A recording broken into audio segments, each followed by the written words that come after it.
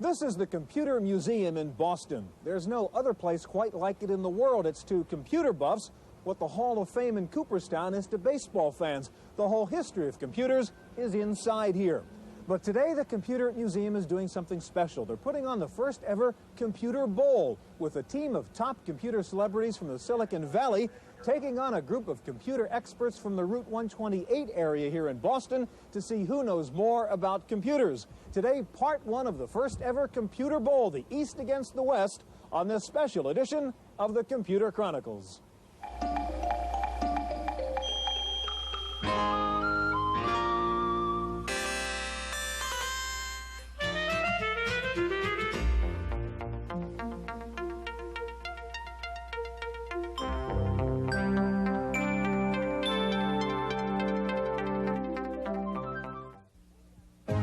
Computer Chronicles is made possible in part by McGraw-Hill, publishers of Byte Magazine, and Bix, the Byte Information Exchange.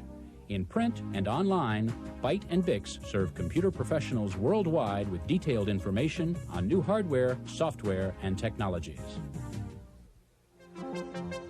Welcome to the Computer Chronicles. I'm Stuart Chaffee, and with me this week is Esther Dyson.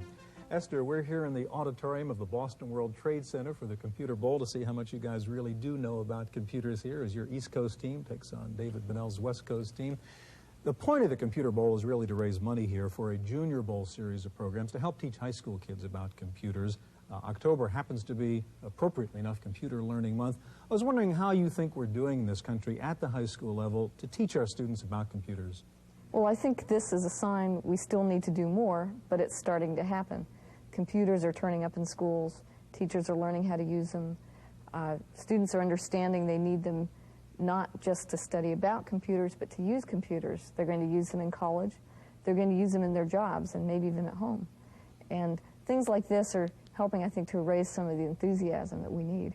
Esther, good luck to you and your East Coast team. We're ready to start the Computer Bowl Part 1 in just a moment, so stay with us.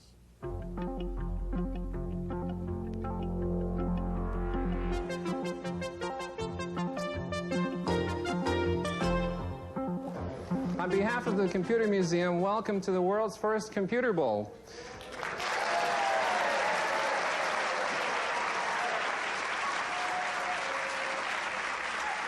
Thank you. My name is Chris Morgan, and you know, there's always been a friendly rivalry of sorts, sometimes not so friendly, between the computer people on the East Coast and the ones on the West Coast. But which group really has the sharpest computer experts?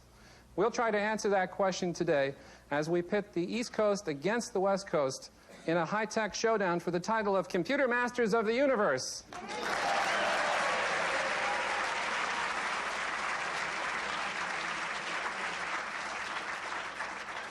Now let's meet our panelists. They're some of the best-known people in the computer industry. For the West Coast, Dr. Adele Goldberg, President and CEO of Park Place Systems, specializing in object-oriented software development systems.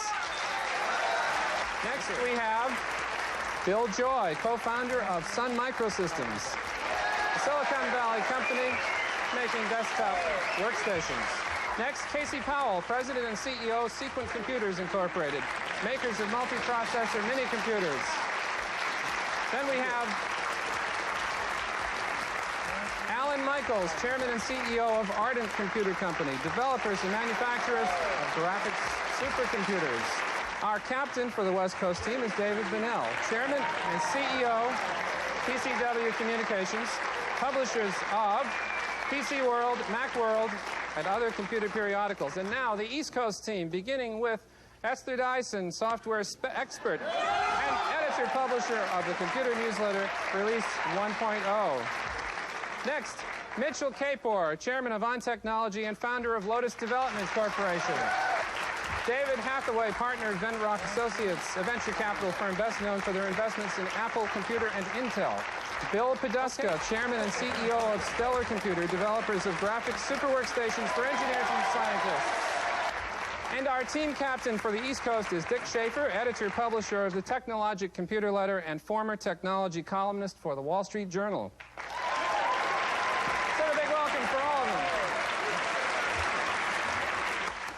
Now it's my great pleasure to introduce the man who will be asking the questions tonight, someone who covers the high-tech field for a living. Please welcome our examiner, the editor and publisher of the San Francisco Examiner, William Hurst III. Are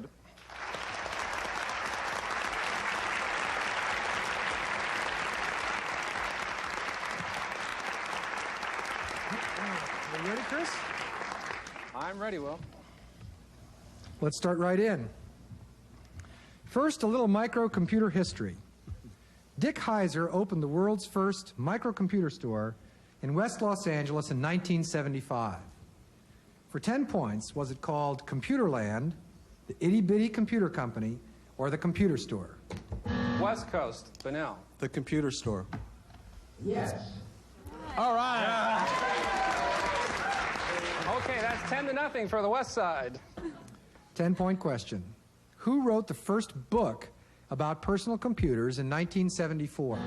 West Coast, Joy. Oh, Ted Hoff.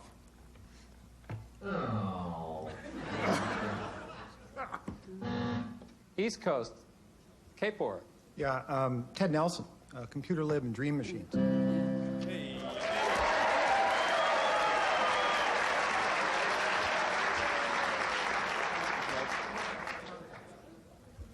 This is a 10-point question.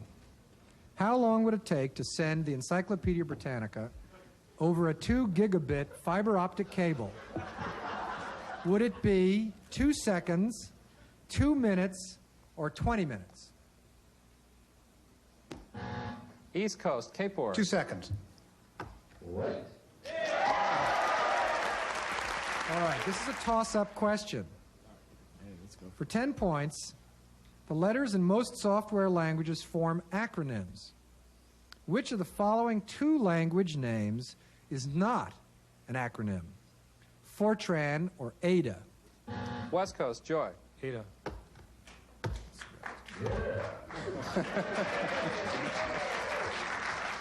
All right, now we have a bonus round. For 5 points apiece, we'll name the people, and you name the computer languages they invented. You can consult. Kenneth Iverson. APL. This computer technology needs work here. John Backus. Why can't we hear the West Coast cheer when we get these right? When the East Coast gets one right, we hear the East Coast cheer. Fortran. The answer is Fortran. Fortran is correct. John McCarthy. Oh, Lisp.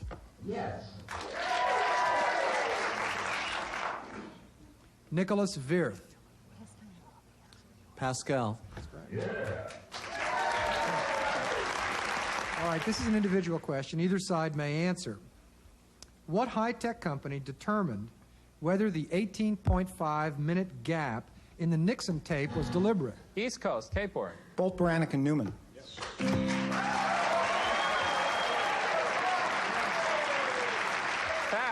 Fast response. And now the score is the West team 55 points and the East Coast 30 points. It's close, folks. It's close. All right, this is a toss-up question. Life is a well-known computer game.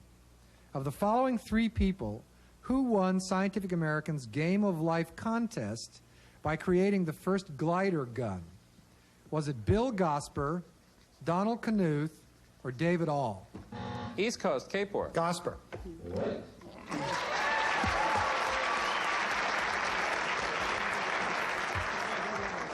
Okay, we're in the bonus round.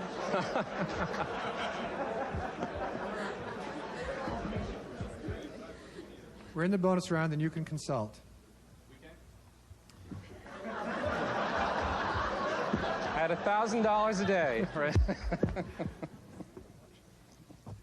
Here's a 4-part question, four questions actually, about computers in the movies. First, in what Disney movie do the main characters live inside a computer? Tron. What was the name of the robot in the film The Day the Earth Stood Still? Was it Robbie, Gort, or Brainiac? Robbie. Correct answer was? Gort. What computer co-starred with Robert Redford in the film 3 Days of the Condor? A PDP-11, an Apple II, or a Cray 1? PDP-11. Very good. Finally, what company worked with Disney to supply effects for the animated cartoon classic Fantasia? Was it IBM, Hewlett-Packard, or Sperry Rand?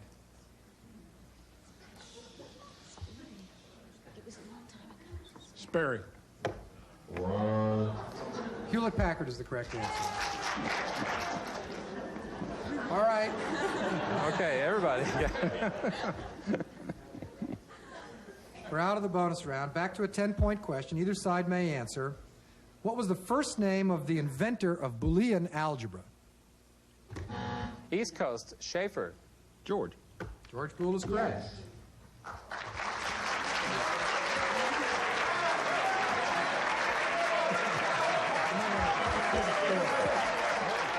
Okay, it's the East Coast 60, the West Coast 55.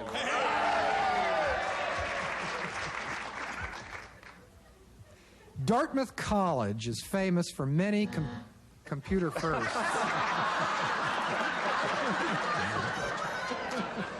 Let him guess. Shall I complete? West Shall I Coast Joy. Basic. Sorry, minus 10 points. I'm sorry you interrupted us and you were incorrect, so we'll have to, we pose the question of the East? yes, after we deduct 10 points from the West Coast score. Well, you have to be heartless sometimes in these kinds of things. Dartmouth College is famous for many computer firsts. For 10 points, of the following 3 pioneering events, which did not take place at Dartmouth?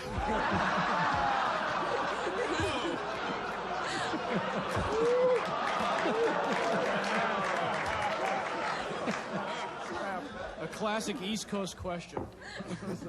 And here are the 3. The first remote computer link-up, the first AI workshop, or the first color video terminal? East Coast, Cape Ora. First color video terminal. Okay, we'll stop.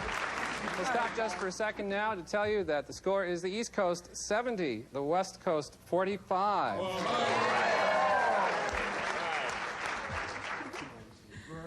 We'll continue with a history question now. Many people believe that ENIAC was the first electronic digital computer, but a recent article in Scientific American claims this honor should really go to another computer pioneer. For 10 points, is this person Stibbits, Atanasov? East Coast, Cape Ora. Atanasov. That's correct. Yes. Zeus. I'm using... Very good.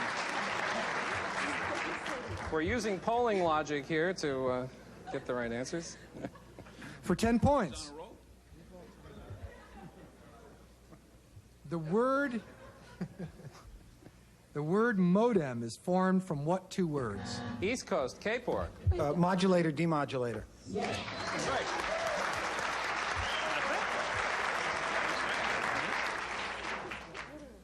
Can we have a timeout? The score is the East Coast 90, the West Coast 45. And that's the signal for the end of the first Is there round. a difference in the altitude here?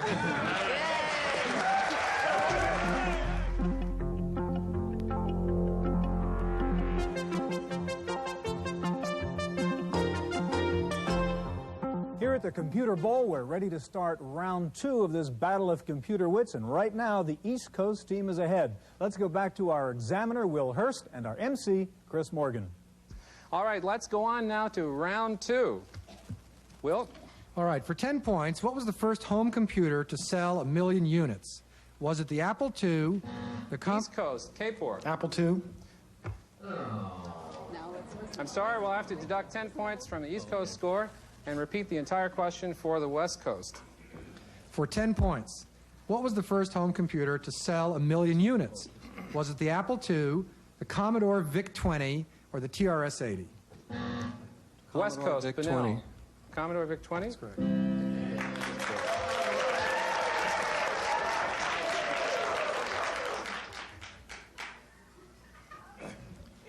That was only 10 points?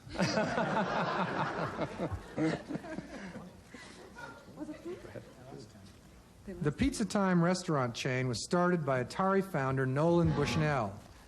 West Coast, Powell.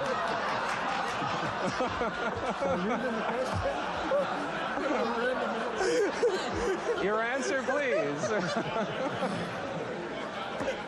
Well, give it a try, Casey. I What the don't heck? get to confer on this one, huh? Chuck E. Cheese.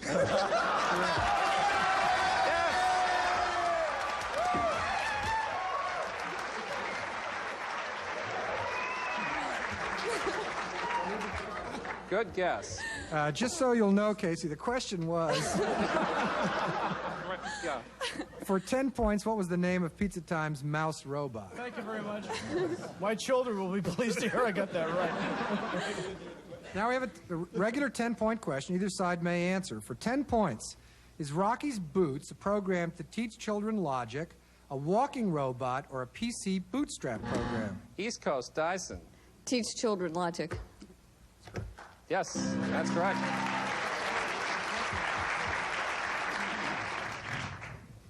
Now we have a toss-up question.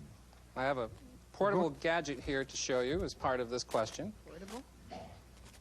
Okay, go ahead, Will. During World War II, the Allies used computers to decode secret messages written by the Nazis on machines like this. For 10 points, was this machine called the Ultra, the Ace, or the... West Coast, Joy. The Enigma.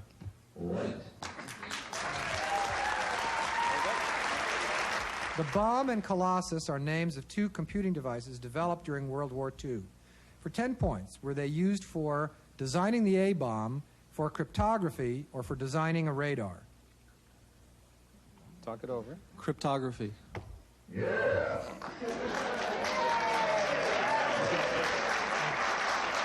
Okay.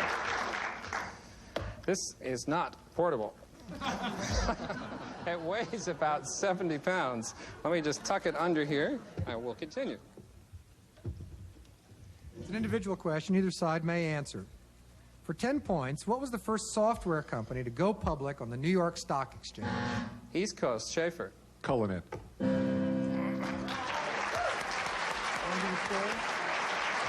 Yes. Okay, it's close. It's the East Coast 100, the West Coast 95.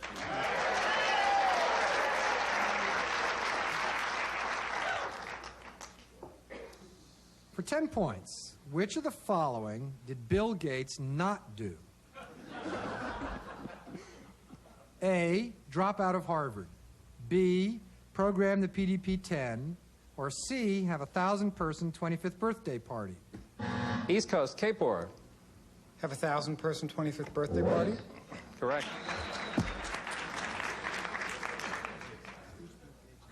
For 10 points, who co-founded Microsoft along with Bill Gates? East Coast, Kapor. Paul Allen.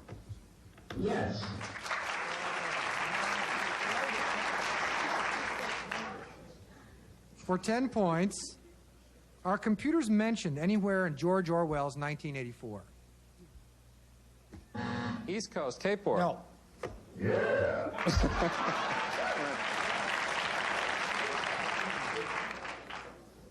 In 1888, William Burroughs was granted a patent. For 10 points, was it for the printing adding machine, the difference engine, or the punched card? East Coast, Schaefer. Printing adding machine. That's correct.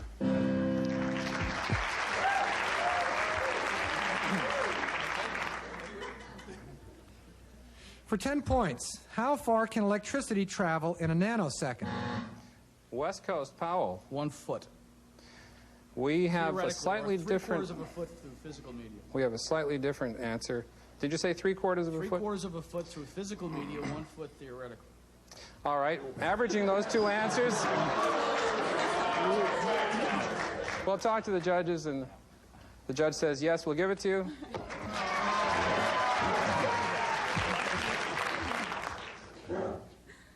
We had three choices, 1.8 inches, 10.8 inches, or 108 inches. All right, for 10 points, this is an individual question. Either side may answer. Is caduceus a high-level language, a data general computer, or a medical diagnosis? East Coast, K4. Medical expert system. Correct.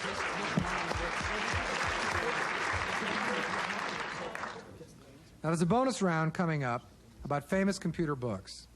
But first, this 10-point toss-up question that gets you into the bonus round.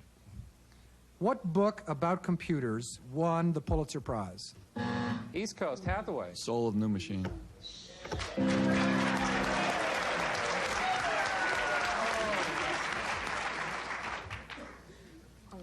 All right, in this bonus round, for 5 points apiece, you may consult.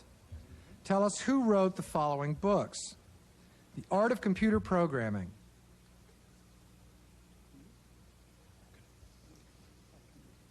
Donald Knuth.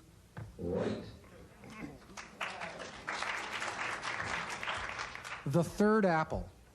Jean-Louis Gasset. The Ninth Bridgewater Treatise.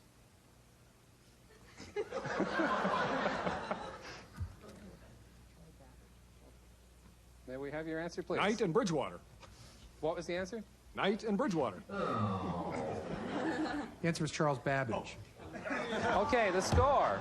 The score is the East Coast 170 and the West Coast 105.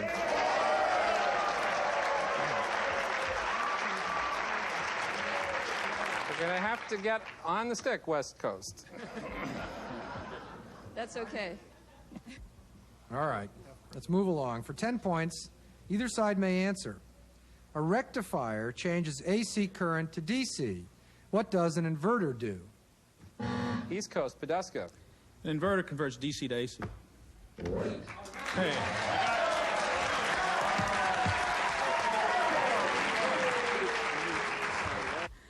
For 10 points, Ivan Sutherland described the first interactive graphics program. For East Coast, K4. Sketchpad.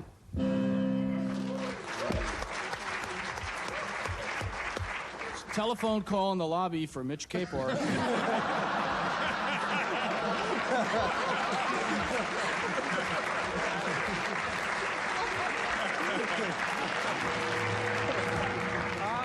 That's the end of the round, and the score is East Coast 190, West Coast 115.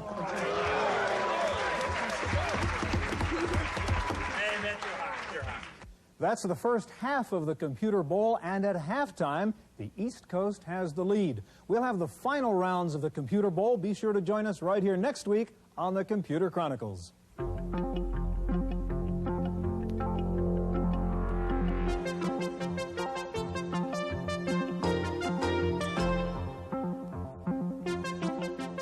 Random access file this week, Compaq has finally introduced its long-awaited laptop computer. The machine is called the SLT-286. It features the 8286 chip running at 8 or 12 megahertz. It has a detachable keyboard. It weighs in at 14 pounds and runs on a nickel-cadmium battery pack with an estimated 3 hours of use per charge. The screen is a Super Twist LCD with a high resolution of 640 by 480 with 8 shades of gray. The Compaq SLT-286 comes with one 3.5-inch floppy and a 20 or 40 megabyte hard drive.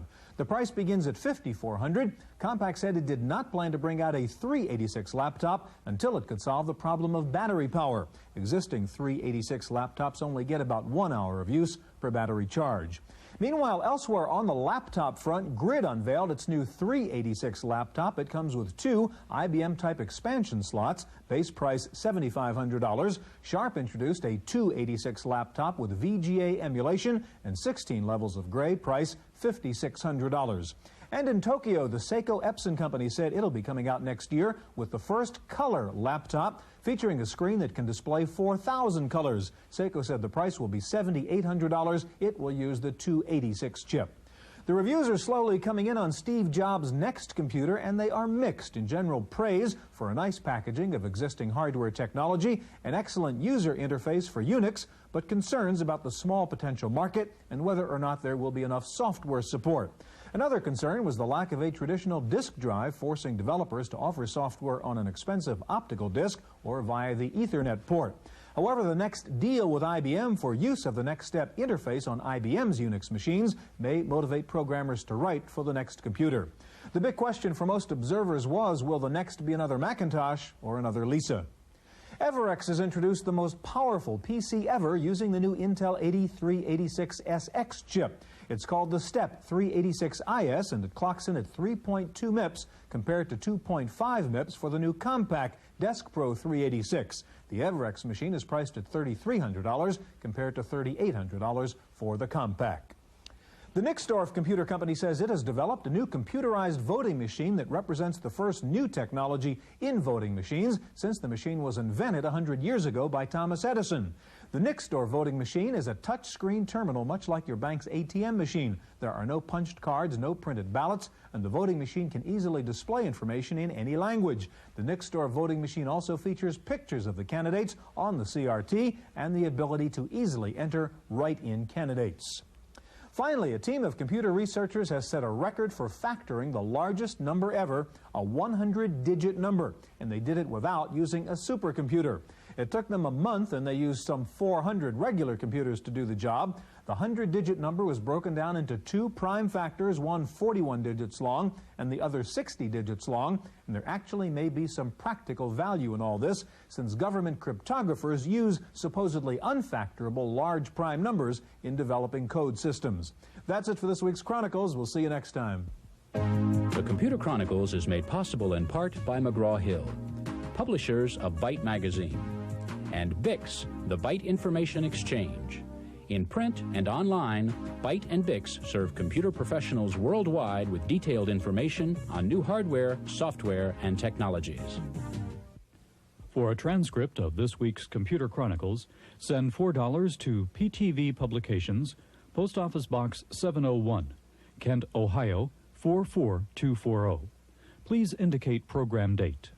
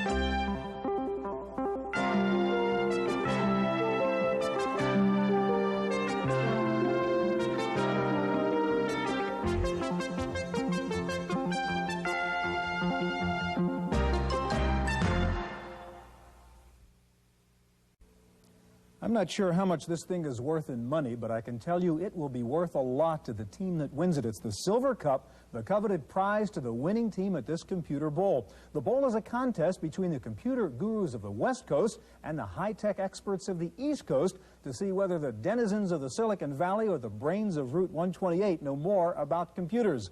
Today, the conclusion of the Computer Bowl, East versus West, on this special edition of the Computer Chronicles.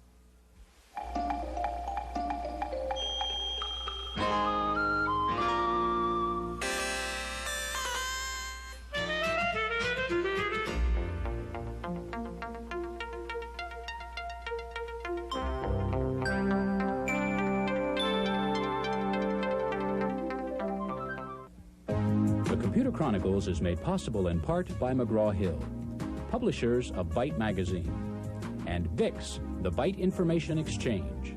In print and online, Byte and BIX serve computer professionals worldwide with detailed information on new hardware, software, and technologies. Welcome to the Computer Chronicles. I'm Stuart Chaffee, and with me this week is Esther Dyson. Esther, we're here again at the Boston World Trade Center Auditorium for part 2 of the Computer Bowl. Your team from the East Coast about to take on David Bunnell's team from the West Coast. This is a big rivalry here between the West and the East, and I was wondering, is there really a difference in those computer cultures? What's the difference in a Silicon Valley type person and a Route 128 type person? Well, it's very simple. It comes down to socks. The guys on the West Coast don't wear any socks, and the guys on the East Coast wear white socks. Aside from that, to get a little more serious, the West Coast is very much PC-oriented and chip-oriented. The East Coast comes out of the mini-computer and mainframe culture, so they tend to be older and staider and, of course, much smarter, which is why we're going to win. Esther, good luck to you and your East Coast team. I know you're eager to get back into the fray there. We're going to have part 2, the grand finale of the Computer Bowl, in just a moment, so stay with us.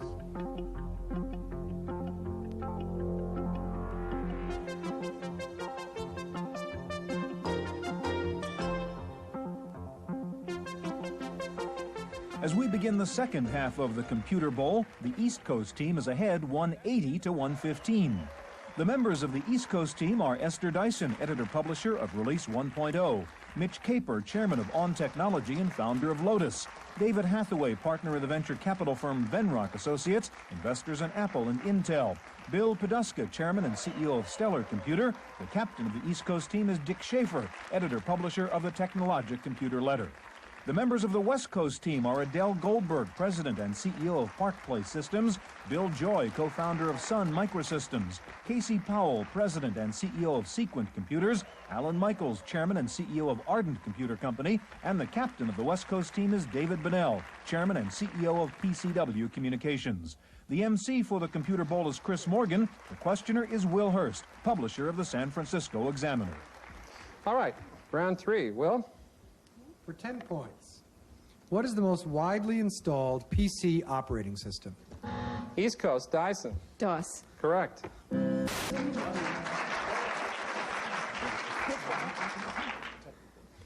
For 10 points, of the following 3 terms, which does not describe a type of microprocessor? CISC, RISC, or WISC? West Coast, Joy. Whisk. Correct. Correct. Yes.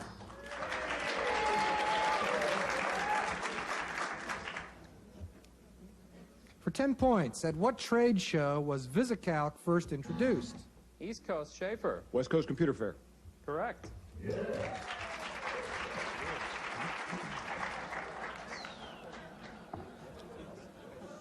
Okay, the score. Score is the East Coast 200, the West Coast 125. This is a toss-up question leading to a bonus round. For your 10-point toss-up, what was the first computer John von Neumann used?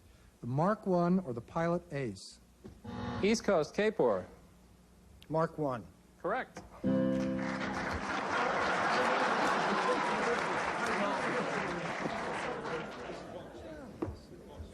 We're in a bonus round now, and you may consult to answer these questions. The round is about IBM. There are 3 parts worth 5 points each. Who wrote IBM's Billion Dollar Baby? Mike Thomas. Portia Isaacson. Your answer? Portia Isaacson. Correct. That's correct. How many horizontal lines make up the IBM logo on computer screens? It's 12. Is it 8, 13, or both?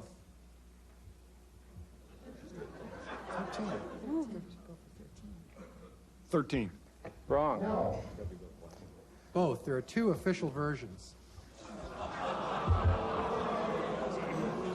Wait a minute. For 10 points, who raised $500 to start a company by selling a version of the Space War computer game? East Coast, Schaefer. Nolan Bushnell. That's correct.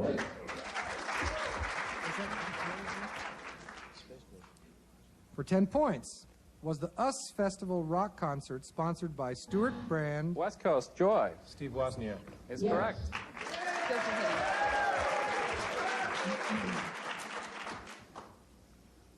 Now we have a toss-up question. Some say the personal computer era began when a microcomputer appeared on this, the January... West Coast, Powell. It was the MITS Altair. Wrong. Oh, okay. I take it back. That is correct.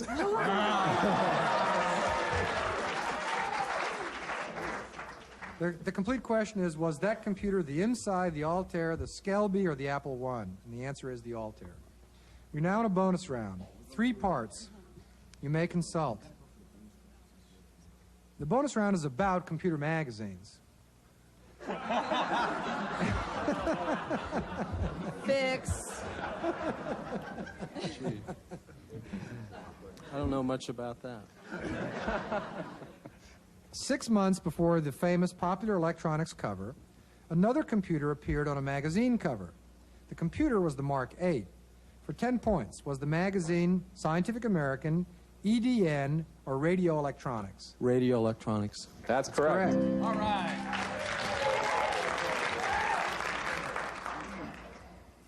What microprocessor was used in the Mark VIII?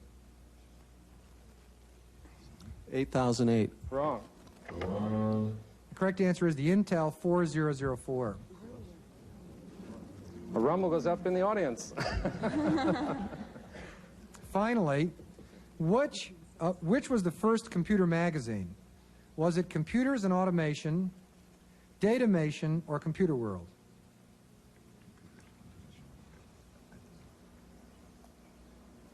Computers and automation. That's correct.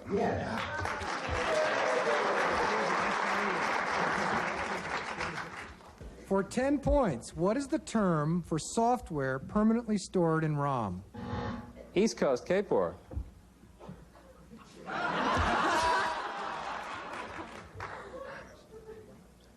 Sorry, your time's up. Operating system. No. Time's up. The West Coast, want to try that? Firmware. Okay. Firmware? What? Firmware. Okay. Let's recap the score. It's the East Coast 235 and the West Coast 175. Coming back. All right. The gap is closing slowly. For 10 points, is there a way to read a magnetic tape if you don't have a tape reader? Yes. West Coast, Goldberg. Yes. That's correct.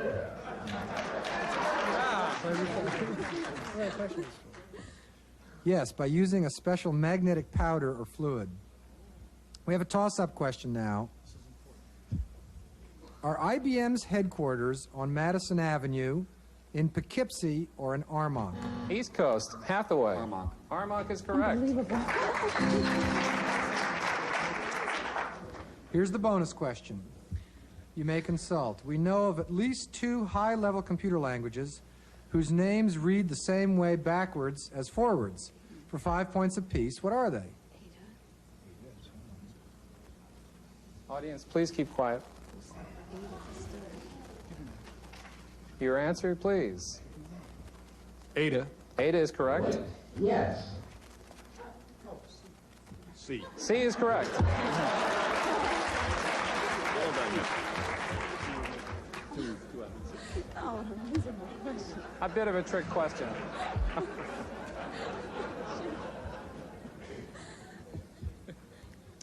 What was the only personal computer to be named after the state in which it was produced?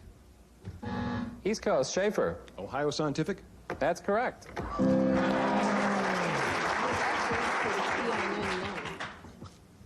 For 10 points, was the whetstone a measure of computing performance? West Coast, Joy. Computing performance. I'm sorry, that's incorrect. We'll repeat the entire question for the East Coast.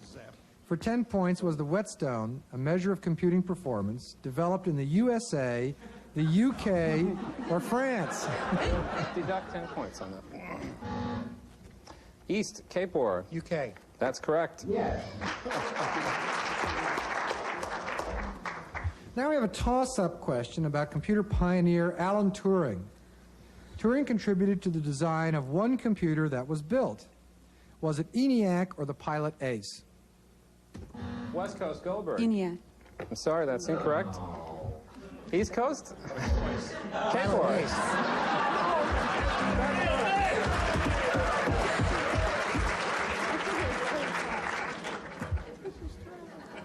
Tough one. Tough question. For 5 points, who received the Tony nomination for Best Actor for portraying Turing on Broadway this year? Was it Sir Laurence Olivier, Ian McClellan, or Derek Jacobi? And yes, it's the bonus round. Derek Jacobi. Dick, the answer is Derek Jacobi is correct. What was the name of the play? Breaking the code. Breaking the code? Breaking the code is correct. Okay, we'll finish up the bonus round, and that'll be the end of this round. Where did Turing do his research during his stay in the United States? Your answer? Princeton. Princeton is correct. Okay, and that's the end of this round with the score: the East Coast 290 and the West Coast 175.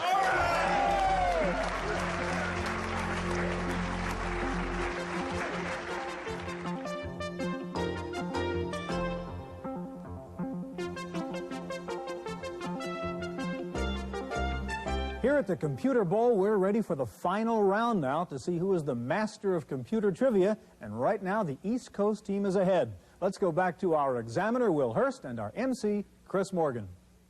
Hands on buzzers, please. APL is a high-level software language. For 10 points, what do the letters in APL stand for? East Coast Dyson.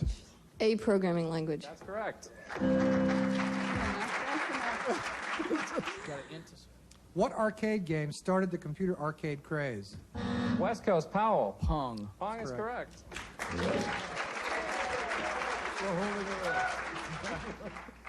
What is the name of the government-funded computer network linking defense researchers? West Coast Joy. ARPANET. ARPANET is correct. Here's a toss-up question. For 10 points, what computer language uses turtles? East Coast Capor. Logo. Logo is correct. You may consult. Here are 3 questions about CPM for 5 points apiece. What does CPM stand for? Control Program Microcomputer. Control program for microcomputers. That is correct. Who wrote it? Gary Kildall. Gary Kildall, correct. What company did he work for at the time? No, was it before DI or was it? Your answer. Digital research. Digital research is correct. Okay, the score is East Coast 325, West Coast 195.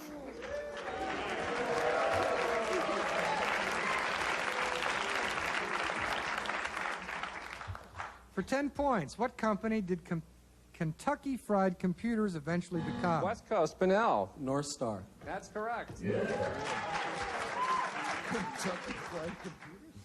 For 10 points, what was the name of Coleco's ill-fated home computer? East Coast Capor. Adam. Adam is correct. Here's another toss-up. The miniature circuits that make up today's computers are manufactured in a so-called clean room to avoid contamination. Which is cleaner, a Class 100 clean room or a Class 10 clean room? West Coast Joy. Class 10. 10 is correct.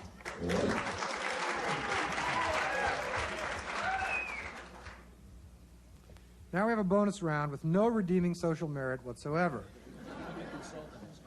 You may consult. We'll name the street address, and for 5 points each, tell us what computer company is located at that address. Number 1, 590 Madison Avenue. IBM. That's correct.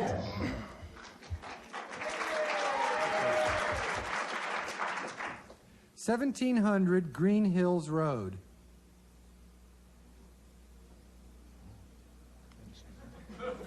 Data General. I'm sorry, that's wrong. Correct answer is? Correct answer is Borland in Scotts Valley, California. Borland? Is that a computer company? And you're from the West. 20555 FM 149. Compact. Correct. Correct. 100 Throckmorton.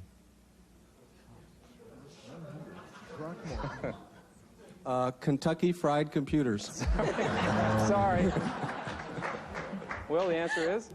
Correct answer is Tandy Radio Shack in Fort Worth. Next and last is 16011 Northeast 36th Way. Microsoft. That's correct. I've been there. Okay, the score is the East Coast 335 and the West Coast 230.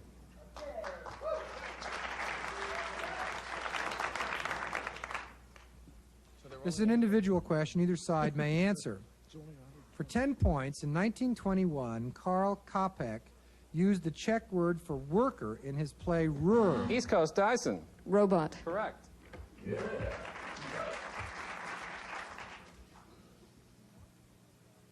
Is the largest employer in Silicon Valley the Air Force, Lockheed, or Apple Computer? West Coast Joy. Lockheed. Lockheed is correct.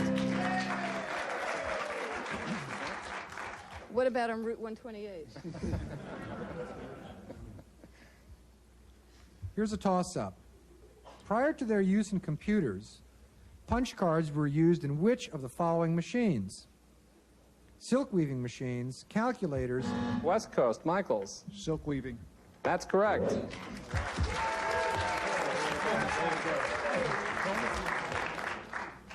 Before we go into your bonus round, this is not a standard punch card, but we thought you'd like to see it. It has round holes in it.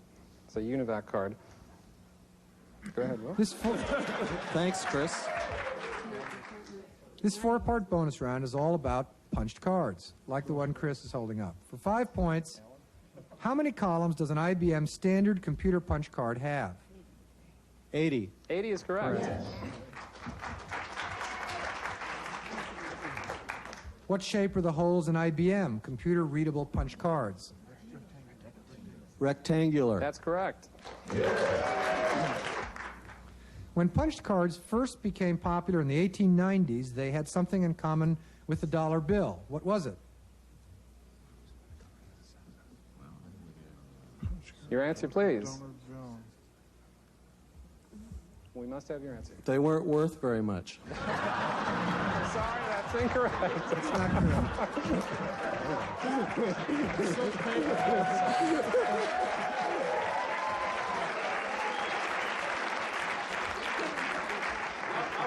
I would suggest we They give were 10 points for that.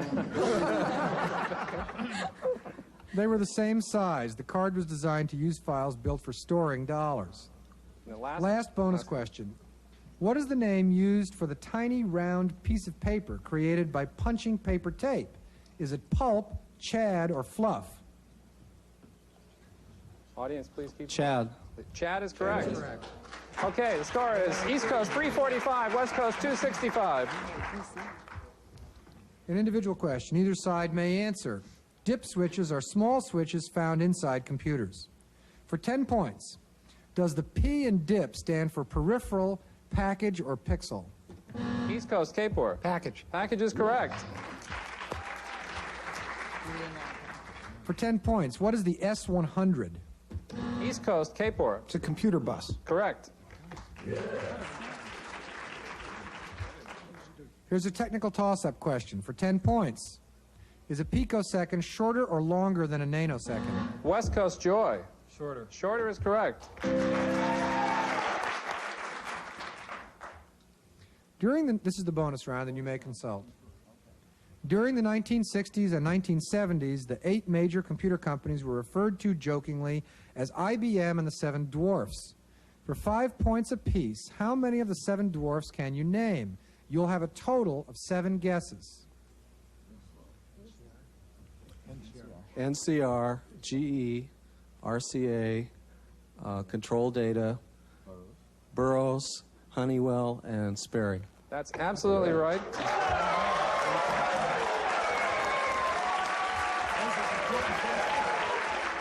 Okay, we've updated the scoreboard as 365 to 310. This is an individual question. Either side may answer. What is the more common name for the IEEE 802.3 standard? East Coast Kapor. Ethernet. Correct.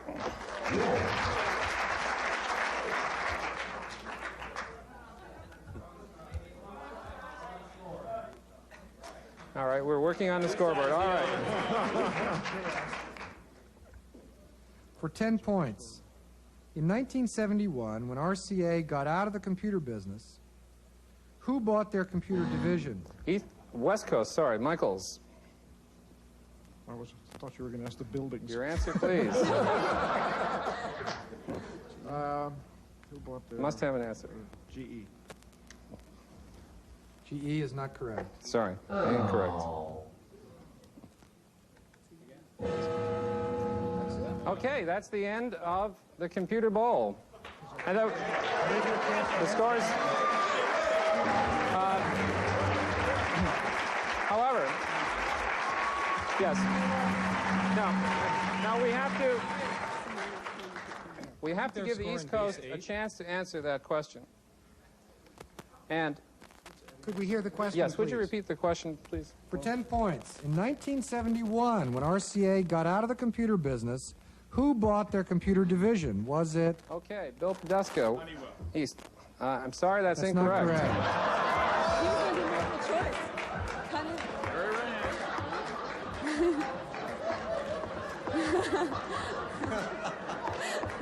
Well, we have a bit of a dilemma since you interrupted the question, but the correct answer is UNIVAC, division of Sperry Rand. Okay, the winners of the world's first Computer Bowl are the East Coast team.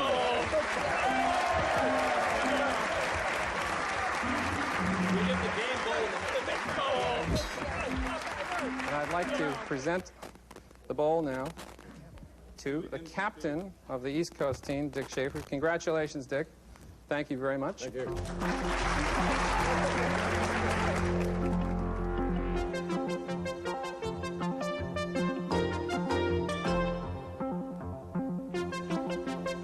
I'm Cynthia Steele. In the random access file this week, Ashton Tate has finally started shipping DBase. This is an updated version of the firm's DBase management software. The company says if you buy the DBase 4, you will receive a free copy of DBase 4 Release 1.1. This will support the Ashton Tate Microsoft SQL Server database server. Sharp unveils a compact laptop clone, including the 16-level grayscale VGA display. This is no surprise since Compact uses the Sharp display.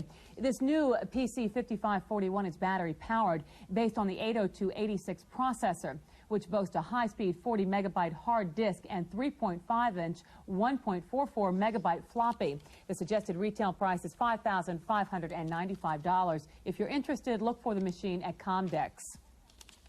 The last holdout in the quest to make PostScript a printer language standard has given up. Hewlett-Packard has finally licensed it from Adobe Systems. HP is expected to offer it in the future, but exact development plans have yet to be announced. At this point, over 25 computer equipment manufacturers have announced PostScript interpreter licensing agreements with Adobe Systems. Commodore is offering an 8-megabyte memory expansion and any hard disk drive controller for the Amiga 2000. This A2058 memory expansion at $799 for 2 megabytes can add up to 8 megabytes on a single card when fully populated with 1 megabyte chips. This additional memory will allow greater multitasking on the Amiga. Aldus has come down with a virus again, the second time in 8 months. But this time the firm was prepared. By using a vaccine program and an isolation procedure, the virus found in beta versions of its newest freehand drawing program in recent weeks was eradicated. Still, dozens of copies went out the door, which means it could come back to haunt the company's undated copies of the product. Speaking of viruses, Donald Gene Burleson, the first person ever convicted of using a computer virus to sabotage data, has been sentenced to 7 years probation. He's also been ordered to pay back nearly $12,000 to his former employer. Burleson's attorney says his client will appeal the sentence, which was handed down by a district judge in Fort Worth, Texas. If you're a PC user and hate to balance your checkbook, you may be in luck. San Francisco's First Interstate Bank yesterday started a new service to allow PC users among its customers to balance their checkbook with floppy disk. The service will cost you $4.95 a month. Here's how it works. First Interstate sends you a monthly statement on a floppy disk. You can then put it into your PC to compare the bank's figures with your own. This way you can see in an instant which checks have cleared and which haven't. The latest news from Thomas Jefferson High School for Science and Technology in Virginia. Its new $1 million computer is now safely housed in one of its computer labs. Last summer, the students won the supercomputer in a nationwide competition. The computer is capable of making 375 million calculations a second. That's it for this week's Computer Chronicles. I'm Cynthia Steele. The Computer Chronicles is made possible in part by McGraw-Hill, publishers of Byte Magazine, and BIX, the Byte Information Exchange. In print and online, Byte and BIX serve computer professionals worldwide with detailed information on new hardware, software, and technologies. For a transcript of this week's Computer Chronicles, send $4 to PTV Publications, Post Office Box 701, Kent, Ohio 44240. Please indicate program date.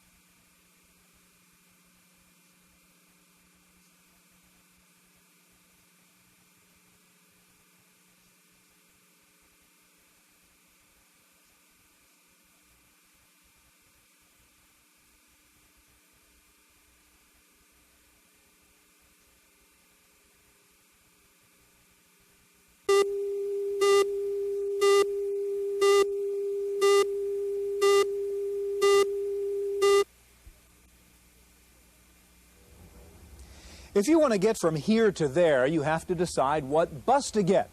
And these days, if you want to get from your computer CPU to just about anywhere else, you also have to decide what bus to get. Should it be the AT bus or the MCA bus or the EISA bus? Today, we take a look at the great PC bus wars and ask the question, what is a bus anyway? On this edition of the Computer Chronicles.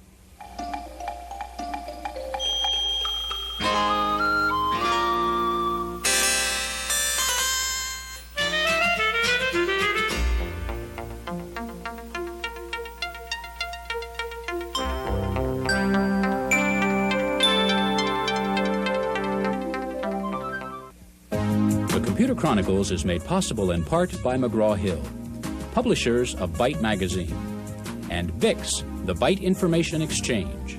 In print and online, Byte and BIX serve computer professionals worldwide with detailed information on new hardware, software, and technologies.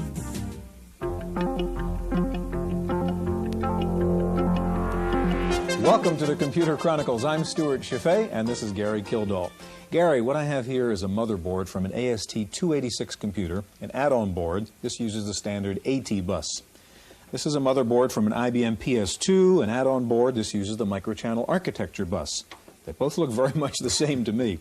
I want to ask you, what exactly is a bus, and why should it matter to me as the end user? Which bus is in my computer? Well, it's a matter of standards, obviously. Just like in software, the operating system becomes a standard to write software to. You need some kind of a standard to communicate electrically between the motherboard and add-on boards and so forth.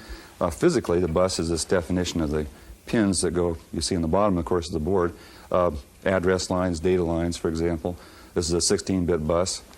This is a 32-bit bus. So it defines about how much data you can move between memory and the central processing unit, for example. Well, of course, the AT bus has been around for years, and there have been lots and lots of optional boards that independent vendors have produced for it, fax boards, modem boards, graphics boards, things of that sort. The microchannel architecture, of course, hasn't been around as long, and the installed base of this type machine isn't as large, and so that's going to grow over time, but there's not as many options. Gary, today we'll take a look at IBM's microchannel architecture bus. We'll look at the standard AT bus. We'll try to find out what this new EISA bus is all about. And we'll take a look at a computer that claims to be bus switchable. Now, how much confusion is being created in the marketplace by these bus wars? We're going to try to find out now by visiting a computer retailer and a Fortune 500 customer. The difficult task of choosing which computer to buy has been made even more difficult recently, thanks to the introduction of new bus architectures. Not surprisingly, IBM's new microchannel, the rebellious clone makers, and Apple's new bus Macintosh are making it tough to decide for a lot of different buyers. In this industry, when a product is introduced and a continuation of the old product is not made available, then it causes some problems because there's not enough time to change over to a newer product. Among larger companies, the decision to change or not to change is based in part on the equipment already in-house and whether there's a genuine and immediate need to upgrade the hardware. It's too much a jump financially right now to even consider that. I mean, I've got to depreciate some of this stuff. This equipment that you see around me is all less than 2 years old. So, you know, I don't see us moving on real quick. It just didn't make financial sense. While most PC buyers wouldn't object to the improvements offered by new bus designs, such as smaller size and multitasking, some users have lingering concerns about some potential drawbacks. One of the problems with getting into multitasking and that kind of use is that it takes a tremendous amount of learning time. That's a big investment. Historically, the latest competition in the PC market is nothing new to retailers and may in fact be settled by none other than computer users.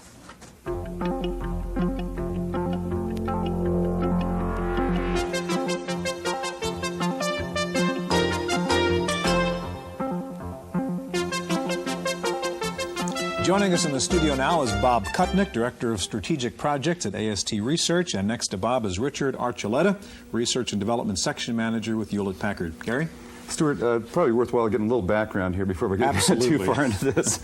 What we're basically dealing with is 3 different competing bus structures. The standard AT bus, which you find in your normal PC, of course, and that has an evolution to this point. The micro-channel architecture, the new IBM bus, and then I guess EISA. And Bob, tell us what EISA is. What does it stand for? EISA stands for Enhanced Industry Standard Architecture, and what it is it's a natural evolution of the AT bus into the 32-bit realm. So for example, we went from a PC to an AT, now we've gone from an AT into EISA. And who's supporting this EISA standard? There are over 100 companies that have applied for the specification. There were 9 original companies that created it, and some of those companies are AST, Hewlett-Packard, Compaq, Zenith, Tandy, Wise. Okay, and what is it about an AT bus that caused you to create a new, well, additional pins in the car and so forth? Well, the kinds of things that you would like to add to it that would give the user extended benefit in the long run are bus arbitration, which would allow you to run multiple processors, as well as enhancing the DMA operations, allowing for more memory on the bus. The AT was limited to 16 megabytes. And so. Okay. Bob, give us an example of what a piece of software would look like running under the AT bus with its current limits. Okay, this is an existing AT bus, and we see if we open a window here, we're running a standard application. This is DBase, and we see how fast it's scrolling. If we now open up another window, which is Lotus 123, we see that this application dramatically slowed down. It's now scanning through, it's acting much slower, and if we open a third application, we see it even slows down more. What would happen in EISA is if you had multiple processors, each one of these tasks could be running on an independent processor, and in effect, you wouldn't even notice a slowdown. Okay, now doesn't the MCA bus attack the same problem? The MCA bus is very similar, but I think we can see quite a difference here in the outlay of the cards. Well, show me, we've got them here. Show me. We've actually got both cards here, and as we see, this is a standard AT card with an extra connector, and this sort of simulates what the AT with EISA type connector would be. First of all, we notice a tremendous size difference. This is an actual processor card designed to fit into an AT bus, and as we see, this card is very densely populated. for a person designing a card, especially an entrepreneur, it's very complex to design these because you have to design ASICs or application-specific integrated circuits in order to get down to this level of miniaturization. Whereas as we see, there are no ASICs on this card, just PALs, memory, and a 386 and a 387. Are you carrying any baggage over from the AT bus into EISA? Some of the things you wouldn't like to have in a new standard? There is some baggage, but basically speaking, EISA is a natural evolution. It's a 32-bit evolution of the 16-bit AT standard. Rich, from HP's point of view, Hewlett-Packard's point of view, why have you gotten involved in the Gang of Nine and the EISA standard? Oh, we did a lot of investigation into microchannel since its introduction, and we had a lot of conversations with our customer base. And one of the things they told us was that they had a problem. They liked the natural, all the extensions that microchannel offered them, the enhanced arbitration, the ability to add multiple processors, the automatic configuration of cards, the switchless settings. It's all great advantages of microchannel over the AT. But they had a problem in transitioning from the current base of machines that they have over to making a dramatic change to the microchannel products. And the independent hardware vendors that we talked with had the problem that Bob just described, which is, trying to fit all the logic onto the size of the card that microchannel is currently defined to be. So what we've been working on for a while, what all the consortium of companies has been doing, is trying to see if we could find a way to naturally evolve the AT bus and pick up all of the features that are advantages of microchannel. And I think we've done that with the ISA. Now, in terms of timing, how long is it going to be to market for these things? When are we going to see these things? I think near the end of next year, we'll see EISA products. Yeah. Is that a problem, Bob? That we're talking about yet this other standard, and it really doesn't exist like so many other things we hear about. I don't think so, because number one, EISA is really a statement of direction. It says that if you have an existing base of machines, i.e. the AT, that it's now expandable into EISA. So what we found is in talking to our customer base, they see it as insurance. They see it as though they can buy AT machines today and know that they can be extended tomorrow by adding the architecture and still being able to use currently existing AT cards. Is this a kind of technology battle really among these buses, or is it just a marketing battle? This is actually a natural evolution of an extension to the AT bus. And again, if we came back to this card, we'd see the PC started off with just this connector. Right. The AT extended to just this connector, and now by adding one other connector to the board, it's the natural evolution. It carries it from 8 bits to 16 to 32, and with the added features. With the advantage that you get to use the old boards that have been designed. Yes, every old board will function in the bus. Right. Bob, Rich, thank you very much. The battle of buses is not only between MCA, AT, and EISA, but there's also something called New Bus that Apple uses on the Mac too. Wendy Woods takes a look at the New Bus architecture. When Apple Computer went shopping for a new bus, engineers decided to go with a model that already had a few miles on it. They chose New Bus, an architecture invented by Texas Instruments and already in use by over a dozen other computer companies. New Bus, the architecture of the Macintosh 2 line, represents several technical breakthroughs. New Bus, for one thing, is a very fast bus. It can support, because of its origin in the AI community at MIT, it was designed to support a tremendous amount of data movement between individual cards or between the card and the CPU itself.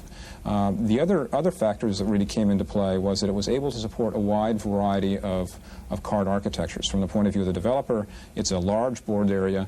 It's very inexpensive for someone to develop cards for, and the result was going to be that we would have a very large number and very wide range of cards for the Macintosh 2. That was also important. Further, unlike some bus structures, this one doesn't require a specific card in a specific slot.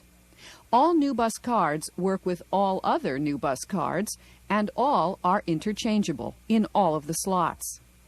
Apple believes the New Bus architecture has staying power. It has a track record. In fact, some 60 firms are expected to adopt New Bus for their peripheral cards and computers.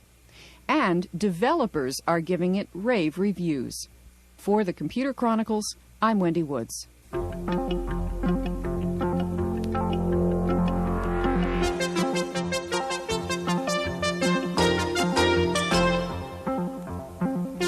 With us in the studio now is Chet Heath. Chet is Senior Engineer for Hardware Architecture at IBM, and Gary, Chet is commonly credited with being the father of the MCA bus. Okay. Is that correct? Well, I think more exactly, I'm the oldest living survivor of microchannel architecture, and there was a cast of thousands. Chet, when you were designing a new architecture, new bus architecture, why didn't you just extend the existing AT bus? Well, I think the problem goes back to the AT cards, that in order to extend the capabilities for multitasking, to support faster I/O and to support that all at the same time, we needed to be able to get the cards to be less dependent upon the processor. There were no alternative services in the AT bus. When we looked at other problems like sharing of interrupts and automatic configuration, we saw a preponderance of problems that drove us toward a new solution. Okay. Don't you have an example there of a bus you were playing with, experimenting with when you were trying to expand the AT bus? We built an early prototype. This is a 110-pin connector of an extension of the AT in about 1984. We had running program option select in that. We had some experiments with EMC in that machine. We had initially some level-sensitive interrupts and also tried the edge-triggered interrupts at the same time. We had difficulty getting the AT cards to run in the same environment with advanced cards that would be more dependent upon DMA and less on the processor. Now, Chet, is MCA, is that considered a proprietary architecture? In other words, can other manufacturers use that? Well, I really don't understand the term proprietary. That, to me, that would mean that it's not available. Right. And it certainly is probably one of the best documented architectures around, and it's available for use by anyone. Okay. Now, you have an example of how you used it, I guess, in a test machine here. I think there are now, 550 cards that have been built for the microchannel, and but very few of them use this particular feature here, which is the ability to support more than one processor in a system.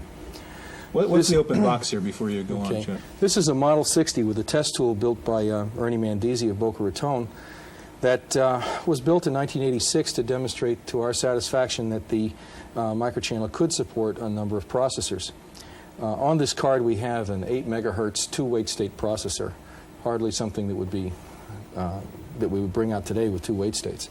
But as a test tool it was satisfactory, and we're operating on the screen in the top blue line here a Drystone benchmark, fixed point arithmetic, that is operating approximately 2,000 Drystones per second on the planar processor.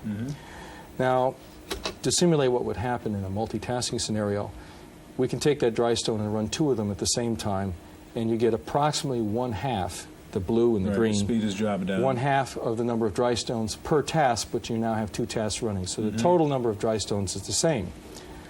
Now, in this next scenario, we're bringing it back to prove that if you run the Drystone as on one processor all at the same time, it's about the sum of the 2, approximately. There is some small overhead in this. Now, we're going to take the Drystone, load it in the planar processor, it runs as before, and also we've loaded in this pink line into the concurrent processor running down here in this large card. Now, we have approximately the same power that we had before, less some amount of So the first application is running roughly at the same speed now? Roughly at the same, and now the second application is running, and in essence the power is additive to some rough degree.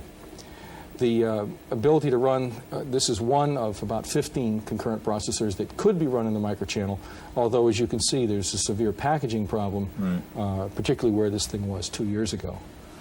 Can you pop up a third application in there? Yeah, let's try that. We have the top processor now is divided into 2 tasks as before, so we're getting approximately 1/2 of its initial performance divided in 2 tasks, and then the second processor is operating a single task. This is to simulate that you really could have 2 different operating systems running on the different processors. How many processors do you think you could put on the channel before you get blockage to memory, or you get memory access timing problems? Well, the problem could exist in a single bus computer, but in a dual bus computer, particularly as each processor had its own local storage, pulling the majority of its instructions out of that processor, I believe we could achieve the 16. It would depend on how interactive the tasks were with each other and to the degree to which they use I/O. Chet, as the guy who really designed this MCA bus, what are your reactions to the EISA and the criticism of MCA?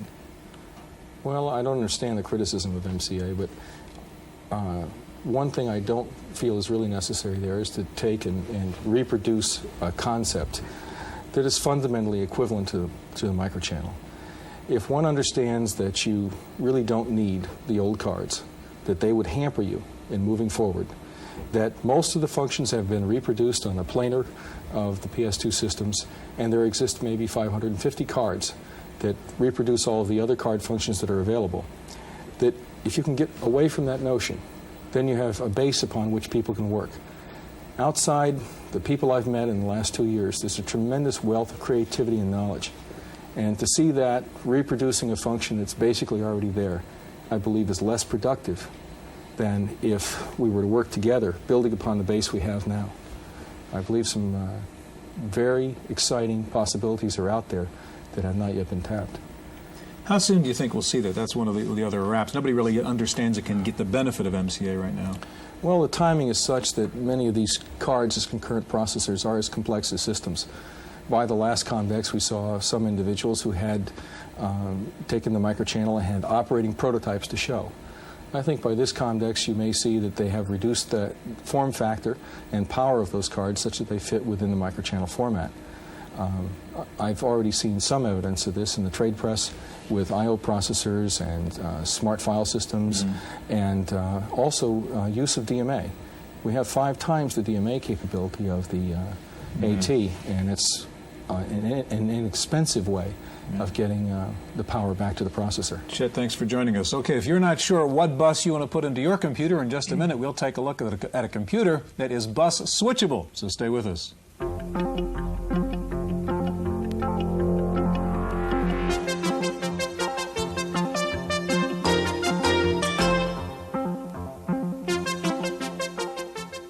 Joining us in the studio now is Michael Hoyle. Michael is product manager with Wells American, makers of a convertible bus computer called the CompuStar. And next to Mike is Win Roche, contributing editor with PC Magazine. Win, we've seen 2 competing architectures here, the EISA and the MCA. What is your opinion about this battle? Well, it's a hard battle to call because you're looking at 2 entirely different things. You're looking at something that's been around for about 2 years, and you're looking at something that's going to be a year and a half, maybe 2 years before you actually see. You can't really characterize a battle with something you don't know what it is. Okay. But my initial impression is we have something that's looking to the future, microchannel, that breaks with the past and buys you something that's going to be around for a while. And then you have EISA, which is tying you to the past. You're loading your system down with old cards that may not be good performers in the future. Okay, well, give an example of that. What would hold you back in using, let's say, an AT extension like that? Well, any of the old cards that you have in an AT are not going to have 32-bit performance. And to get 32-bit performance, you have to add new 32-bit cards into the computer. If you have to buy new 32-bit cards, why not buy a higher performance standard like the microchannel? Yeah. Mike, you've tried to come up with a sort of compromise here, I guess, in your CompuStar, and explain what the theory is behind this sort of bus switchable computer. Well, the concept behind the CompuStar is that we're constantly in a state of transition in the industry. And it's significant to note that every 3 years we seem to change from 81 to 84 to 87. We went from 8 to 16 to 32-bit.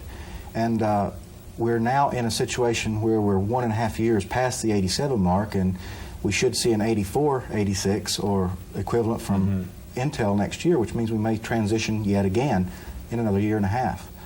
The CompuStar concept is one that is convertible. Users can change between processors and even change between bus architectures as their needs dictate. Okay, that's your CompuStar tower up here. Gary, if I can ask you to kind of rotate that and start to take it apart. I want you, Mike, to show us how you do all this stuff. I've become a certified CompuStar disassembler here. There you go. Okay. Okay. We'll start with this side anyway. Okay, Mike, you're on. How would you switch cards and boards? Well, now we're into 2 chambers here. First is the drive chamber, and then the second is the electronics chamber, which is inside here. We'll remove that and let you see the electronics. Now, this is a processor module which is interchangeable. We'll take this tool, remove this screw, like so, and we'll take the processor module out of the system. And this is an 8286 processor module. We could exchange that with a 386, 486, or what have you. Okay.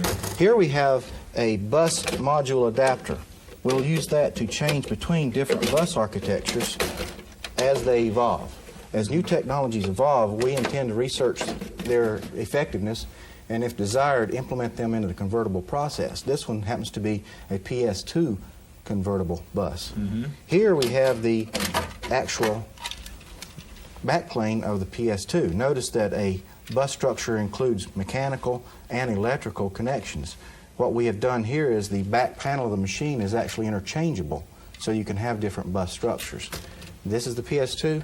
Here we have a primary bus structure, which is the industry standard AT bus. Okay. We have one more board in here, which is a standard I/O module, which performs all the normal I/O tasks, including video, that is found in most computer systems. Do you think that this sort of a hybrid approach is a proper way to go? Or? It seems to offer a better alternative than EISA might, because it doesn't restrict you to any architecture. And if you decide to go microchannel, it will take you to microchannel. Presumably, they'll let you go to EISA if you want to go that direction. So it may be the best of all possible worlds. When is there confusion in the marketplace now, and is that a problem in this whole IBM compatible world? People don't know what to do because of this bus battle? Some people are even saying that the bus battle is to create confusion in the marketplace. Talking to people, I've not determined that there is any confusion. I've found skepticism on the part of people toward EISA. Some people say they don't think it's for real, but that always occurs when there's a promise and it's not going to be delivered for 2 years. I can't call it until I see it. But right now, we have a standard that's acceptable, a high-performance standard, and it seems like a good bet. If you're looking at MCA. And it seems like there's still a lot of life left in the ordinary AT bus as well for other applications. It seems like you might have two different directions to go. You have the AT bus for run-of-the-mill applications, and if you want high performance, you have microchannel. EISA may fit in the middle, or it may go toward the high end. We don't know until we see the machines. Mike Wynn, thank you very much. That's our look at the bus wars. Hope you'll be with us again next week on the Computer Chronicles.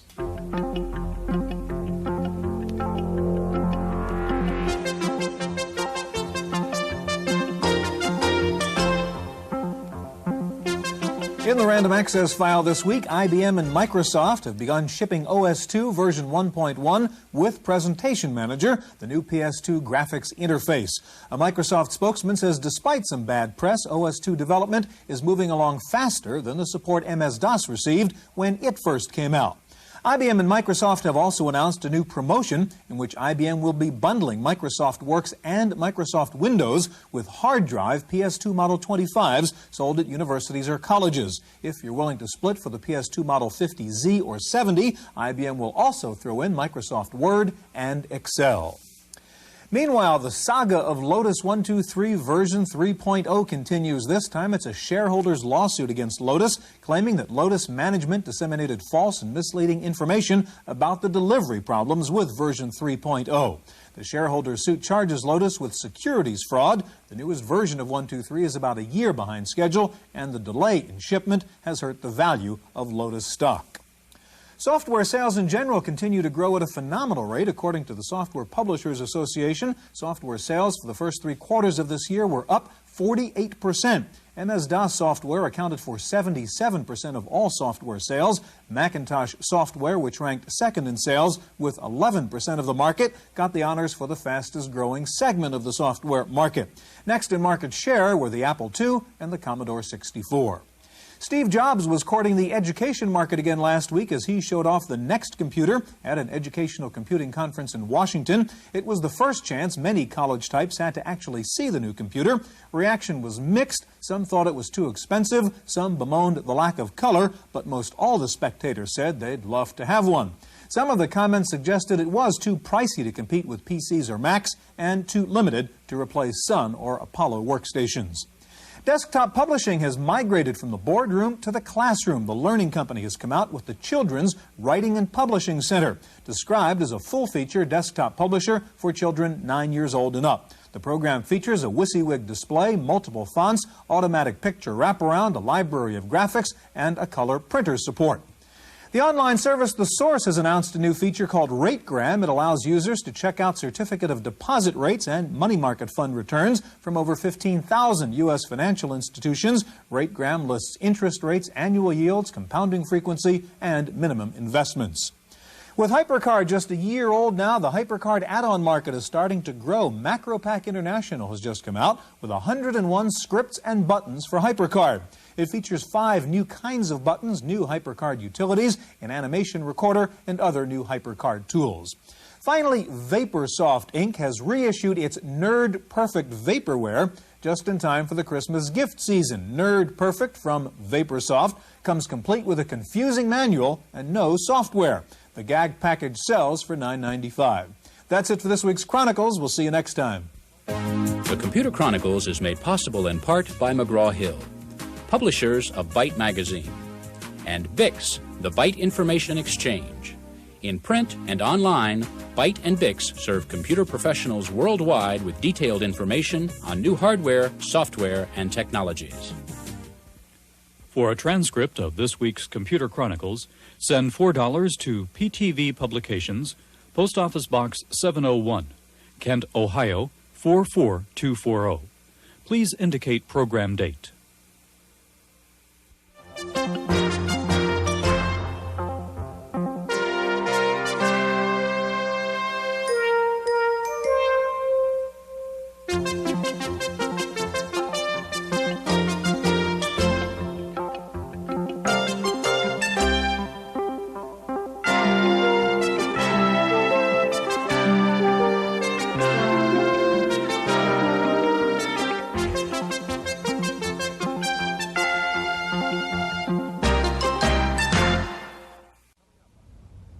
If I say the word Apple, you say the word Macintosh.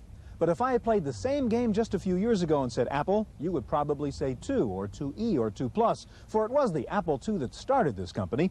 But with the recent success of the Macintosh and the Mac II in particular, there have been rumors that the old Apple II was headed for the orphanage. Not so, for there's a new Apple IIc and a new Apple II GS. Today we take a look at the new generation of Apple II computers on this edition of the Computer Chronicles.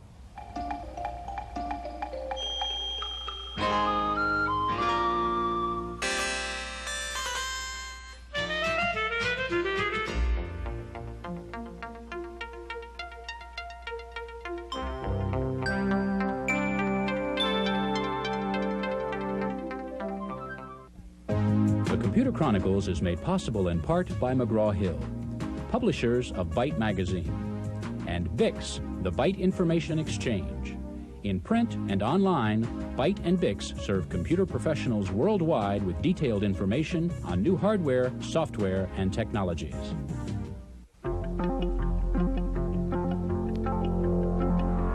Welcome to the Computer Chronicles. I'm Stuart Chaffee, and this is Gary Kildall.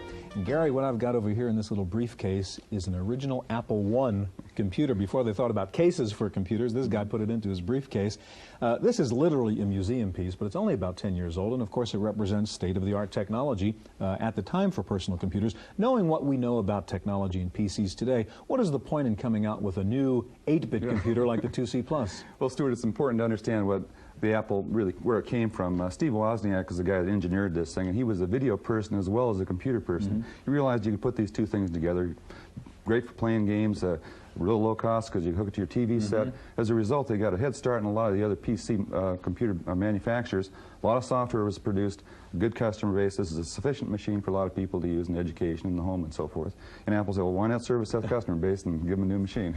Well, we're going to take a look at that new machine today. It's the Apple IIc Plus, and we'll see how it has improved on its ancestors. We'll also take a look at GSOS, the new operating system for the Apple II GS, and its new ability to work with a CD-ROM drive. Now, Steve Jobs and Steve Wozniak were the architects of this early generation of Apple II computer. John Sculley is the driving force behind Apple now, and we're going to start out this program by visiting John Sculley in his office at Apple to find out about the company's real commitment to the future of the Apple II. Since its introduction over 10 years ago, the Apple II has proven to be a sturdy and persistent computer with a loyal following of devoted fans. There are now about 4.5 million of them scattered around the world. But company support for the Apple II line, at least in the eyes of its owners, hasn't always been evident, as Apple President John Sculley admits. Well, I think in many ways that Apple II users have felt abandoned by Apple because they haven't heard many messages from the top people in our organization to give them encouragement that the Apple II was important. And to be perfectly honest, this was a very conscious direction on our part as we were trying to convince business users that Apple wasn't in the home computer business only, that we were also able to provide very powerful business workstations. Without the success of the Macintosh in business, we couldn't afford the huge investment we have in research and development and the support of proprietary technologies for Macintosh and the Apple II. Today, the Apple II has become 3 machines, including the little changed 2E, the colorful 2GS, and the portable 2C Plus. But increasingly, the Apple II series appears to be headed in a different direction from the company's most powerful and expensive computer, the Macintosh. The best way to really understand the two products is to look at the software bases that they have. The software base for the Apple II is largely educational software and enthusiast software, and it continues to have a tremendous amount of new software as well as many popular titles from the past. The Macintosh, on the other hand, from the start was a computer that was aimed at higher education, colleges, universities, as well as business. Apple Computer has other reasons beside owner loyalty to keep the Apple II line moving forward. For one, it's a billion-dollar industry all by itself, and the machine has captured over 60% of the educational market. Moreover, the installed base is enough to keep users and suppliers busy for many more years. There are a lot of businesses that adopted the Apple II a long time ago that already had made the investment in Apple IIs, don't want to give up that investment. They have their files on Apple II computers, and so the Apple II GS has found its way into many small businesses. As with any other kind of computer product, the marketplace determines whether a computer will live or die.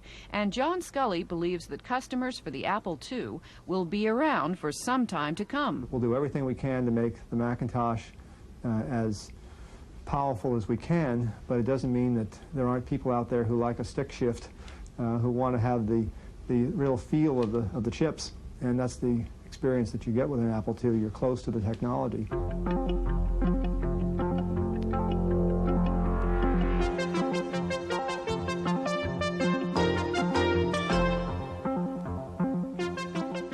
Joining us in the studio now is Laura Kurihara, product manager for the Apple IIc Plus, and next to Laura is Bill Cleary, formerly with Apple, formerly with the Apple division of Activision, and now out on your own with Bill Cleary Communications. Gary? Laura, I'd say it's quite an improvement over the Apple that was in the briefcase. That Apple one. What are the new features of the Plus? Okay, just to start off with, we used to have in the 2C a 5¼ inch disk drive, and now we have a 3½ inch disk drive. So what that offers is 5 times the storage capacity and 3 times faster than 5¼ accessing your programs. We used to have a power supply that was external on the 2C. We all remember the power. Yes, the brick on the leash. What we've done is internalize the power supply, and it resides right here inside the case. So we've done the obvious changes to the C, to the C Plus, so that they're obvious, but they were important features that we needed to do to improve the C. Okay, just to be clear, that's not part of the new 2C. No, it's not. It's the old generation. It's the old generation, and it is gone away. And how about speed improvements? Is it a faster processor? Or? Yes, what we have done is we have a custom accelerator chip that is in the C Plus, and what it does is help perform a 4 megahertz operation function for the user.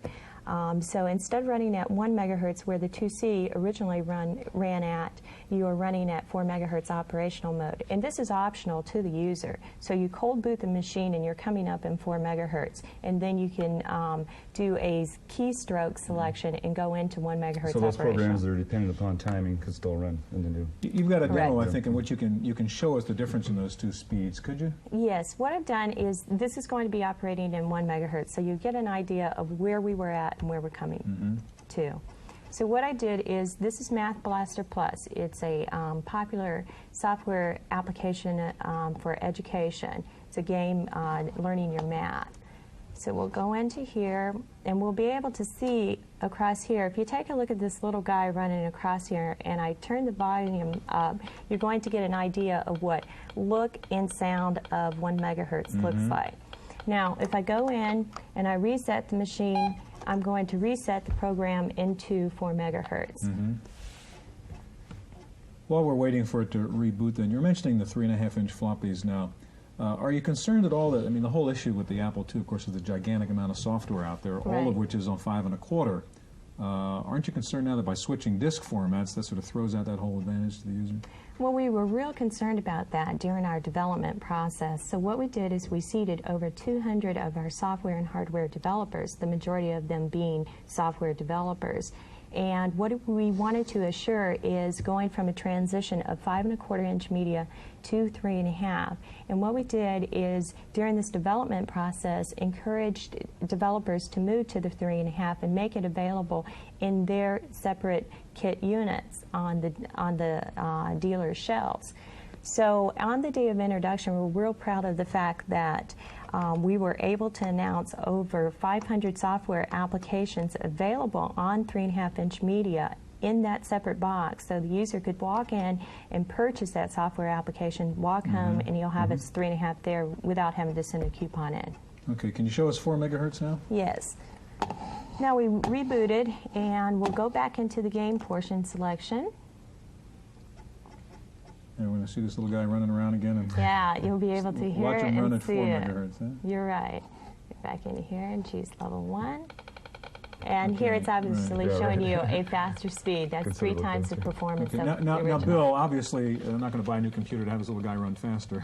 What are the advantages, really, to the 2C Plus and the kinds of users who would use that to the greater speed, to the 3.5-inch floppy and so on? Well, I think there's a lot of, the real excitement about Apple's Apple II line, I think, over the years has been the large number of third-party solutions out there. There are products like AppleWorks, which provide, from Claris, which provide incredible functionality in terms of home productivity or even running a small business. There's just a large number, everything from Print Shop, which is really an Apple II prototype for desktop publishing, which actually impacted the high end of the business. The Apple II is just a phenomenal machine, and the real mystery or the real secret about it, I think, can be summed up in a phone conversation, just paraphrasing what happened a few years ago when I was working as a vice president of marketing at a software company here in Silicon Valley, and I was asked why isn't the Amiga going to knock off this machine? And the answer was real simple. I said, I think the Amiga can knock off the Apple II if it does the following things. If it can, within the next 2 months, get 60% of the education market, if it can get 10,000 software programs out there, and if it can get, at the time, 2.5 million loyal users to support it. And I think that's part of the magic of the Apple II, and there's a lot of reasons why I think people continue to buy them. Laura, you talked about, and we talked about the 3.5-inch floppy. You've got some more options now with the 2C Plus in terms of peripheral drives and so on, don't you? Yes, we did. What we added to the line with the original 2C, if you wanted 3.5-inch media compatibility, you use the UniDisc. What we've added to the line is still the option of using the UniDisc, the Apple 3.5, which you can use on the Apple II GS, and then the Apple 5.25.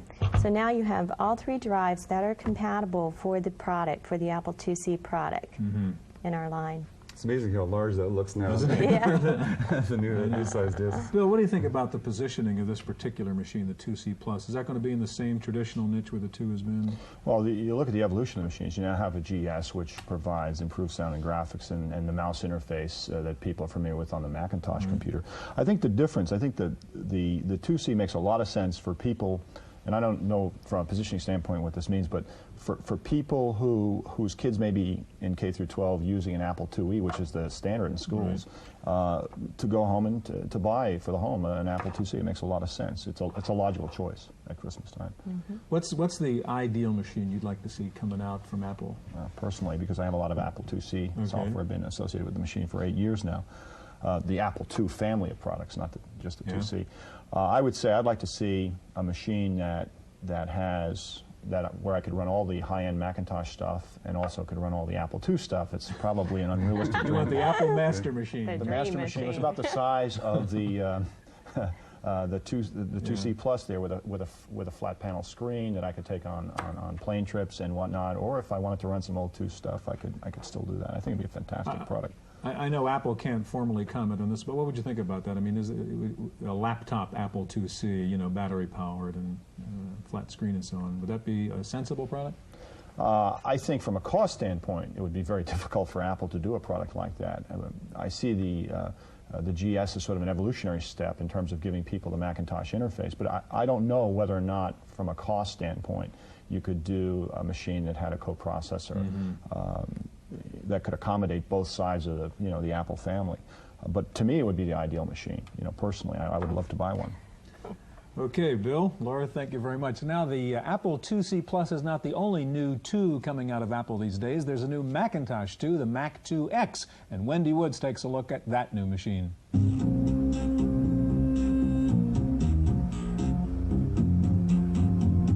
The top-of-the-line Apple model, the Macintosh 2X, breaks new ground for the company. It's the first Apple Mac to use Motorola's powerful new 68030 microprocessor. It's got a standard memory of 4 megabytes, runs at 16 megahertz, is 10 to 30% faster than the Macintosh 2, and most importantly, is the first Apple product to read and write to the IBM MS-DOS format. The message we get most clearly is people love our technology and they want to use it. And the less painful we can make it for them to transition out of an old technology, the easier it is for us to sell our technology. The Macintosh 2X drive is operated by Apple's file exchange software, which can read and write 3.5-inch MS-DOS or OS2 diskettes, Macintosh diskettes, or Apple II Pro-DOS diskettes. In this demonstration, the 2X is reading and converting a Lotus 123 file made on an MS-DOS laptop to a file that can be used in Microsoft Excel on the Macintosh. Within a few years, this top of the line will become the middle of the line, and you can see the direction in which Apple is heading. A future of powerful color Macintoshes in which the data from many kinds of machines will be interchangeable. In Cupertino, California, for the Computer Chronicles, I'm Wendy Woods.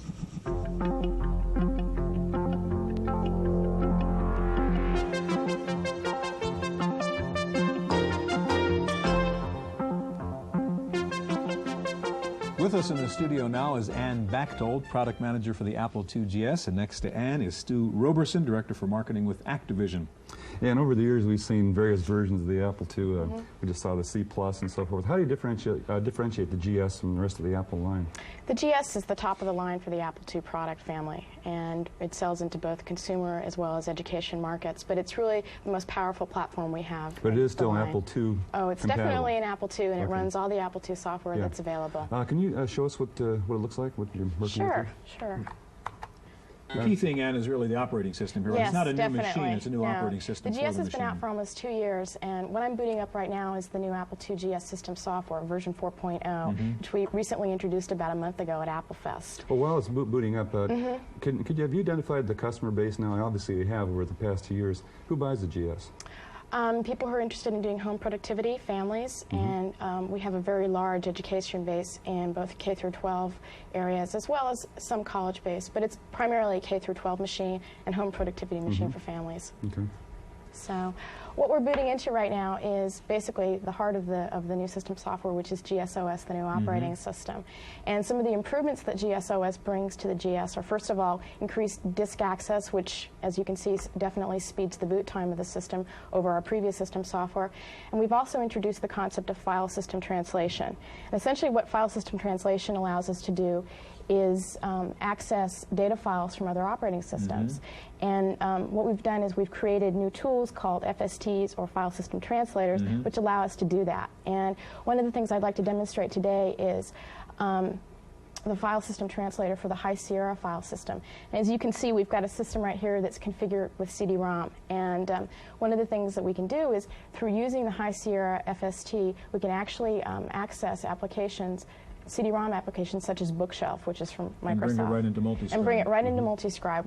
Multiscribe is a very popular GS word processing program. A lot of our users have it. So what I am right now, I'm in a Multiscribe file, and what I'm going to do is go into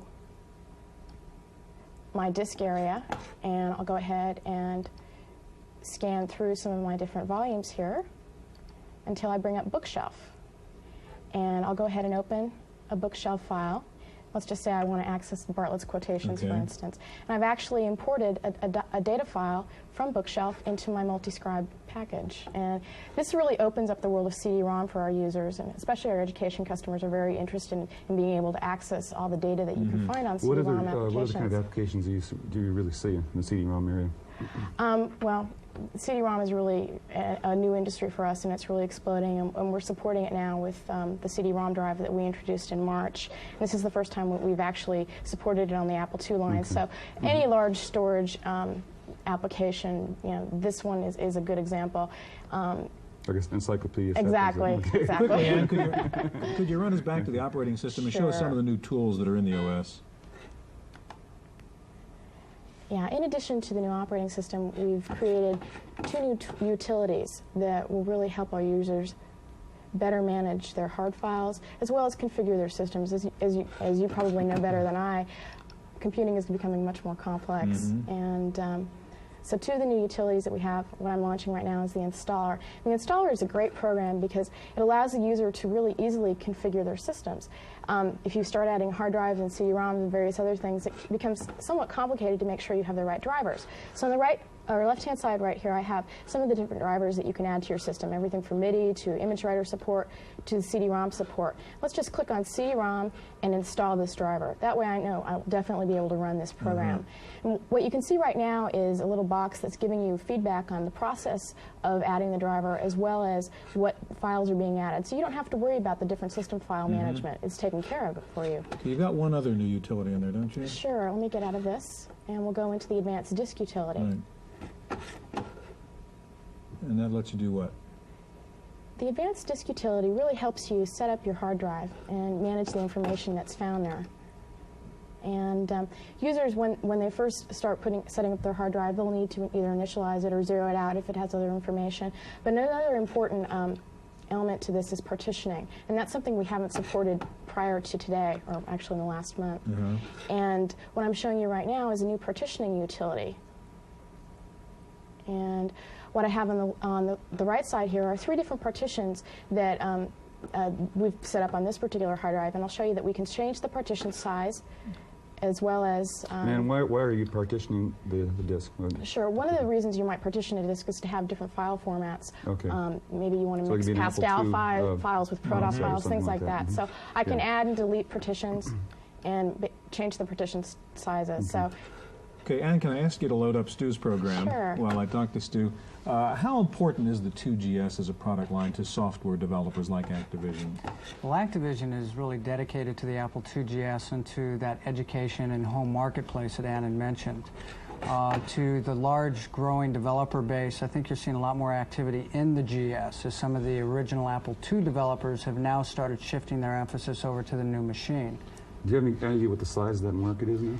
Right now, there's over 300,000 2GSs installed, and that's growing. We anticipate, as what happened last year, that during the Christmas quarter, they'll sell more Apple IIgs's than any other Apple CPU. Stu, you've got a paint program from Activision, which takes advantage of the graphics of the GS. Describe it and show it to us. Yeah, this is PaintWorks Gold, and PaintWorks Gold is one of 8 products that we make for the Apple IIgs. PaintWorks Gold was derived from PaintWorks Plus, which is a 512K version of the product for ease of use and has made its way into many schools. What we're going to take a look at here are some of the advanced features that you can do with the 2GS using PaintWorks Gold. Now, the image it's going to load is one that you may have seen. It's the Taj Mahal. And we're going to use 2 features, Slippy colors, which is a unique feature, and then masking colors to make the Taj Mahal actually reflected in the pool below. What Slippy colors actually allows you to do is define colors for your lasso tool to slip around. So we're going to define all the colors that are used in the sky. Then we're going to choose our lasso tool and select the Taj Mahal. You'll note once I have released this that just the Taj Mahal is selected. This allows you to pick out objects that you want from any painting. Now we're going to go ahead and flip this Taj Mahal around to paste it down below. So we'll just flip it vertically. And now we have our Taj. Now I'm going to move the screen around a bit. So first we'll cut this out, grab our handle. Now let's paste in the Taj Mahal. As we move it up, now we have a perfect reflection. Well, near perfect, because you can see it's overlapping the grass. Well, that's where masking colors comes in. We can actually mask these colors so that you can paint behind them or around them. Show us how you do that. We'll go ahead and mask some colors here. And I'm going to mask every single color and then unmask the colors that may be in the water. Now you'll note as it has made its selection that instantly the Taj goes behind. In fact, you can actually paint behind the other objects that you see here on the screen. Now the last thing that we're going to do here is just make this a nice sunset picture. And we'll do that by changing the colors. Now the sky was actually created using some gradient colors. We'll go in and change those colors. We'll choose a color of red, and I want to adjust my entire palette to it. And I'll start picking out some oranges that might work well in a sunset sky.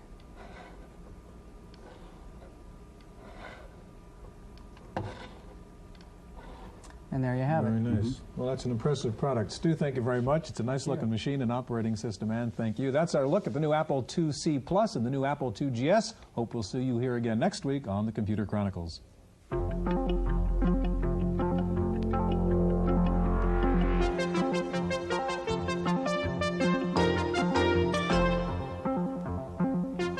In the random access file this week, an announcement from Toshiba that could replace floppy and hard disk drives in the near future. Toshiba says it has developed a 4 megabit electronically erasable programmable read-only memory chip. The chip provides a readout time of 1.6 microseconds. This is approximately 1,000 times faster than conventional floppy disk, and it takes the chip 1 microsecond to erase or store data. Toshiba says the chip eliminates the need for floppy or hard disk drives, and Toshiba believes without the cumbersome disk drives, drastically smaller computer systems could be on the market within 3 years. A new Macintosh laptop should be out by this summer. Still, no specific launch date has been announced, price range, or specifications for the system. But there have been leaks by a Dylan Reed analyst who says the new model should be introduced in June and cost about $6,000. And the word is the launch of the laptop has been delayed by problems with screen display. President Bush has okayed the foreign takeover of the U.S.'s last major producer of silicon wafers used to make computer chips. A West German firm has bought the California Monsanto Electronic Company. The U.S. now produces none of the silicon wafers made in the world, while the Japanese provide 70% and European companies 26%.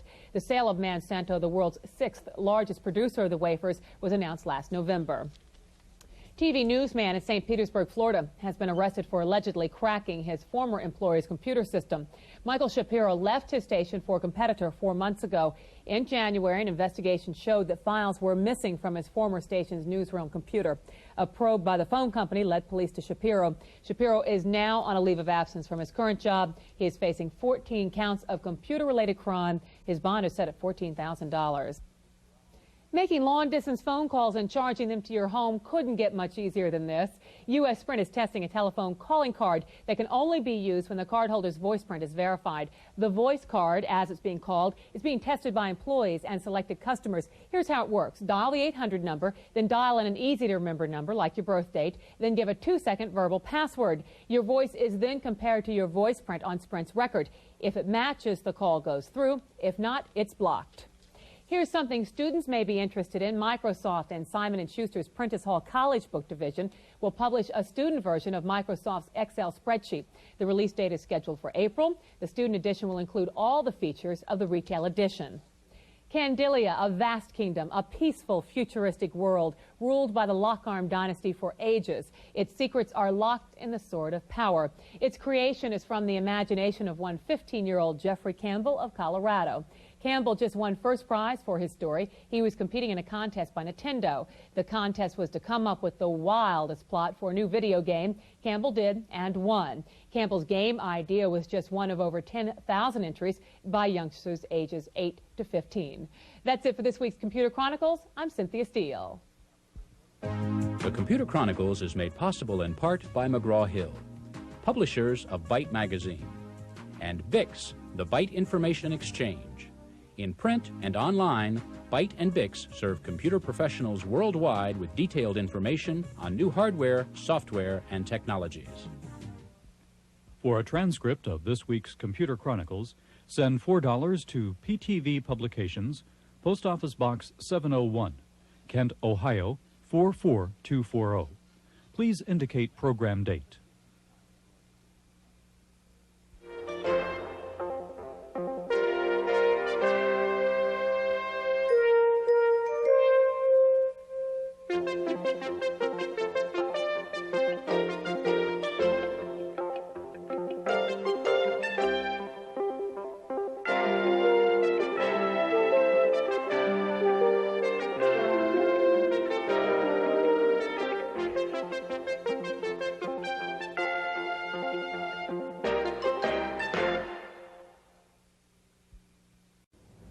This spreadsheet has 16,000 cells in it, so it better be able to recalculate pretty fast. This spreadsheet's being used in a presentation, so it has to look good. You know, spreadsheet users like the accountants here at Price Waterhouse are power users. They want more functionality out of their spreadsheet programs, so software vendors are courting them with a whole new generation of spreadsheet software, trying to get them to break their old 1, 2, 3 habits. Today we take a look at the spreadsheet wars, 1, 2, 3 versus the world, on this edition of the Computer Chronicles.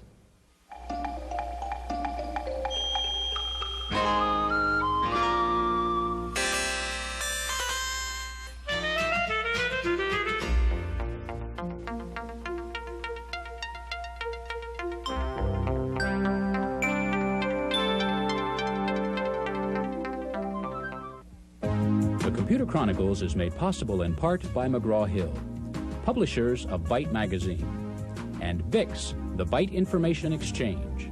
In print and online, Byte and Bix serve computer professionals worldwide with detailed information on new hardware, software, and technologies.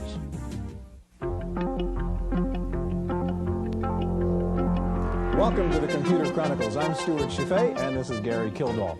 Gary, today's show begins with a quiz. What do these three things have in common? Now, Stuart, I can't imagine. See, it's transparent tape, facial tissues, and gelatin dessert. I can't imagine. You're making my life difficult, Gary. This is Scotch tape, Kleenex, and Jell-O. The whole point being that these are three products in which the product, one brand name, was so dominant it became the generic name for that category. Now, in spreadsheets, people thought maybe that was going to be Lotus 1, 2, 3, but not quite. We've got all kinds of competitors out there in the spreadsheet world. The problem, of course, is the delay, or one of the problems, is the delay of the new 3.0 version of Lotus 1, 2, 3, which is now about a year behind schedule. From a programmer's point of view, so our viewers can understand, what kind of problem can you run into in writing a program that takes a year to solve? Well, you know, Stuart, 10 years ago, these programs we were writing are very, very small and not very complex. One or two people did the programming, all the design work, documentation, maybe even the marketing. But nowadays, the complexity of the successful, expensive programs is very, very high, and it takes a whole team of programmers, documenters, marketeers, and so forth to introduce these products. And as a result, this whole thing mushrooms out and becomes a very, very complicated process, organizationally as well as from a programming standpoint. Gary, today we'll see the major players in the new spreadsheet wars. We'll take a look at Quattro from Borland, the new version of Excel from Microsoft. We'll see some add-ons and add-ins that enhance your spreadsheets, and we will see Lotus 1, 2, 3 version 3.0. Now, one of the new players in the spreadsheet wars is from Ashton Tate. It's called Full Impact. We begin today by visiting one company which has just switched to Full Impact. The Panamax company in San Rafael, California, produces electronic surge suppressors for personal computers. Panamax sales are on the rise, and to help maintain that trend, the company relies on a Macintosh-based spreadsheet called Full Impact from Ashton Tate. I use it for persuasion, and we've got an accounting department that really keeps all the numbers, but then when we get together in meetings, we find that we really are trying to get a point across, and usually not just a list of numbers. Full Impact belongs to a new type of spreadsheet software, incorporating desktop publishing tools. Using the familiar-looking graphic interface of the Macintosh, the program can mix numbers, text, and charts dynamically. To present data in chart form, the user picks a spot on the spreadsheet and chooses a type of chart from a pull-down menu. Graphs and charts can be moved anywhere on the screen by dragging them with the mouse. The Macintosh really provides the environment that allows a program like Full Impact to come along and be realized. And without the appropriate environment, it'd be much more difficult on a machine that's, for instance, just text-based. Someday, Austin would like to see an integrated package that would be like a blank page with all the graphics, text, and calculating functions available independently. Even if that happens, he recommends against counting too much on the software. It reminds me of the question, anybody can buy paints, does that make you a painter? And of course the answer is no. So all the program can really do is provide the tools, and then the idea still has to come from a person.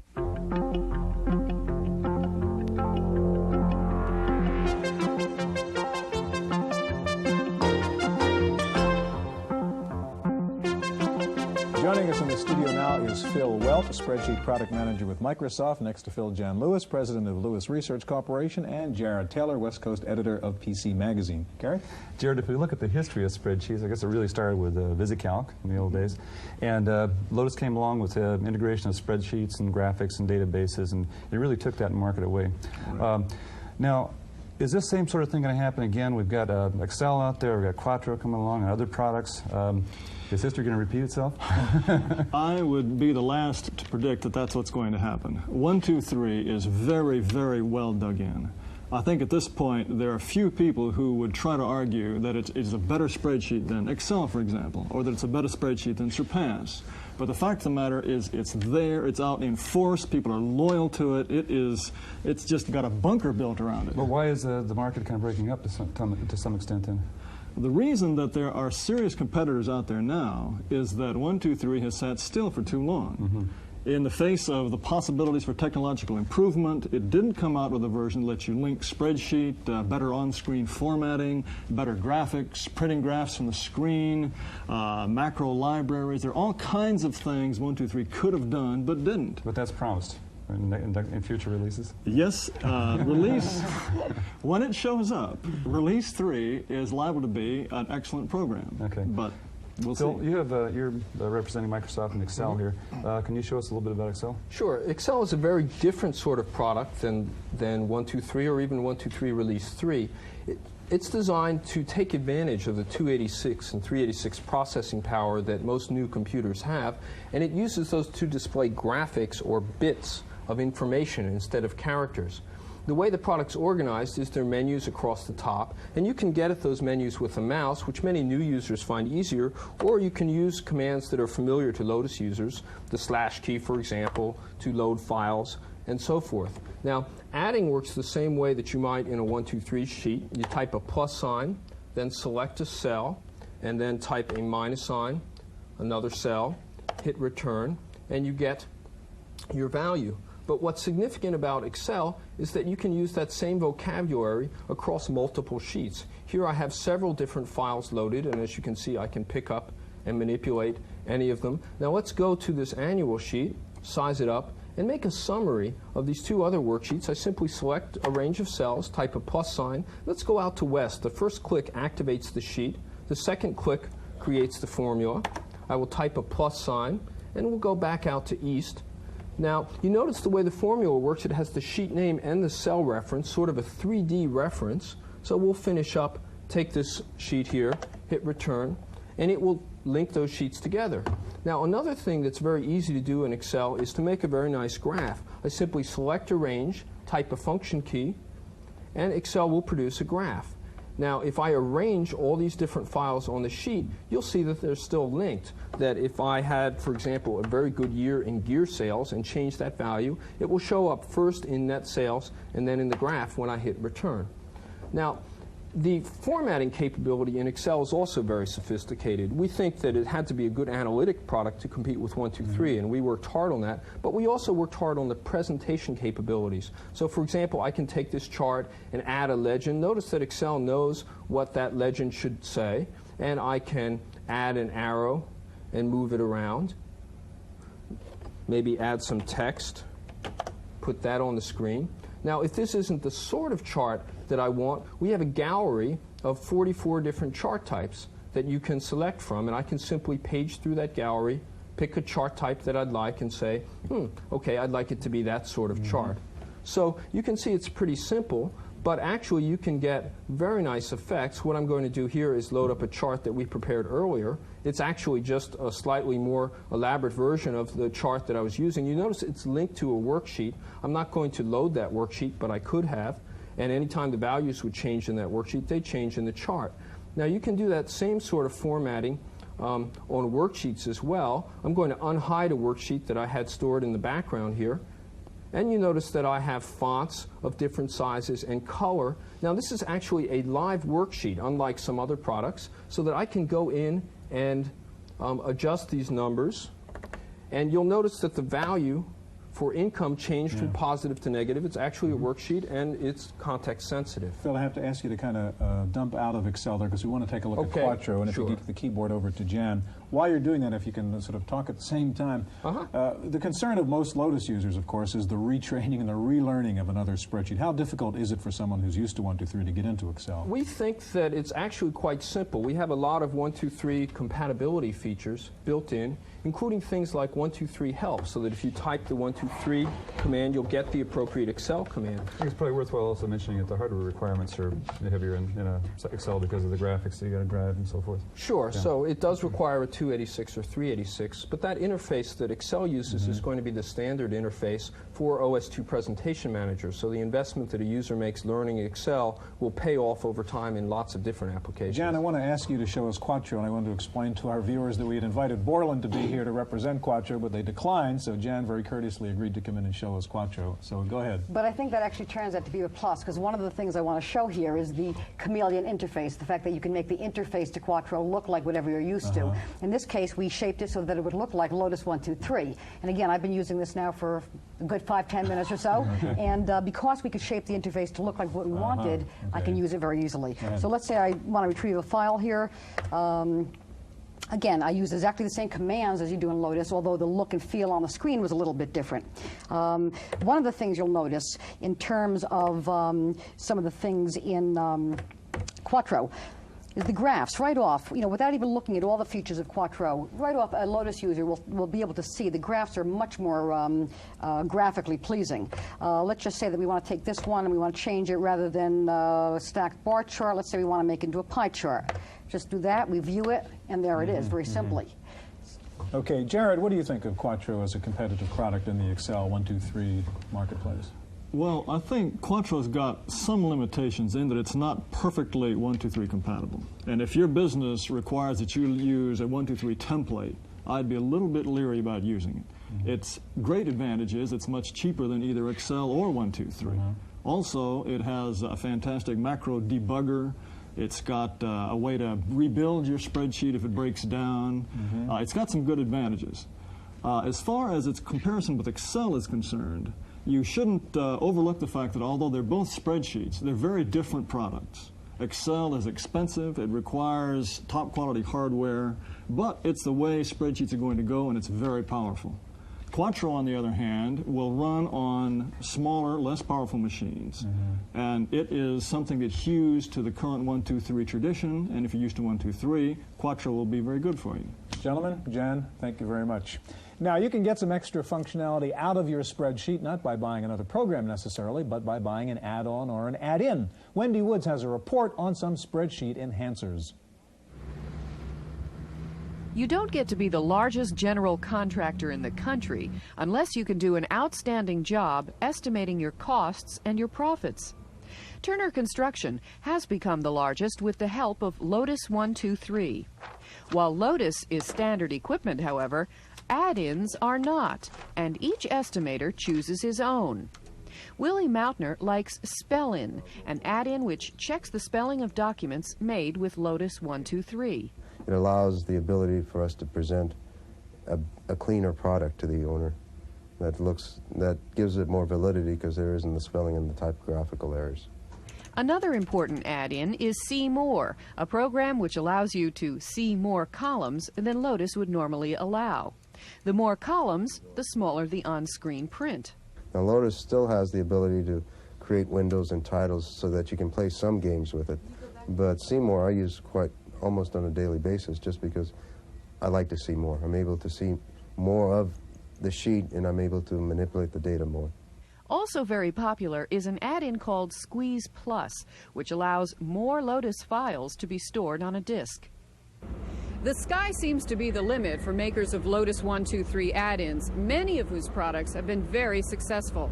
In fact, with almost 4 million Lotus 123 users, there's still a very big market for products that can help them. In San Francisco, for the Computer Chronicles, I'm Wendy Woods.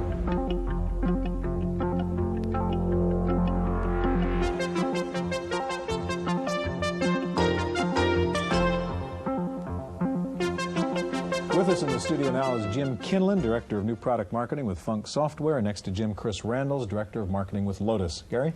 Jim, we've heard Lotus criticized now because of its plain old character output. And what's your response to that? Is it just an old character-based application? Well, we added a lot of new life to 123 with Always, which is an add-in to 123.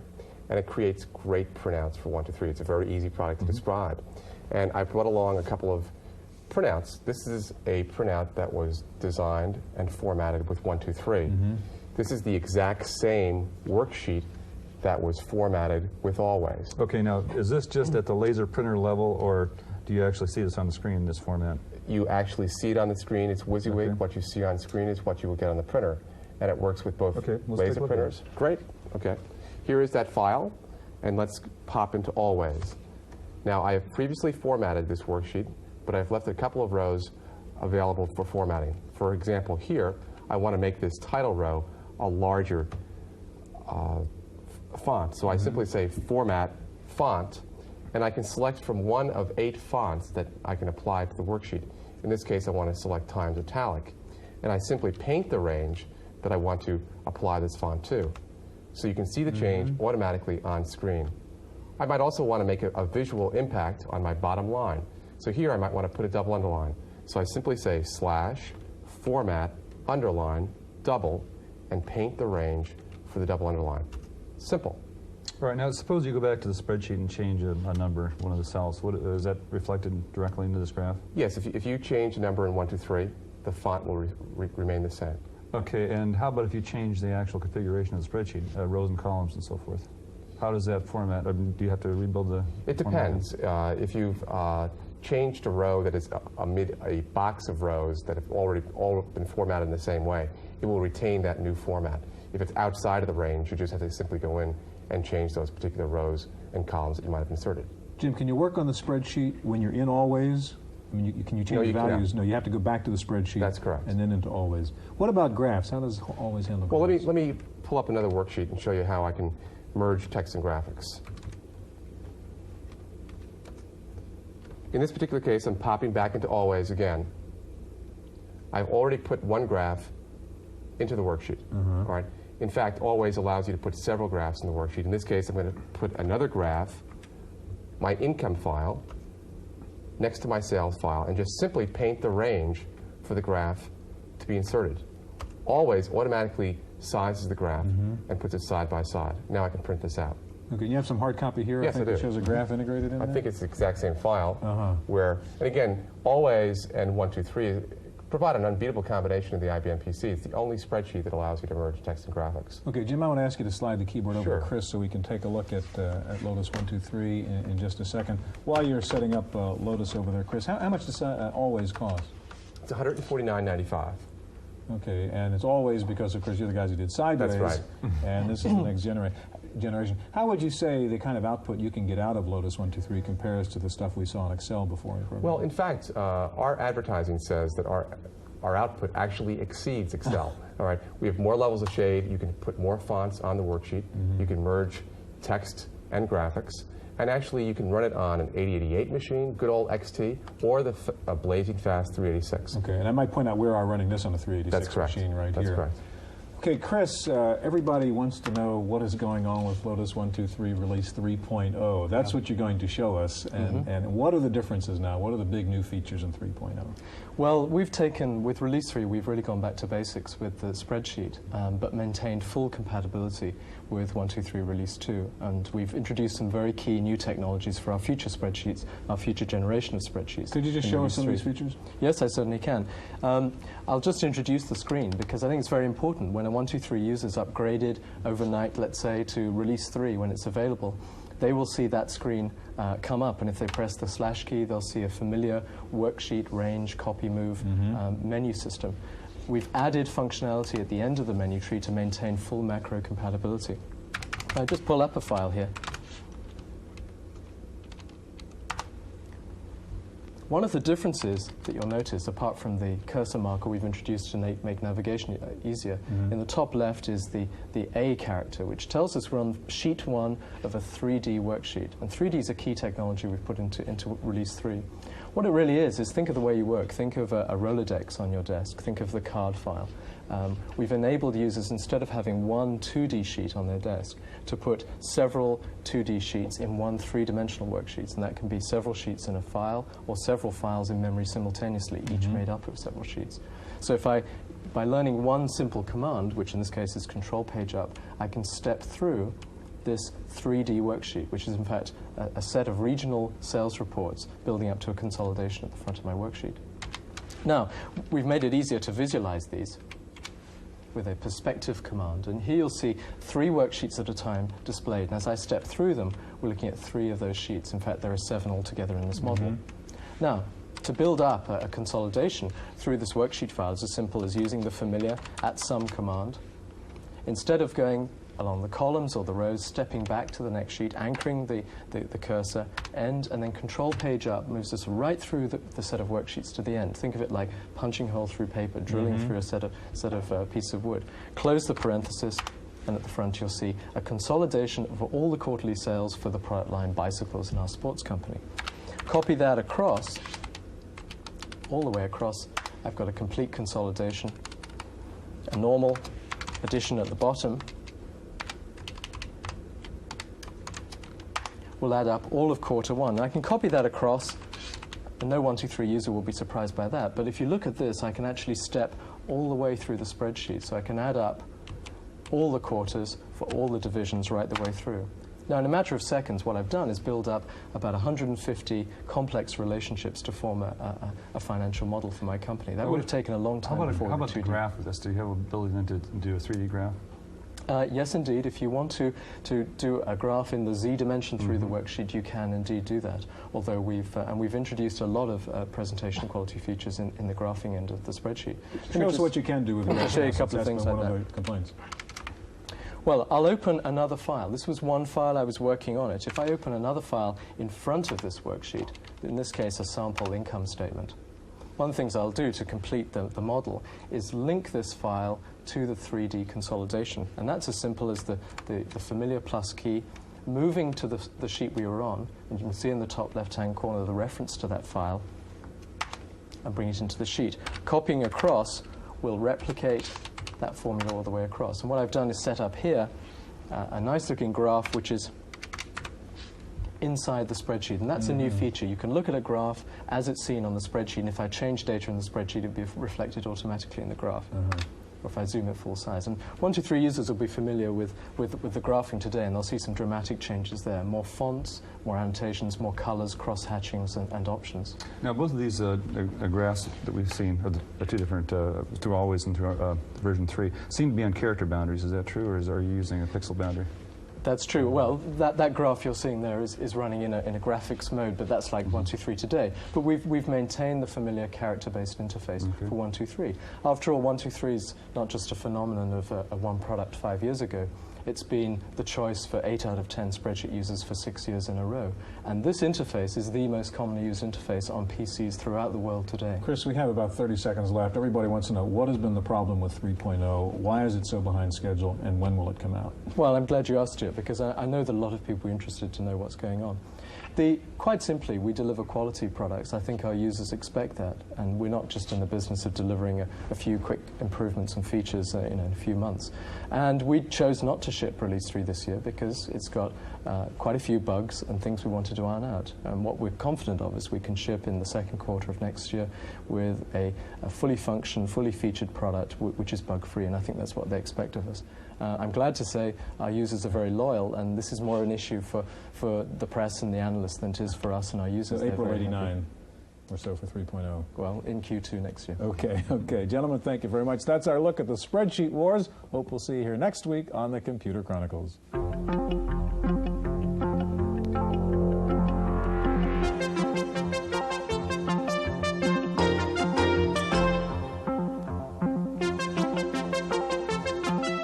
In the Random Access file this week, the early reviews on the new Macintosh 2CX are generally favorable. Apple says the Mac 2CX will be its mainstream Macintosh product now. The 2CX has 3 expansion slots, a small footprint, and PS2-type modular snap-out design. A typical configuration of 4 megabytes in RAM and an 80-megabyte hard drive will retail for about $7,000. Base price for the 1 meg floppy version is $46.69. Apple also hinted that the Mac laptop will be out later this year, and there's also talk of a new low-end Macintosh to sell for under $1,000.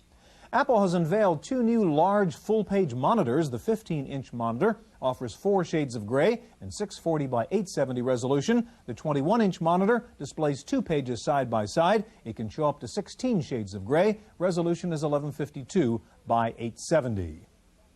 A federal court in Connecticut has ruled that 3 software clone makers are guilty of copyright violations, even though they didn't copy any code. The court said they did imitate the look and feel of the program, called Costimator, and were therefore guilty.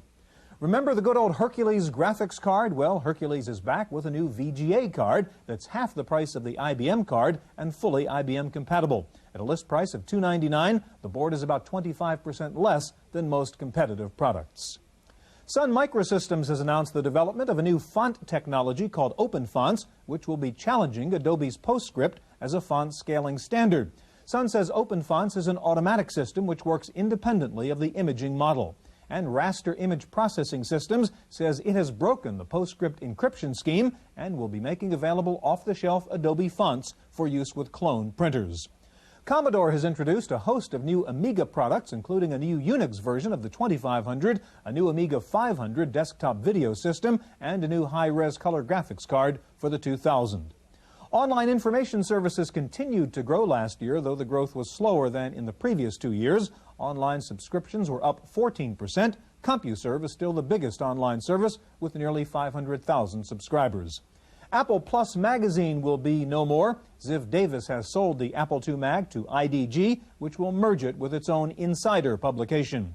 Finally, MicroSync has unveiled a new power protection system that does more than just protect against power surges. The system is called Boomerang, and if it detects a power dip for longer than 1 second, it automatically backs up your work onto a hard drive, parks the head, and shuts down. When you turn the computer back on, it automatically restores the system to where it was when the power went out. It includes a lithium battery to ensure backup completion. The combination hardware-software package sells for $299. That's it for this week's Chronicles. We'll see you next week. The Computer Chronicles is made possible in part by McGraw-Hill, publishers of Byte Magazine, and Bix, the Byte Information Exchange. In print and online, Byte and Bix serve computer professionals worldwide with detailed information on new hardware, software, and technologies. For a transcript of this week's Computer Chronicles, send $4 to PTV Publications, Post Office Box 701, Kent, Ohio 44240. Please indicate program date.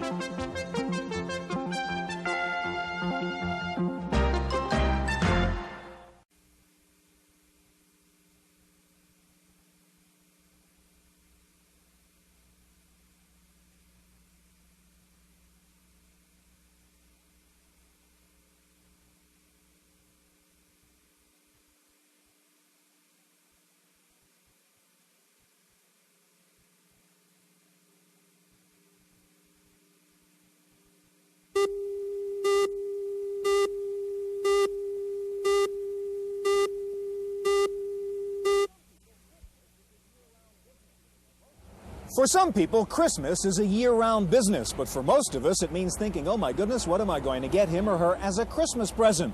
Well, if the him or her on your shopping list is a computer user, it's easy. You know exactly what they want. Some neat new software, a nice peripheral, or maybe a little laptop. Today, we have a list of great gift suggestions for the computer user on your Christmas shopping list on this special holiday edition of the Computer Chronicles.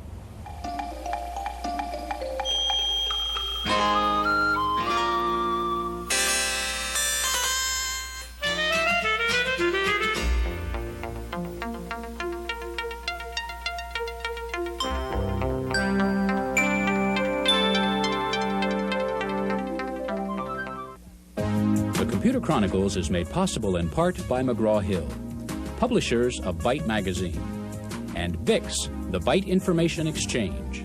In print and online, Byte and Bix serve computer professionals worldwide with detailed information on new hardware, software, and technologies.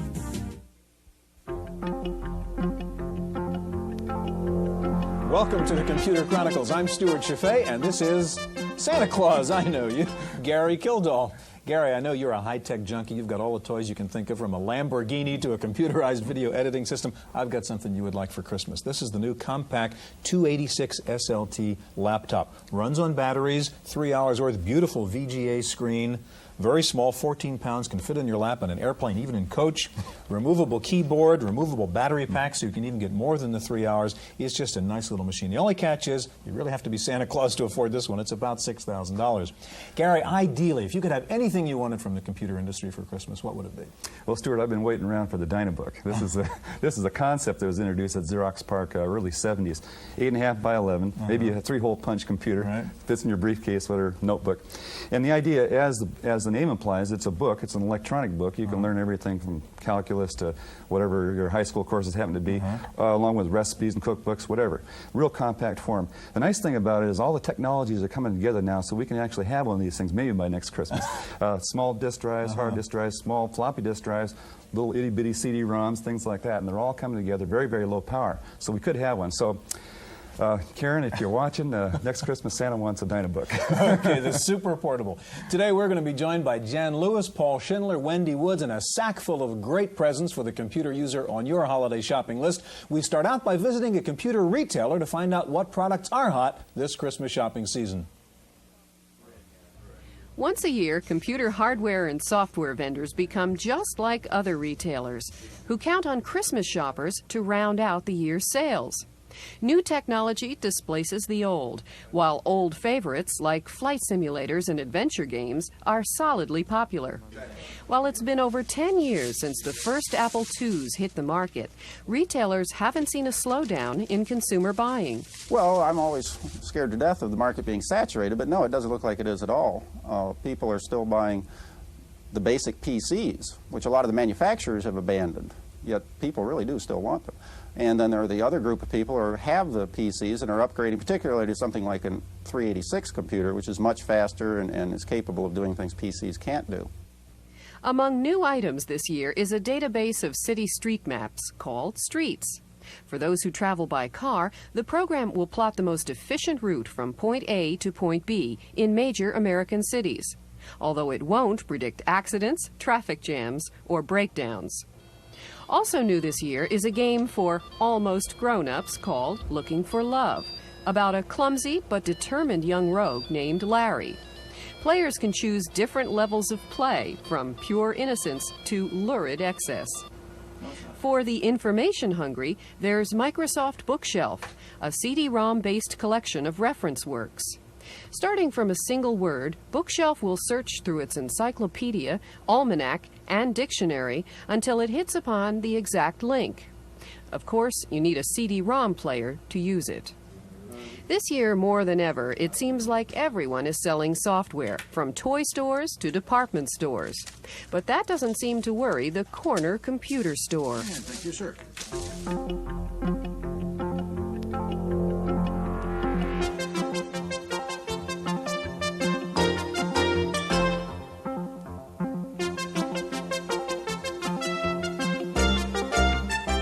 Joining us in the studio now is a new version of Santa Claus. This is Paul Schindler this time, our regular software reviewer and the senior technical analyst with PC Week magazine. Next to Paul, another familiar face, Jan Lewis, who is the founding editor of Hyperage magazine and the president of Lewis Research. Gary. We've got all sorts of good Christmas We suggestions sure do. here on the table, and Santa's going to start out. Go Okay. ahead. Well, ho, ho, ho.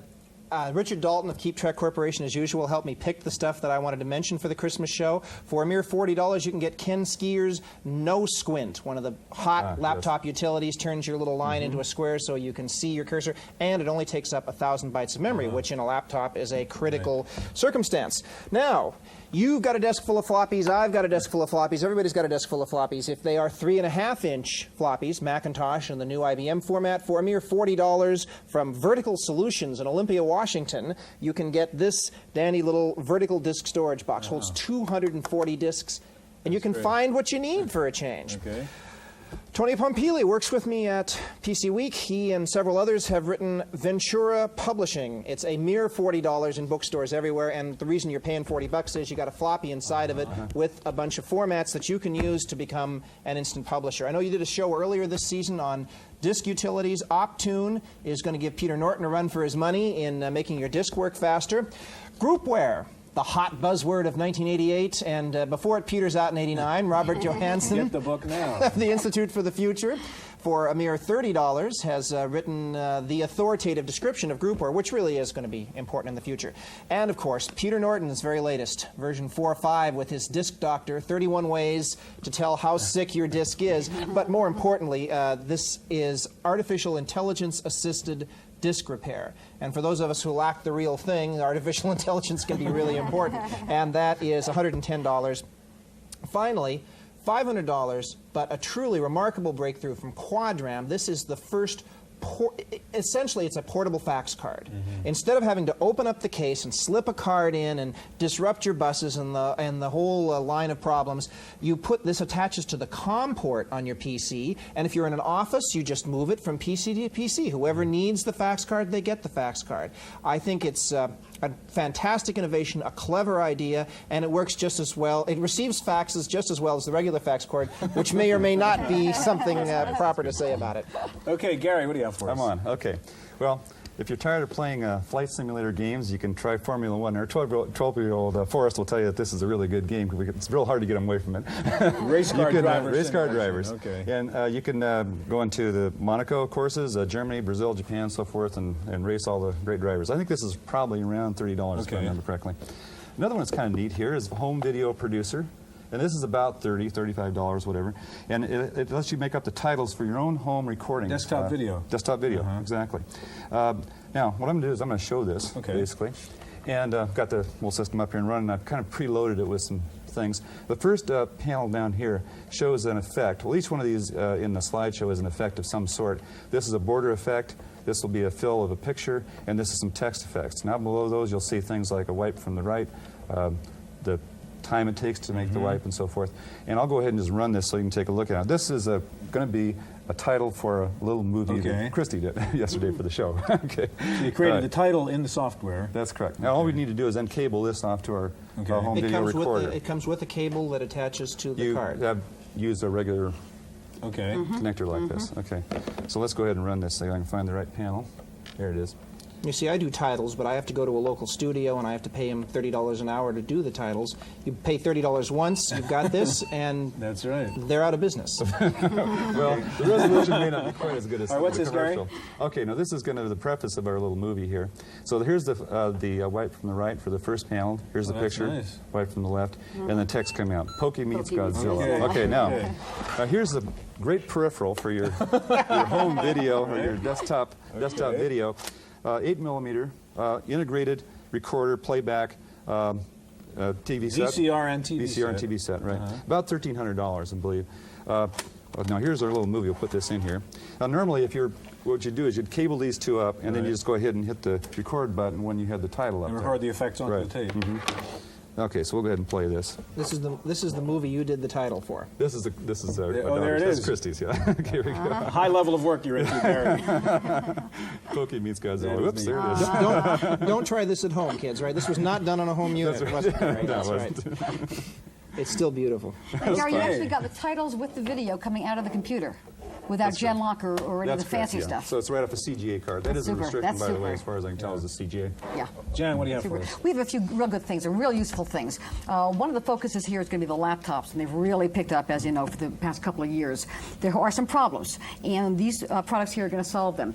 Trailblazing Software, who's come up with a lot of good, innovative ideas, came up with something called Battery Watch. It's a simple disc, and what happens is it'll actually watch your batteries as they run down, just like you watch a fuel gauge in a car. So you're not stuck at the end saying you're out of batteries and you're 300 miles from a wall outlet. The other thing that it does is when you have to recharge them, you have to basically, ideally, discharge everything in it and then go ahead and recharge. This does that. It's called a deep discharge. Yeah, and that does it automatically for you. Very, very handy, useful. This is a $39 product. That's great. From the same company, $79 product, the ultimate portable attaché. And what happens here is that typically, even though it's portable, you're still carrying around a lot of different components, different pieces. What happens here is you fit your portable on here. They have a little pack for software. There's room for cables. There's a spot here for your printer.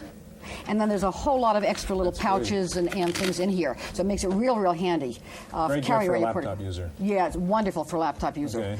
And then the last one I have is something that's very, very useful to a huge number of people who are sitting there with PCs or XTs or compact equivalents. And what this is the Intel Inboard 386 PC. And what happens is it's a simple board for about $1,100. You put it into your PC or XT or equivalent compact, and it basically turns your machine into a 386 machine. So $1,000 for the bargain. $1,000 and you got a 386, exactly. That's fantastic. Okay, my turn. I have a couple goodies here I want to show you. First of all, this is a nice inexpensive thing, a little software program. It's mail order. Nobody's ever heard of it, called Do Color. Problem is right now, all the hot software comes requiring CGA. A lot of people still have monochrome monitors, a Hercules card or something. They can't use it. This little software fakes the game or the program you have into thinking you have CGA and lets you run the programming. It's from a company called Wilkinson Software, Westminster, California, $30, called Do Color. This is a lovely little item. If you have a crowded desk and a big AT keyboard, this solves the problem. This is 60% smaller than the AT keyboard. It's XT or AT compatible. A wonderful little keyboard. As you can see, it just takes up very little space on your desk. $150 for that one. It's got a nice feel to it also. It's not bad at all. Now, the hot one I want to show you over here is what's up on the PC over here. Most people think if you don't have a Mac, you don't have an Amiga, an Atari, you can't do music.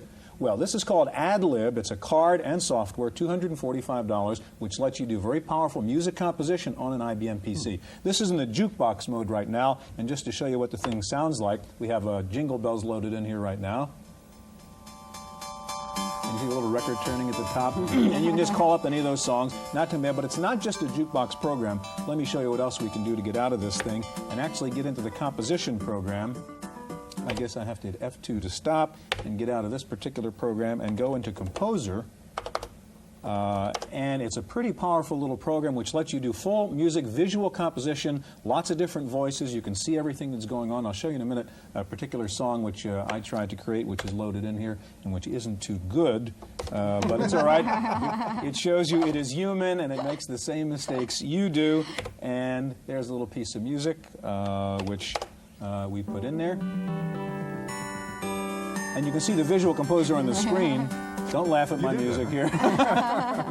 This is Christmas music. Keyboard on the left. All the notes you play, you put them in there. All the different voices and so on. Very nice. Lets you do music on a PC for $245. One little last thing. Very cheap. $395. If you're a CompuServe user and you get lost on CompuServe and you'd like to know where everything is, the final map of CompuServe, exactly where all the things are, and that's the end of that. That's $3.95. $3.95. Now, yes, Virginia, there is a Macintosh also, and in just a minute we'll be back with lots of hot Christmas gifts for the Mac user on your list, so stay with us.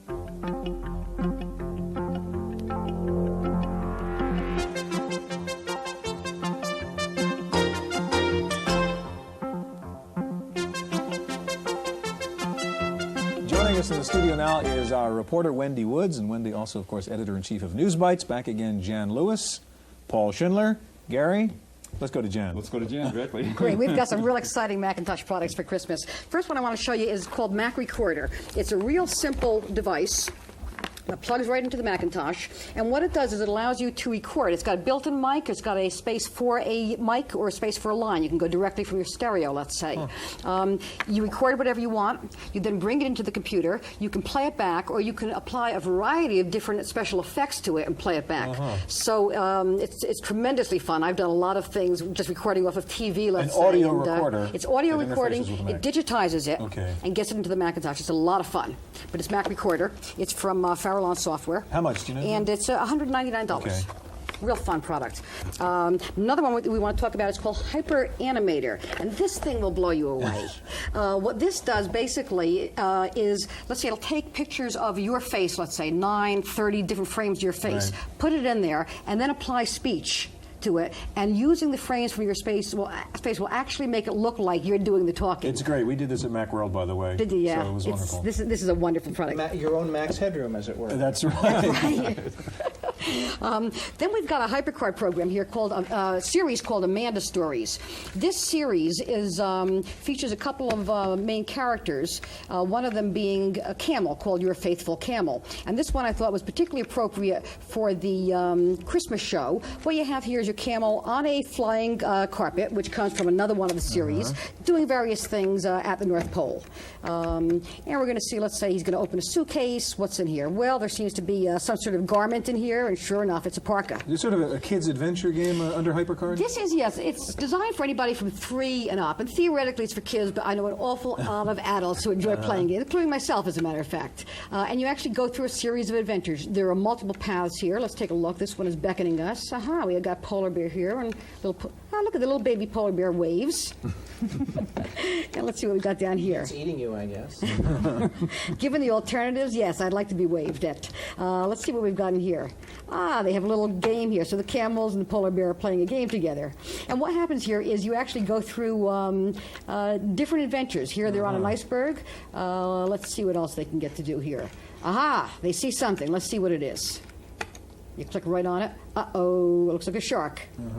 And you see the water waves, etc. Let's see what else. Let's see what else these guys can do. Okay, and this is called Amanda Stories. Yeah, Amanda Stories is the name of the series. It runs under HyperCard. It runs under HyperCard. It has a variety of different paths. Anybody can use it, as you can see. It has a variety of different paths. You can actually, we went along one path. We saw one line of stories, but by clicking on different spots, you actually see the camels go in different directions. So kind of creative adventure game for kids. Exactly. You create your own story. Okay. Exactly. Wendy, what are your favorite picks? Well, actually, these are, I have 3 gifts in 3 price ranges. Okay. The first is for Macintosh users or IBM users, I understand. This is a great desk accessory and the kind of thing that I was hoping I could find when I first got my computer in 1983, because I have a lot of text files that I have to search through. Gopher is a desk accessory for the Macintosh which will search through any kind of word processing file, whether it's formatted or just ASCII, and it will associate words. You can say within 2 or 3 lines, these 2 words, find these 2 words. It'll allow you to cut and paste from what it finds to any other document. You can do it online, etc. So the bit is when you can't find something. When you can't find something, this will go through either the whole disk or a series of files or folders or whatever you specify. I use this, by the way, and it has really saved me on a number of occasions. Me it's too. Wonderful. Me too. I hear it's great. It's the best on the market for text retrieval, I think. Yeah.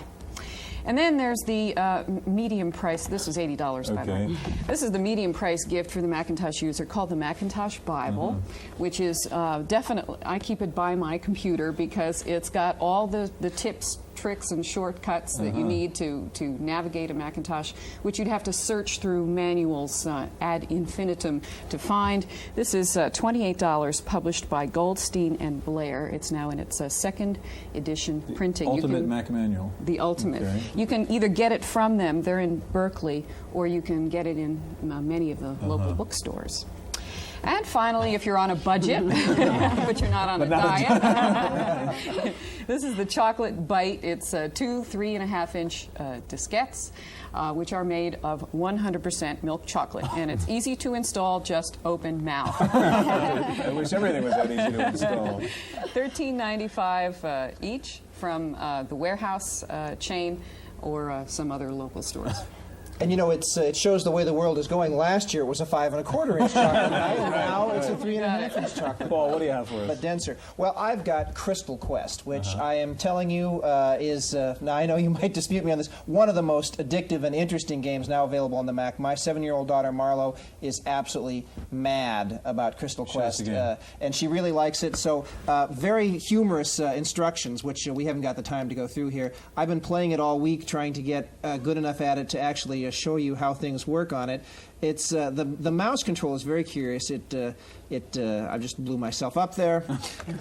What do you do? Part of the demonstration. What's the game about? The game is you're consuming all of these power crystals. And in fact, if you can catch up with that diamond there, it's worth tens of thousands of points. It's your basic, shooting things, eating things, and then going out the hole at the bottom. Except that, of course, I just wiped myself out. You got to be a kid, Paul. You got to be a kid to play it. Tremendous game. Crystal Quest, $80 for the Macintosh. Gary, your turn. Well, this is similar to Amanda's, the game that Jan showed us. It's called The Manhole from. Well, this is Mediagenics, also Activision division of that. And it says here on the back, it's where Alice would go if the White Rabbit had hypercard. So it's a hypercard game. And the same sort of ideas. You click on objects and you can explore, and it looks like a very, very interesting game. Getting off the Macintosh. So once again, using hypercard for really an interesting creative kids game.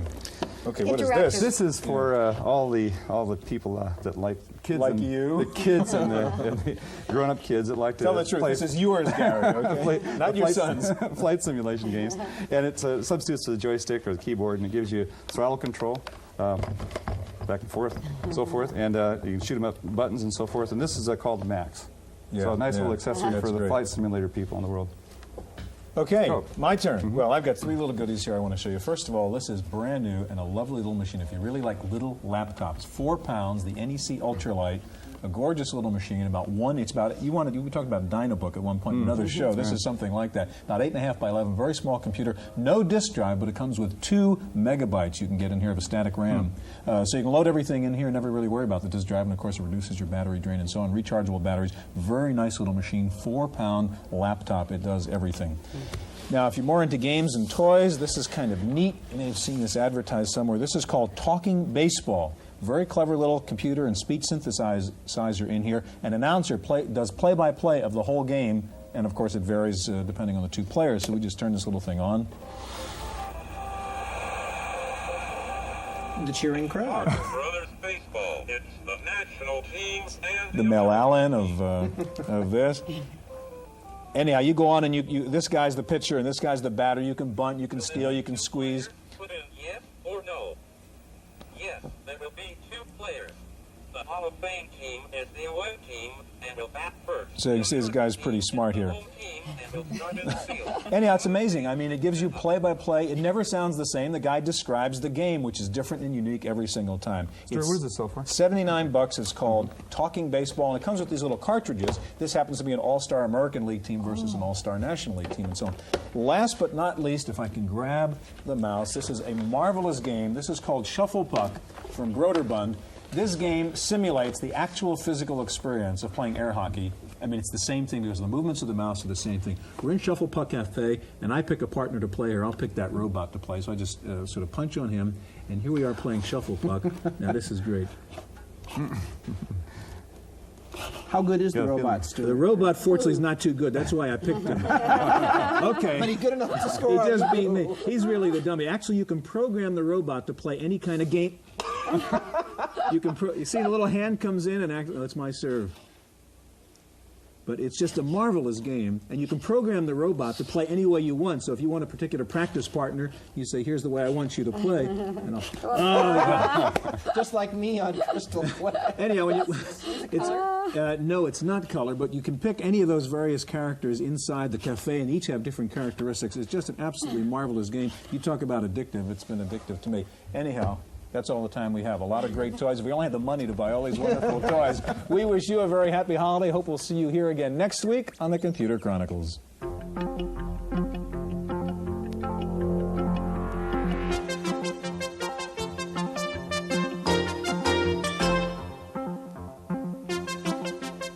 In the Random Access file this week, despite the pressure from competitors, Lotus has announced that it is raising wholesale prices on its software products, including 123.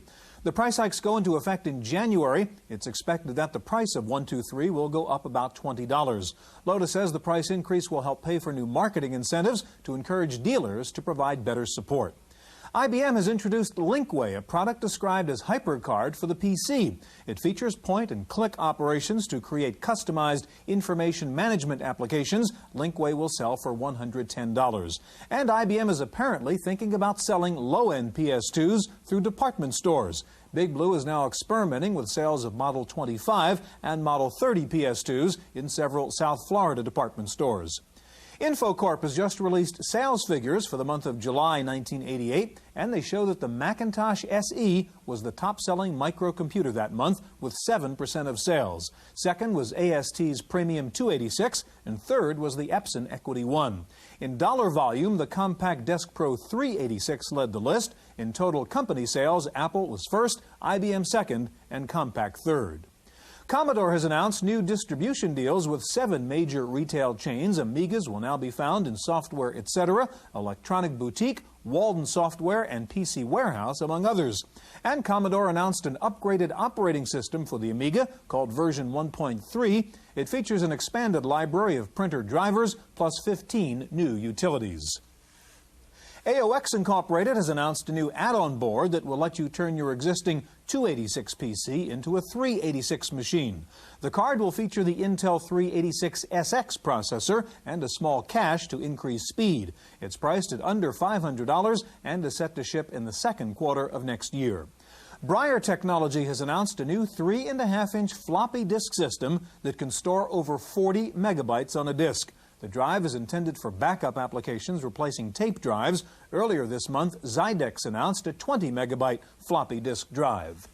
Finally, if you're thinking of investing in a computer company, try a software company first. A recent survey of top computer companies found that the top 3 for return on investment were all software houses. The leaders were Lotus, Oracle, and Microsoft. Hardware companies, Apple and Compaq, were next, finishing 4th and 5th. That's it for this week's Chronicles. We'll see you next time. The Computer Chronicles is made possible in part by McGraw-Hill, publishers of Byte Magazine, and Bix, the Byte Information Exchange. In print and online, Byte and Bix serve computer professionals worldwide with detailed information on new hardware, software, and technologies. For a transcript of this week's Computer Chronicles, send $4 to PTV Publications, Post Office Box 701, Kent, Ohio 44240. Please indicate program date.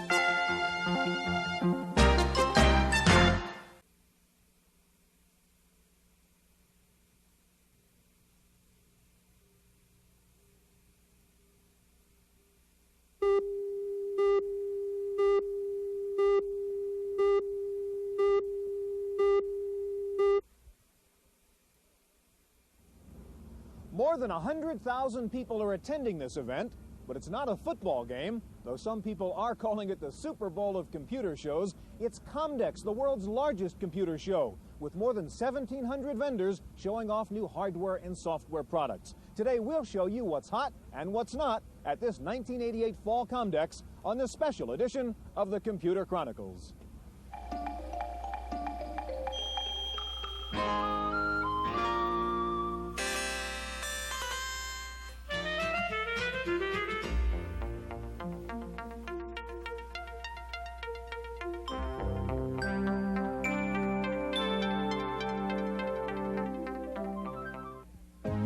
Computer Chronicles is made possible in part by McGraw-Hill, publishers of Byte Magazine, and Bix, the Byte Information Exchange.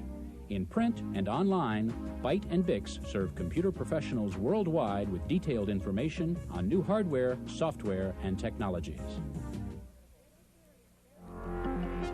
Welcome to the Computer Chronicles. I'm Stuart Chaffee, and this is Gary Kildall. Gary, we're here, as everybody can tell, at the Las Vegas Convention Center for Comdex Fall 88. And Gary, it seems the personal computer business is in more disarray right now than it's been at any time since maybe you introduced CP/M about 10 years ago. There are battles over standards, over bus architecture, user interfaces, operating systems. Is any of this confusion going to get resolved at this Comdex? Well, Stuart, I don't think it's so much confusion as really the wide variety of applications that we're seeing personal computers being applied to nowadays. 10, 15 years ago, there were only a few applications, like maybe accounting packages, word processing, things like that. Yeah. But now we see games, home computers, office computers, all the way up to scientific workstations that can be considered personal computers. We also see another thing we've inherited from the mini and mainframe industry, and that's having a vendor have a vested interest in not having standards applied to the whole industry. For example, Apple, Macintosh, and things like that. Now what's happening here is we see all these customers being brought together in one place. It looks like confusion. As far as resolving standards issues, I don't think we'll ever do that. Gary, today we're going to try to condense over 1,700 exhibits at 8 different convention sites scattered all over Las Vegas to bring you the most important new products, new developments, and new trends from this fall Comdex. We'll be back in just a minute. Stay with us.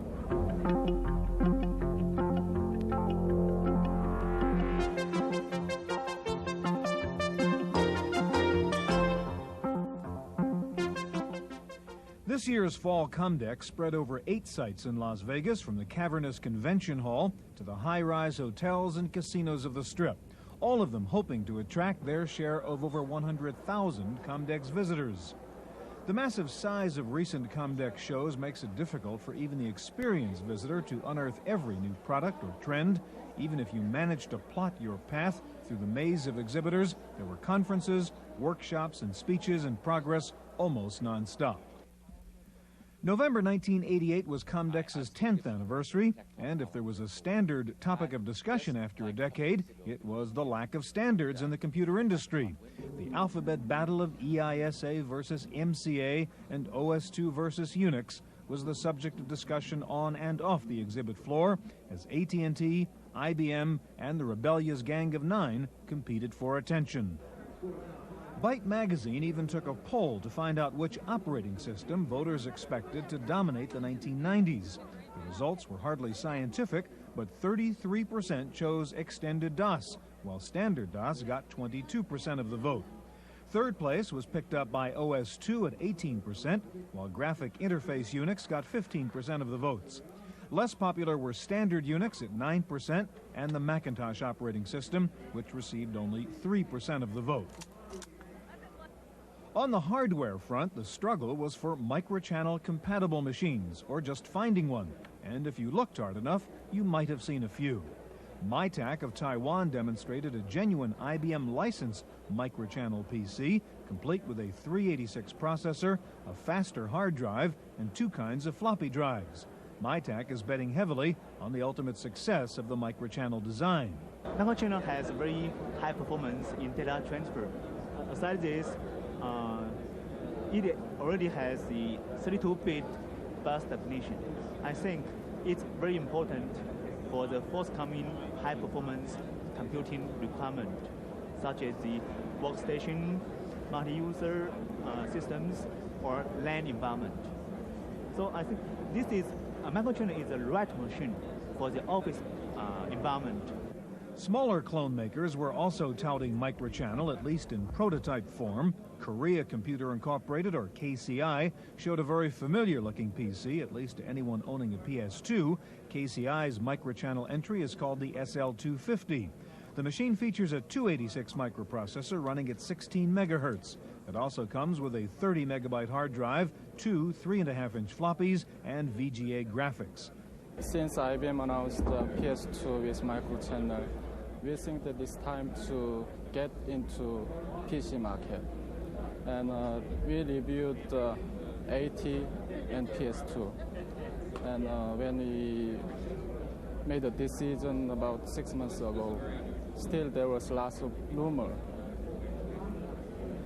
about the future of PS2. But since PS2 was a major announcement of IBM, we think it's better to develop PS2 compatibles. Skirting the microchannel fray was some interesting hardware in the peripheral category. Intel displayed a CD-ROM application called DVI for Digital Video Interactive. Unlike the still image format of CDI or Compact Disc Interactive, DVI discs will store up to 1 hour of full motion, full screen video. This prototype runs at a leisurely 15 frames per second, or about half the number of frames on a television monitor, but Intel expects to increase the speed in a release version. At the Sony booth, a different sort of optical storage was unveiled. Sony demonstrated a rewritable optical disc drive using magneto-optical technology. The 5¼ discs have a capacity of 650 megabytes and can access up to 3 megabytes of data in about 40 milliseconds. The rewritable drive is available immediately for around $4,700. For those who are more concerned with data transmission than data storage, GammaLink offered a group of products for scanning and sending documents via fax modem and PC. The GammaFax CP modem comes with a 10 megahertz 16-bit processor and 256K of RAM. Once you've transmitted the document, a program called TrueScan from Calera will transform the graphic information into correctable text using optical character recognition. The file receiver can then change and manipulate the document using any one of over 20 word processors. Glorious Union Information Systems unveiled its prototype of a combination fax, telephone, answering machine, and copier all in one box. While it still won't make coffee, the unorthodox Fax Model 14 is sure to be a boon for people with limited desk space. This particular machine will clearly distinguish when you get a call, whether it's a voice message coming through or whether it will be a fax document coming through.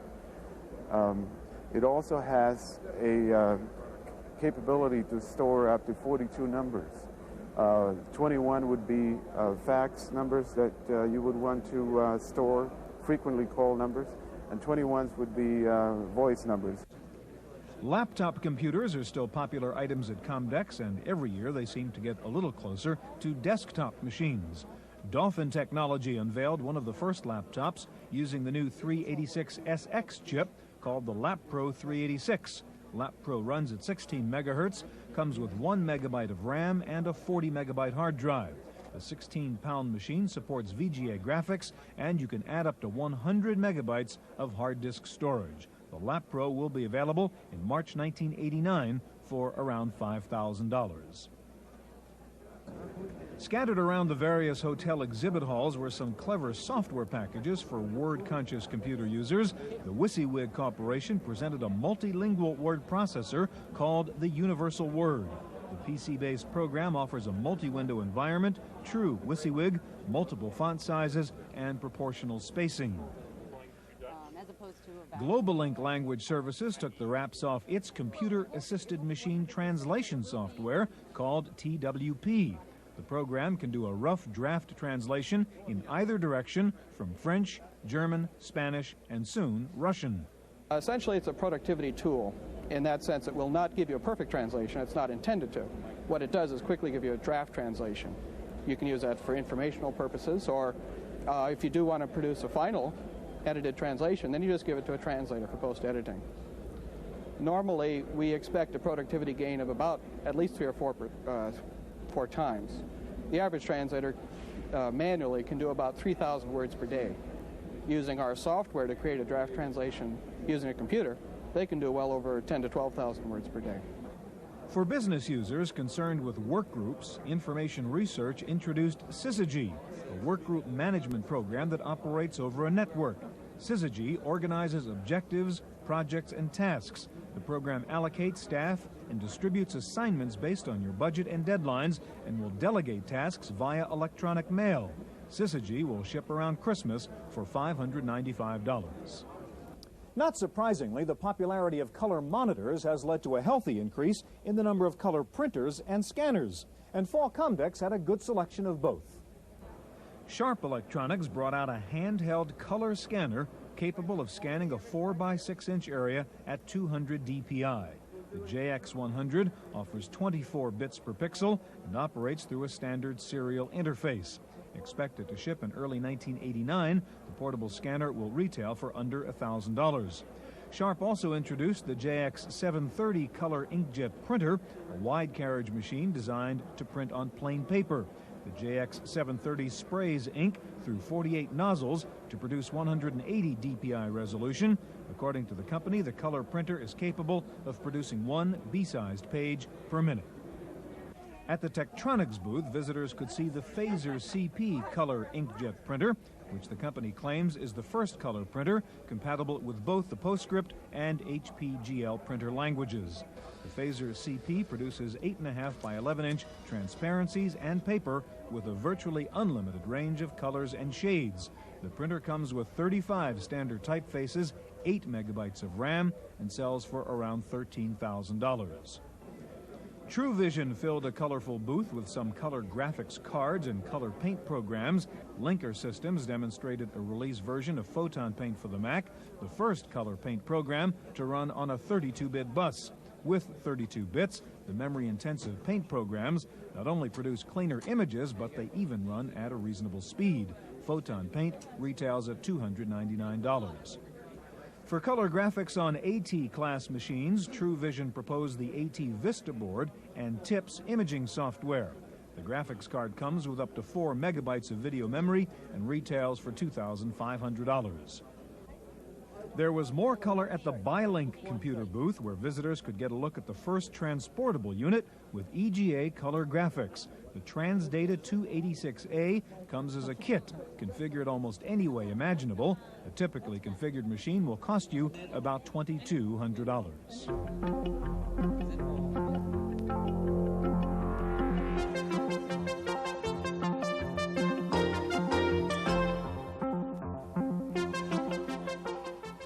To get the customer's attention at a show the size of Comdex is a difficult task, requiring some special gimmicks. This year, exhibitors tried a bit of everything from comedy to tragedy. There were Las Vegas-style games, motorized fish, and giant computers. You could win free software and hardware, including an automobile. Magicians and mimes reminded visitors of the sometimes illusionary nature of new products. And finally, some vendors showed the potential disasters that could be avoided by using their company's product. One display that made visitors wince was at the Merit Products booth, which devised a way to splash a continuous stream of coffee onto a computer keyboard. The clever prank was to prove the merits of the SafeSkin Keyboard Protector, a transparent cover designed to remain in place while the keyboard is in use. There was a substantial increase in the number of foreign exhibitors at this year's Comdex, many of them clustered in World's Fair-type pavilions. The companies were often small, but their products were notable. At the Italian pavilion, Synergia was demonstrating its GeoBase, a HyperCard-based software package that provides sound and picture guides to geographic sites. In a typical presentation, GeoBase contains a stack of tourist sites in Italy, including all the features of a Michelin guide. You can choose a hotel, learn about the surrounding area, and practice your Italian as well. GeoBase will be available in January 1989. France had 2 pavilions at Comdex with an eclectic collection of hardware and software. Lotus Technologie, no relation to the other Lotus, introduced the Align series of uninterruptible power supplies for the PC and the Mac. The Align is a combination surge suppressor and current stabilizer with a 10-minute battery backup. Prices start at around $400. Next door, IEF Systems unveiled portable hard disk cartridges called disk packs with up to 170 megabytes of storage. Disk packs weigh around 2 pounds and are compatible with all microcomputers. Most models feature an access time of 19 milliseconds, and retail prices range from $1,100 to $4,200.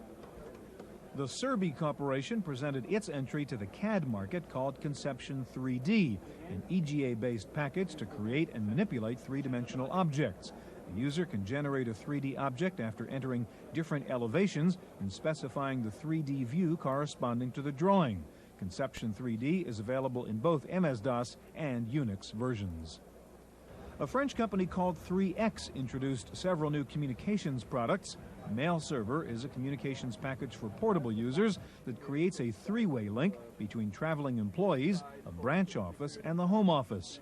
The company also introduced 3X Link, a memory-resident file transfer program to link laptop computers with desktop machines. 3X Link provides a dual window command interface, and it can control the printer of the remote machine. Finally, Cognisoft showed off its Cognicar character recognition system, which the company claims is the first universal document reader. Cognicar can interpret multiple font documents into text files using built-in correcting algorithms. The product uses an internal dictionary and expert system to identify any character independent of font or size. The increased European presence at Comdex was accompanied by greater attention to European markets among conference speakers. With the consolidation of common market countries expected in 1992, Peter Craiget of Mercatus International talked about the transition to a single European computing standard. Well, there's no question that we're going to be moving towards European standards, but again, the problem is essentially still the same, and that is that the European standards are going to be changing and evolving, particularly over the next 3 or 4 years. So we're going to go from a very diverse set of standards which have no relationship to each other to at least a set of common European standards. Europeans were not the only foreign exhibitors at Comdex. Asian countries were also looking for business, including several newcomers to the show. India opened its first Comdex exhibit, called Software India 88. The pavilion was filled with Indian companies specializing in overseas software development in the areas of computer-aided design and engineering, graphics, expert systems, and application software. A recent trend has been the link to American companies like Texas Instruments and Unisys, who take advantage of India's low development costs. The Hong Kong Development Council, in their first Comdex appearance, brought along a cross-section of the Hong Kong computer industry. The products ranged from IBM clones to printers, joysticks, keyboards, floppy drives, and scanners. Because Hong Kong's dollar is tied to the American currency, prices can be very convincing. Hong Kong-based SkyWorld Technology unveiled a line of handheld scanners under the SkyScan name in both monochrome and color models. The scanners come with utility programs for desktop publishing, word processing, graphics, and OCR software. There are models for the PC and the Mac, and prices range from $300 to $400. Before you do business in a foreign language, you may want to adapt your computer keyboard. At least that's what Genest Technologies hopes. The company introduced the Command Patch 2, a 32-key auxiliary keyboard that adds all European characters and symbols to a standard keyboard. Command Patch 2 comes with different templates for different languages and connects through the printer port. Genest also demonstrated its outboard keyboards for laptops to add separate numeric, cursor, and function keys. Translating from shorthand was the specialty at Rapid Text. The company introduced a steno machine to PC interpreter that automatically translates a stenographer's marks into English and displays it instantly on a screen. Rapid Text claims that this is the fastest way to enter data into a computer. The program can differentiate between homonyms, and it's available with auxiliary dictionaries for different professions. If Comdex can't always promise earth-shaking announcements, the show usually offers a good share of innovative products designed to improve and refine existing technologies. A clever peripheral from the Soricon company combines both barcode reader and optical character reader into one pencil-shaped wand. There are a lot of creative new devices I see around the show. They tend to be devices looking for a problem, and at some point in time there will be problems and solutions that will be married together. Our approach is we sell keyboards. Keyboards, we have been told, are a problem because there are a lot of keyboard illiteracy. Our purpose is to bring literacy into the data entry marketplace through the use of a handheld device. While the data sweep pencil wand may never be as common as a mouse, the company's president points out that it's a lot friendlier than a keyboard. For engineers and artists, Kai International offered the Genius Dynamouse with continuously variable dynamic resolution. Dynamic resolution is proportional to the speed of the user's hand movement, so the faster you move your hand, the faster the cursor travels. The resolution level from 200 to 800 dpi is software selectable, and the mouse comes with 20 pre-designed menus. Kai also unveiled a compact handheld scanner, the Genie Scan, with 200 dpi resolution and multi-window scanning. The mouse sells for $99, while the scanner retails for $279. DP Tech resolved a different kind of resolution problem for laser printer owners. LaserPort Grayscale is a controller card that prints up to 256 shades of gray on the Hewlett-Packard LaserJet 2. Using two boards, one for the PC and one for the printer, the Grayscale software can recreate an image without distortion, and an additional utility allows the user to change the different gray values. Suggested retail is around $1,300. Well, the problem we were trying to solve was the inability of desktop laser printers to print a really good picture. It does an excellent job for type and graphics, but you just couldn't print a photograph that looked photographic. So, with LaserPort Grayscale, the users can now just incorporate into documents photographs and print out a finished product. For users who may be wondering about how to protect themselves from the recent surge in computer viruses, Computer Integrity Corporation introduced Vaccinate Plus, an antiviral software package to cure one of the most terrifying of computer illnesses. Vaccinate includes vaccine modules which function just like a biological vaccine. That is, we attach ourselves to the viral site and monitor it for activity, therefore detecting the virus before damage occurs. While a PC owner may never face the massive problems that might occur on a mainframe network, the threat of any virus is enough reason to take precautions. We stop viruses at the reproduction bottleneck, and by definition, a virus is a program which reproduces itself by modifying other files. We catch any file modification.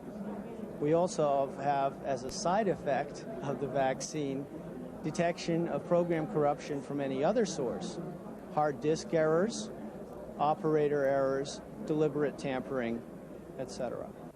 Finally, the award for the most clever way to save space probably goes to Silver Reed, which introduced a combination printer, scanner, and copier.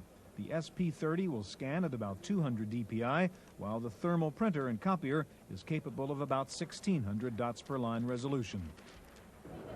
That wraps up Fall Comdex 1988. In Las Vegas, I'm Stuart Chaffee for the Computer Chronicles.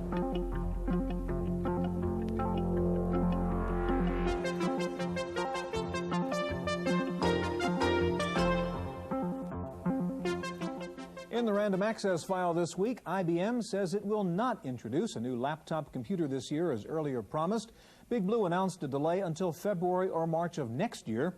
Analysts are speculating that IBM was unhappy with its laptop, and in view of its recent failures in the laptop market and strong competition from Compaq, Zenith, Toshiba, and others, IBM decided to go back to the drawing board before releasing the newest version of the PC convertible.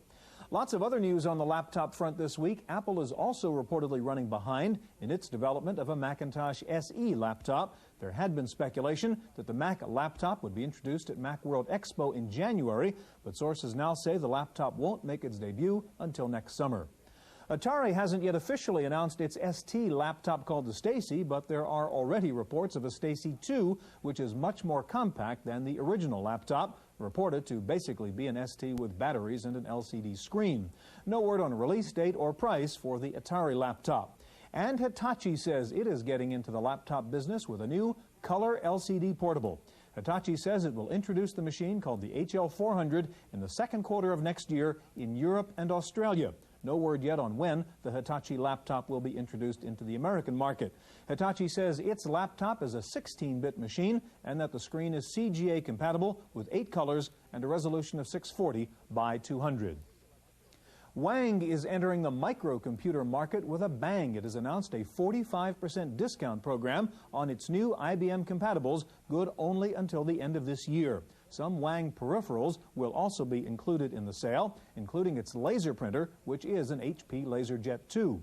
Aerial Technology has announced a new ultralight, ultra-thin hard disk drive called the BP100. It's a 3.5-inch drive that weighs less than 9 ounces and is less than 1 inch high. Aerial says the OEM price will be $595. T-Maker has announced the release of Right Now version 2. The product had been announced for April of this year, but was delayed. The popular Macintosh word processor now features multi-finder and network compatibility and direct support for importing files from MacWrite and Microsoft Word. There is an upgrade offer for current users of Right Now. Apple has expanded its educator buying program. It used to be that a teacher could get an Apple computer at an educational discount just once. Now Apple says a teacher can buy a new machine at the discounted price once every 2 years, but you can't buy the same model twice. Finally, as you run around town buying up Nintendo and Sega games for your kids, be warned, Sega has announced a new, more powerful 16-bit game console to be released in September of next year. It's called the Sega Mega Drive, and it apparently raises the ante in the battle to bring arcade-style game action into the home. That's it for this week's Chronicles. We'll see you next time. The Computer Chronicles is made possible in part by McGraw-Hill, publishers of Byte Magazine, and BIX, the Byte Information Exchange. In print and online, Byte and BIX serve computer professionals worldwide with detailed information on new hardware, software, and technologies. For a transcript of this week's Computer Chronicles, send $4 to PTV Publications, Post Office Box 701, Kent, Ohio 44240. Please indicate program date.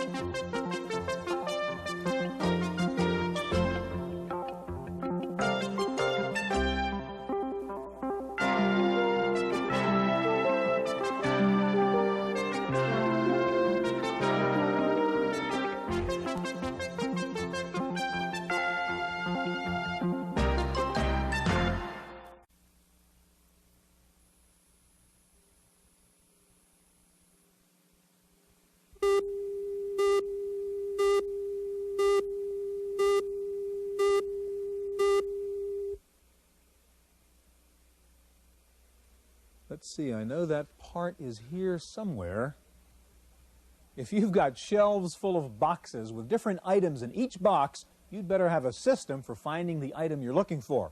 And if you have a hard disk drive with 40 megabytes or more of information on it, you better have a system for finding the file you're looking for. Today we take a look at hard disk management, problems, preventatives, and cures on this edition of the Computer Chronicles.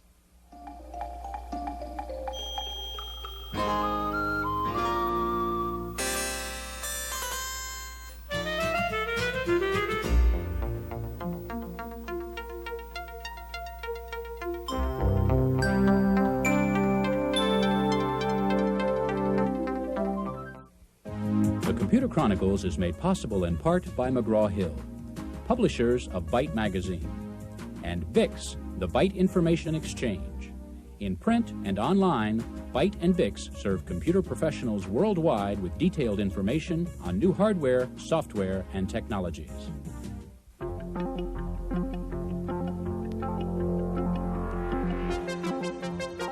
Welcome to the Computer Chronicles. I'm Stuart Chaffee, and this is Gary Kildall. Gary, when you take a look at a hard disk, and we have a hard disk drive over here, if I take the top off, you can see, that's it. You can't really tell very much about what's going on inside there. There are programs like this one which maps a hard disk for you. You can see where the files are. Still doesn't tell you that much. The question I have for you is, as a user, why do I need an optimizer, an organizer, a manager? I have a disk operating system. Why doesn't it do all this for me? Well, Stuart, there's no excuse for not having a good utility set like archiving and backup tools for very large disks like this. But there are a lot of utilities that really do things like reveal the data structures that your competition might take a look at and use somehow, or reveal data structures to a user and they get used to that, and if you want to change them with versions of the operating system, you can't do it anymore. Other things that are problems, if you undelete files and you're not knowledgeable about the way that these undelete operations work, then you can also get the wrong data back. utilities will let you actually alter file allocation tables. Well, that could corrupt your disk. So in the hands of, say, an average user, somebody who is not trained to use these utilities, it could cause a real problem if you provide it with the operating system. If someone else sells it, it's not a problem. You went out and bought it, well, it's your problem. Well, Gary, today we're going to take a look at a variety of utilities that can help you solve your hard disk problems. We'll look at a disk optimizer, a disk organizer. We'll look at backup systems. We'll see the new Disk Doctor from Peter Norton, and we'll show you how to protect your hard disk from a virus. Now, again, if the basic operating system were more powerful, more friendly, maybe you wouldn't need all these utilities. Microsoft says the new version of MS-DOS is a more powerful operating system. We're going to begin by taking a look at DOS 4.0. The Businessland chain of computer stores has been in business long enough to witness the entire evolution of the IBM PC and its operating system, from the first A prompt to the latest DOS shell. At the company's headquarters in San Jose, California, there are testing labs filled with samples of new hardware and software. One of the new items is DOS 4.0. Well, there are three major improvements in DOS 4.0 over DOS 3.3. The first is the break in the support for larger partitions on a hard disk. Before DOS 4.0, we had 32 megabyte as a limit.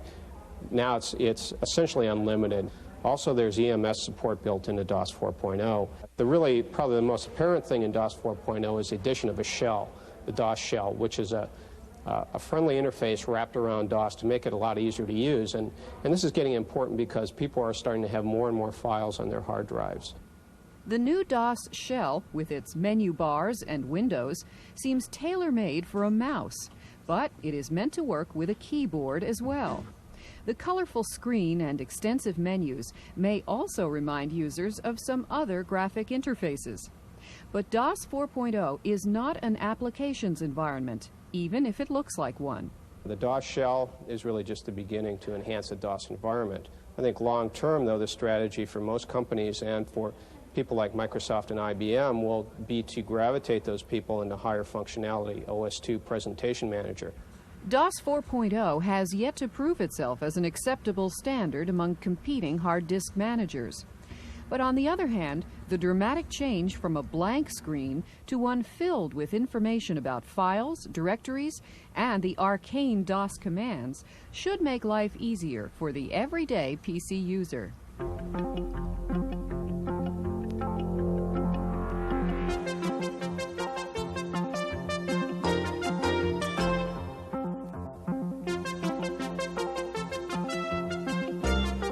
Joining us in the studio now is Phil Grabmiller of 5th Generation Systems, Inc., and next to Phil is Patrick O'Connor of Everex. Gary? Stuart, we were just talking about hard disks, and one of the real problems with hard disks nowadays is, of course, they're very large, in many cases like 140 megabytes or more. And one of the problems we have is backing up all instant information. So as a result of this, what we do often is we just don't back up the materials, and if it ever goes down, we're in real big trouble. So, Phil, you have a product called Fastback, is that correct? Yes. Tell us a little bit about that. How do you archive your disks? Fastback uses the existing drives in the system to back up, and which is a low-cost approach to bringing data backup and security into the user's life frame there. So backing up from the hard disk to a floppy? Yes. Okay. Now, what kind of compression do you do? You do data compression on the ones and zeros, and what kind of ratio do you 3 to 1 generally is what we look at. Okay. Of course, when using bitmap files and graphics images like that, you don't get as much compression. But on your word processing files and your spreadsheet files, you'll get a maximum compression ratio. Now, do you use standard file formats, or you actually just dump this thing out to floppy? No, we use the standard file format now. We've gone back to that with Fastback Plus, so you can actually look at the files when you go in to look at your backup disks. And what about, I'm sorry, Gary. I was just going to ask, just in terms of backing up, well, if you're talking about, let's say you're backing up 100 megabytes, what would that what time would roughly that would take you about a half hour. Okay. And that would depend on the amount of data compression you put on the system and the amount of error checking. And what would you expect in terms of the number of floppies that would result? That's hard to say. I'd say roughly... a lot. Yeah. A lot. 100 megabytes? A lot. Yeah, show us how it works here. Okay, this is the new Fastback Plus, and we have a new user interface here. Also, we've added a help capability. You can be anywhere within the program and hit your F1 key and get information on that particular feature. What you do is when you first get Fastback Plus, we encourage you to do a complete backup on your system. After that point in time, you can do what's called either an incremental or a differential backup, which is just adding to the original backup. What's the difference again between differential and incremental? Incremental is the difference between the last backup you did. Okay. Differential is between the original backup that you did. Okay. Okay? Basically here we're going to go in and we're going to tell it that we want to start with the C drive to back it up. We have some selection factors here where we can go in and do the include files. We can tell certain files that we only want to include. We can also do exclude. Let's say I want a lot of files but exclude a few. We can do files by date.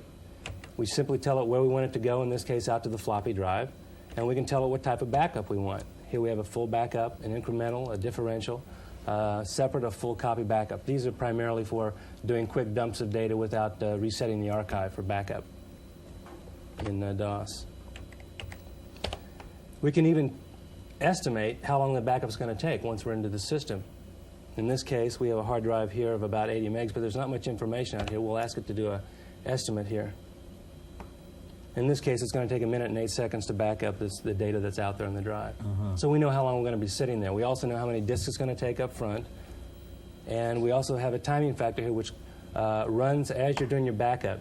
So obviously this is not a full disk by any means. No. Yeah. What would good practice for a typical user be then in terms of how to use Fastback? We recommend once a day.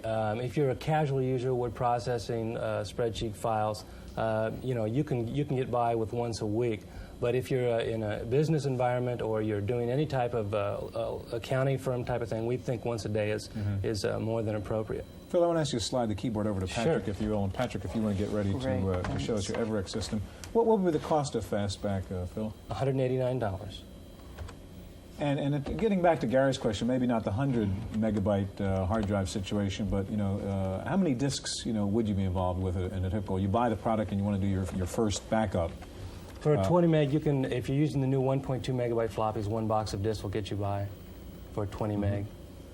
Okay, and the compression you do, how does that relate to the speed? I mean, the whole point of Fastback, I suppose, is to speed up this process rather than just simply making copies of these things. The timing of the backup does slow down if you put on the data compression. What you're doing is you're asking to do an extra process there, which is to squeeze these files down, and you're also asking it to do that on the restore. So basically, it's going to take a little bit longer. It's hard to estimate exactly. Okay, Patrick, you've got another more heavy-duty approach here, and tell us about your system. What we have here is an external 125 megabyte tape drive. So what you're really getting, it's an external unit along with the drive mounted internally there. Comes with software and additional controller card, which is mounted inside your PC.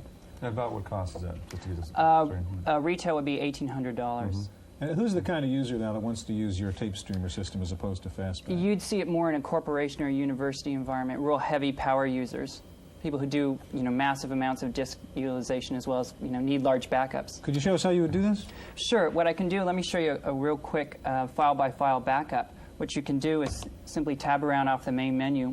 You're going to be bringing up what Everex, the easy user menu there, which you can do also if you're more of an engineer type. There's a more advanced kind of menu for those into the bits and bytes.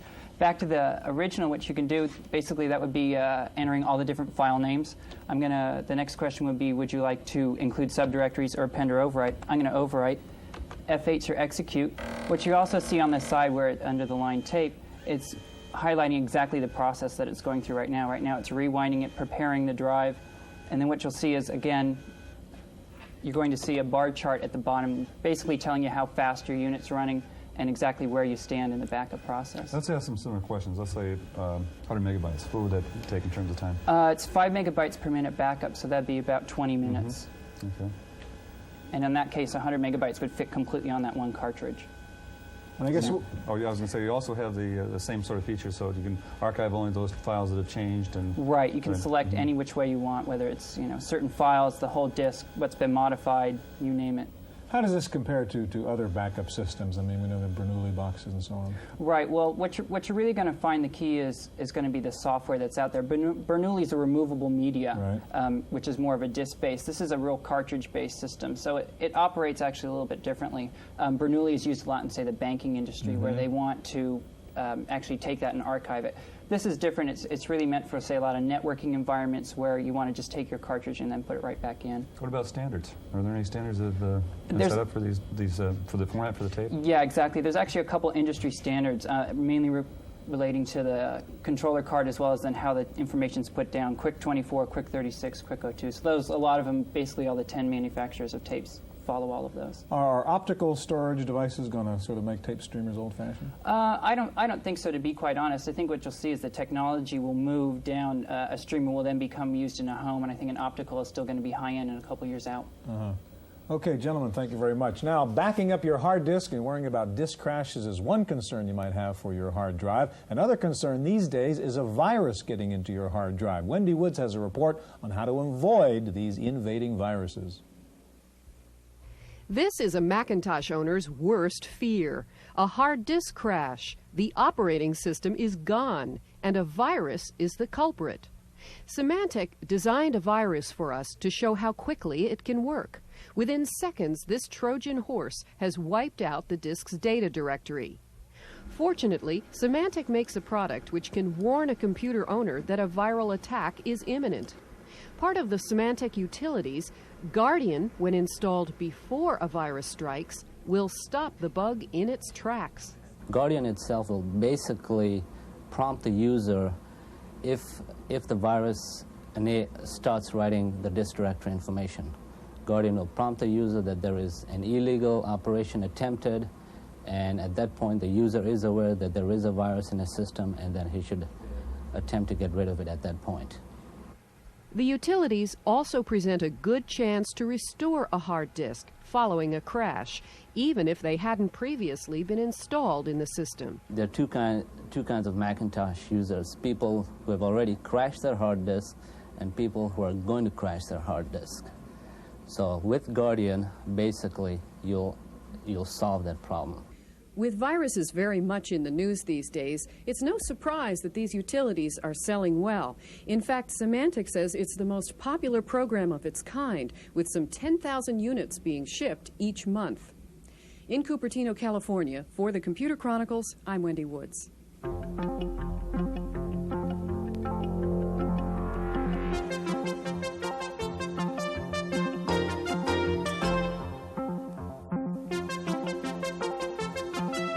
With us in the studio now is Steve Koshman, Marketing Director with Peter Norton Computing.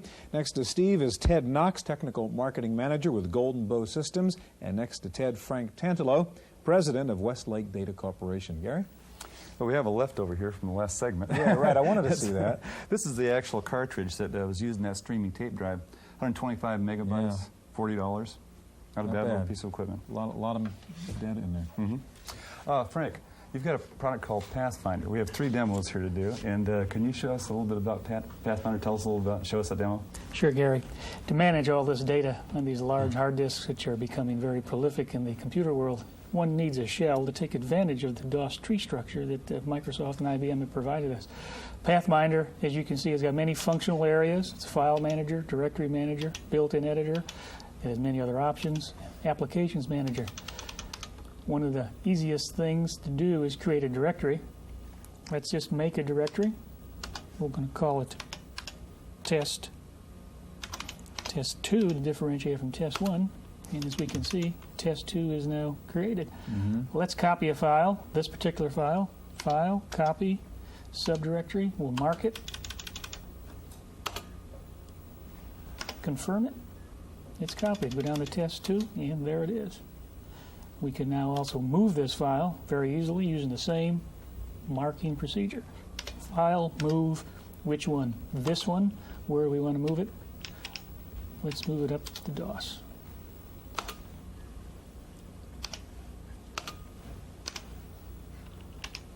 Because basically, Frank, you're saying you would use this instead of your standard DOS commands to do your typical file management tasks. It interfaces between you and the machine. There is no typing error. There are no syntax errors. You tell it the procedure to do it, and the program does the translation. It seems to have a little bit of the look of a Lotus. Is that intentional? Well, we feel a Lotus-style moving light bar menu is probably the easiest thing to use. The command that's highlighted on the top line is always explained on the second line down to the level of execution. Okay, when you load this in the machine then, I mean, this is the interface. I mean, you turn on your machine and you get to Pathfinder, and then you navigate from there? That is correct, sir. Okay, well, I want to ask you to turn that keyboard now over to Ted. We want to take a look at the next hard disk problem there, and that's disk optimization, Ted. And can you talk and press keys at the same time? Sure. Okay, tell us about VOPT. What does that do? Well, what VOPT does is it defragments your disk. With normal use, DOS takes files and it fragments them out on the disk. What this means is when you copy, delete files, when you update existing files, you tend to get fragmentation on your disk. And VOPT makes And why those is files that a continue. problem for the user, average user? Well, what that does is that because the files are in separate locations on your hard disk, it causes excess wear and tear on the hardware, and it costs you time. So once the files are contiguous, they're faster. Your applications will be faster with Can you run it for contiguous. us? Sure. So what's the first thing we're going to see, Ted? This is a map of the hard disk. It shows the blue frames are actually contiguous clusters. So or that's sort of groups the good stuff. Right. Okay. Right. And what we're concerned with are the yellow patches, which are fragmentation on your disk. Okay. And we'll go ahead and show you how those are cleaned up with the VOPT program. Okay, so you then run VOPT, and what would happen? Just give us a sort of play-by-play here. Sure. What we're doing here, the first thing we do is we run a check disk to make sure everything's in order. And then we go ahead and we take a look, and the first thing, what that just did was take all your fragmentation and copy it out to the end of the disk, one file at a time. Now what we're doing is taking and restructuring the files so that we'll move the files back to the front end of the disk where they'll run a little faster. What you're seeing in the display to the left is how many files are being moved, so you get a good idea of what went on once the op was finished. It will also tell us once it's done how long it took and other information about your directories, the sector information, and so on. Any way to quantify what the improved performance might be once you go through this Sure. process? What a lot of the best way to do it is to run the applications that take the longest. Whether you're sorting a DBase file or working with a spreadsheet, and just time them before and after you run. But, I mean, you could notice a difference. Sure. Yeah. You should be able to notice a difference. Also, we recommend that you run it as a batch file every day. See, it runs very quickly, and that was on a disk that hadn't been defragmented. Okay, Ted, I want to ask you to slide the keyboard over to Steve now. And Steve, you're going to show us the new version of Norton Utilities and all its fancy tricks. And the first thing you're going to do is actually what? I'm actually going to replicate a very common error. You come in the morning, you boot your computer up, and nothing happens. Okay. So what I'm going to do actually is I'm going to... Okay, you're slipping a floppy into the... I'm going to run the Norton Utilities.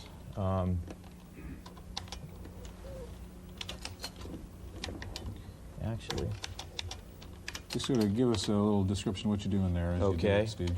What I'm doing here is I'm going to run in Norton Utilities, the utility, and I'm going, as I said, I'm going to replicate a very common error. When disk drives crash, in the old days, it literally was a crash of the head into the magnetic medium or the platter.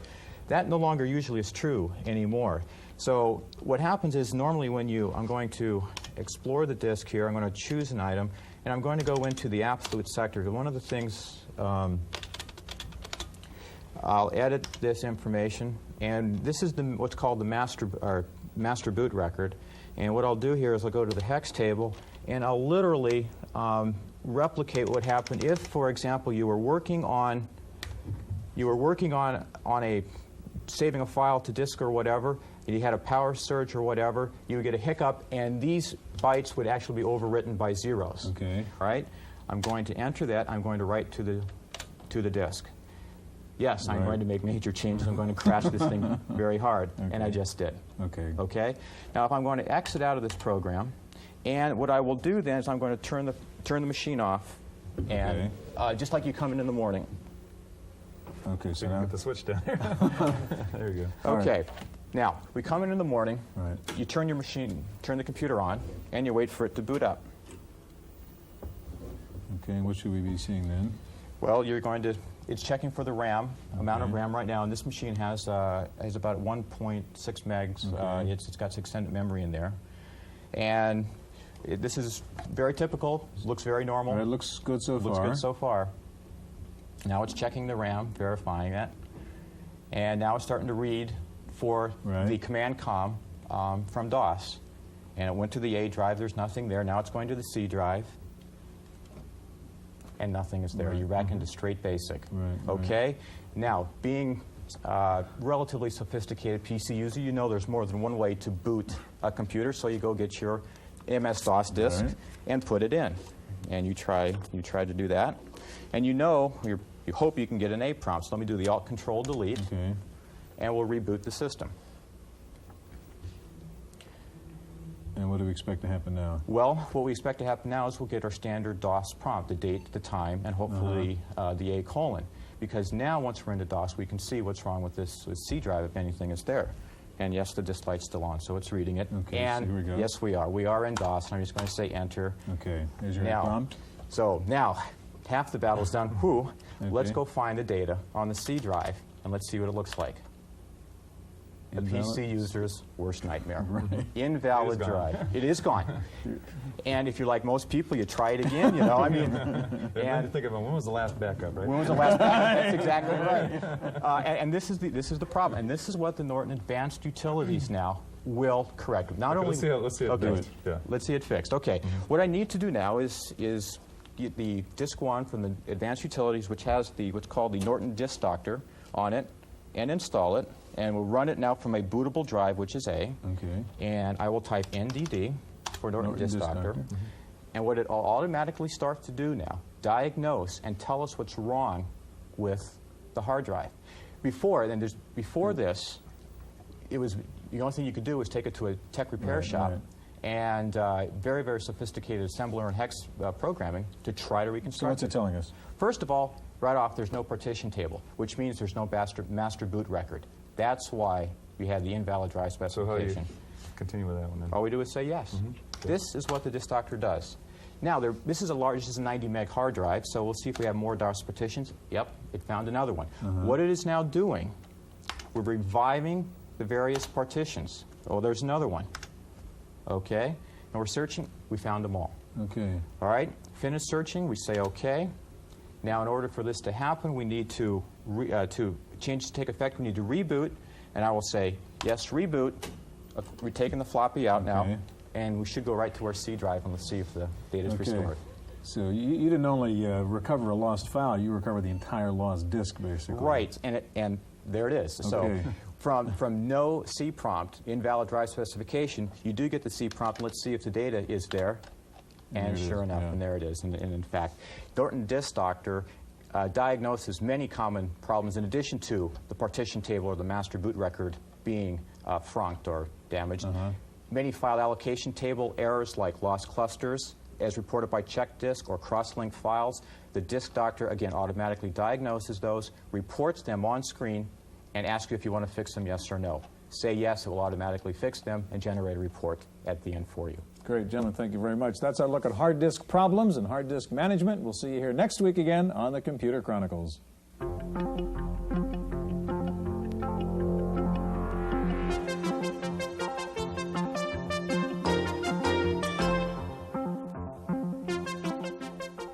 In the random access file this week, Compaq has introduced what it says is the most powerful desktop computer in the world. It's a new 33 megahertz Desk Pro 386. Compaq says the 386-33 is 35% faster than its 25 megahertz 386 and can handle 1.3 gigabytes of internal storage, more than any other desktop PC. It features integrated VGA graphics, standard interfaces, and 8 expansion slots. The basic model with an 84 meg hard drive will sell for around $10,000. Now that you've finally converted everything from 5¼ floppies to 3½ disks, along comes Zenith and announces it will be using the even newer 2-inch floppies in its new generation laptops. The 2-inch floppies have a capacity of 720K. A Zenith spokesman predicted the 2-inch floppies will eventually become the standard. Grid Systems has released a new modem specifically designed for use with cellular phones. It offers sophisticated error detection to handle cellular transmission problems, comes with a security password utility, and runs at 4,800 baud. It sells for $695. The Macintosh laptop is not due out for at least another 3 months, but one company is now offering a Mac laptop kit. The kit includes everything you need to build a Mac laptop, except the Mac motherboard, drive, keyboard, and mouse. The Travel Mac Kit is being offered by Nexus. The price is $17.95. Apple is set to unveil new networking products for the Macintosh, including new hardware and software that will enable a Mac to hook up to an IBM Token Ring network, and another product that will let Macs exchange files with DEC VAXes. Well, the trouble with innovative new software is that it's often hard to explain what the program does. That's certainly the case with one of the most interesting new software products to come out. It's called Idea Fisher, and it's a program designed to help your creativity. It's basically a gigantic cross-reference database of words, phrases, images, and concepts. Start out with one word or idea, and the program will branch you out to all possible associations with that concept. The program contains 25 megabytes of data. It's designed as a creative tool for writers, marketing or advertising people, or anyone involved in brainstorming. It's being sold by Fisher Idea Systems of Irvine, California. Finally, the case of the fax backfire. In Connecticut, Governor William O'Neill had on his desk proposed legislation to ban unsolicited fax messages. Opponents of the bill lobbied the governor to veto it by flooding him with faxes. Fed up with all those unsolicited faxes, he signed the bill. Starting in October, Connecticut will be the first state to make the sending of unsolicited fax advertising illegal. That's it for this week's Chronicles. We'll see you next time. The Computer Chronicles is made possible in part by McGraw-Hill, publishers of Byte Magazine, and Bix, the Byte Information Exchange. In print and online, Byte and Bix serve computer professionals worldwide with detailed information on new hardware, software, and technologies. For a transcript of this week's Computer Chronicles, send $4 to PTV Publications, Post Office Box 701, Kent, Ohio 44240. Please indicate program date.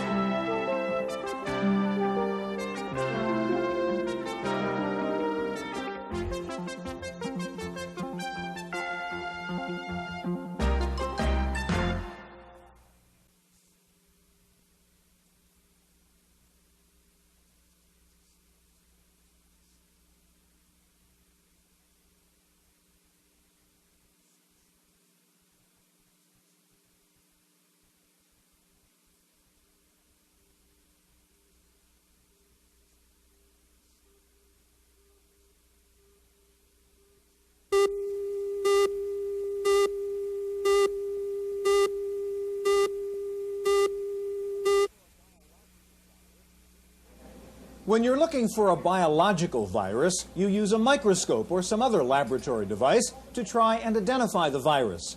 But when you're looking for a computer virus, it's even more difficult because you can't see it at all. It's hidden in some piece of software or perhaps already buried in your operating system. Today we take a look at computer viruses, their cure and prevention on this edition of the Computer Chronicles.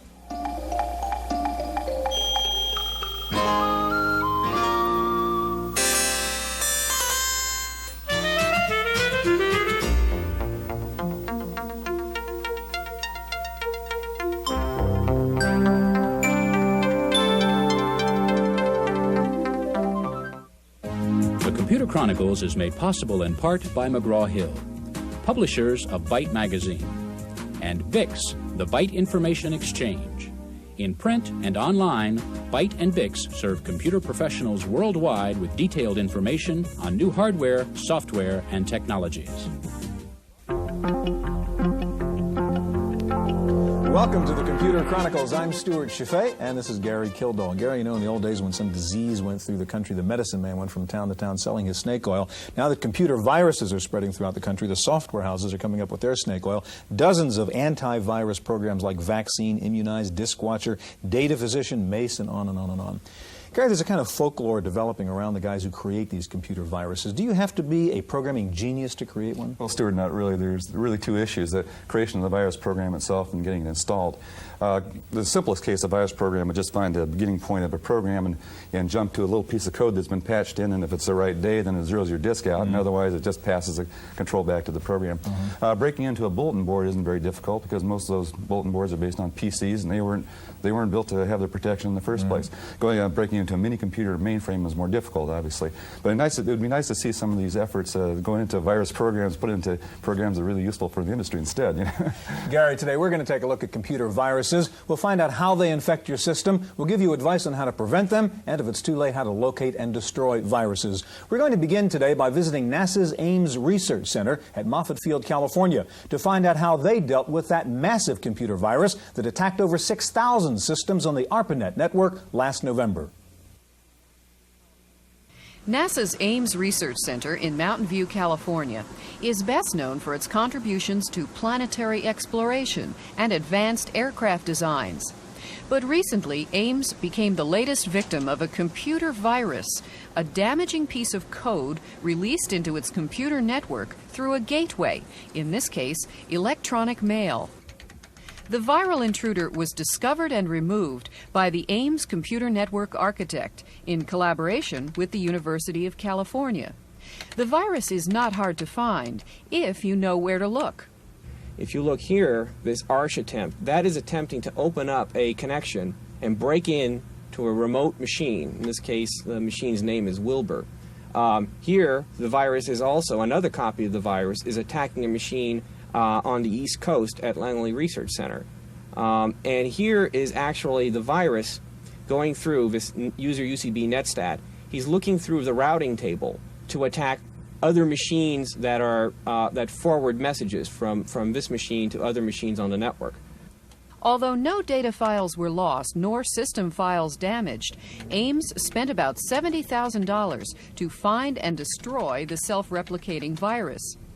Since then, NASA's major California Research Center has taken steps to keep the intruder out. We installed the protections that we had devised very early in the process on all of our systems, put them under test against a known copy of the virus, and let it bang against those systems for a period of time to ensure that they wouldn't be reinfected. The vulnerability of an open network is not unique to Ames, but the problem of providing information to a wide group of people without exposing the data to viral pranks is not easily solved. The more protections you put on the system, the less user-friendly they become, and it's always a trade-off between the reasonableness of the protections and how they affect you.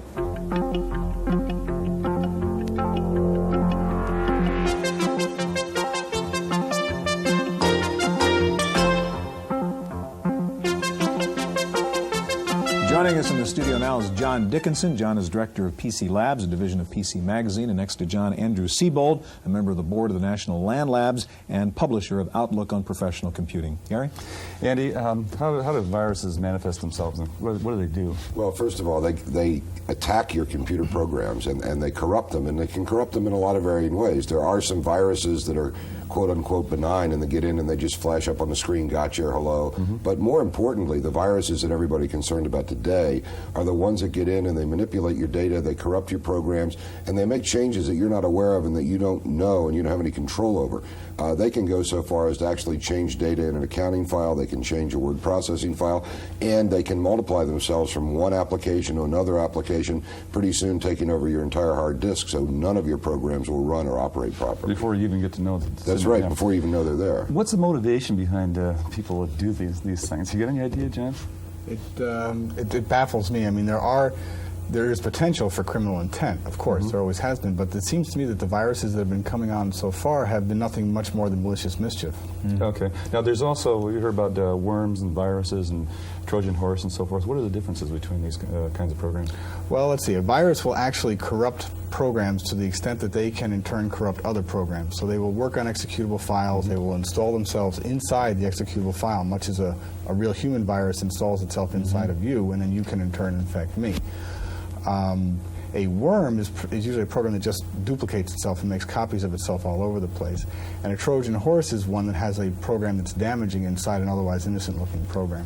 Now, you have an example here of a virus, which you're going to show us what a virus does to your hard disk in this case, and then a vaccine program to counterattack it. Right. Would you run through the virus first for us? Okay, let's also just for starters, say that this is an extremely dumb and innocent virus. Okay. It's one that would not probably present itself to. Viruses tend to be very quiet in their operation. This one's very noisy, so that number one, we can demonstrate. For demo purposes. This is just for demo purposes. A dumb demo virus. A dumb demo, a dumb demo virus. This is a clean directory on a PC, and all these programs are perfectly good. If I was to run WordStar, for example, and here it is, and it's fine, it's just great, no problem at all.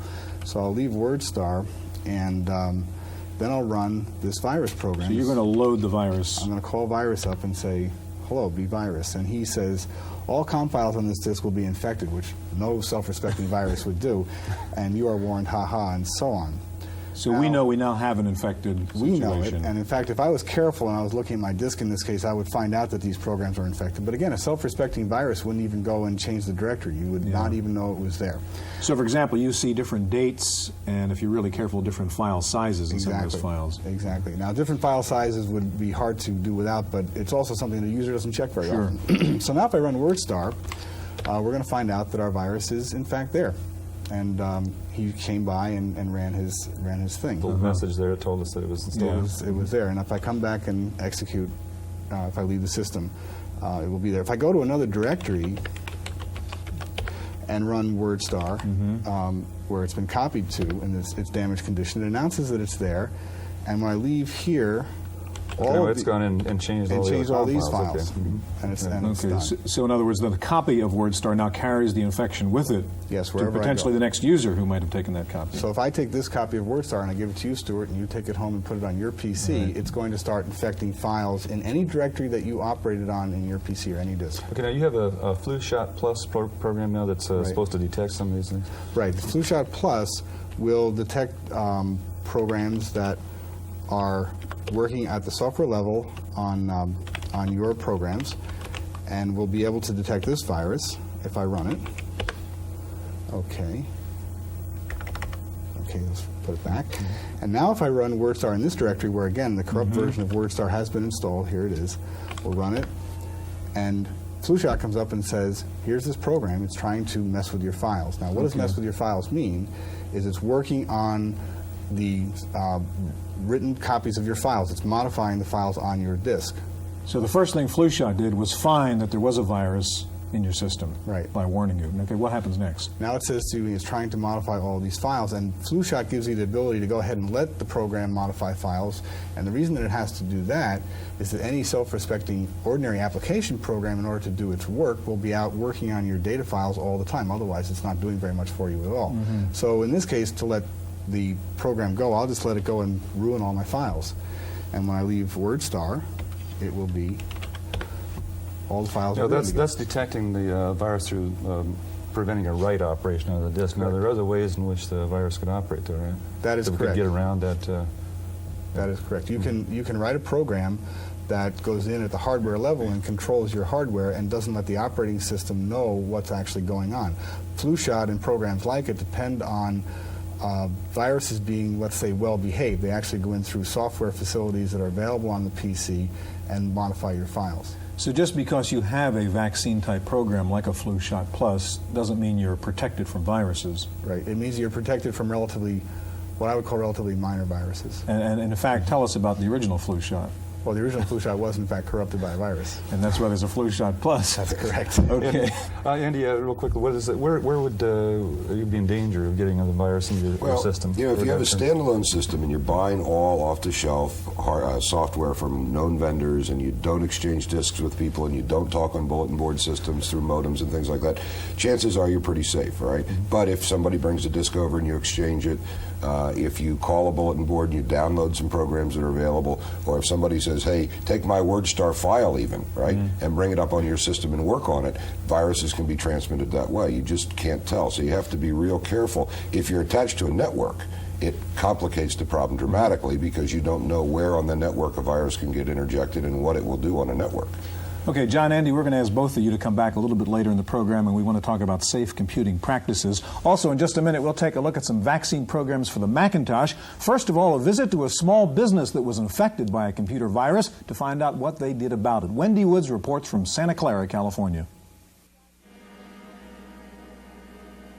The idea seemed harmless enough, Susan would take home a data disk to continue her work on her home computer. Little did she know the next morning that same innocent-looking disk was coming back to work infected with a data-killing virus. The virus would come to be called by the name of the day it struck, Friday the 13th. I thought I had a hard disk crash at first, but after I delved into it a little bit, I found that the disk was fine.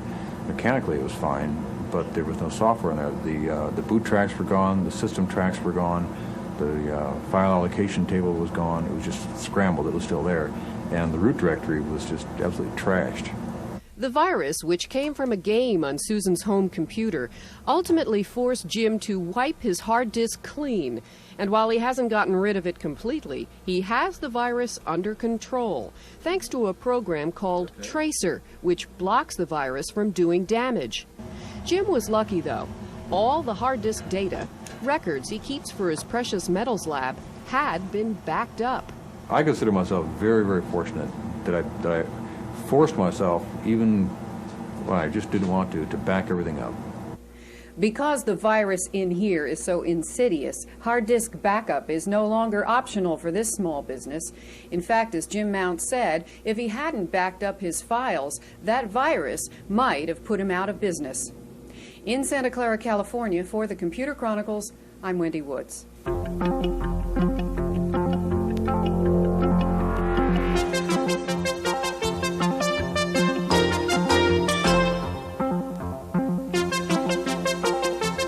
Joining us in the studio now is Robert Capon, president of HJC Software, the makers of Virex. Next to Robert is Jack McDonald, president of Magna, the makers of Empower security software for the Macintosh. Gary?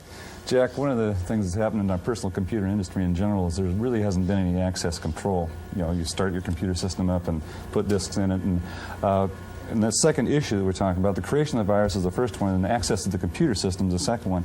Talk to us a little bit about control of access.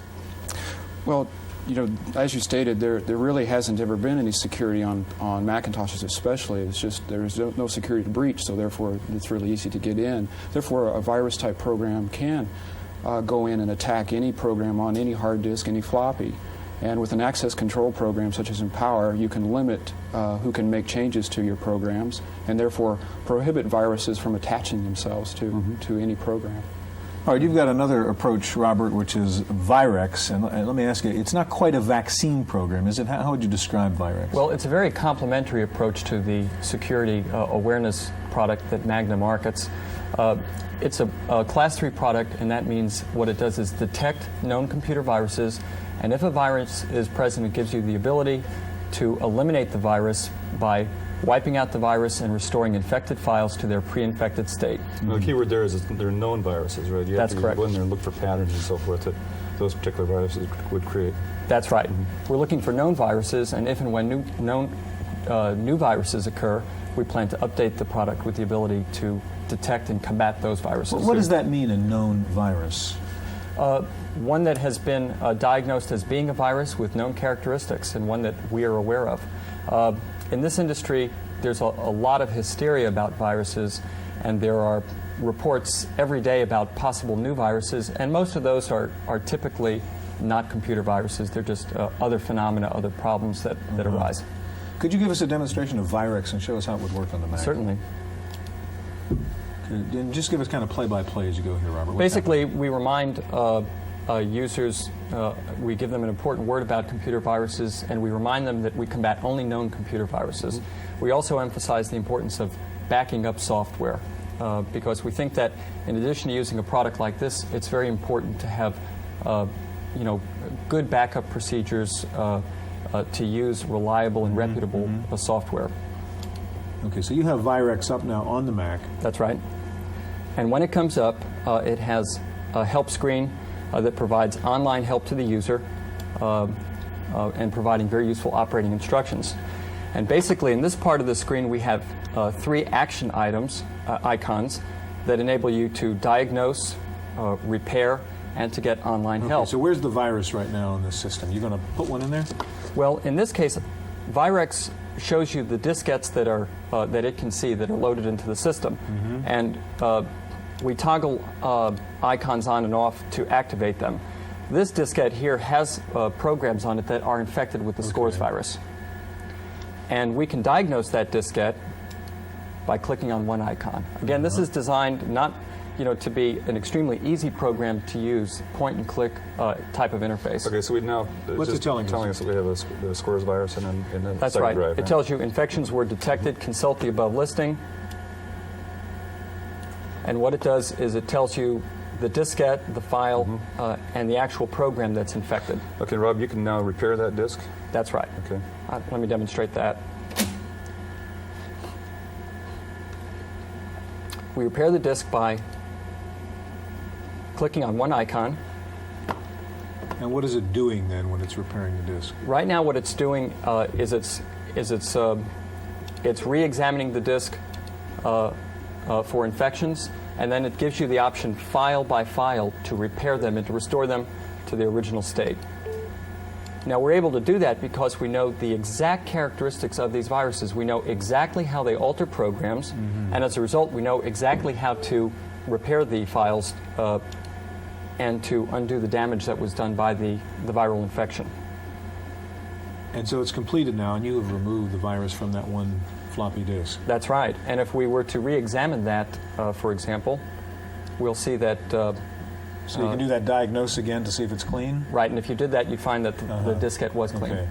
I'm going to ask you if you can slide the keyboard over there to Jack and get out of Virex so we can take a look at this other approach here. Jack, while Robert is doing that, tell us about, you have a program called Empower, which talks about, which deals with security, as you and Gary were talking about before. What exactly does it do? Empower is a full-featured access control and automatic data encryption product for the Macintosh. We have ability to use multiple users and multiple groups on the Macintosh, and also at the same time doing transparent data encryption to really ensure that data is protected. Okay, and from a virus point of view now, is this, having this kind of security system, protection against a virus? Yes, you can use Empower to help prevent the spread of viruses. It's a prevention mechanism. You can lock up all of your, for instance, let's go into all the really important data files and so forth. Really important data files. You can put them into folders that you don't give anybody write access to. So you're into the program and show us how it works. All right. This is just a normal Macintosh desktop, just like everybody is used to seeing. The thing that we've added since Empower's been added to this system is we are in the background protecting who can access what privileges, what things. So, for instance, I've got a folder here that contains all of Apple's programs, and you'll notice that with Empower installed, there's an extra little pencil with a slash through it, which means that nobody has write access to this folder, to these programs, so no virus can go out and attach themselves to that. So, in other words, if some other user came in and worked on my Mac, they couldn't access and write to those files. Sure, they could still use the programs, which you might want them to go ahead and do, but then they couldn't modify those programs. You have various layers of security? That's correct. For each, let's see here. Okay. Yeah, for each folder, we can have, there's three things you can specify. You can specify to C folders, to C files, to make changes. You can also specify which groups are doing that. Let's bring up one that has no privilege set. Here's one. So we just do a get privileges here in order to set privileges on this folder.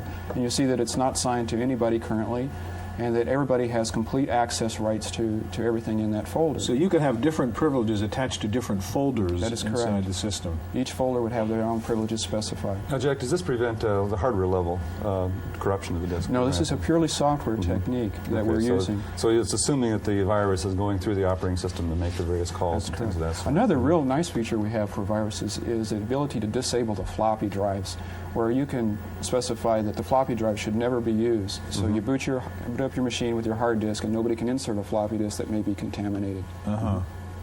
Okay, so this protects you from outsiders. It doesn't really protect you from yourself, though, if you bring in a corrupted piece of software. That's correct. If you have write access to anything, then the virus program could be able to attach to it. Gentlemen, thank you very much. In just a minute, we're going to have some advice for you on safe computing practices to help you avoid the problem of viruses. Stay with us.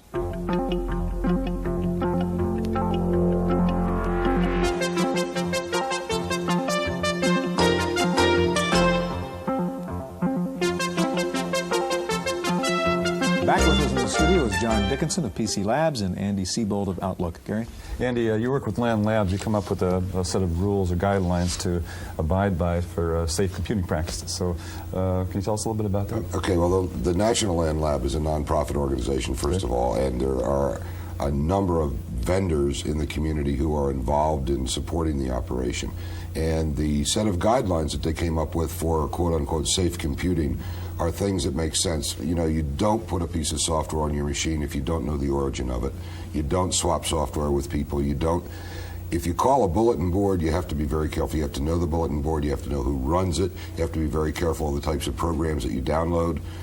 Basically, you need to know the origin of every program that comes into your system. You need to know the origin of every file that comes into your system, who has access to your computer. There's security issues as far as when you're not near your computer, who can get on it, how it's connected to a network, how it's connected to mainframes and other computers which are external. The recent ArborNet thing is a good indication of what can happen. I mean, it just takes off like wildfire. And basically, it's all common sense. There are some very, very important things. You have to back up your files, and you have to back up your programs and your system files, and you have to be very religious about that. You have to have a set of known good programs, because the only cure, if you have a virus that infects your system, you're going to have to dump it. You're going to have to lose all your data. Then you're going to have to bring it back up and reformat it, and then you're going to have to reinstall your programs, and at the point of reinstallation, you're going to have to check the ones that you're reinstalling to make sure you don't duplicate the problem again. Well, well, John, actually, this would be a good question for you. Is how effective are these antivirus programs, like the offshoots of flu shot and so forth? At some level, they're effective. I mean, to the extent that viruses are well behaved, they're effective. At least in the PC environment, it's perfectly legitimate to write a virus that legitimate. That's the wrong word. to write a virus that works at a software level and corrupts files that way. But it's also not difficult to write one that works down at the hardware level and is below the level that a virus protection, the vaccine program, can detect. John, are any of these so-called vaccine software programs effectively, essentially useless? I mean, they don't really do anything? Well, useless is a little bit of a strong word. I think that there's some measure of protection that you can get, but what I'm concerned is that people will get a false sense of security and think they're protected against everything. Yeah, Andy, I wanted to ask you about that, because I know the Land Labs did not endorse any vaccine software, and I was wondering why. Well, there were two reasons. Number one is some of the members of the Land Lab felt that there was a potential here for somebody to interject a virus into the computer community and then make money by actually coming out with a vaccine. All right, so they were concerned about that. The other is that there are so many different types of virus, there are so many different types of games that programmers can play, that to endorse that type of thing, there isn't one that does it all. Finally, in the PC Lab study, did you come up with any particular vaccine programs that the magazine's recommending? Nope, we're going to do another one pretty soon. Take a look. Okay, gentlemen, thank you very much. That's our look at computer viruses. We'll be back in just a minute with this week's Computer News.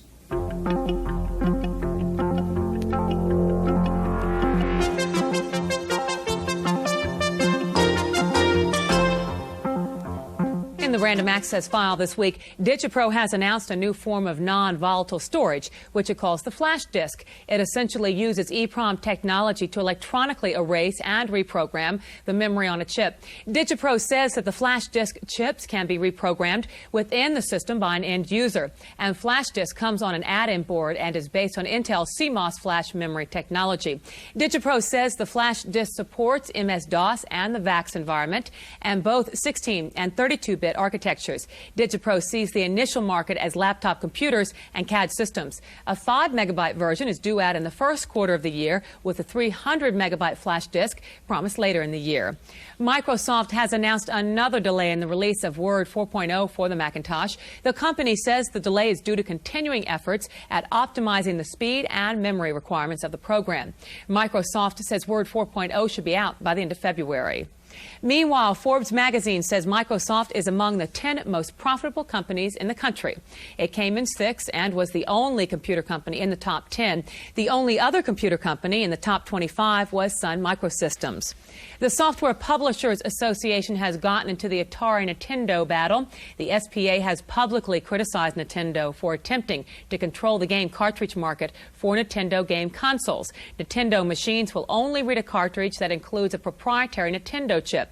Atari is suing Nintendo for restraint of trade and says it has found a way to duplicate the Nintendo chip. The SPA says the Nintendo practice sets a dangerous precedent for computer software. Sony says it wants a piece of the resurging video and computer game business. It has announced the formation of a new division to write and market video and game software. The wholly owned subsidiary is called CGS ImageSoft. Sony is projecting first-year sales of $8 million. The Army is playing its own video games these days with a massive real-time simulation of Star Wars, or SDI, the Strategic Defense Initiative. The Army's war game involves a Cray XMP supercomputer connected to 8 mini supercomputers connected to 30 mainframes. The Army says the experiment will enable them to synchronize all Earth and space-based SDI assets within 4 microseconds. Finally, there's a new kind of PC fax board, the anti-junk fax PC board. The Complete PC says its new CFax 9600 board allows the user to screen an incoming fax on the computer display before it gets printed. So if it is junk fax mail, you can dump it, clear the line, and save on paper. That's it for this week's Random Access. I'm Cynthia Steele. The Computer Chronicles is made possible in part by McGraw-Hill, publishers of Byte Magazine, and BIX, the Byte Information Exchange. In print and online, Byte and BIX serve computer professionals worldwide with detailed information on new hardware, software, and technologies. For a transcript of this week's Computer Chronicles, send $4 to PTV Publications, Post Office Box 701, Kent, Ohio 44240. Please indicate program date.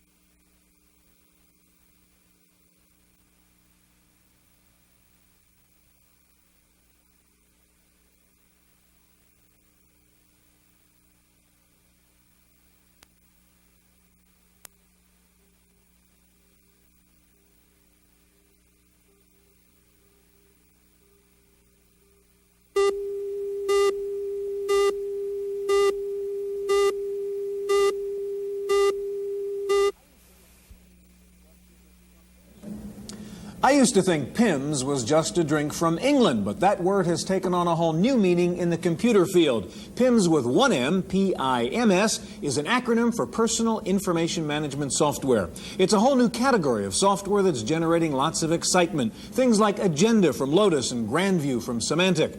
Today we take a look at Pims. No, not this kind. Personal Information Management Software on this edition of the Computer Chronicles.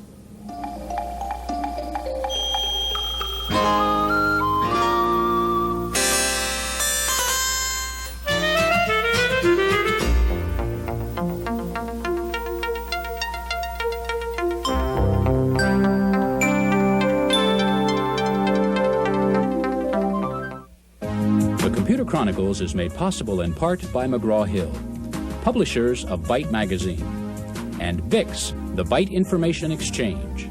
In print and online, Byte and BIX serve computer professionals worldwide with detailed information on new hardware, software, and technologies.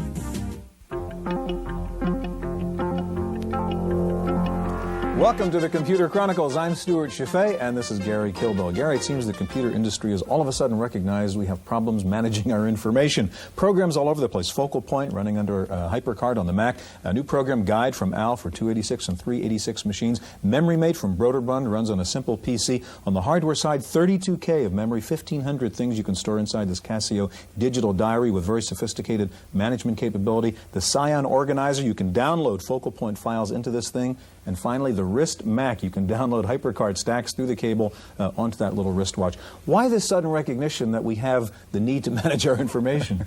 Well, Stuart, I don't think it's a sudden realization. It used to be called a personal secretary, I think. Okay. Or find that letter I wrote to Joe last week, or enter this appointment in my calendar, and then let me know ahead of time so I can be there, proper time.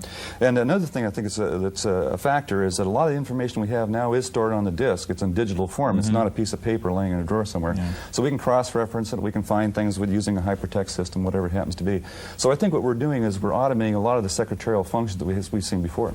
Gary, today we'll take a look at some of the top-rated PIMs. We'll look at Eyes, Grandview, Agenda, Tornado, and Ask Sam. And we're going to start by visiting a small business and find out how it manages its information using a program from Valor Software called InfoXL. It may not seem likely at first glance, but these carefree surfers have been touched by a new category of software called the Personal Information Manager. The surfers' wetsuits, boards, and accessories were designed by O'Neill Incorporated, a California-based company famous for originating the first insulated wetsuit. Today, O'Neill's Director of Systems and Operations relies on a package called InfoXL to help plan and carry out his company's rapid expansion. The interesting thing about the advent of this technology is that we get information from a variety of sources and in a variety of manners. We get free-form text, we get structured information, numbers and so forth from reports. InfoXL in its variety of windows provides me with the different structures and the ability to customize my screen to enter that information into free-form text, comments field, structured text into a daily appointment log or outlining, and it allows me to search on any one of those windows. InfoXL is a multi-window organizer that sorts and relates information either by name, by task, or by date. The multiple window configuration provides a visual relationship between person or company, dates, and any associated comments. It's not quite a desktop organizer, nor an outliner, but it encompasses qualities of both. The Personal Information Manager provides me a information base that I can query quickly and easily to provide quick and accurate information to people who need it. That's my function. To make a search or connection, InfoXL will respond to partial or approximate spellings. Since information is linked together as it is entered, the program will also let you use a number of different approaches or open searches to find the desired word, subject, or date. While personal information managers may not have the refined judgment of a personal secretary, it's clear that they have much to offer to anyone with a job to do and a schedule to keep.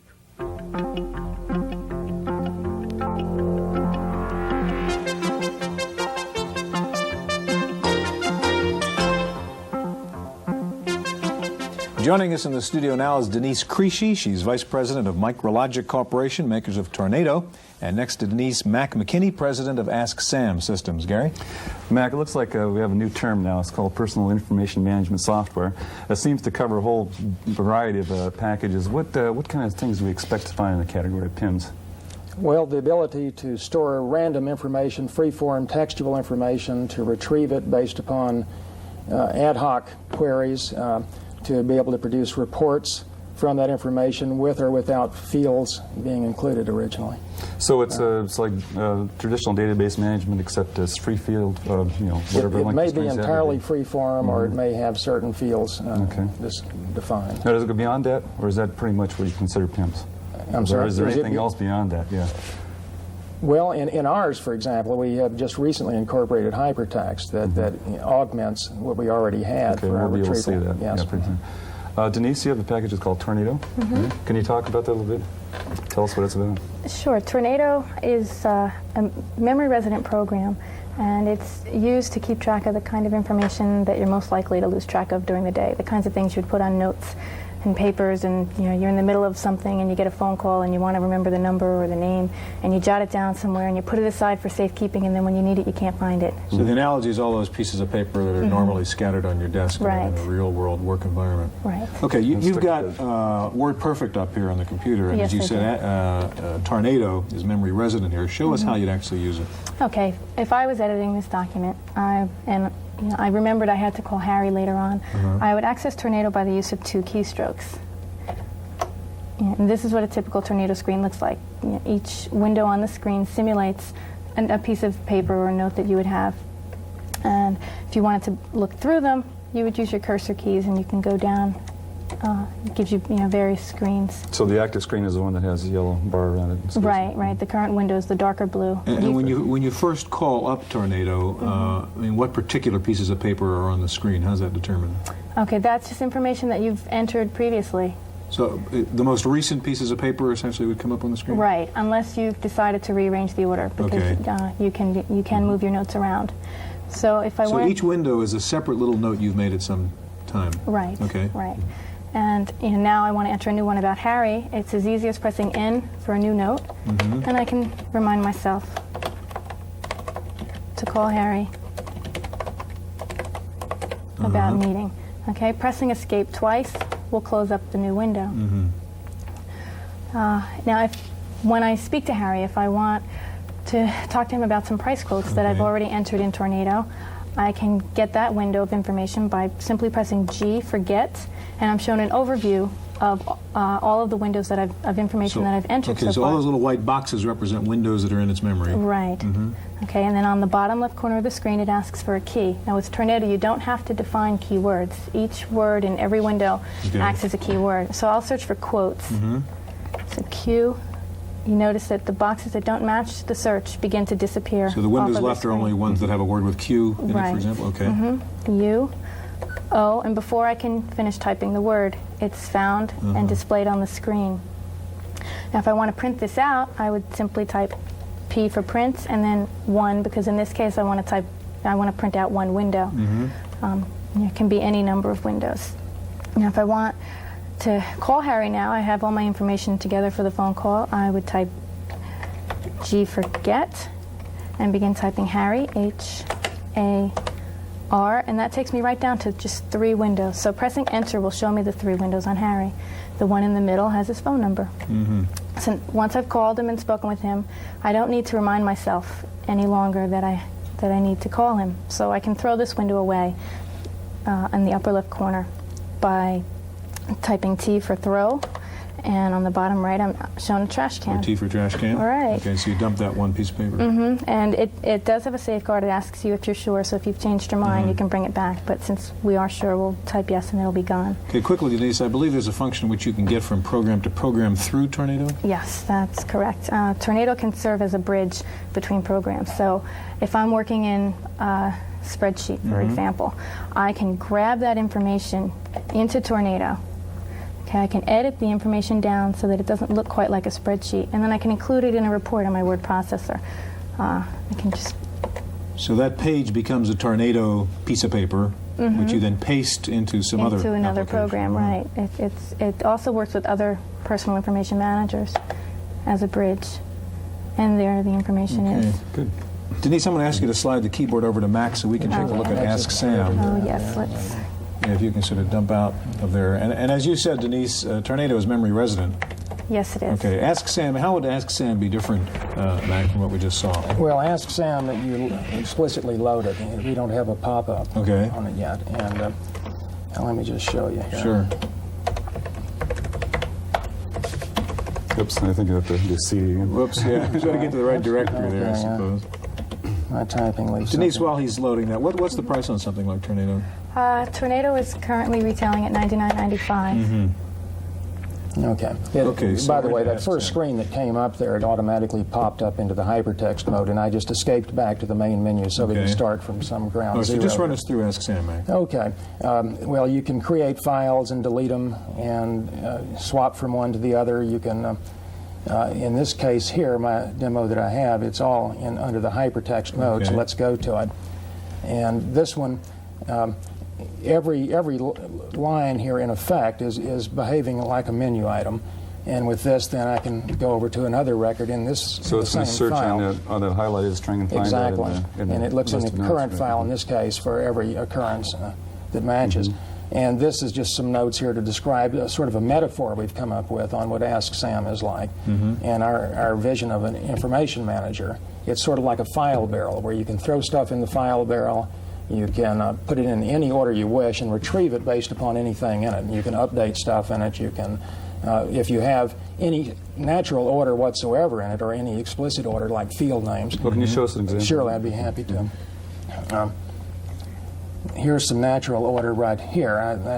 this is a record that perhaps you've imported from a word processor. These may be your memos.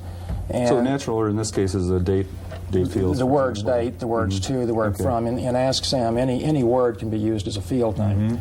And this record here, by the way, will be used subsequently here. This is a little program that sorts memos. And what that's done, it's taken that same memo and some others that are in the same file and rearranged them and selected and sorted by the last name. And so basically what you can do is you're doing full text search here, right?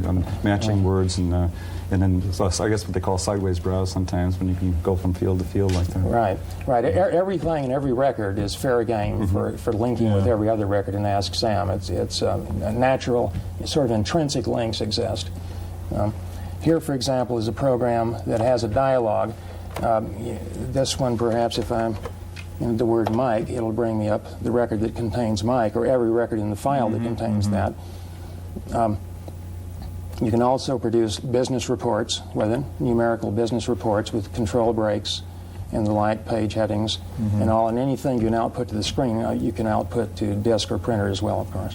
In your use of hypertext here, Mac, a lot of people, of course, familiar with HyperCard now in the Macintosh environment. Would this be a similar way of sort of branching out along any dimension into information? Except for the fact in HyperCard you must have hard links, explicitly stated links, and in Ask Sam everything is a link. Here is another view that we can use of Ask Sam in hypertext. This notes, by the way, is a file name, and that just swapped to a different file. And this file has some questions and answers that I thought you might be interested in knowing. I won't belabor going through all of these, but anyway, you can keep those. And that's just showing you one way of getting it out. Here's a different way of getting it out, the same information rearranged and formatted within. This is the question really for both of you. Are you doing what they call a total inversion of the data? In other words, a full symbol table that tells you where every word is ahead of time? No, my first couple of prototypes did that, and I took it out several years ago. It's a full text scan these days. And we can index in SAM, but mostly it's all just full text scan. Not pre-indexed. Denise Mack, thank you very much. At the high end of the PIMS market is something called EYES. It's very pricey, but its users say it's very powerful. Wendy Woods has a report.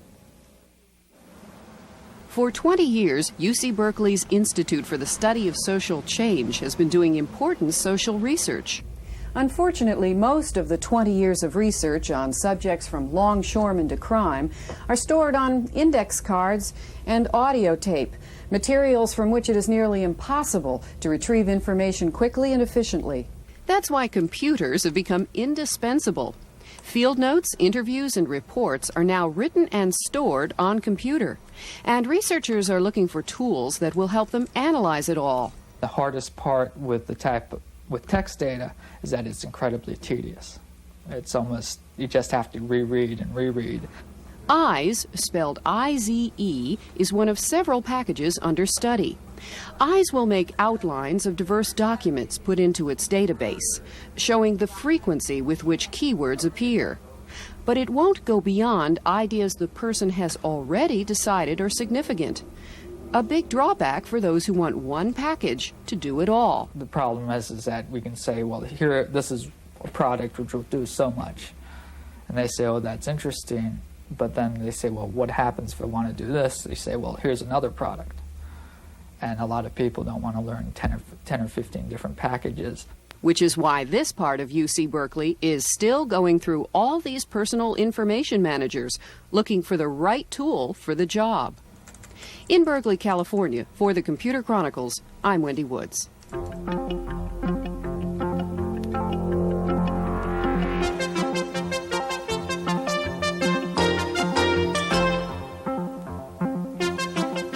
With us in the studio now is John Friend. He's the author of Grandview from Symantec, and next to John is Andrew Hammond, marketing manager with Lotus, and their product, of course, is Agenda. Gary? John, we're defining this new area of personal information management, and we've just seen two products that handle notes, essentially, on your desk. Is there more to personal information management than that? Personal information management is a huge category, and Grandview really addresses three main items in that category. It addresses planning, organizing, and writing.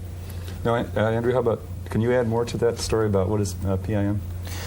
Well, we see it's really delivering a benefit in terms of managing information, taking those random chunks of information that we all deal with, whether it's email, yellow stickies, something in the Wall Street Journal, and having a place to store, manipulate, and analyze that information. Okay. John, could you show us Grandview? Tell us about it. Sure. Grandview has three main views to the product. It has outline view, category view, and document view. And we'll start in outline view here. And I'm going to pretend that I'm a manufacturing manager in a disk drive plant, and I just got in Grandview and I want to use it to plan for a meeting that I have, a weekly meeting. So I enter some of the items that I normally discuss in the meeting. I discuss production numbers. I discuss cost reduction ideas. With the caps lock key in. Discuss the caps lock key. Right. I discuss cost reduction ideas. And I could enter a number of different items here. I'll switch to another outline where I've already entered some. So this is the basic outline of what I want to discuss in the meeting. We go into the meeting, and we run through each of these items and expand on them and assign responsibility for various items. So I might find out that product 1001 did 98% of plan last quarter, and that product 1100 only did 50% of plan last quarter, and I want to write down some notes why it did that. They had a severe parts shortage, and you could go into some more detail like that. So after we've gone through each of the items here, we might have something like this, where for each one of the main items I had, their shipments, quality, cost reduction products. We have a lot of detail. Okay, you're still in outline mode. Right, I'm still in outline. And you've modified the outline with new information. Right, we've added a number of a bunch of information to the outline. So this by itself would be a great meeting minutes to pass out to the people in the meeting, and they'd understand what additional responsibilities they had. But in addition to this, we can go into category view. Single key, we go into category view here. And now how are these categories set up? What is they're user-defined categories. Okay. The same information that we saw in the outline is, instead of being organized by project and sub-project, is now organized by person responsible. So I can choose the category I want, choose the person I want, and I can see the different items that are assigned to that person. And I could print out a report for each of the people in the meeting right here. So you've sort of resorted the information by the key of who the person is related to that item. Exactly, and that's the key to category view, what it allows you to do. And you could create a printed report for each person. And Grandview supports some very nice printer capabilities. And so other categories might be priorities, which you could have plugged in there, the date, et cetera. Right, so instead of looking at by person responsibility, you can key on it by priority. And there's a third view, you said. Right. The third view is document view, and at any place in the outline, you can switch into document view, and you can write memos and reports and whatnot. So in addition to just printing this out at meeting time, we could follow up for the next weekly meeting, and using the network support built into Grandview, these people could access this very same outline here, and instead of they could. If Amy decides that instead of 2 weeks, this is going to take 6 weeks, she can change it accordingly. All right, could you get out of Grandview, John? And Sure. I want to give Andrew a chance to show us agenda. Sure. And while you're sliding that keyboard over, how would you position Grandview? As Gary was suggesting at the beginning, this PIMS describes a whole category of software. It does. Where's Grandview in that range? Well, it's specifically aimed at those three items I mentioned, at planning, organizing, and writing. And the day-to-day kind of stuff you do with those. Okay, Andrew, where is agenda in the spectrum of PIMS? We see agenda really as almost defining the category in terms of providing a full environment for managing information. The history of agenda, very briefly, Lotus founder, Mitch Kapoor, obviously, actually created agenda. And he found that he was too busy getting anything accomplished. What distinguishes agenda is the fact that it does have a full environment, which is customizable and flexible enough to meet almost any need in terms of managing information. Let's see if that's the best Sure, way why to don't we go explain it. and do that? There's three basic components to agenda: items, categories, and views. These are items. Behind an item can be a note, which is any backup information that you may want to have attached to an item. To insert an item, I simply start typing call Bill today. What's the difference in the icons on the left there, Andrew? I see little music note signs versus dots. That denotes, if you will, a note. Oh, that's a note. Okay. Exactly. So I can actually create a note on this item by hitting F5, call today, whatever background information we want to have, and then there'll be a note there. That note can also be scanned in information, an imported ASCII file, or a linked external file as well. Now we actually organize this information by creating categories. In this case, I want to know who's assigned each of these plans. So I will bring up a people category, and Agenda actually is going through and making this assignment for me automatically. If I go in and actually edit, so that's sort of doing what we just saw Grandview do in a way, is sort of reorganize the information by the people involved in them. To some degree, yes. Okay. Let's say, though, instead of Liz, I want Tom. You see that that Agenda actually assigned Tom as well. Part of that assignment. Exactly. Now, wait a minute. How did get Tom as part of the assignment? Just by scanning that? Exactly. By going through the actual text, after hitting enter, it scans through. So the possible kind of things you could have under the people category would be Liz, Tom, and so forth, and then it picks it up from the line itself. Right. Or any term that you wanted to use. We're just having use categories here. Right. As well, we'd obviously want to know when these actual plans would be due, so we'll bring up a when column. And again, Agenda scanning through the text, picking up on Thursday and assigning it a calendar date. Again, I can edit this. Let's say next week. And the date, and the date will change. Right. Now, the last thing I mentioned, items, categories, and views. Items, the information is stored. Categories, how we organize it. Lastly, how we actually look at the information, in this case, is views. And here we have the same information sliced and diced, if you will, by Liz, Bob, and Jim. We're looking at who's responsible for this actual information. Let me actually move to a different file now. This will show us how Agenda helps you actually make decisions. In this case, we have listings of properties from the Los Angeles Times, and I want to find your dream home, so to speak. So we'll bring up two different categories. Let's just say the Vista or View, and Agenda scans through and brings up what that view is. As well, I'll bring up how many bedrooms that has. It makes a match on that. We'll then use the screening capabilities to go to bedrooms and to ocean. And Agenda's taken about 30 properties, and based on that criteria, given us those two that we then want to go out and see. Both are examples of different sorts of Agenda applications. People use Agenda quite a bit in people and project tracking sorts of applications, but as well there are decision modeling applications. And one of the most exciting areas that we've seen in recent past, as the portable technologies come down to being more and more compact and smaller, the combination of a laptop or portable with Agenda becomes a great management tool as well. Okay, where are we finally and quickly on price? Where about is Grandview and Agenda, John? Grandview's at $295 retail. And Los Agenda's at $395 single copy retail. Okay, I think we know a little bit more about PIMS, gentlemen. Thanks very much. That's our look at personal information management software. Stay tuned now for this week's computer news.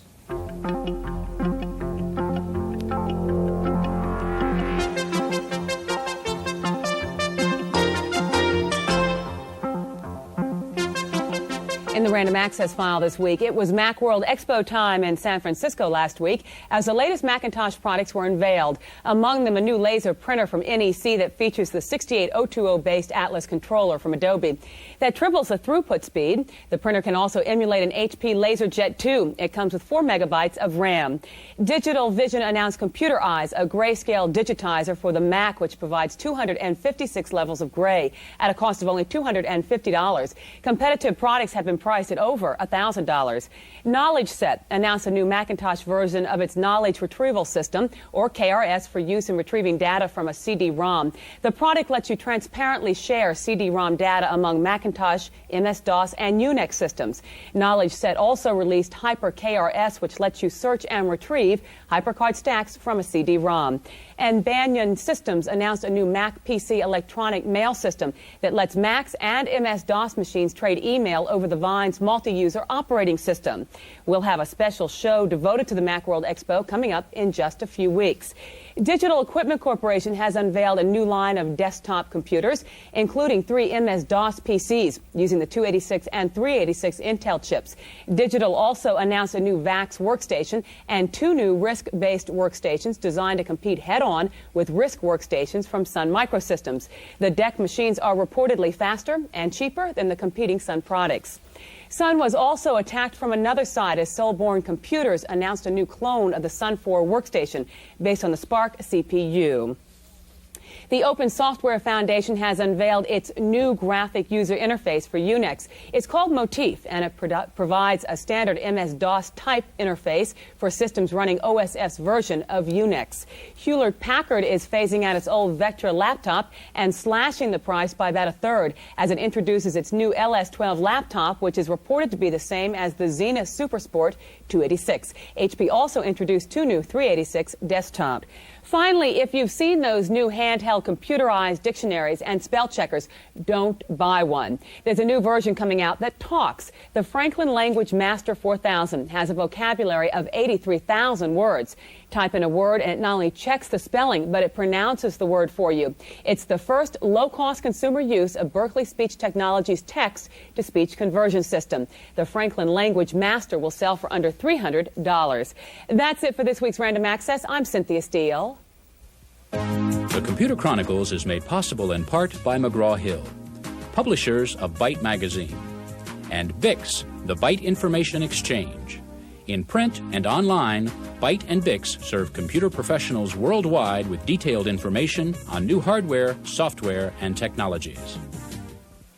For a transcript of this week's Computer Chronicles, send $4 to PTV Publications, Post Office Box 701, Kent, Ohio 44240. Please indicate program date.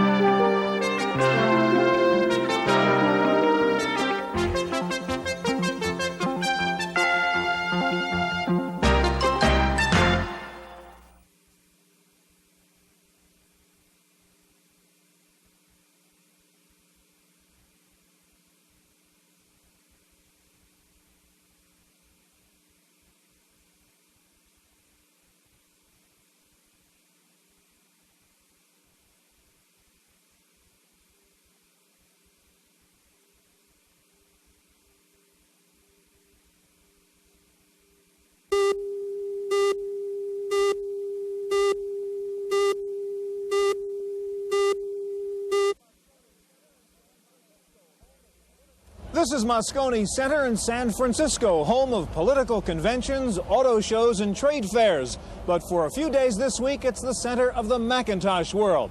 Today, we'll take you on a guided tour of the 1989 Macworld Expo on this edition of the Computer Chronicles.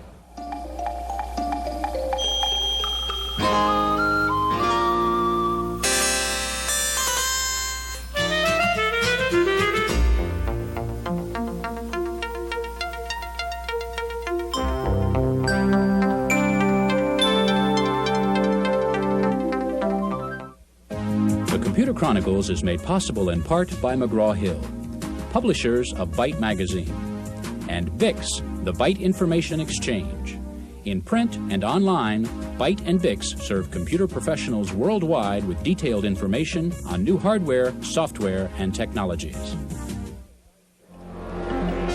Welcome to the Computer Chronicles. I'm Stuart Chaffee, and with me this week here at the Macworld Expo is Jerry Burrell, editor-in-chief of Macworld Magazine. Jerry, you've been on the floor for a couple of days now. What are the most interesting new products or trends you've seen?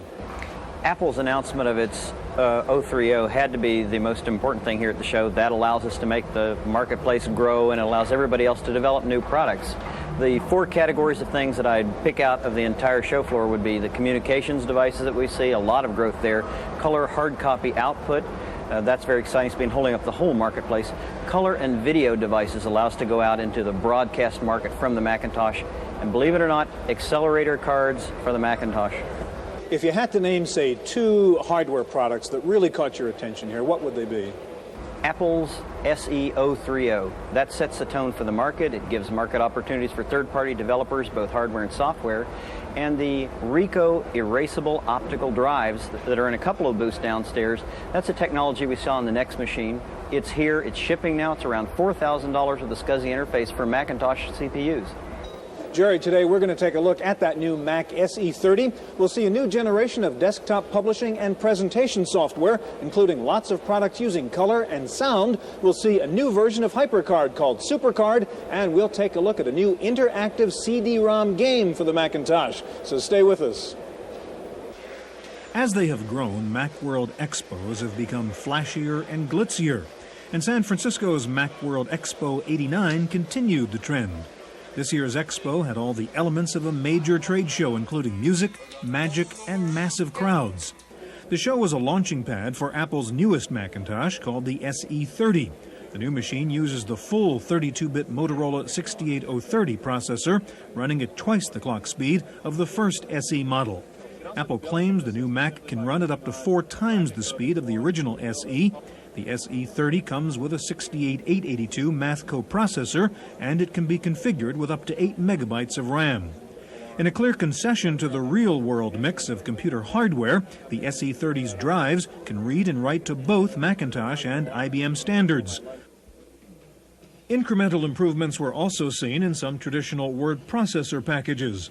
Claris showed off MacWrite 2, with new features intended to bridge the gap between word processors and desktop publishing products.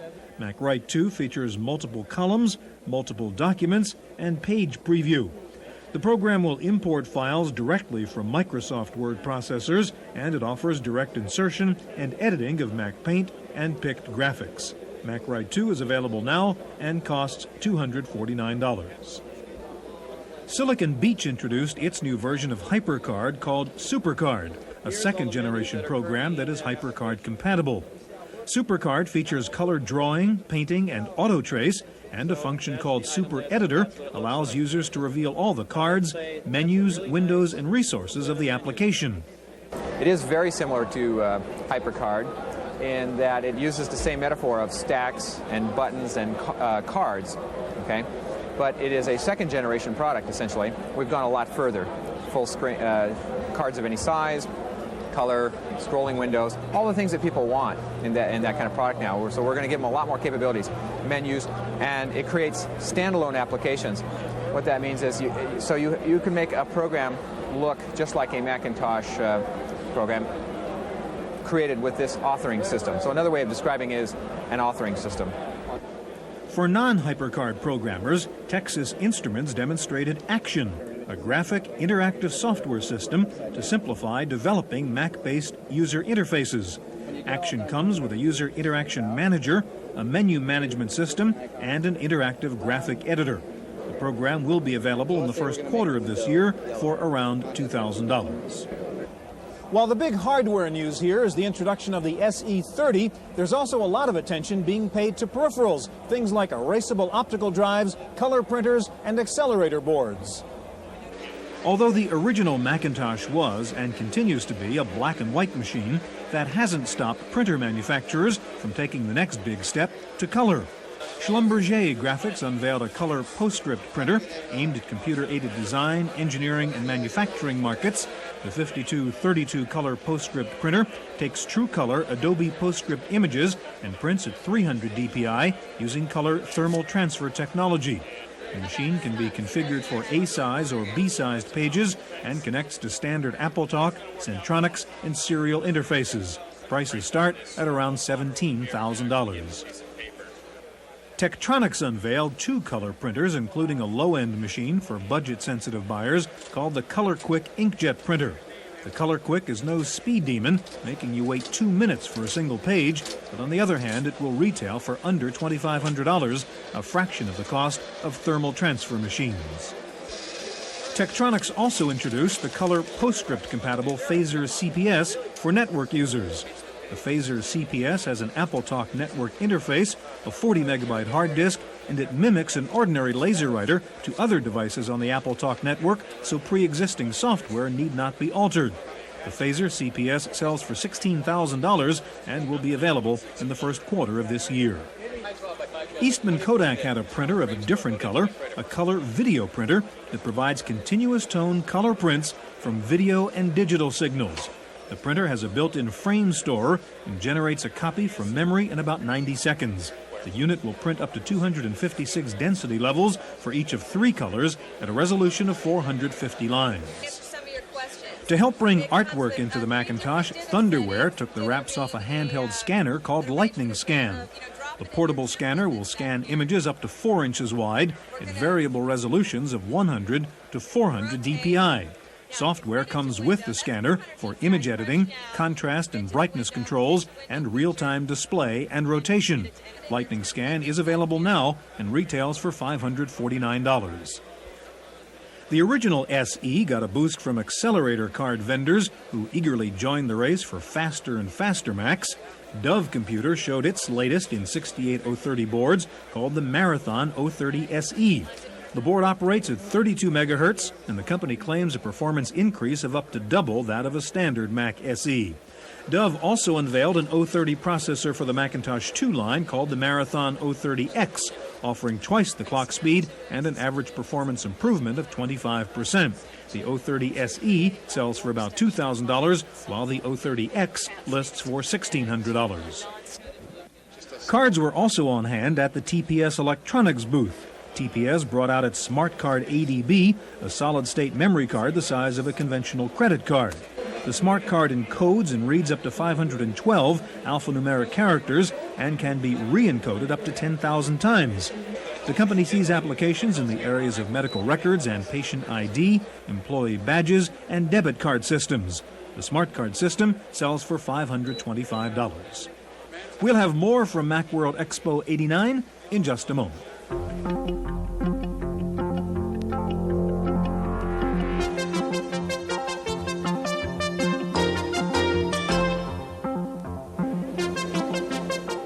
There was progress in storage devices at this year's show. Microtech introduced a $1,200 high-capacity removable cartridge disk drive for Mac Plus, SE, and the Mac 2 series. The Microtech R45 boasts over 42 megabytes of capacity and a competitive access time of 25 milliseconds. The drive comes with dual SCSI ports for daisy chaining and a universal input power supply.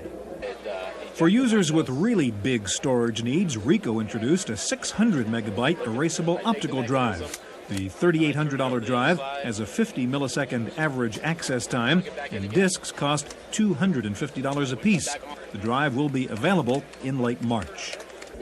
Software for optical media surfaced occasionally at the show, mostly for graphics and audio applications.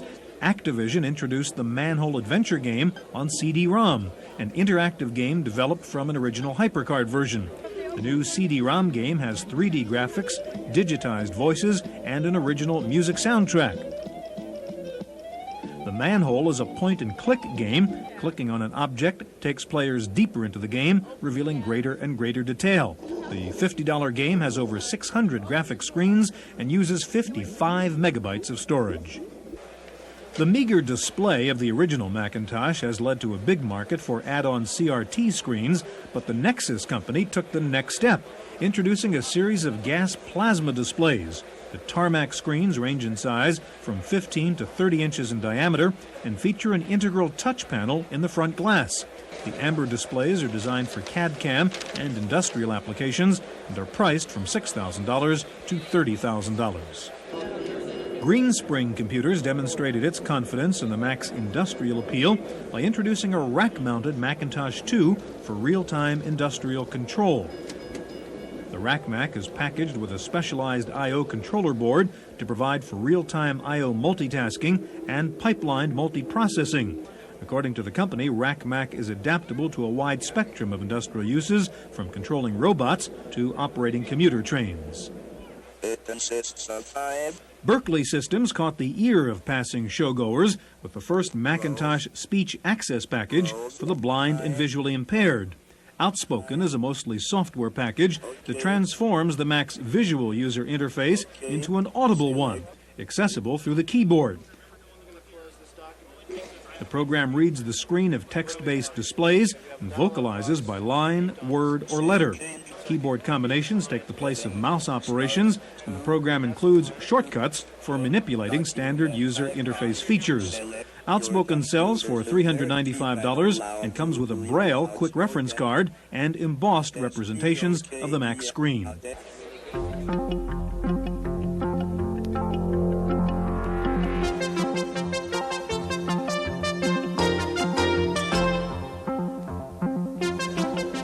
The Macintosh has always been a graphics machine, and graphics continue to drive the Mac, only now the Macintosh is more than just crisp pictures and desktop publishing. It's becoming the machine for professional quality design and layout.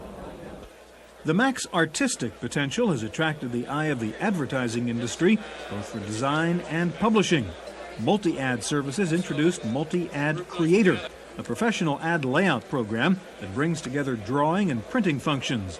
The program is intended for layout and typographic control of single-page documents in either black and white halftones or color.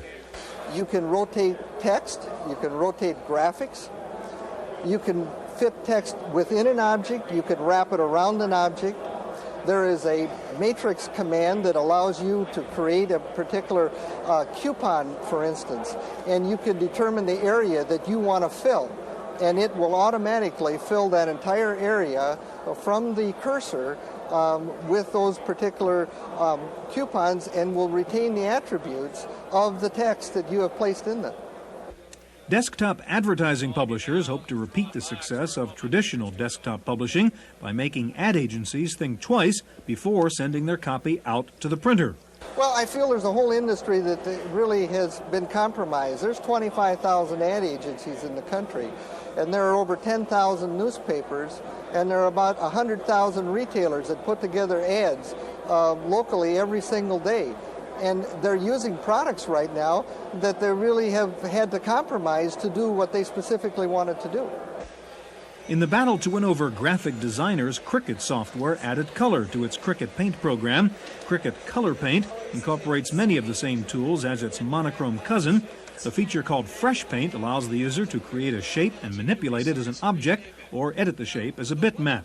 Color images, objects, shapes, and textures can all be saved as custom tools, and the image can be viewed at 2 different levels of magnification simultaneously.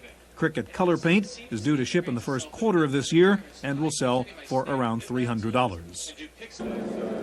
For artists in the industrial and research worlds, several vendors showed advanced packages for computer-aided design and engineering. Schlumberger Technologies introduced McBravo, a high-end package for the Macintosh 2. The Bravo software, originally designed for VAXes and special-purpose workstations, includes modeling and detailing programs. The Modeler is a 3D mechanical design program that transforms 2-dimensional designs into 3 dimensions with a drawing tool called a workplane. Workplanes are created separately and then combined to create a 3D object. McBravo Modeler sells for about $1,500, and the drafting package called Detailer is available for about $2,000.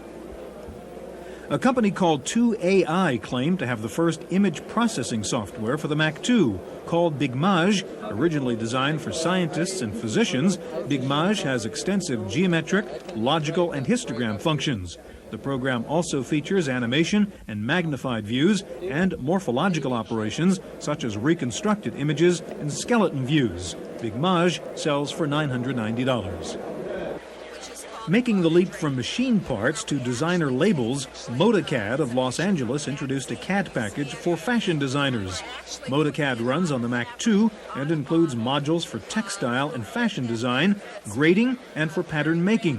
Fabric simulation tools allow the user to stretch a fabric and to add pleats or folds. A function called ModaDrape can simulate how a finished garment would look on a live model.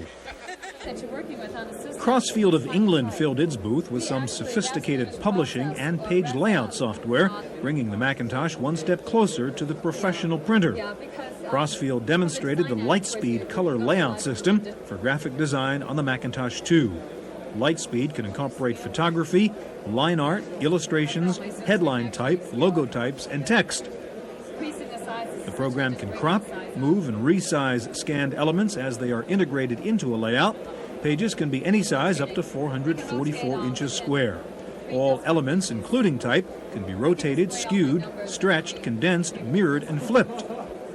For output, the user can choose from PostScript laser printer, color thermal transfer, or go directly to an electronic color prepress system.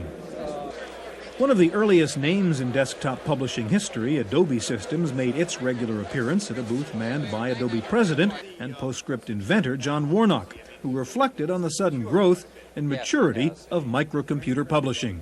I think it's spreading out, and it's starting to become a sort of a part of the fabric of just the computer business in general. And so it's sort of started out as a niche area, and now it's sort of broadening its base into all aspects of visual communication within corporations. Adobe introduced an automated tracing program called Streamline for converting bitmap images into Adobe Illustrator files. Once converted, images can be exported as is to other page layout programs or edited with Adobe Illustrator software. Streamline will convert line drawings using either outline tracing, centerline tracing, or a combination of both. Streamline sells for $395. A lot of people can't draw, but they would like to use drawings in their publications. And Streamline is a package that allows you to take a scanned black and white piece of artwork like a logo or something and scan it in, and then Streamline will turn it into an Illustrator file that you can then edit. So you don't have to be nearly as creative. Adobe's president also mused on desktop publishing's critical contribution to the success of the Macintosh. It's a very highly integrated platform, and because it is, and because it's so strong in the desktop publishing arena, it has a very strong niche in that portion of business. If you ask me, if that still is very strategic to it, I would say very definitely, because a lot of the Macintosh's credibility is because of that aspect. Altsys Corporation had a different way of simplifying life for micropublishers with a program called Keymaster. Keymaster creates high-resolution PostScript fonts from Macintosh artwork. PostScript quality drawings and logos can be dropped into documents and manipulated like fonts. Keymaster imports images in EPS format from Altus Freehand and Adobe Illustrator and in PICT format from other object-oriented programs. Keymaster was designed to address the problem of people having to continually cut and paste artwork that they've got in existing libraries into their documents.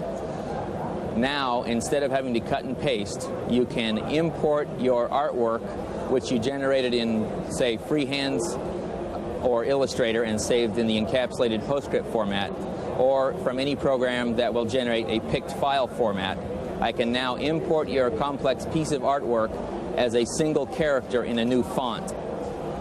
This is a font that is a Macintosh font in the strictest sense of the word, which, once installed in the system, is available from any application, just like any other font. Our coverage of Macworld Expo 89 continues in just a moment.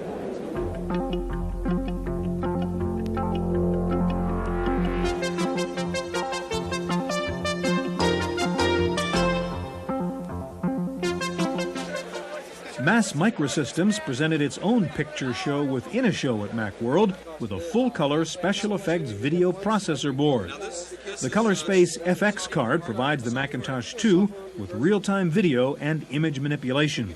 ColorSpace FX can squeeze and shrink a picture, create mirror and kaleidoscope effects, and zoom in and zoom out from the image. ColorSpace FX is compatible with NTSC, PAL, and CCAM video in any combination.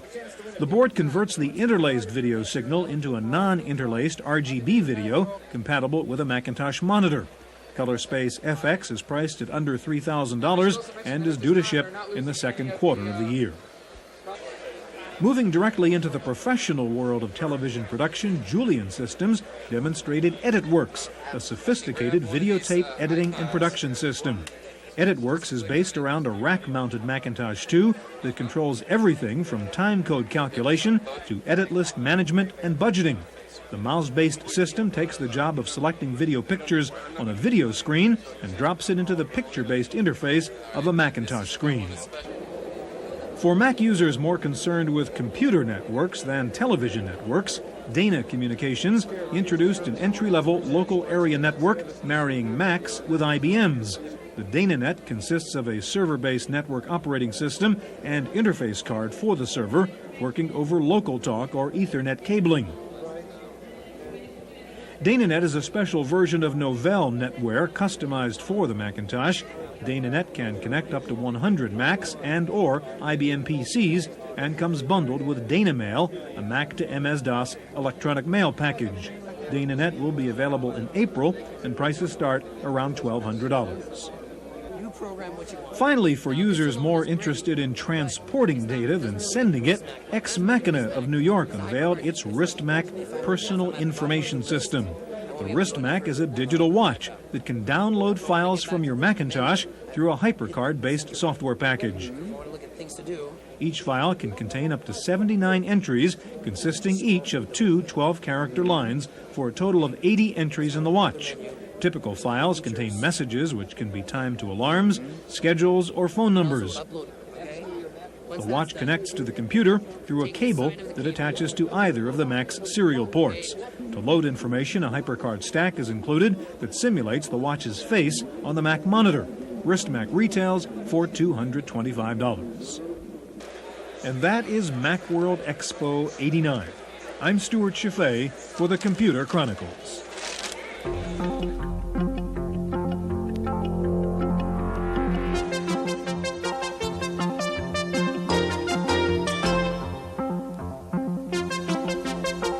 The Random Access File this week. You've been hearing for years that you almost have a mainframe in that new Super Duper Micro on your desk. Well, you now can have a mainframe in your desktop. Opus Systems has announced its new personal mainframe series 400. It's a board containing the Motorola 88,000 RISC chip with 4 megabytes of RAM. That's enough to run Unix on your standalone Micro. Unix comes bundled with the board. The cost is around $5,000. Sanyo, Data General, and Everex are also announcing standalone 88,000 PCs. The price? Expected to be around $10,000. Microsoft nudged closer to the Unix world last week, buying a 20% interest in the Santa Cruz operation, a major Unix software house. A recent market research study predicts a 29% annual growth rate for Unix systems, compared to a 12% growth rate for all other systems. News for speed freaks. Intel has revealed details of its new N10 superchip. It's a RISC-based chip that operates at 50 megahertz. It features some parallel processing and a 64-bit data bus. And Hitachi announced what it called the world's fastest 32-bit CPU. The company says the chip can do 70 million calculations per second, twice as fast as its previous chip. Well, 3 Mac Expos have come and gone since its announcement, but Infomix has now finally released its much-touted Wings program. It's described as a graphic spreadsheet combining elements of HyperCard and Excel. It's priced at $399. Borland has released a new special student edition of its Quattro spreadsheet program, and McGraw-Hill has announced that it will bundle the new Quattro with selected college textbooks. The news was not so good for Leading Edge last week. After announcing plans to sell the company to PC Systems, Leading Edge filed for Chapter 11 bankruptcy, found itself under investigation by the FBI, and ended up as a defendant in a lawsuit filed by 6 computer dealers, claiming they had paid for computers they never received. Also bad news at the Source. The online service says it is laying off 1/4 of its staff. Source subscribers have plummeted to 50,000 after hitting a high of 80,000 2 years ago. If you have an hour to kill at O'Hare in Chicago, you can now spend the time online. The airport is installing new data access payphones with standard female phone jacks, so you can plug the old laptop right in. Finally, there may be a computer in the audience at this year's Academy Awards ceremony. One of the nominees for Best Animated Short is Tin Toy, an animated film created completely by computer at Pixar and San Rafael, California. That's it for this week's Random Access. I'm Cynthia Steele. The Computer Chronicles is made possible in part by McGraw-Hill, publishers of Byte Magazine, and Bix, the Byte Information Exchange. In print and online, Byte and Bix serve computer professionals worldwide with detailed information on new hardware, software, and technologies. For a transcript of this week's Computer Chronicles, send $4 to PTV Publications, Post Office Box 701, Kent, Ohio 44240. Please indicate program date.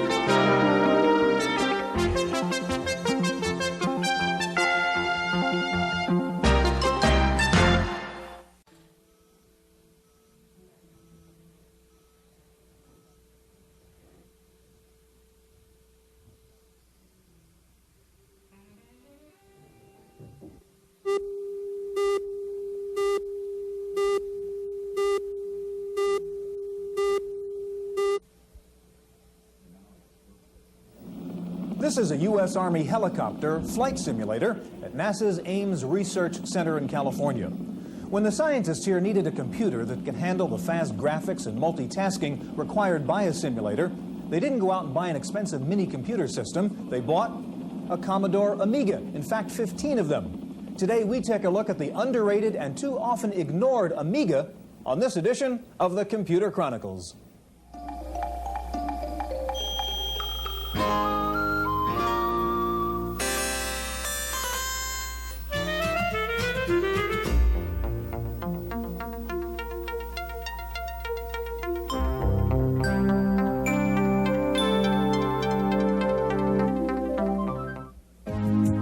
Chronicles is made possible in part by McGraw-Hill, publishers of Byte Magazine, and Bix, the Byte Information Exchange. In print and online, Byte and Bix serve computer professionals worldwide with detailed information on new hardware, software, and technologies.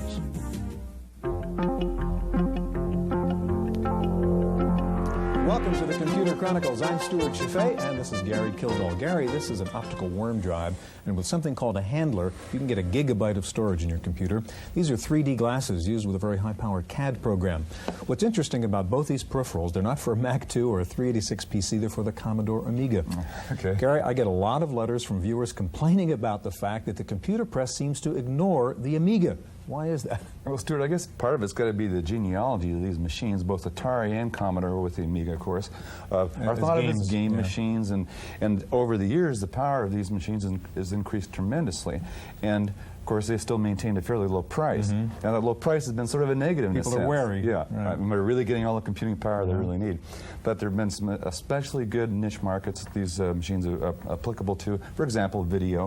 Amiga handles video very, very well. And of course, the other factor is the marketing power of IBM and Apple in the United States. And machines like this tend to have more success than outside the United States.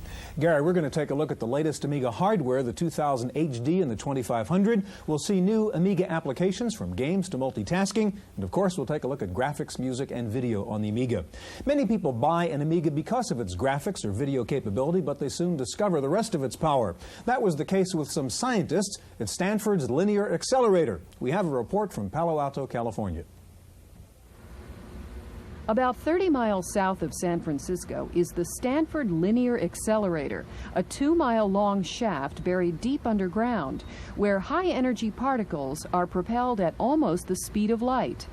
The particles collide in large detectors, where the resulting explosion creates several million events. To sift through that mass of data and extract the useful information requires staggering computing power, as databases containing that information will soon approach 1 trillion bytes in size. Recently, theorists and researchers at the center added Amigas to their number-crunching mainframes, principally as graphics terminals and for multitasking. The Amiga was unique in that it was a multitasking machine, and we realized that early that could create an environment where you would always be on the mainframe if you wish to be, sharing the mainframe, and still have a machine which acted not as something independent, but rather as a symbiote off the mainframe. Dr. Weinstein uses his Amiga to juggle up to 4 different programs running on either the mainframe, the Amiga, or both. He can take advantage of the Amiga's color graphics and the mainframe's calculating powers simultaneously. A locally written terminal program is compatible with the Rex language operating on the mainframe, so documents can be transferred seamlessly from mainframe to Amiga and back. For Dr. Weinstein, it's a way to bridge the best of 2 inherently different worlds.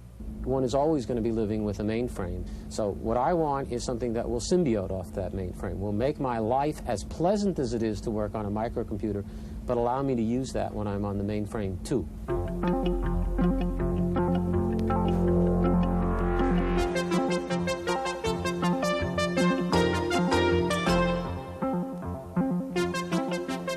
Joining us in the studio now is Tom Stearns. Tom is District Sales Manager with Commodore out here.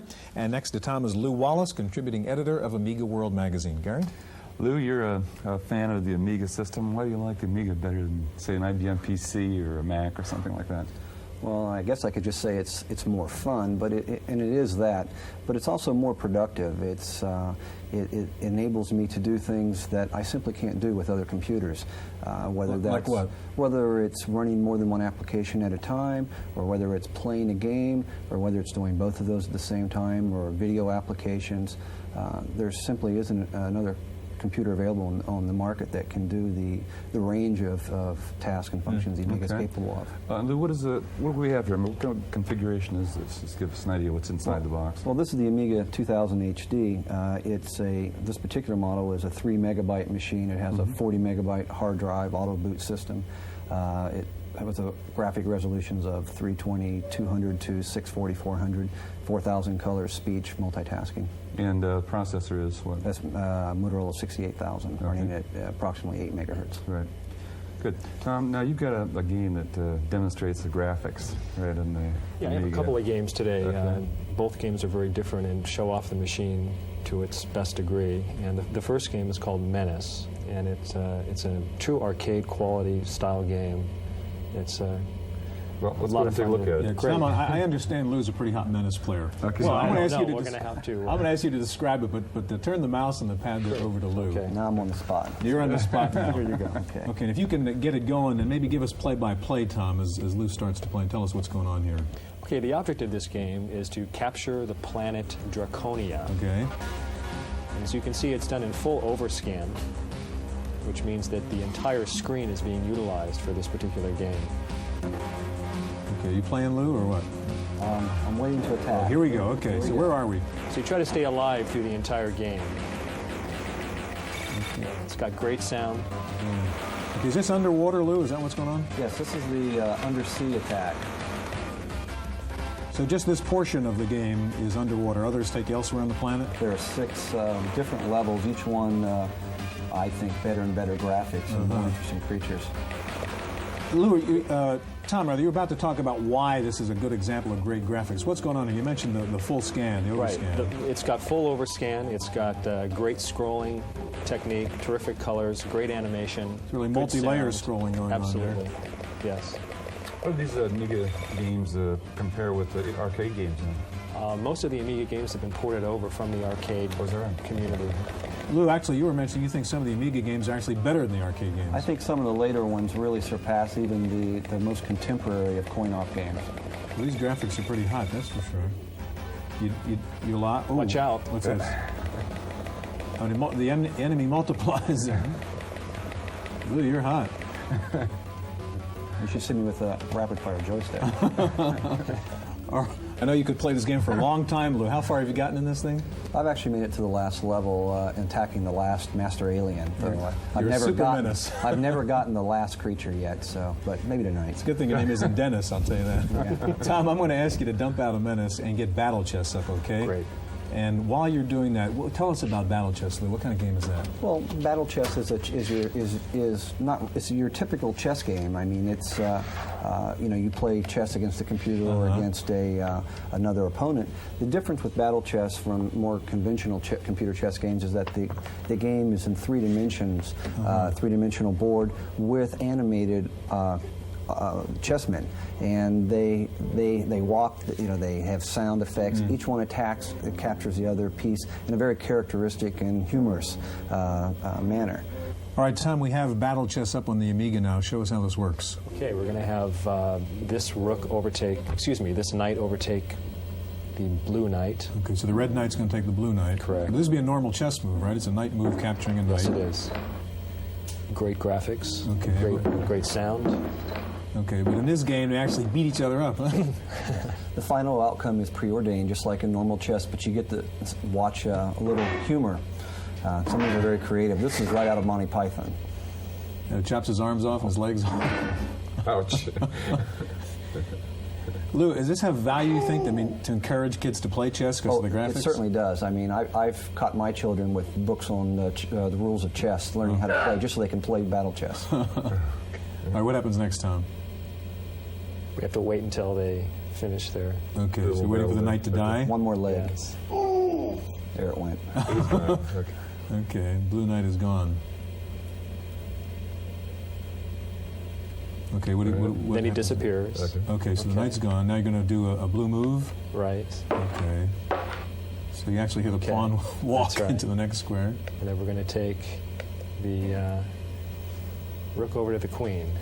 Okay, so what, red rook is going to take blue queen? Correct. Okay. Oh, it has to access the disk to find that graphic. Is that what's going on? Right, we don't have this on our installed.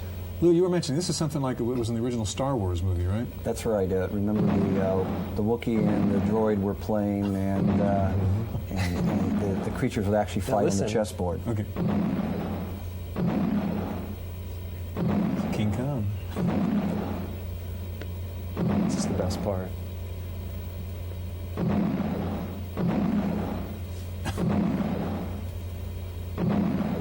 It's pretty mean. Poor queen. Wait.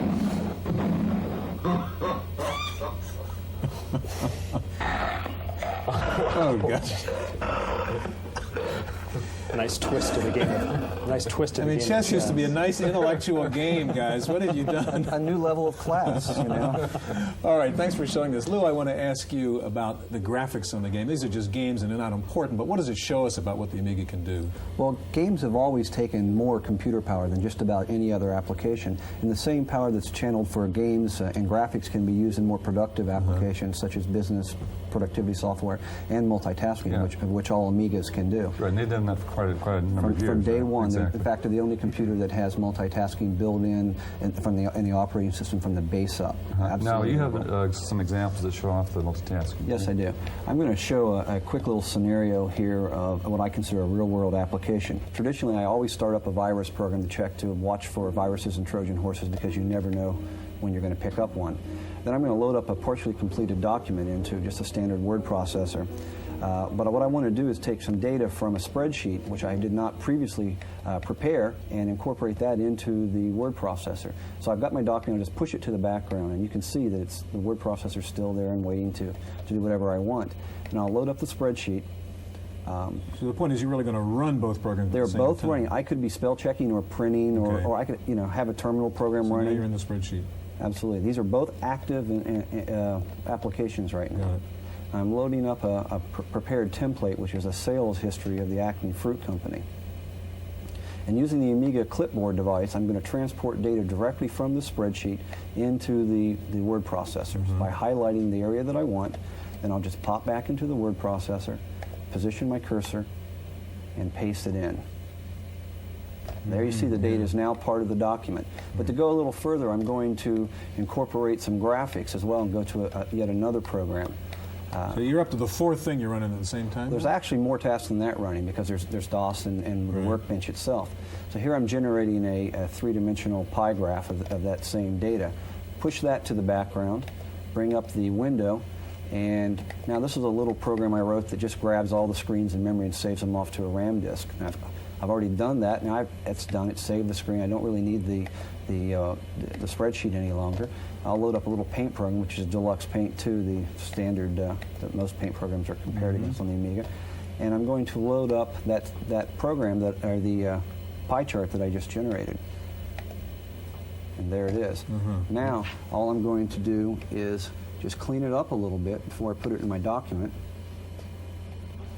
Clear the screen, position it, and save it back.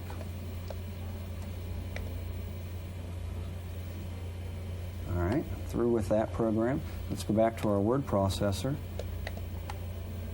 Select Insert, which allows me to insert graphics into the document. Change to the appropriate drive. Click on the graphic, and it will be loaded into the memory of the word processor. And here you see I now have a graph, I have spreadsheet data, and I have word processor. They all were active, and I was extremely productive. I did not have to stop what I was doing. I was able to work in the more human stream of consciousness, getting the work done the way my mind was working. And the Amiga allows you to do that. That was a great demo. Lou, Tom, thank you very much. In just a minute, we're going to take a look at Deluxe Paint 3 for the Amiga. We'll also take a look at Video Effects 3D. First of all, though, if we're talking about the Amiga, we have to talk about its music capability, and Wendy Woods has a report on that. E, also known as Eric Myers, and Mike Kingsley are in a band called Me. They do their composing in E's converted garage on a variety of electronic musical instruments, all controlled via a MIDI interface by an Amiga. Why an Amiga? It's reasonably priced. The software currently available fits their needs, and the custom sound and graphics of the Commodore machine, they say, set it apart from the rest. As computers are in the past, they're blind and they can't hear. This computer, I believe, is the first human-like computer in that it can see and it can hear, in that it can take in a sample of sound, it can take and digitize a picture, and what that's going to be great for is it's going to be great for art, it's going to be great for being able to express yourself. The software used to create this music is called Texture from SoundQuest. The program enables them to store 24 tracks on disk, digitally record and control sounds made by the keyboards and sampler, and to play them back from the computer. In performance, they use a program called Performance, which supports any MIDI file format, plays their pieces in a sequence they choose, even allows them to remix sounds for a live performance. E and Mike see all this as part of a big experiment designed to test the limits of the Amiga and their imaginations. In Saratoga, California, for the Computer Chronicles, I'm Wendy Woods.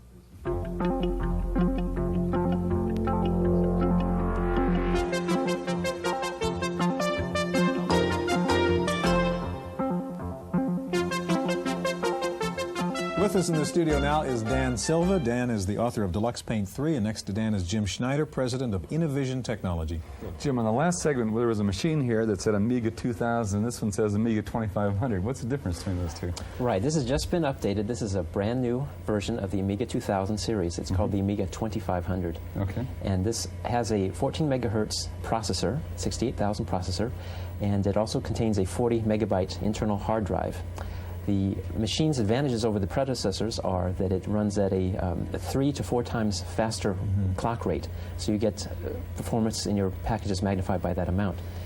Okay, and what would you expect to pay for a package like this as retail price? This advanced model with the accelerator would cost about $4,000 for the monitor and the basic Amiga 2500 system. And can you compare it in, let's say, computing power with the Mac product line, for example?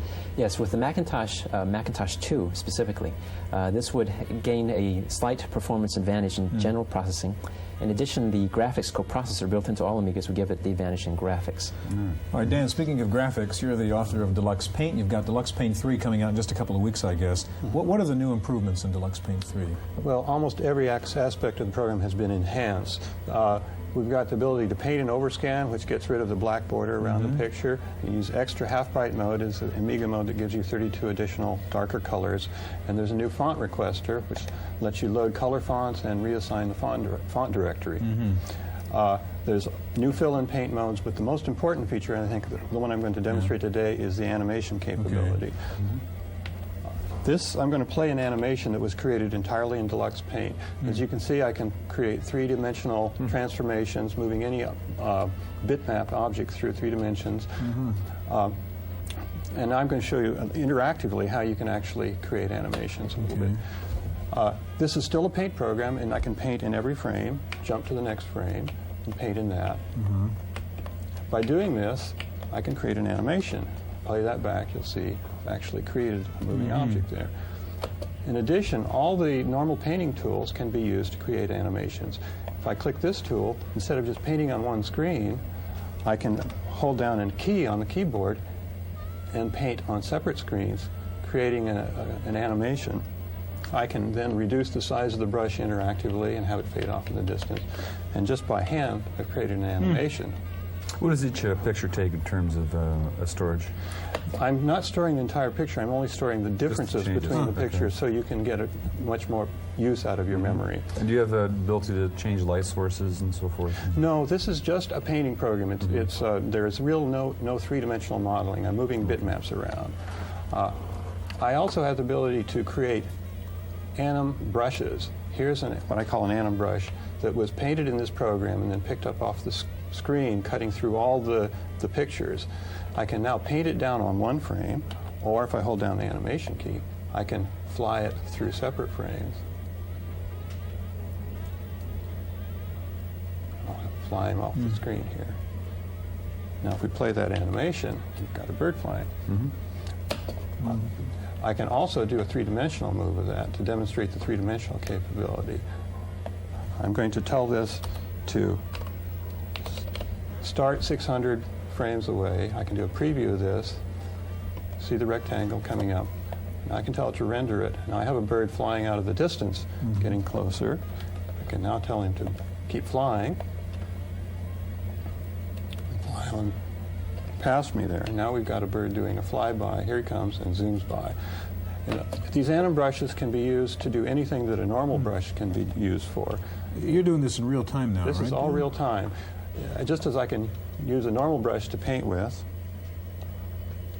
I can paint with an anim brush, and this turns out to be an unexpected useful feature. You can create anim brushes which, for instance, are a bunch of different leaves on trees, and paint trees without them looking repetitive.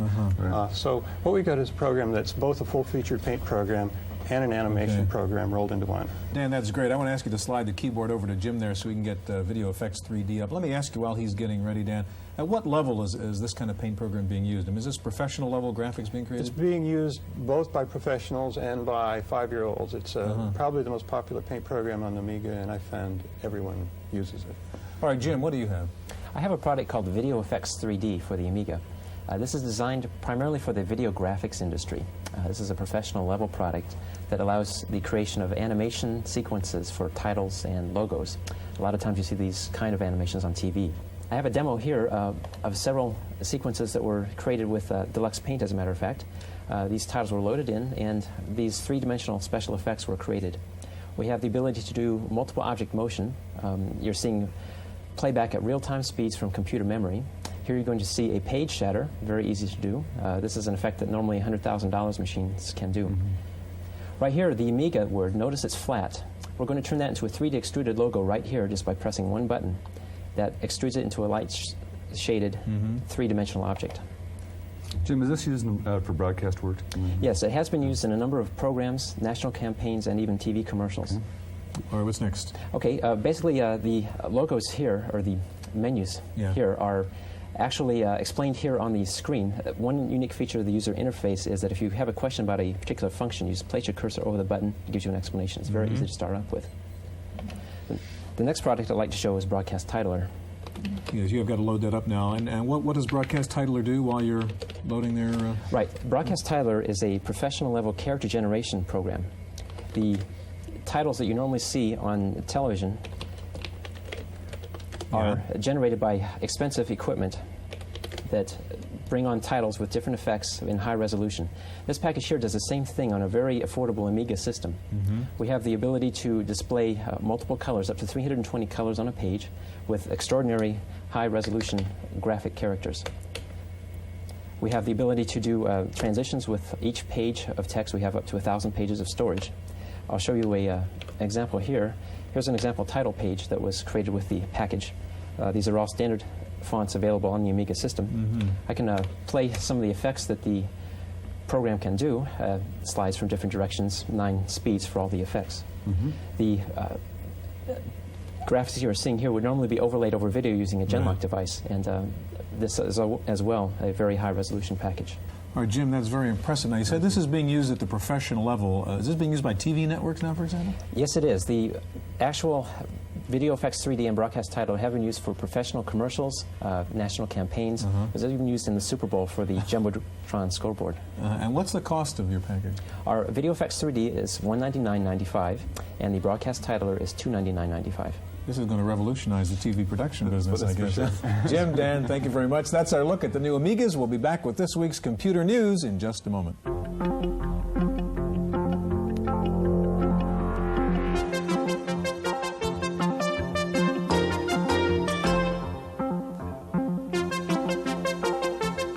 In the Random Access file this week, an underground group with contacts inside Apple has been distributing the source code for the Apple Macintosh. The group, calling itself Software Artists for Information Dissemination, has mailed out floppy disks containing portions of the Mac code to several industry insiders. The group says its aim is to spread the genius of Apple developers uninhibited by legalities. The group says it will distribute the complete source code to the Mac filing system, as well as the codes for the computer's memory and systems software. Apple has never licensed its source code to anyone. Clone makers or individual hackers could use the source code to clone their own low-cost Macs. Apple says it is investigating and will prosecute to the fullest extent of the law. Lotus has announced that it has added fax capability to its Lotus Express communications program. That means you can send a fax using Lotus Express without having a fax board. Express is used primarily to interface with MCI Mail. And Lotus has announced a deal with NEC to put 123 and Lotus Agenda on a ROM card for the NEC Ultralight laptop. Also coming out on ROM card versions are Lotus Agenda and Lotus Express.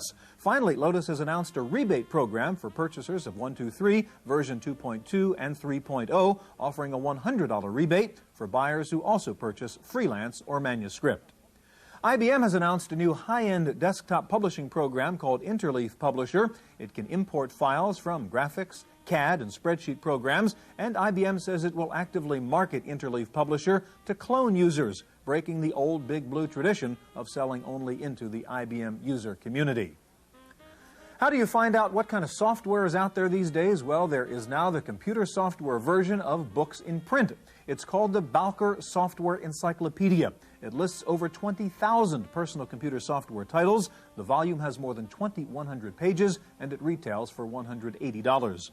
You've heard of large type books. Welcome to large type computer displays. A new program called iRelief is a word processor that allows you to display the characters in enlarged sizes, up to nearly 3 times their normal size. It's a great program for those with bad eyesight or for anyone struggling with a laptop in poor lighting conditions. It's made by a company called Skisoft Publishing.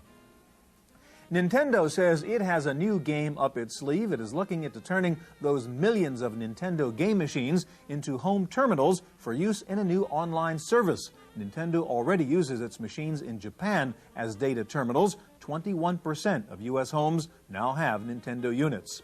Finally, in the computer snafu of the week category, New York Telephone has just patched up one of its long-distance dialing programs after it discovered that everyone else had discovered that a few payphones on the Long Island Expressway would call India, Pakistan, Italy, and Spain without asking for money. A phone company spokesman said it was a computer programming error. That's it for this week's Chronicles. We'll see you next time. The Computer Chronicles is made possible in part by McGraw-Hill, publishers of Byte Magazine, and Bix, the Byte Information Exchange. In print and online, Byte and Bix serve computer professionals worldwide with detailed information on new hardware, software, and technologies. For a transcript of this week's Computer Chronicles, send $4 to PTV Publications, Post Office Box 701, Kent, Ohio 44240. Please indicate program date.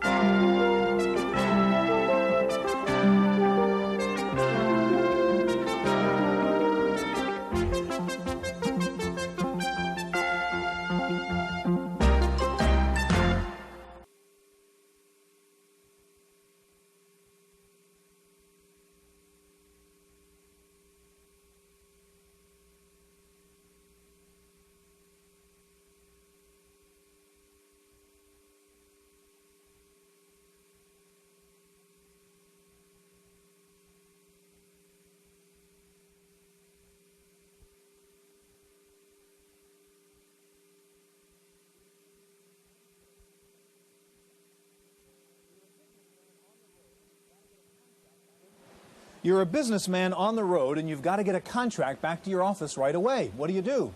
Well, you can use an overnight mail service, you can pay the hotel to use their fax machine, or if you have an add-in fax card and a laptop, you can do it yourself. Today we're going to show you how to turn your personal computer into a fax machine on this edition of the Computer Chronicles.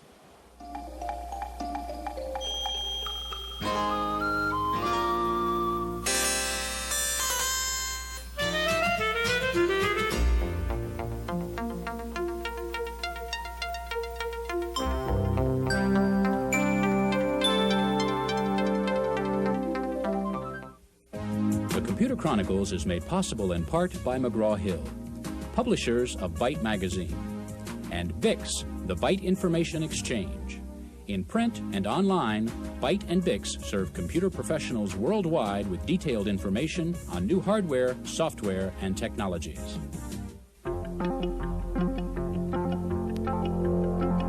Welcome to the Computer Chronicles. I'm Stuart Chaffee, and this is Gary Kildall. And Gary, this is the hottest piece of office equipment around. It's not an answering machine. It's not a copy machine. It is, of course, a fax machine. What's your fax number? Right? That's the question everybody asks these days. But what's interesting, Gary, this is also the fax machine. If you have a personal computer, you can plug it in and add on board, and you've got a fax too. The mystery to me about fax machines is I was using this thing, not this thing, but a fax machine 20 years ago. It's not new technology. What's the big deal? well, Stu, I wasn't using a fax machine 20 years ago, so I don't right? really know. I'm not too young for it. But I know that I'm using it now, and I think it's one of the greatest communication devices around. You can send text, you can send graphics, you can do it almost instantly, anywhere in the world.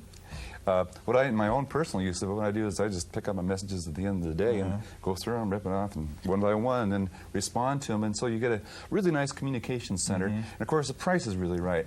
And it turns out if you're in business nowadays and don't have a fax number, you're sort of considered an outsider. That's right. Well, we're going to help you solve that problem by looking at fax boards for your personal computer. We'll take a look at a lot of the ones that are on the market and help you decide which one is right for you. Now, fax boards are generally a lot less expensive than full-blown fax machines, but the users think they're also better. And we found an expert who agrees. Here's a report. When author John Heilborn heard about the personal facsimile, or fax machine, he thought he had discovered the ideal way to transmit documents to his many publishers. It was fast, accurate, and available day or night. What he didn't count on was how easily available it was to anyone who obtained his telephone number. 5 months ago, I started getting junk fax. I came in one morning and there was 10 feet of junk mail in my fax machine. I'd thrown away $10 worth of paper for nothing, and that made me angry. So I started to not have my fax machine on, and that was a problem because people who wanted to send me things overnight couldn't do it. And so I always had to be there to monitor what was coming in if it was junk. John's solution was to install a fax card in his personal computer. The card transmits and receives like a standalone machine, but has the added advantage of storing messages in disk files, with the option of printing at a later date. John can compose a document and tell the program to send it to a list of editors at a more convenient time, or examine messages received earlier to decide if they're worth keeping. He can hop back and forth between word processor and fax program. And if a message arrives while he's using his PC, he gets a warning on the screen. In some ways, it's almost too efficient. One problem I could see is that, someone might offer me something wonderful. I'll sign a contract, and the next day someone would offer me something even better, And had it been done by mail, I'd have had that extra day to think about it. Specifically, the fax board provides you with enormous power because the computer has total control over the images that are being sent and received.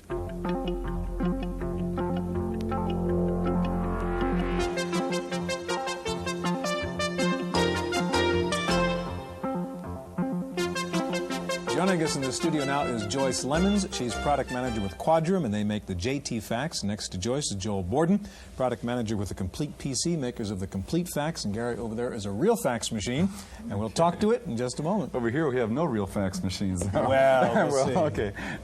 Now, what we do have is an IBM PC compatible here, and there's, I think, one located underneath the table.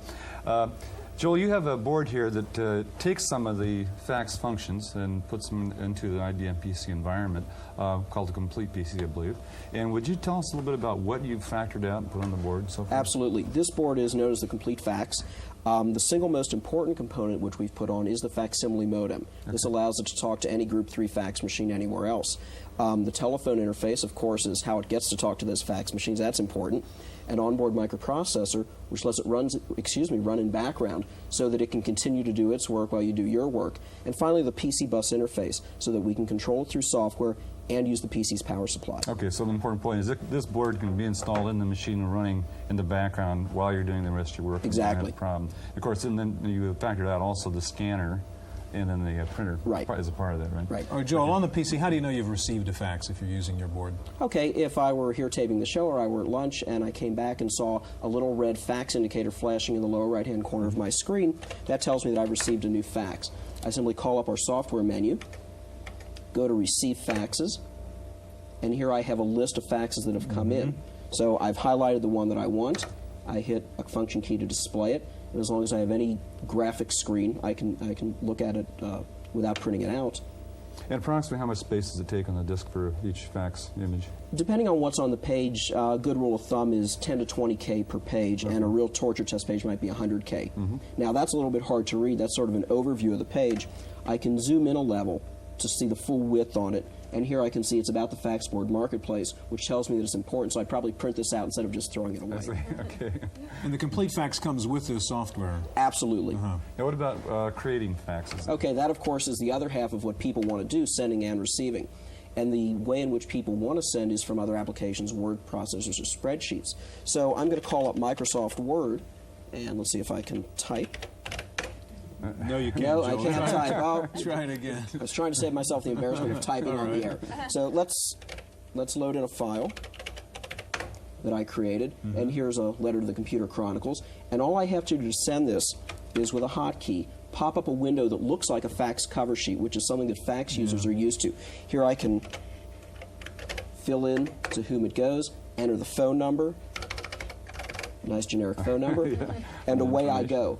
Now, what our software will do, when I tell the application to print, it will capture it to disk, and any text or graphics commands will be interpreted properly. So boldface, underline, italics, or graphic images will be correctly interpreted.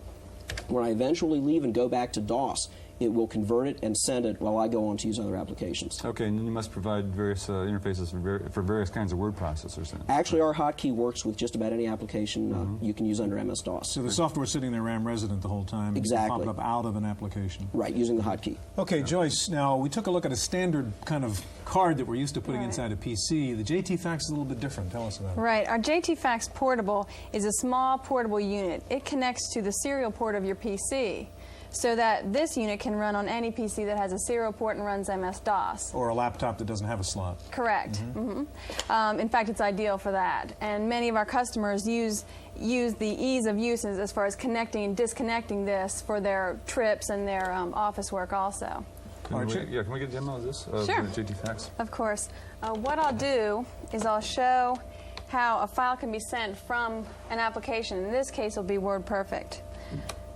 What I'm going to do is retrieve my document. I might explain, Joyce, you're working off a real laptop, but for our viewers' purposes, we plugged the output into a regular CRT. Right. This is the document that I will be sending. If you'll notice on the top left-hand corner, we have an ink file, and that is an embedded command used by the JT Fax, which calls up another file. In this case, this is a quadram letterhead. Now, in order to run our application capture, we first have to activate the JT Fax menu. And as you can see, what I did was I hotkeyed in order to bring that up. We want to transmit a fax via application. We want to enter the telephone number, in this case, just anything, and transmit immediately. The next step in application capture is to capture the file that you would normally send to a printer, and it will be sent out as a fax. And in this case, what we'll do is we'll select the printer, which, as you see here, is JT Fax by Quadram, which is included on the WordPerfect diskette. And we want to print the full page. Now, so in this case, now it's just acting as if it's a printer and printing the fax. That's correct. Yeah. You're printing out a WordPerfect document in the same way you normally would. Yeah. Yes, that's correct. So if you're familiar at all with your word processor, you know how to do that. Okay. The next thing you'll see, and I think we just missed it, a little message came on the screen saying that application capture is in progress. I see. What that means, Right, we see it. and now it's being transmitted. The file's being transmitted. And we can hear it, And there's the noises you hear, Okay. correct. And that will be received over at the fax station. Okay, so you're shipping it to that fax machine over there right now? That's correct. Okay.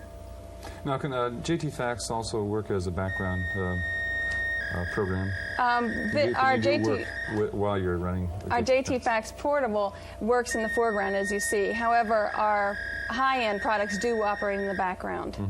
Our JT Fax 9600 operates in the background. And how long does it take them to send a page? Typically, we're hearing it beep along. Probably about a minute.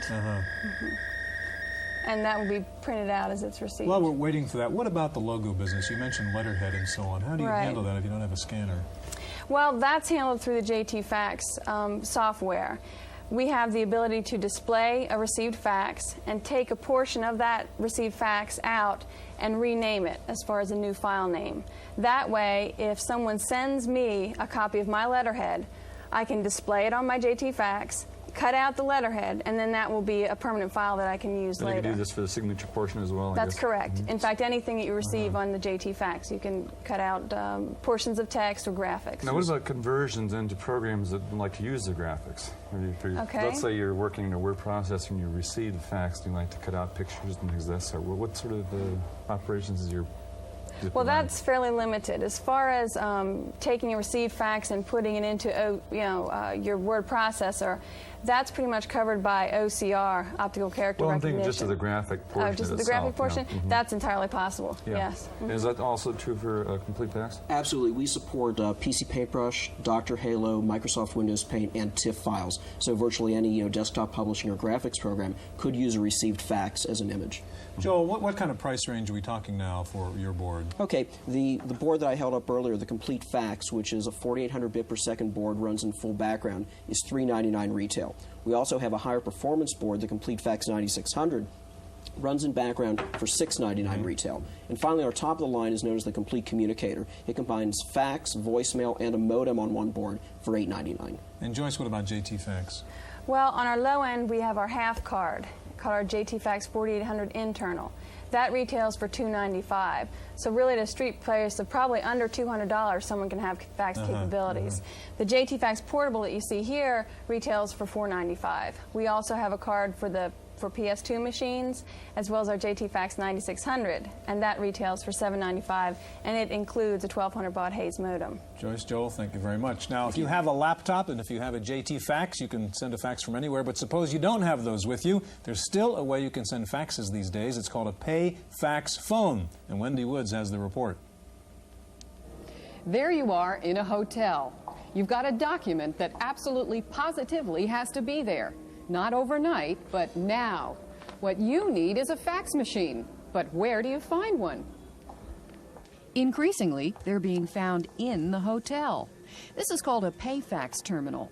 Give it your credit card, follow a few simple instructions, and insert your document, much as one would into a photocopier.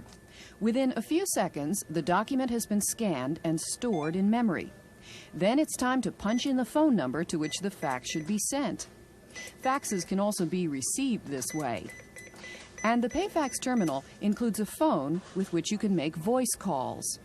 Fax Plus has set up some 600 of these machines in 25 metropolitan areas in the first 3 months of installation. For the individual in a hotel, they're totally reliant on the hotel in terms of a fax machine behind a front desk, whether or not the fax machine is available according to the hotel schedule, and they certainly lose their confidentiality in the process. Here's an opportunity for an individual to use their credit card, go up to the machine, send or receive a fax on their own schedule, very economically and confidentially. The cost for this session? $8 plus local phone company charges, a bill of $9. In Redwood Shores, California, for the Computer Chronicles, I'm Wendy Woods.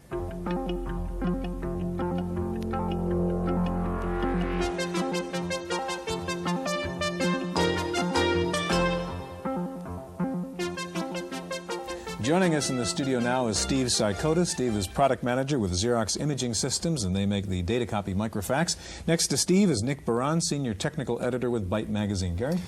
Nick, we see that there's a wide range of boards available for PCs and I suppose other computer systems. What kind of price ranges are we talking about in general? Well, the range is from about $300 up to around $1,000. And what are the differences you find? The main difference is performance. The more expensive boards all operate at 9,600 bits per second, whereas the cheaper ones are often 4,800. Another interesting feature of the more expensive ones, they usually have peer-to-peer communications between boards on different machines at different locations at 9,600 bits per second. And when you're talking about peer-to-peer, you mean like pure binary? Yes. In the case instead of raster? Right, and they're just blasting the file over at 9,600. Right, okay. Now, I think Steve's product is one that actually has both modes. That's correct. Can you tell me a little bit about, first of all, the product you have? Okay, well, the data copy microfax board, we began manufacturing the board about 2 years ago. We were one of the first 2 or 3 companies involved in the PC facsimile market. The board we have 2 boards, one for the standard PC AT bus, as well as one for the microchannel machine, which we're demonstrating here. The price on both boards is $695. Okay. As was mentioned earlier, it is a 9600 baud background operating device. Okay. Now you have a demonstration that's going to show both of these modes. That's correct. That's correct. Okay. Real quick, all we do is type fax to get into the facsimile program. As this is booting up, one of the interesting characteristics of data copy's background program is a lot of foreground applications take up a great deal of memory. So whenever you're running in background, you want to try and minimize the amount of memory that you're taking up. The microfax background program takes up exactly 4K of memory. So it's very, very, very small. How do you manage that? Just the way that we move data, we try not to do too much in memory. Everything we do is on the card and on disk. Okay.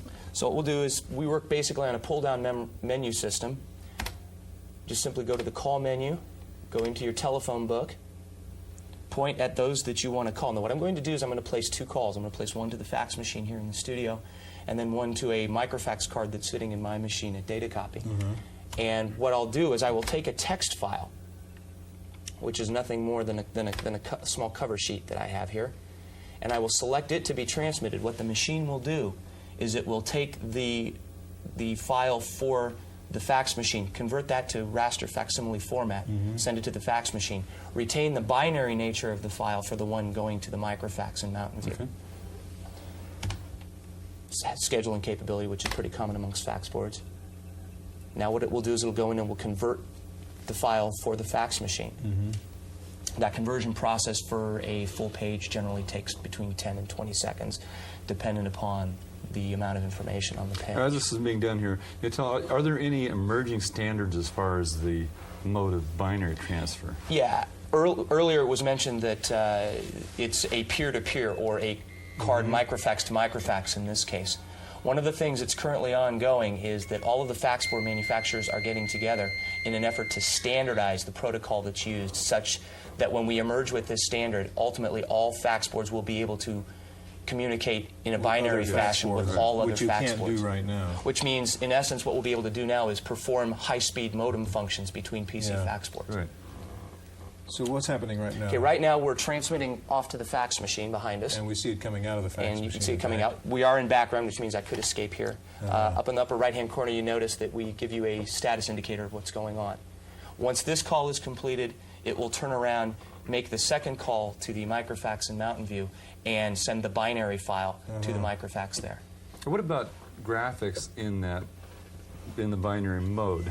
Now, are we going to be talking about standards and emerging just for text transfer or for graphics as well? No, again, it is a binary standard, so it really doesn't matter what's in the file. The advantages of transmitting graphics via a binary file type of a format versus a fax format is that entire transmission is error corrected.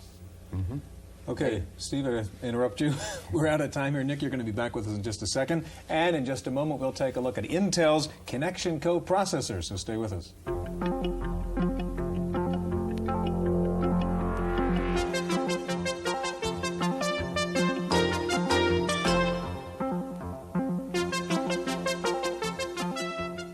Joining us in the studio now is Rich Bader. Rich is General Manager of the PC Enhancement Operation at Intel, and back with us, Byte Magazine's Nick Baran. Nick, before we get going with the Intel Connection Coprocessor, I think fewer than 1% of the people using fax machines are using boards, so they don't seem to have made a big dent in the market yet. Why is that? Are there problems? Well, I think there's still some limitations with the current fax boards on the market. One of them is the fact that it's pretty difficult to view the image on the screen.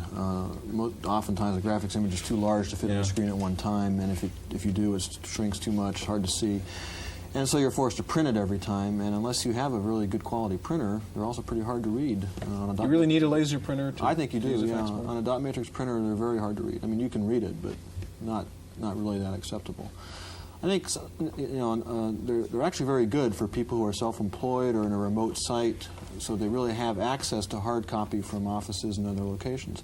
But the other problem is, of course, a lot of offices already have fax machines, and so there's not that much of a motivation to go out and buy a fax board. They seem to be pretty good use as outgoing message devices. And sending messages out, it's a good use for them in a small computer system. Yeah, and I've found it, when I work at home and I have a fax board installed, it really is very helpful to get some paperwork from the office, just have it sent over. It's really very good. Rich, you've got a high-end board here which does a lot. Tell us how it's different really from what we've seen before. Well, the connection coprocessor is a communications coprocessor that provides very simple fax and file transfer in the background, and it really assembles the best of all the features of the boards that you've already had on your show and combines them in one package. But I think that one of the things that's best about our product is how easy it is to use, especially when transmitting faxes or file transfer. Show us. As an example, what we have here is an application that's familiar to many people, Lotus 123, and with our Intel DCA communication application spec and some extra code, we've converted this program, a spreadsheet program, into a communicating program. I now have extra commands that I've added to 123 that allow me to send the spreadsheet as a fax or as a file transfer to other connection So you're not coprocessors. calling up a background program, you're running it out of the application? This portion, the human interface, is in the application, but all of the file conversion and actual file transfer will be done in the background. I can show you that. Okay. It's so simple, all I need to do is answer 4 questions. What file do I want to send? Who do I want to send it to? How do I want to send it? And when do I want it sent? Here I'll select 2. We want to send it to the Computer Chronicles, and we select that information from our phone book. We then select File. Which file do we want to send? The current worksheet, and just like printing, I've selected a range of the file to be sent. I then can answer when do I want it sent. I'll send it immediately. How do I want it sent? I'll send it as a fax. Now I type G for go, and it's off and going. And now I can quit this extra piece of my program, and now I'm back in Lotus 123, and I can be recalculating. So the coprocessor at this point is taken over and is building the images and so forth. Exactly, and off it goes. Can you tell just briefly a little bit about the standard you were talking about? Yes, the Intel DCA Communications Application Spec, or CAS, is a programming interface that allows software developers to add communications capability to their processing applications, making it very easy for people to learn how to do communicating. You don't have to learn a whole new program to do it. Nick, one last question. Can anybody buy a fax board no matter what PC, no matter what hardware configuration you have, or is there some minimum you need? Well, for most of them, you actually need at least 512K and more often 640, and you definitely need a graphics board and a graphics monitor, preferably EGA in the PC world, so that's certainly a limitation. And also some hard disk space, right? Yeah, you need some, that's right. In fact, you need a lot of hard disk space. That's a huge file, a fax file. Yeah, in fact, I had recently a 7-page document came over, took up almost 2 megabytes with a lot of graphics. Okay. Rich, Nick, thank you very much. That's our look at fax boards. We'll be back in just a minute with this week's Computer News.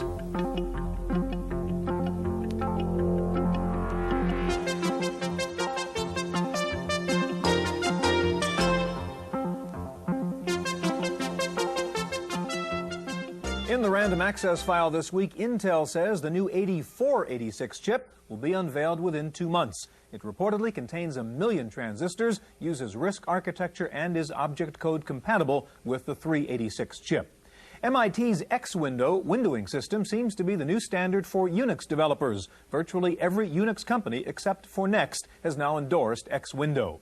InfoWorld magazine has released the results of its annual reader survey to name the most important new hardware and software products of the year.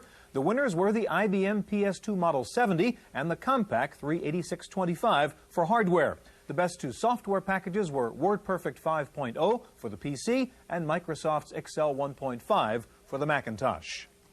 With just 1 month to go before the IRS tax deadline, it's time to get serious if you're thinking about buying a tax preparation program. There are several good ones on the market. Among them, TurboTax. Its strong points are its powerful formula calculations for complex things like depreciation. It features online context-sensitive IRS instructions, a visual representation of an actual 1040 form on the screen, and an auto-interview mode, which helps you decide which forms you need. It also supports 41 state returns, and it can print out IRS-approved 1040s and schedules. Ask Dan is the new kid on the block in tax preparation software, and as its name suggests, its best feature is its online help. It has extensive tax expertise built into the program. It's relatively easy to use and packed full of features, including an auditor function that checks your return for missing entries and can even suggest possible deductions. Another popular tax package for PC compatibles is J.K. Lasser's Your Income Tax. It's a basic tax preparation program, but it does let you compare two versions of your return side by side to see which strategy works best. It also interfaces with Quicken, the popular personal finance software program. If you only need the basics, a good budget package is the Tax Advantage. It's out in an enhanced version this year, supporting more forms. It will import data from dollars and cents and several other personal finance programs. If you're a Mac user, the obvious choice is probably Macintax. It features a graphic representation of the 1040 and 73 other tax forms on screen. It automatically links all forms and cells like one big spreadsheet, and it prints out beautiful IRS-acceptable tax forms and schedules. And there's now a PC version of Macintax called TaxView. A good low-cost approach on the Macintosh is Tax Stacks. It's a HyperCard approach to doing your taxes. It comes complete with HyperCard and 30 forms and schedules, a tax questionnaire, IRS instructions, and a file called Tax Jokes.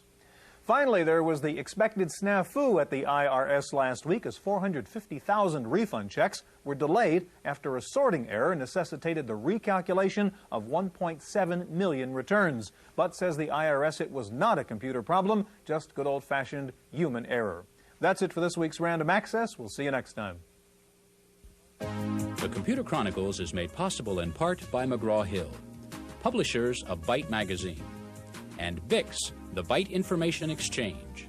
In print and online, Byte and BIX serve computer professionals worldwide with detailed information on new hardware, software, and technologies. For a transcript of this week's Computer Chronicles, send $4 to PTV Publications, Post Office Box 701, Kent, Ohio 44240. Please indicate program date.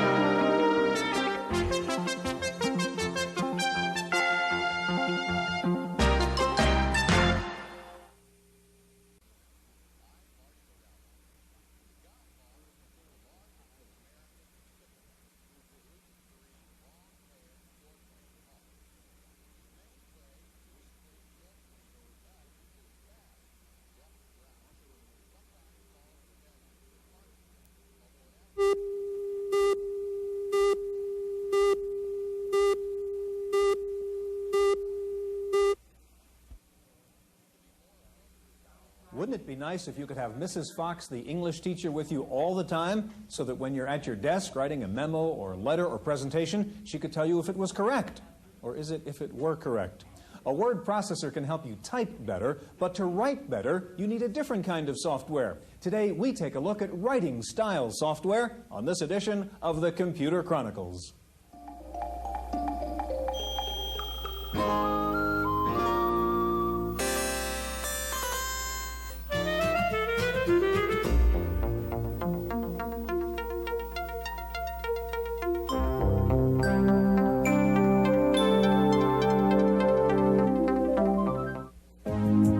Chronicles is made possible in part by McGraw-Hill, publishers of Byte Magazine, and BIX, the Byte Information Exchange.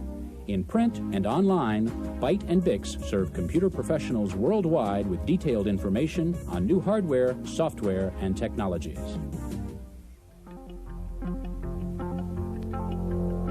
Welcome to the Computer Chronicles. I'm Stuart Chaffee, and sitting in this week for Gary Kildall is Paul Schindler.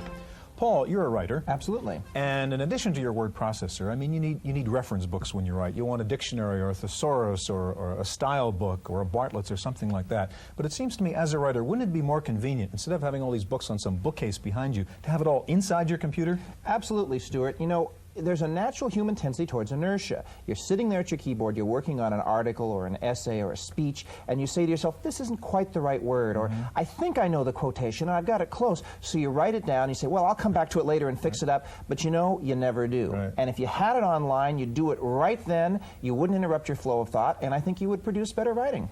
Paul, today we're going to take a look at several writing style programs. We'll look at something called Choice Words, Letters Online, Grammatic 3, Microsoft's Bookshelf, and WordBench. Now, you probably have a word processor that has an online thesaurus, but if you want a major league thesaurus that's even better than the book, there's something out there called Big Thesaurus, and we found it being used at MacWeek magazine. Writers and editors at MacWeek magazine face a regular task of daunting proportions. They spend each week sifting through stacks of product announcements and news releases, searching for newsworthy items to write about. To help keep that writing fresh and lively, some members of the staff have turned to a Macintosh writing tool called the Big Thesaurus. Key thing that I think makes it usable is that it's always available on the Macintosh. It loads in as a desk accessory, so you just pull it down from under the Apple menu and it's right there. The windows pop up. It has a large number of words. I think they say 1.4 million, so it's a substantial vocabulary.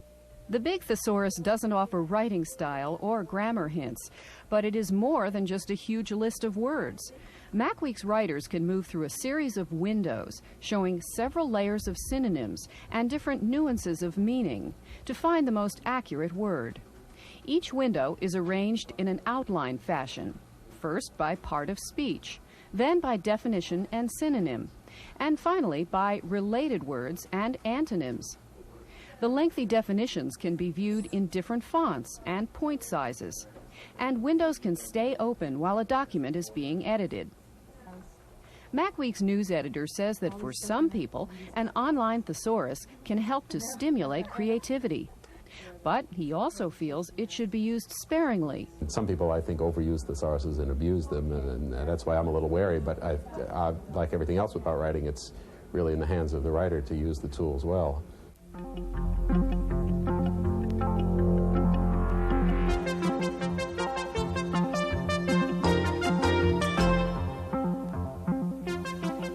Joining us in the studio now is Bob Moriarty, Marketing Services Manager with PowerUp. Next to Bob is Don Emery, President of Reference Software. Paul? In the history of grammar checkers, what's the point? What is a grammar checker or a spelling checker or a writing tool? What's it trying to do? Is it substituting for an editor? Is it substituting for your 5th grade teacher? Is it trying to teach you something? What are they trying to do? Well, I think each one of those products attempts to do a little bit of, I want to answer you all of the above. In each case, word processing increases your productivity, but these writing aids or language aids help you, in many cases, really improve the quality of your writing as opposed to the quantity.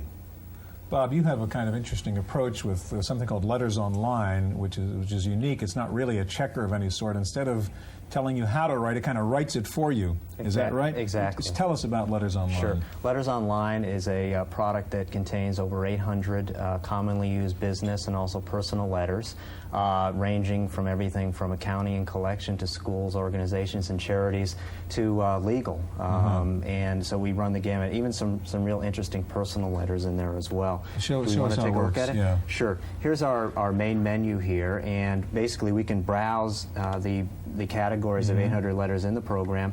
You can see again the range of categories presented here: accounting and collection, legal, ordering and shipping. We'll go into, for example, general business here to take a look at what we might be able to look at. While you're doing that, Bob, you keep mentioning that there's 800 letters. Does that make this a gigantic program? Takes up half your disk? Absolutely not. As a matter of fact, you would have the ability to partition the information if you wanted to separate the letters from the basic program. Actually, the 5 1/4-inch version of this comes on 2 disks to make that real easy. The 3 1/2 comes on 1 disk for that, but it does not take up an inordinate amount of space. Are these stored as full text or? Yeah, the program essentially runs as a standalone program. So you would just call it up and interface it with your word processor. Every one of these letters is a compressed ASCII text file. So you'd actually pull the file out here, dump it into your word processor. Exactly. And as compressed ASCII, it takes up less space than it would if you stored it. Absolutely. Okay, show us and it's how ready you to be use it, Bob. transported. Okay, we've called up, for example, here one sample general business letter. This happens to be a confirmation of agreement. We can take a look here at maybe all of the letters contained in this category by hitting the F5 key for scan. And here's an immediate listing of all the letters. We can scroll down this with the arrow key. There's also a search key here, so that if we wanted to type in any particular keyword, for example, sure, try that. And we've got a listing of letters here, so easy to, we can dial that up simply by hitting enter now, and we're set to go. And again, areas in the letter that you see in brackets are areas that you might want to customize once you send it over to your word processor. And as you indicated, you can search this by keyword or something like that? Absolutely. We just did that with the word price here. Yeah. Another thing we could do maybe is go out to the legal category and do a check there, and we'll do that by hitting the F3 key. Take a look at legal. We have in this category well, you can see here on the top of the screen 131 different letters. And this is a letter a category that I think is especially useful for users who just don't have the expertise to know what to write in this sort of situation. We provide the necessary text, and again, sending it out to your word processor, you can simply go in and type in the customized information. Bob, I noticed you have a personal letters category in there. What is that? Absolutely. That is a listing of really quite a variety of letters here. This happens to be a condolences letter here, not maybe the most cheery topic, but maybe if we pull up F4 here for search, and we've got actually a fun letter in here, well, depending on whether you're on the receiving end of this letter, a Dear John letter. We can type in a keyword here and go out and hit... That's congratulations letter. Yeah, congratulations letter. But we'll go out and take a look at, with our search, our F5 key here, and go down to refusing a marriage proposal. Dear blank. Dear blank letter. What we've shared over the past year has been more than beautiful, so on and so on. Actually, very well put. Will this work with any word processor? It will work with any word processor that has the ability to read an ASCII text file. Bob, can I ask you to get out of that and slide the keyboard over to Don? Absolutely. We want to take a look at Grammatic 3 in just a second. And while you're doing that, Don, let me ask you, what's the cost of a program like Grammatic 3, and what kind of user is it meant for? Well, Grammatic 3 retails for $99, and it's available through all normal software type stores or computer stores. But what kind of user do you have in mind? A professional writer, a student, a business person? Mostly, the program is primarily aimed at business writing, but it has high usage in university and junior college level teaching classes. A wide variety of institutions are using it in that way. How about professional writers? Professional writers find it useful. They sort of fall into two categories. Those who believe that no one writes better than they can and they can't be improved, and those who are always concerned on improving their writing. Don, we have it up here. Could you show us how it works? Sure. The program, it couldn't be simpler to use. All the commands are on the screen. At the bottom of the screen, you'll see Alt-B, and that's all you have to hit to begin checking. Now, in this demonstration, the first section, we have a number of mechanical errors, things like doubled words, doubled punctuations, improper capitalization in the middle of a word. Those are things that simple spelling checkers could catch. Some of them. The capitalization probably wouldn't be caught, or the double punctuation, but these are the mechanical kinds of errors that word processing introduces. They're not generally intellectual problems, but you do a block move or something, and they're hard to catch. This is missing punctuation. Now here's a stylistic issue. A number of is long-winded wording. Now notice that we divide the screen into two parts. The top part is your native word processing file. Over 33 different word processors can be worked on. And the bottom part of the window is our suggestions. And you notice we identify the problem as long-winded wording, and then we make a suggestion which you can then adopt. Let's move on to a few other type programs. Here's a redundant phrase, all throughout. And if we wanted to make that correction, we just hit F9, delete that, and go on to our next problem. Here's a typical expression that's a stylistic issue. It's not completely wrong, but it's something we should use sparingly. Now, here's a true grammar error. And what makes one of the things that makes Grammatic truly unique is it really does grammar checking. To give you an example of how we do that, we do a thing called parsing. That is, we take a sentence and we divide up the sentence into words, and then we assign a part of speech to each word depending on its position in the sentence. In this case, ITS is identified as a possessive pronoun, and because of its position in the sentence, we know it should be IT apostrophe S.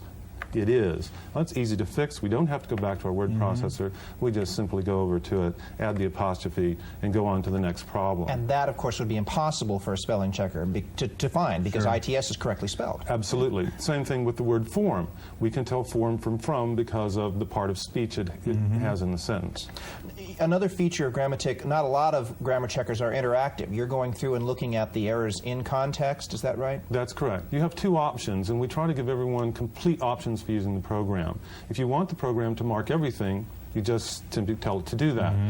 My experience, and most people's experience, is as a writer, there's a lot of issues in writing that aren't hardwired rules. Passive voice, for example. Sometimes it's appropriate and sometimes not. Now, we also have an extensive built-in help system. If we tell you something like possessive usage and you don't know the rules about possessives, you can simply hit F1, access our grammar help system, and you'll get a page or two full of rules telling you how to do it, how to make a possessive, and so forth. No, we have only about 30 seconds left. Show us the analysis feature that I think you have in here. Okay. After the program goes through your file, we give you full statistical information about the product, sentence length, readability, and so forth. And if you'd like to see those, we also compare those graphically. And we compare them with a life insurance policy, a Hemingway short story, and the Gettysburg Address. That's great. I strive for Hemingway. You get there. Gentlemen, thank you very much. You can't always, of course, have your computer with you. There have been some handheld devices you could carry around, electronic dictionaries, but pretty much they've just been spelling devices. Now there's a new one out that has 100,000 word vocabulary and definitions. Wendy Woods has a report. As the publisher of Andrew Siebold's Outlook on Professional Computing and an influential industry advisor, Andrew Siebold is seldom at a loss for words. But when the muse does fail, Siebold turns to a small black box carried in his jacket pocket, the Word Finder, a handheld writer's tool that can correct spelling, find synonyms, and even offers a limited dictionary. I use it almost everywhere I go. I do a lot of my writing on airplanes with laptops, and I do a lot of proofreading anywhere. I mean, now with fax machines, I'll be at a hotel traveling, and I'll get copies of our newsletter pages sent to me, and I need to proofread them, and I'm looking for a word, for a synonym, or a question of spelling. This is like my right-hand man when I'm doing that. The $130 Word Finder from Selectronics of Minneapolis has a 100,000-word spelling checker, a 220,000-word synonym thesaurus, and can define over 50,000 words. And while the product has its limitations, it represents a major step forward in technology. Well, the fascinating thing about this is that all these words and all these definitions and synonyms are all in little silicon chips. And once they're in a device like this, they're easily moved. You can take the chips and you can put them in laptops. You can put them in, there will be a whole new generation of handheld DOS computers that will be coming out in a year or so. It's ideal because it's already in silicone. And because it's in silicon, it means it's cheap to move from one product to another. In San Francisco, for the Computer Chronicles, I'm Wendy Woods.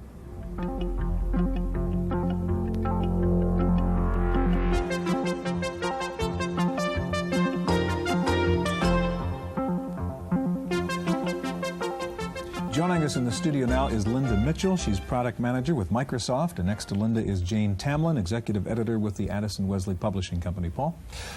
Linda, the idea of Bookshelf is a terrific one. Taking a whole bookshelf full of reference works and making it online on the computer. But it wouldn't have been possible before the CD-ROM technology, would it? Well, certainly not on one disk. The CD-ROM technology allows you to put 550 megabytes of information on a disk, so we're able to put these 10 reference works that are on Bookshelf as well as several others we could add if we needed to. So you couldn't even have done it on a hard disk. If you took, the biggest ones I know of are 100 megabytes. Yeah, you'd be pushing it. Yeah. Show us how Bookshelf works, Linda, and how you would use it. Okay, Bookshelf is a TSR. It actually pops up on top of a word processor. We're going to pop it up here from your DOS prompt to show that you can use it as a standalone reference as well. It just comes up Alt-Shift, And here's your title bar. And across that key sequence is adjustable too. If you don't like Alt-Shift, you can make something else. You can change it, right. Across the top here of the title bar, we have the Thesaurus, American Heritage Dictionary, a spell check, a usage alert. This is the Chicago Manual of Style, the World Almanac, Bartlett's Familiar Quotations, Business Information Sources, Zip Code Directory, there's a Forms and Letters program, options, and help on the disk. Okay, so what would you show us here? Well, let's go into the dictionary here, and I'll show you how it would look up a word for you. It's all run by first letters here, although you could use it with a mouse.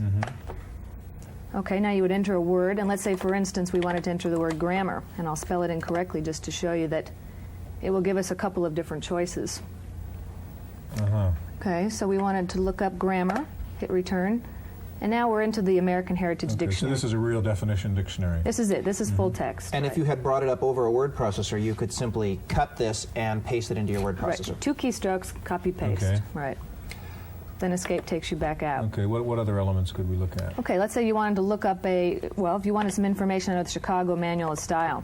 Notice that you can look in the books a couple different ways. I'll show you here that you might want to go in and take a look at the table of contents for the Chicago Manual of Style.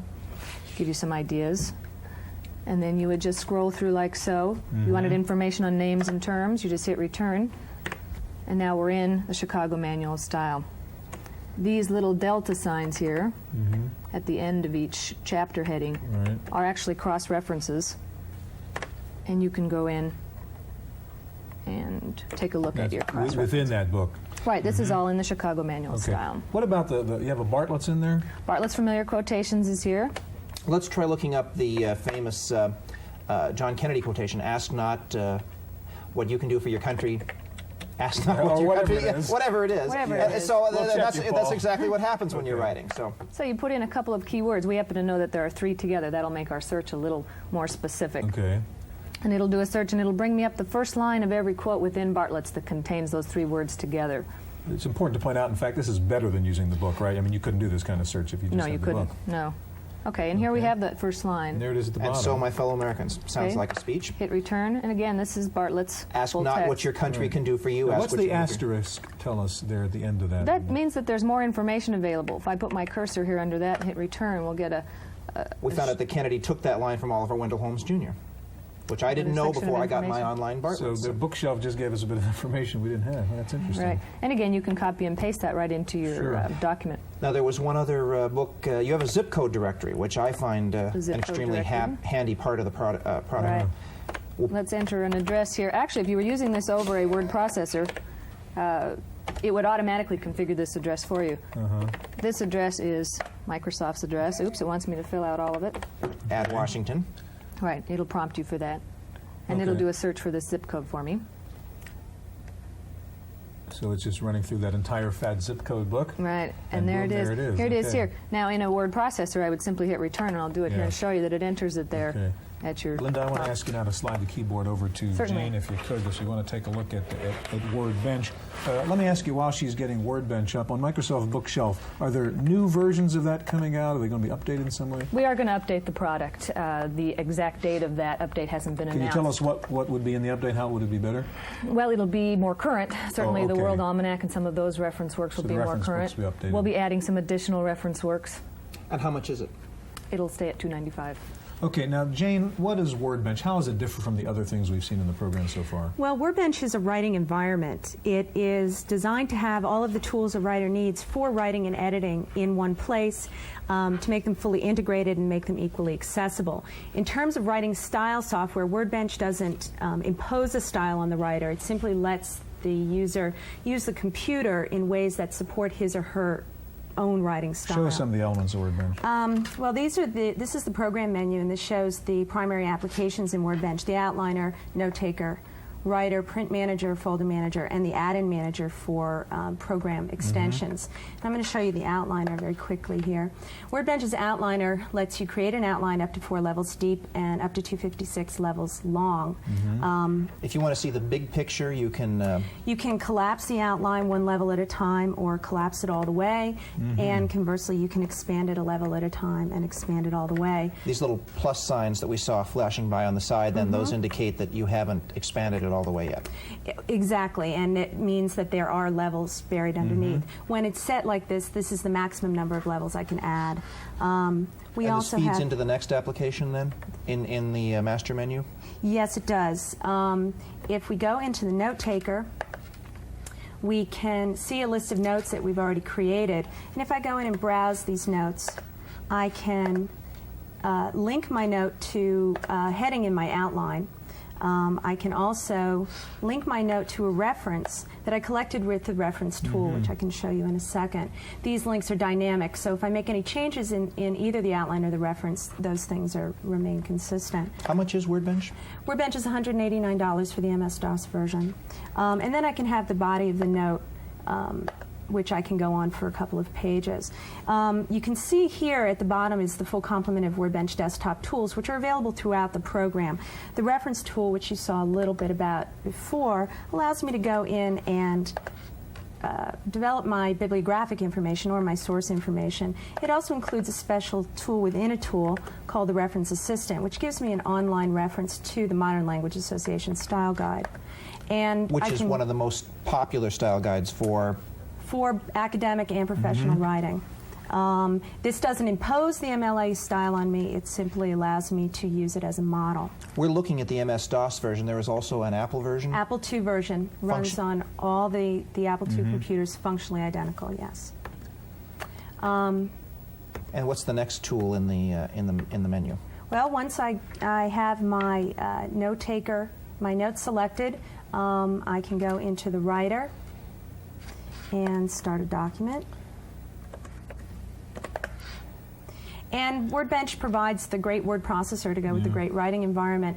And one of the areas where WordBench is unique is that it allows me to take the pieces of text that I've already created and merge them into my document. In this case, I'm going to combine my outline and notes.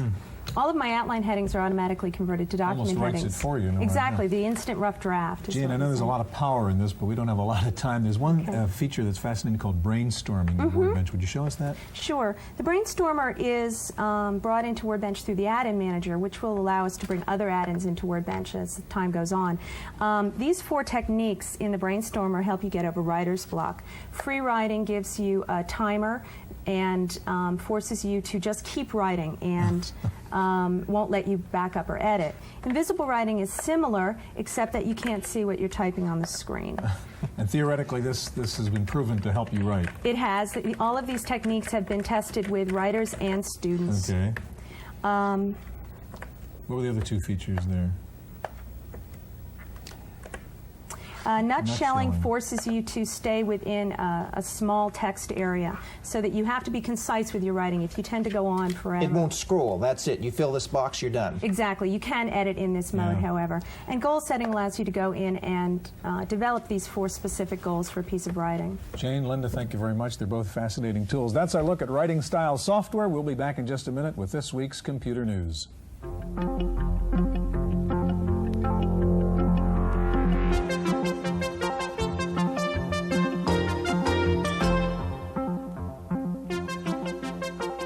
In the random access file this week, it was just a little over a week ago that IBM announced the fastest ever PC using the new Intel 486 chip. Now Intel says it has on the drawing boards the 786 chip, which will hold 100 million transistors and include 4 central processors and an artificial intelligence-based user interface.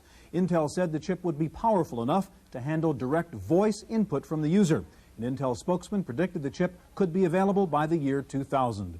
Meanwhile, a company called N-Cube has announced what it says is the world's fastest supercomputer, the N-Cube 2. It uses massive parallel processing, up to 8,000 processors operating simultaneously to achieve speeds of up to 27 billion floating point operations per second. That is 9 times faster than the Cray YMP. The low-end version of the machine sells for $500,000, and N-Cube says it already has orders for 170 machines. Good news for laptop users. The FAA says it will not ban the use of laptops on airplanes. The Department of Transportation had been considering a ban on all onboard electronic devices for security reasons. However, the FAA did say there will be tighter inspection of laptops, particularly on international flights coming into the United States. In an effort to stay ahead of the Japanese in the production of dynamic random access memory chips, 7 U.S. computer companies have formed a joint venture called U.S. Memories to domestically produce DRAM chips. The companies involved are IBM, DEC, HP, AMD, LSI, Intel, and National Semiconductor. There are still some antitrust questions to be resolved. Toshiba has cut prices on 9 laptop models. Here are some of the price changes. You'll notice prices were not cut on the low-end T1000 or on the new T1600, which is already in short supply. IBM says it won't roll over and surrender to Apple in the multimedia market. Big Blue has just announced 2 new MCA expansion boards that greatly enhance the video and audio capabilities of PS2 computers. There's a video capture board that can accept video from any analog source, and there is a new audio capture board which converts audio input to digital form for editing and compression. Microsoft says it will offer 4 major Macintosh business applications in a package at a 35% discount. The bundle includes Word, Excel, PowerPoint, and Mail. The package price $849. Claris has announced a new version of AppleWorks with over 100 new features. However, the new package can still run under $128K on an Apple IIe or IIc. The price is $249. The upgrade price only $79. Finally, the SIGGRAPH International Computer Art Show has opened at the Computer Museum in Boston. Here is one example of more than 50 works created by computer artists from around the world. This piece is called Continuum 1, Initiation by Dean Winkler of New York. The show continues through September 5th. That's it for this week's Chronicles. We'll see you next week. The Computer Chronicles is made possible in part by McGraw-Hill, publishers of Byte Magazine, and BIX, the Byte Information Exchange. In print and online, Byte and BIX serve computer professionals worldwide with detailed information on new hardware, software, and technologies. For a transcript of this week's Computer Chronicles, send $4 to PTV Publications, Post Office Box 701, Kent, Ohio 44240. Please indicate program date.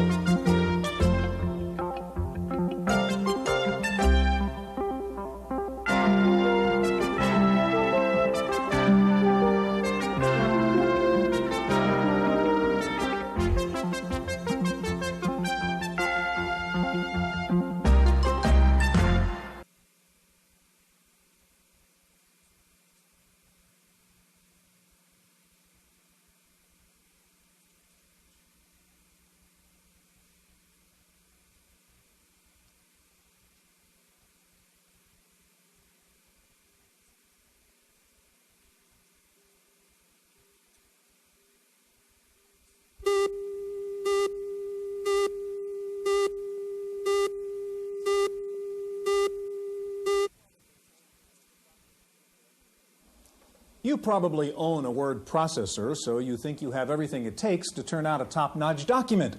But then you realize in today's global economy, you may have to correspond with someone in France or Japan or Russia.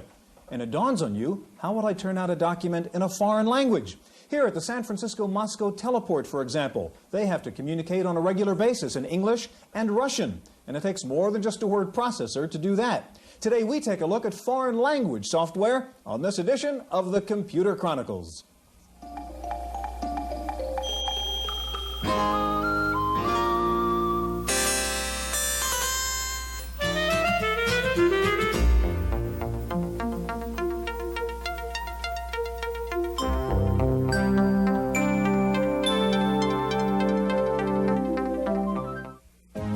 Computer Chronicles is made possible in part by McGraw-Hill, publishers of Byte Magazine, and BIX, the Byte Information Exchange. In print and online, Byte and BIX serve computer professionals worldwide with detailed information on new hardware, software, and technologies.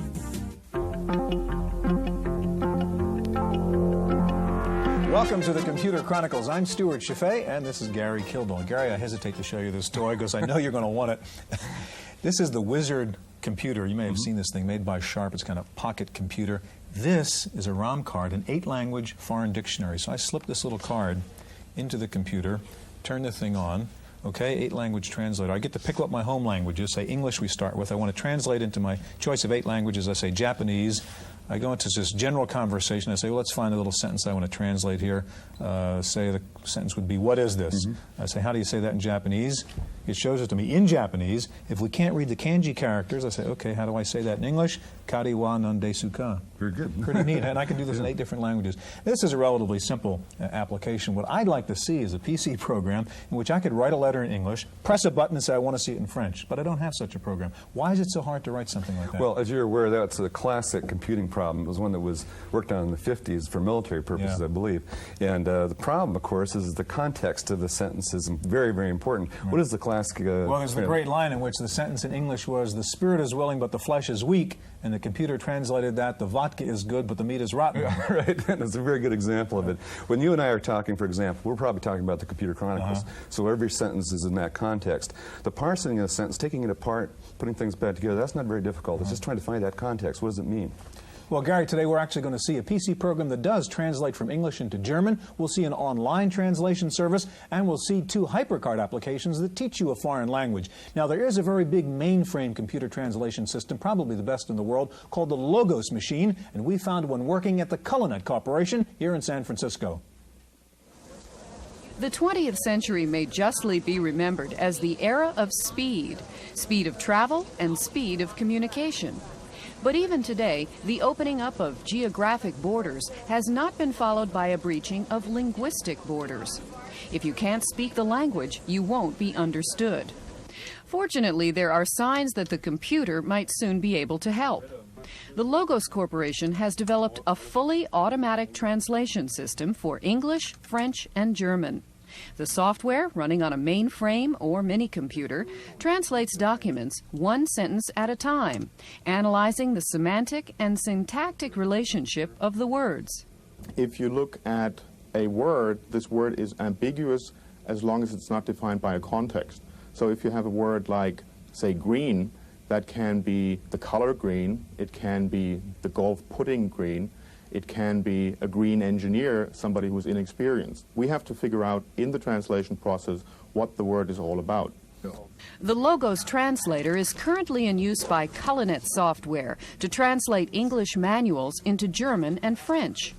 Cullinet sends the machine translation to Europe, where it is checked and refined at the receiving end. While Logos has its own base of semantic rules, the user can tailor the program to suit a particular subject or field. Logos is most successful at translating straightforward text. It's not meant for poets and novelists. But as day-to-day business becomes more international, the company expects a growing need for effective and fast translation. An example would be Europe 1992, where over the next few years, the last tariff barriers are to be removed, where a truly common market is to evolve. Here we see an emerging market for information only.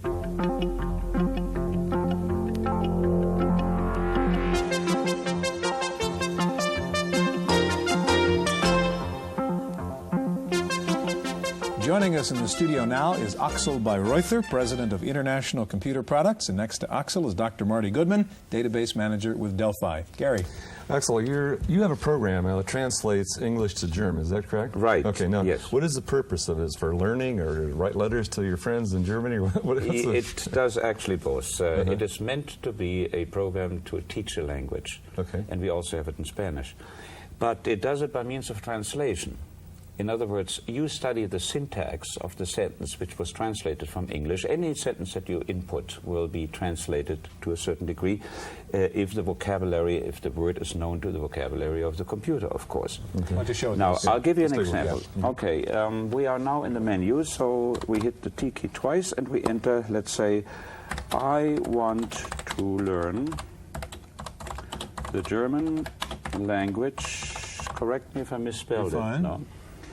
With the help... Got a space missing there. With Okay. The help of my computer. No, that's a fairly... Whoa, that was fast. It goes very fast, and Could you read it to us in shows German? now the correct translation. Ich möchte die deutsche Sprache mit der Hilfe von meinem Computer lernen. The verb is in this sentence at the end, and also I don't want to go too much into details, but von meinem Computer is correct because the third case is dative in German, which is very important. And now we come to, I go back to the translation a little bit later. We come to the grammatical part. I talked about noun declension. Now, in grammar, first you talk about verb conjugation. So let's go into verb conjugation and take the verb, I hit the wrong key.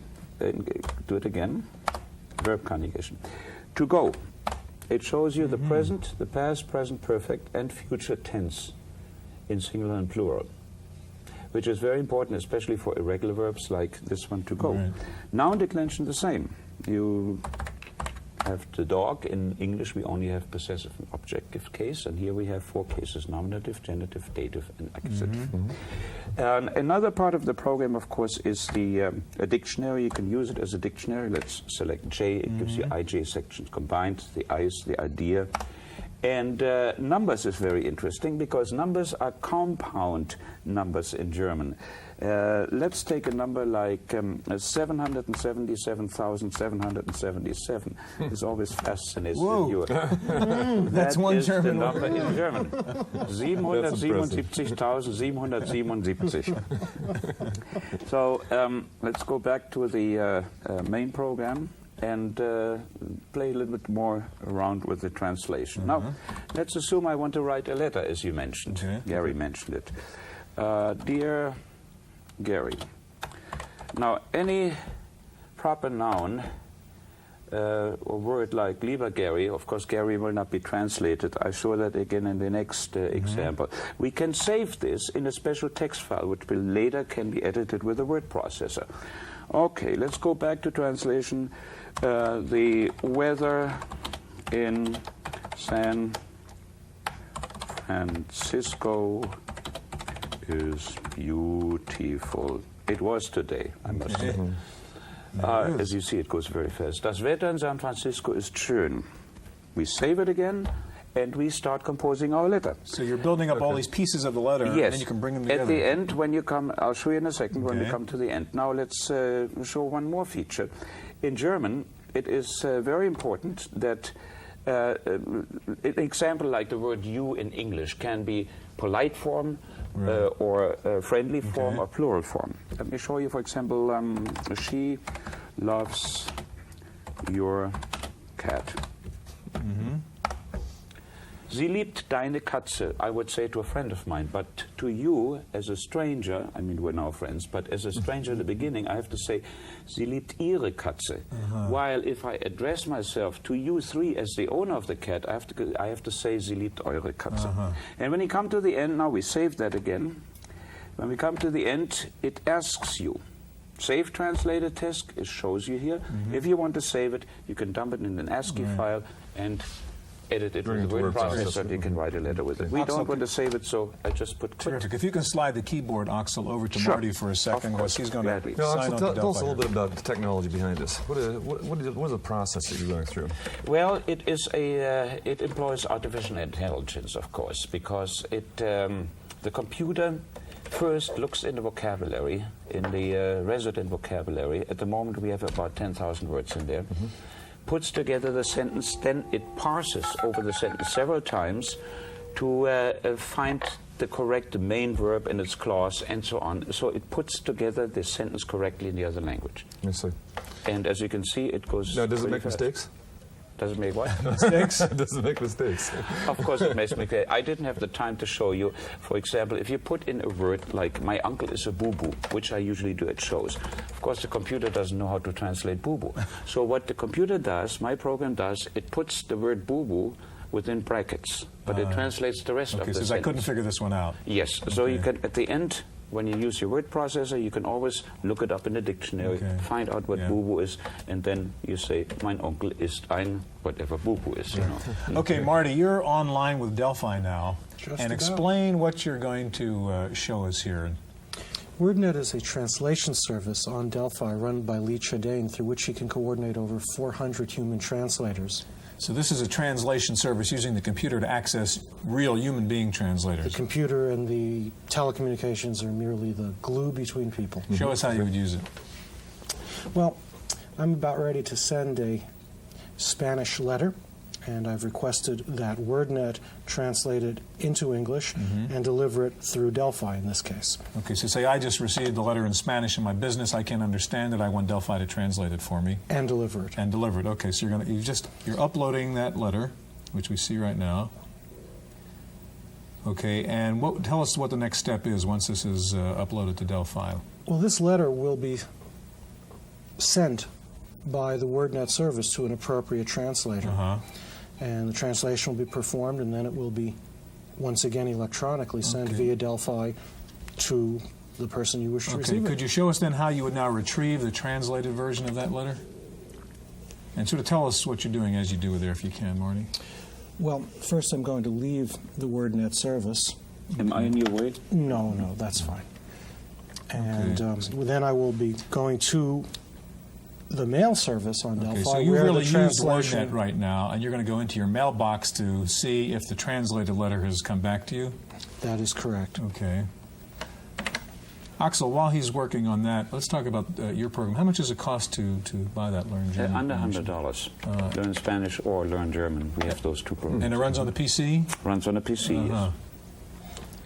Lowest configuration, starting from 256K. And where are you now, Marty? I've gone to my mailbox, and the translation of that Spanish text would normally arrive a day or so later, but in this case, we happen to have an example of how that would look when it arrived. And so I see Spanish translation. Is that what you're looking for there? Oh, that should be it. Okay. And theoretically, there's the letter in English. Okay. And Marty, what would it cost then for translation normally?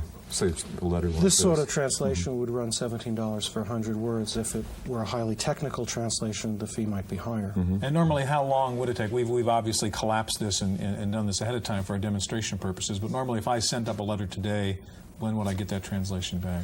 You could easily have it done in a matter of a couple of days. There are situations in which you could request faster service. You would pay for it, though. Yeah, that's great. Gentlemen, thank you very much. Now, usually when we talk about foreign language software, as we saw in the German case, we're going from English to some other language. In fact, there are many non-English speaking people who are using computers to learn English. Wendy Woods has a report.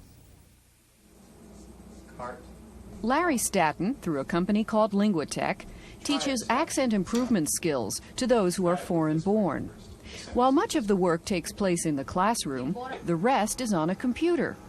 Using software that Larry wrote called Speakware, students can see and practice the way English sounds are made. And drills provide inexhaustible playback of what are called minimal pairs, English words with subtle pronunciation differences. Niece. Knees. The theory is, the idea is, if you can hear the difference, you can make the difference. The software drills them on hearing the difference. And once they hear the difference, then by using the animated mouth positions and so forth, they can learn to make the difference. Because this is computer software and not audio tape, the sounds in this program, made with Mac Recorder from Farallon, can be replayed instantly. And finally, Larry uses Mac Recorder itself to show a student a visual representation of their own speech. With cut and paste functions, the speech can be manipulated and corrected. There's a reason why the Macintosh and not the PC is running Speakware. Apple's HyperCard. As Larry says, he was more interested in the product than the process, and Apple had the right tools to help him put together the product that he needed. In San Ramon, California, for the Computer Chronicles, I'm Wendy Woods.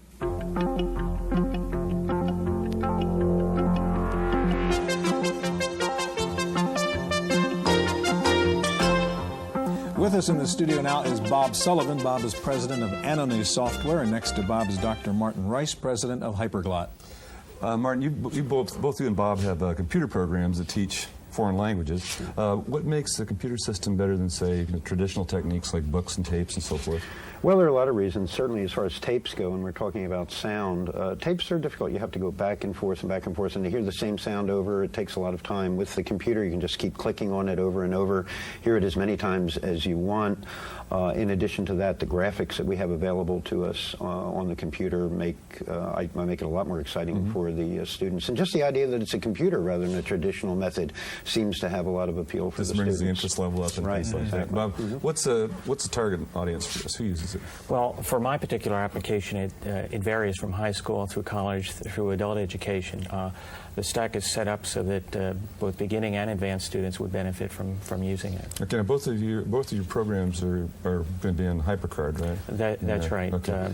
Can we take a look and see? Okay, Bob, your program teaches Japanese. That's right. Show us how it works. Well, let me first say Japanese has 3 character sets: hiragana, katakana, and kanji. My particular applications emphasize the hiragana and katakana portions of the language. And why is that? It's a finite set of characters. Each contains about 50. Kanji, on the other hand, consists of several thousand. We will be releasing the first of many kanji packages in a few months. Okay, show us how it works. Well, the initial navigation screen is set up. The icons at the top of the screen basically get you back into the Macintosh or into the HyperCard home stack. The icons at the bottom and the words over here are used to study the Japanese language. We recommend that for beginning students, they use the syllabary or the information contained by clicking this question mark here. We provide 6 pages of information which get into the basic phonetic structure of Japanese. If one, for example, combines the consonants here with the vowels here, you get the sound of that particular character. I can show that better by going to the syllabary. Again, we have an expanded view of the syllabary. If I click this little box here and put an X in, I can come up here and get the actual phonetic pronunciation of that column.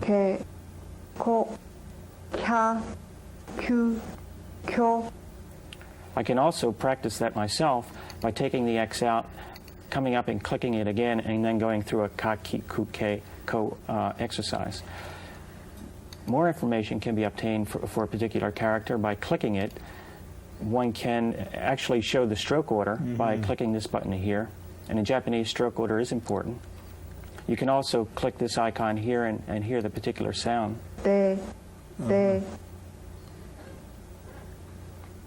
For more advanced students, we recommend using the reading and writing exercises. Reading exercises are set up so that you can study verbs, nouns, adjectives, or other words that begin with A through O and so forth and so on. For example, verbs, we have here the Japanese hiragana characters. By clicking that field, we get the romaji, or the phonetic pronunciation, and then finally the English translation. The writing exercises are set up so that, again, the syllabary is presented, however, the consonants and vowels are missing. By clicking English here, we get an English word.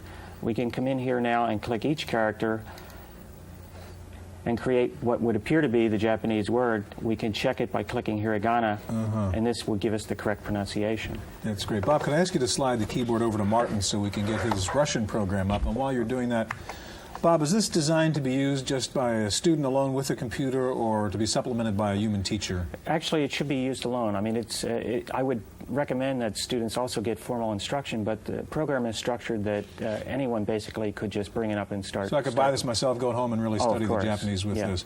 Okay, your program teaches Russian, Martin, and what approach do you take here? Well, to begin with, of course, we have the Cyrillic alphabet, so that's the first obstacle to anybody's learning Russian. And this set of 3 diskettes teaches people how to recognize the alphabet, how to understand it, how to put the sounds together, and to be able to read words. It doesn't purport to teach them the language, right? Okay. It's just the introduction. Right.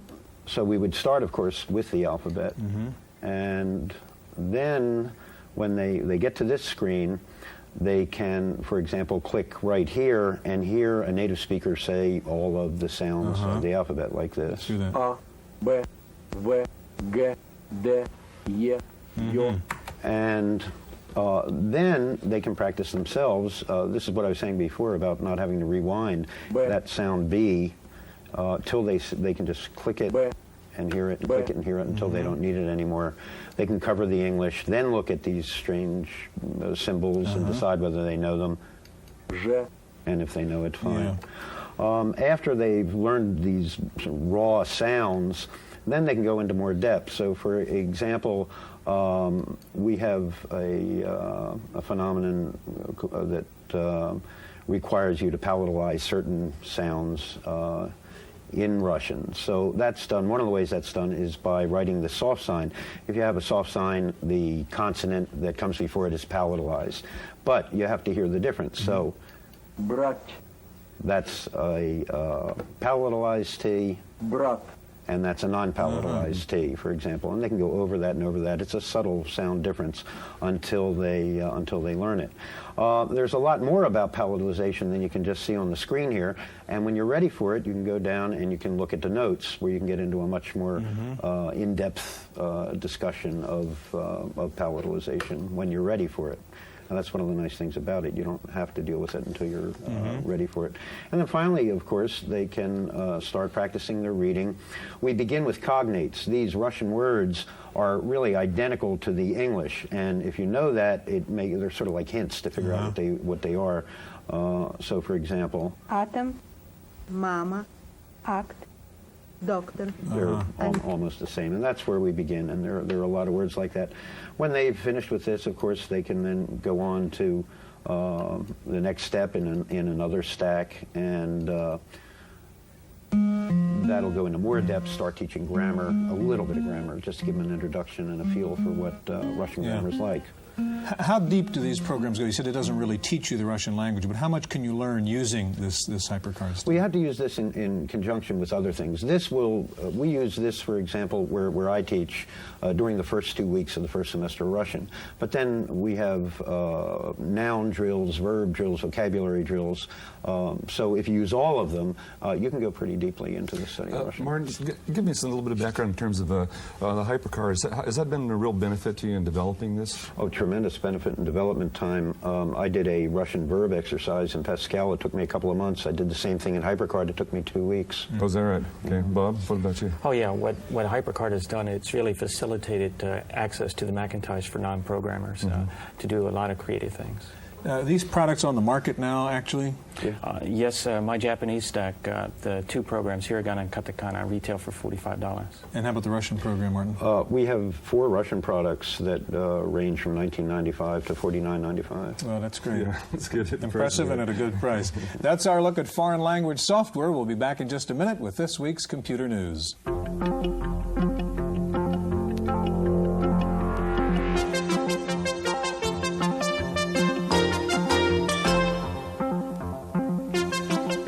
In the random access file this week, it looks like you may be able to buy the next computer at Businessland. Following Compaq's decision to pull its PCs from Businessland, the competition has been hot and heavy among PC vendors who want to take over that shelf space. Analysts predict a slot at Businessland's retail stores could mean $100 million in annual sales. And now Next says it's going after the business and technical markets, not just the education market, and planning to sell its computers in the retail chain. Other rumored contenders for Businessland shelf space are Hewlett-Packard, Zenith, AST, AT&T, and NEC. Next Computers also reportedly has struck deals with major software developers to write business packages for the Unix-based Next machine. Lotus has finally confirmed that there will be 2 new versions of 1.2.3 coming out this summer. We've all heard about version 3.0, but now Lotus says there will be a low-end version called 2.2, aimed at users with limited memory and speed. Version 3.0 requires at least a 286 machine and a megabyte of memory. Many of the new features of the 1.2.3 upgrade will still be included in release 2.2. The cost of an upgrade for either version will be $150. Government Computer News just completed a survey of government computer workers to find out which was their favorite word processor. And the easy winner was WordPerfect. While WordStar placed second in number of users, Office Writer finished second in high marks for its features. Next in order were Microsoft Word, Volkswriter, and Professional Write. Another erasable optical drive is about to hit the market. Matsushita will be selling a new 3.5-inch drive with a 280 megabyte capacity. Average access time is 42 milliseconds. No word yet on price or availability.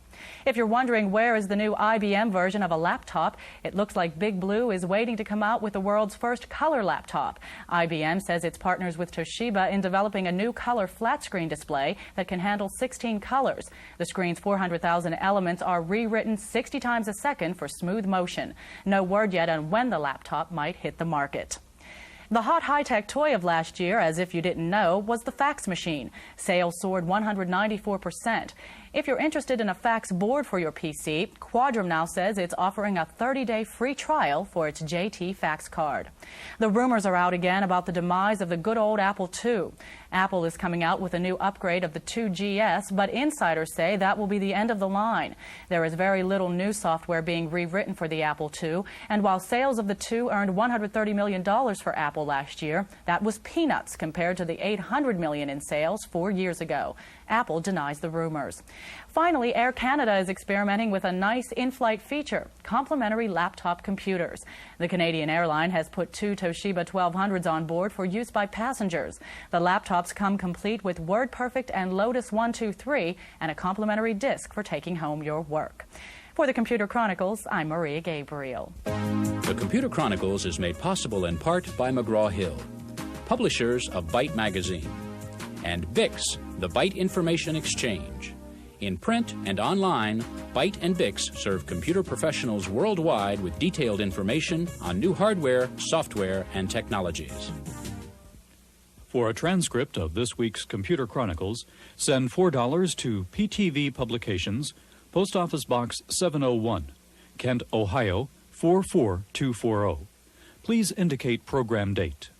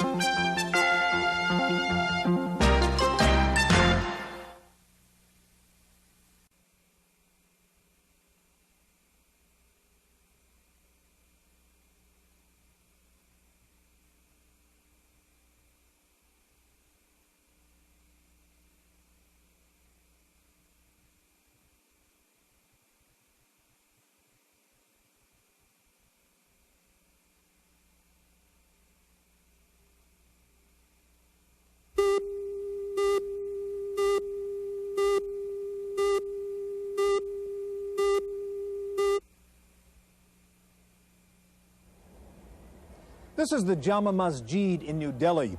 It's a classic example of Indian engineering, architecture, and design skills. This mosque was built in the 1600s. Nowadays, India's considerable skills in engineering and design are being used for a different kind of architecture, computer software, as India plays a leading role in a growing trend toward low-cost, offshore software development.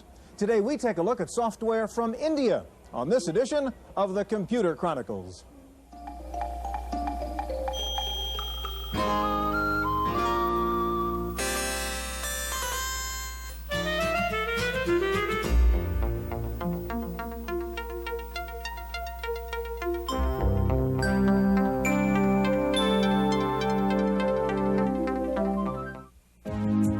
Chronicles is made possible in part by McGraw-Hill, publishers of Byte Magazine, and Bix, the Byte Information Exchange.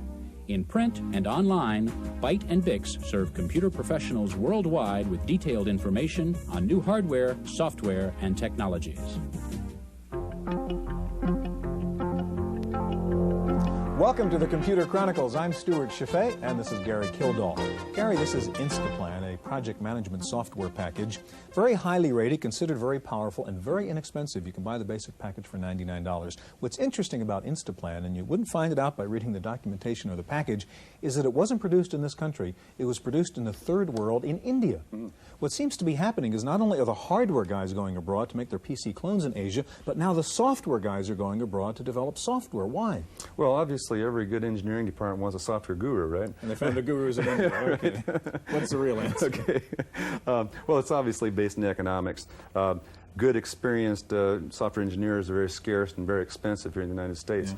Yeah. And, you just can't, in many cases, you just can't find them. Now, we get into a situation here where we're selling software for $99. It means the engineering cost has to be very low in order to make profits. And that's one reason, of course, we go abroad.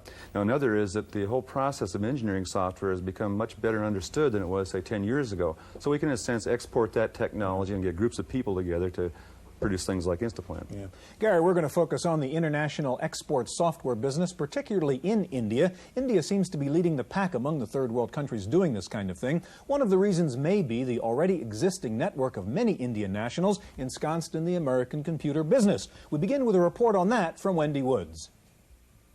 Farouk Arjani came to America to do postgraduate work in California. The son of a school principal, Arjani was well tutored in the sciences and math, so a career in technology came naturally. Today, he is president of DocuPro, a maker of high-end electronic publishing software. He credits the Indian Reverence for Learning and excellent schools, known as Indian Institutes of Technology, for the abundance of Indian high-tech professionals. Level of teaching is very, very outstanding in those schools, and it graduates students who are really well grounded in the sciences and in technology. And these are the people then who come to America by and large, who want to go and take a more advanced degree in America. Because let's face it, I think the U.S. is still the holy grail of technology, and so they want to come here and participate in that. And I think when they come here, they're overwhelmed with the opportunities.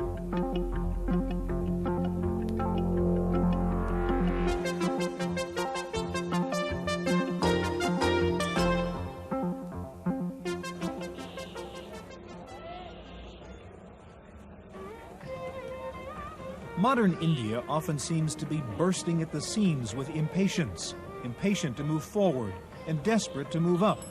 A country that knows its abilities and is striving to make them known to the world. Burdened with a population over 3 times as large as the United States, with diverse languages and religions, India faces monumental challenges, socially and economically. To an outsider, the idea of an India brimming with advanced technology may seem difficult to reconcile with the clash of street life, where automobiles share the road with ox carts, and snake charmers are still more common than satellite dishes. Extremes of wealth and poverty are easy to find. In Bombay, glistening skyscrapers share the beachfront with decrepit shacks. But the dazzling contrast between ancient and modern is a routine part of life in India, just another challenge on the route to development. According to some, the country's new role in software development is partly due to an ancient tradition of logical analysis. You will also find that logic finds its roots in Indian culture and Indian civilization. There's a lot of reasoning. So if you look at the manner in which education was built in the earlier years in India, the concept of one student and one teacher, it was a whole lot of philosophy and a whole lot of reasoning and logic. So I think somewhere at the back of things is that foundation of knowledge built on reasoning, of exploring. India's new stature as an offshore center for software came about slowly, but it's picked up tremendous speed in the last 5 years. The government's liberalized computer and software policy of 1984, combined with a growing reputation overseas, made the Indian computer industry a choice prospect for joint ventures and high-tech developers. The burgeoning software industry here in India has led to a concentration of computer companies in the south of the country in the city of Bangalore. It's the fastest growing city in India.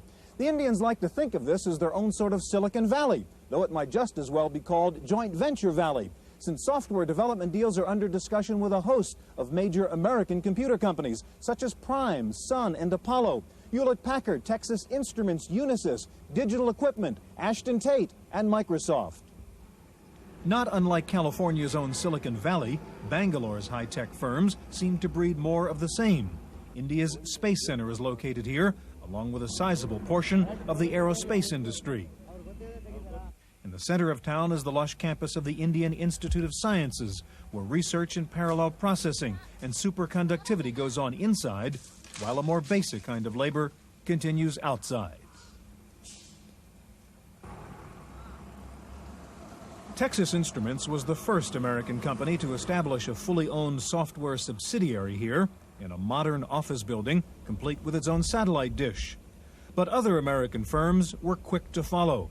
Digital Equipment Corporation, already the major presence in India since a hasty departure by IBM, recently spawned a new company called Digital Equipment India. Some of DEC India's projects include network operating systems, database managers, compilers, and designing VLSI, or very large-scale integrated circuits. The company decided there were several good reasons to expand in India. Well, there's a tremendous cost advantage. As you know, the cost of Indian manpower is significantly less than what it is in the States. In terms of digital's likes and dislikes, we found over the years, in the last couple of years, that they have supported us extremely well. The brain power is here. The technical talent is here. The numbers that I'm giving you probably are about 3 years old when we did the feasibility report. But we felt that the cost of doing such work in Massachusetts was close to about $50 an hour, while we were able to contract with Hindetron for the same work at about $15 an hour. Lower development cost is a compelling attraction for any competitive business, especially in the computer software field, but the complexity of software development requires more than just cheap overhead. It calls for a sustainable level of quality, which is maintained in turn by good programmers and engineers. Once we were over the training period and logistics, the logistics and the communications between the two places, once we established those links, we felt that the quality that we were getting out of our export unit here in near Bombay was equal to what we were getting in Massachusetts.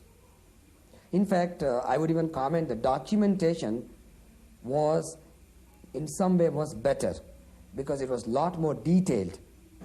DEC's new joint partnership conforms to the Indian government's new model for joint ventures, restricting foreign ownership to 40%. And it is the first such minority ownership deal ever for digital. Across town, a well-established Indian computer firm called PSI continues quietly to build up its American customer base, which it started to develop in the early 1970s. PSI's founder, University of California graduate, looks with favor upon the new invasion of foreign computer companies.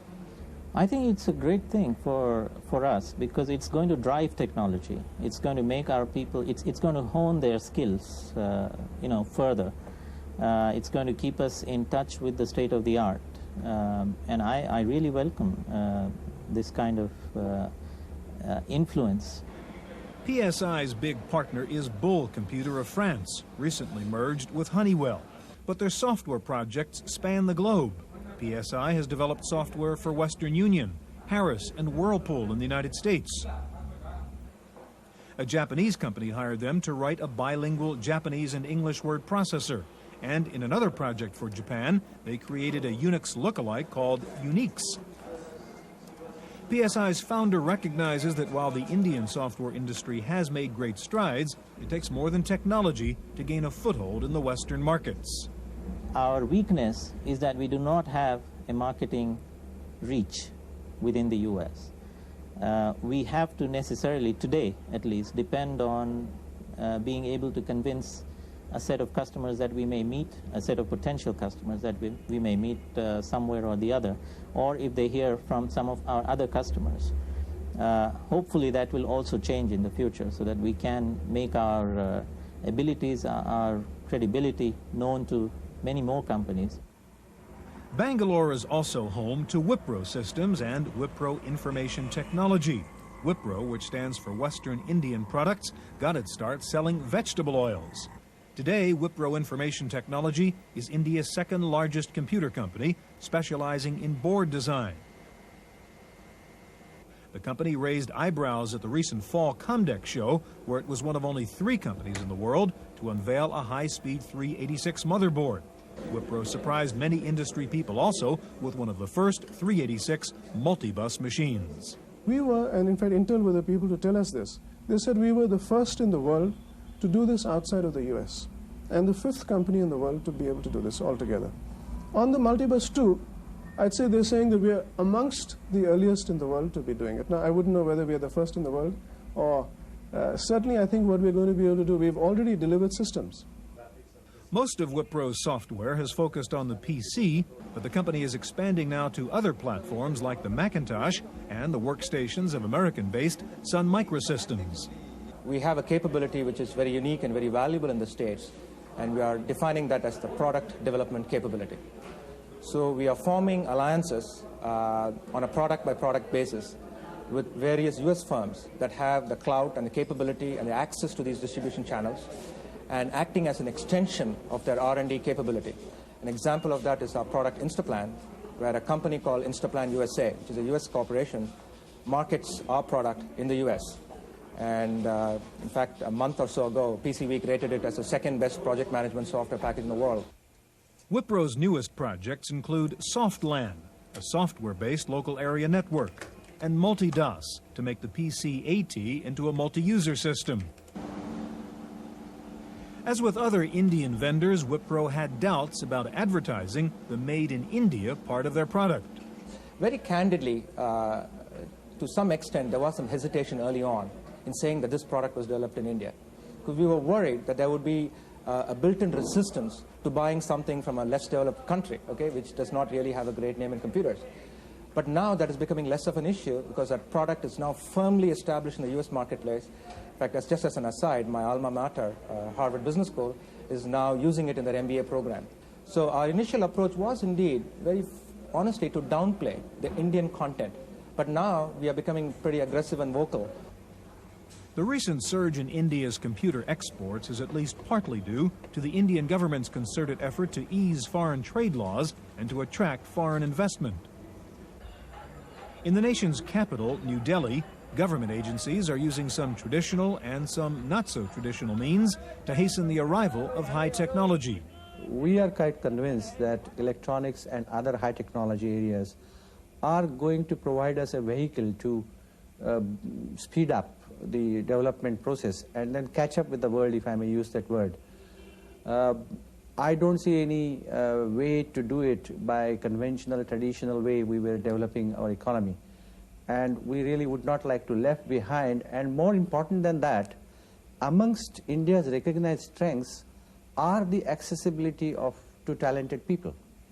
In the United States, we're used to high-tech company names like AT&T and IT&T, but here in India, the big technology company is ET&T, the Electronics Trade and Technology Development Corporation.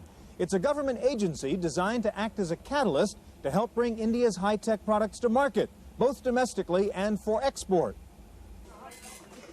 Over the last 3 years, India's domestic electronics industry has been growing at a phenomenal 35% per year. The Department of Electronics wants to maintain that growth and spur exports, which are expected to top $1 billion by 1995.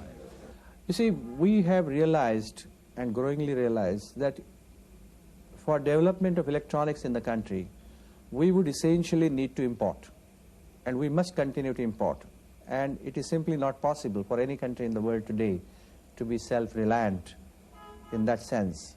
Now, only question before a country like India relates to that if the growth of electronics is going to need considerable amount of foreign exchange resources, then we must also have exports out of electronics. And we see a great possibility of doing so, both in area of computer software, as well as I would say in the area of hardware also. To help technology find its way into Indian life, Prime Minister Rajiv Gandhi took the unusual step of creating a special government position called the Technology Advisor, a position that requires perseverance and patience. The problem is much more complex in terms of social interaction, value system, political interference, bureaucracy, you name it. But at the same time, there is a lot of potential. You got a lot of talent, and there is a lot to do. So as I came in the system, I learned, because I had lost a lot of time. I listened to people, and I sort of felt that the key to making a break here is not technology, is really teamwork and creating new work environment. Sam Petroda made his fortune in the United States, but decided to return to India to help break down the old hierarchies with some American business methods. He soon found that the problems began in his own office. When the boss goes to some office or somebody's workplace, they all stand up. It's a normal routine. So in early days when I moved here, we had only one phone. So every time somebody called me, I'll go into the office next door, and all these girls will stand up. So I kept telling them, I said, look, you don't have to get up when I come, because I get 10 phone calls a day. Why should you stand up and then remain in standing position until the call is done? If I'm on phone call for half an hour, they'll stand for half an hour. So I kept telling them, and it didn't make any sense to them, because they thought I was just kidding. I still like their standing up, because that's respect. So one day I collected all my courage, and I just went into this office, grabbed one girl by both shoulders and said, you sit. And she was all shaken up. I look also a little more frightening compared to others. So she realized that the guy gets mad. Word got out that he really doesn't like when you stand up. These are the kinds of issues we had to deal with. India's bid to become a major player in the world of high technology faces other obstacles as well, mostly due to the rudimentary infrastructure of the country, only now beginning to improve. In particular, communication by telephone can be exasperating. It's a very serious problem for us, but we've compensated for it in the facility. We've got uninterrupted power supply, full generating systems. Communications problems are more a problem internal than they are external. Communications through external to the United States is relatively good. It's more difficult to make a phone call from this location to the hotel than it is to make a phone call from here back to our home office.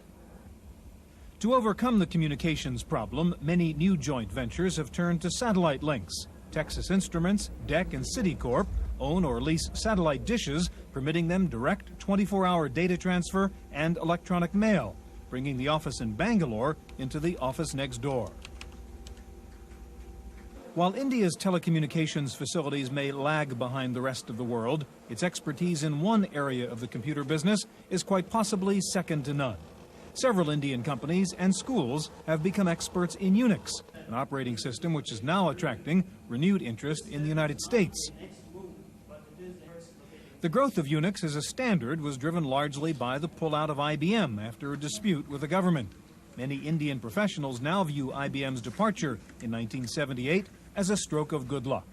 On the whole, the departure of IBM has been good for the country. IBM was a giant, and possibly it's stifled development.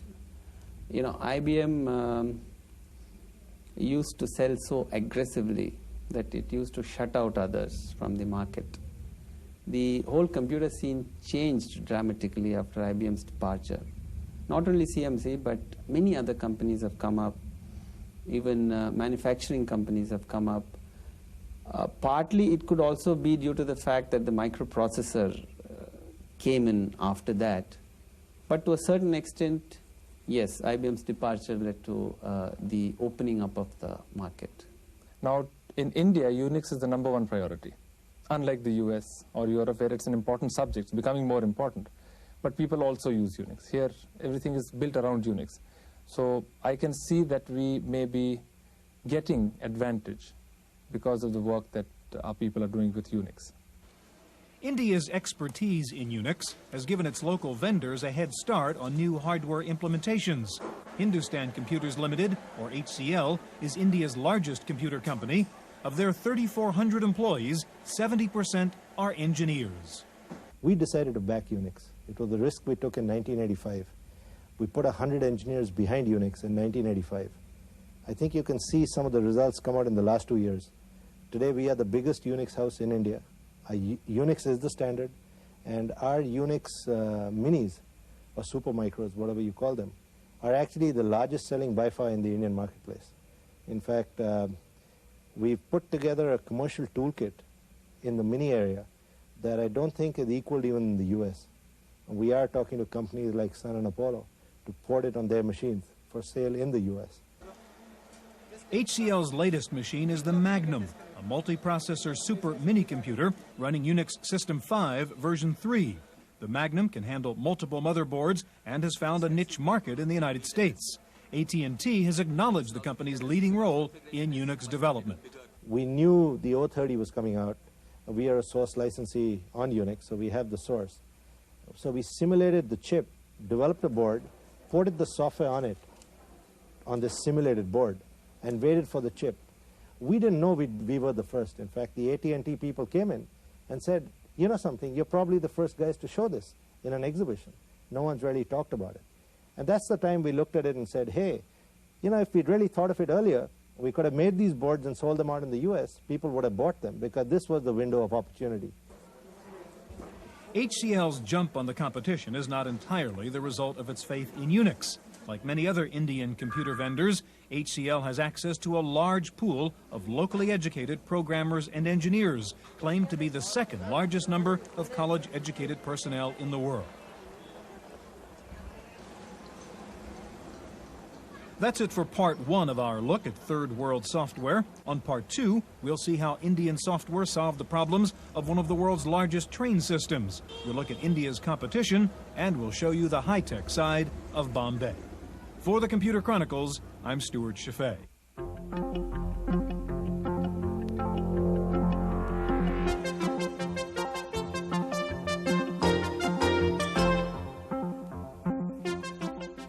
In the random access file this week, Intel has demonstrated its new 32-bit chipset, implementing the Extended Industry Standard Architecture, or EISA as it's known.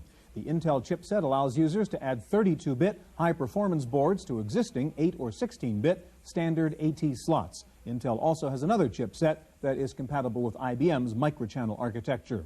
Advanced Logic Research has entered the 486 computer game by announcing a new low-cost AT clone that is upgradable by replacing the 286 CPU with a 486 chip. The basic ALR machine, called the PowerFlex Model 40, will sell for under $1,500. The 486 chip upgrade will cost around $3,000. So for about $4,500, ALR is offering a relatively low-cost 25 megahertz 486 computer. Apple says it's developing its own new PostScript clone, a proprietary font scaling and page description language for use in the future Macintosh system software and Apple laser printers. Apple is therefore selling its share of Adobe Systems, which had been providing Apple with PostScript.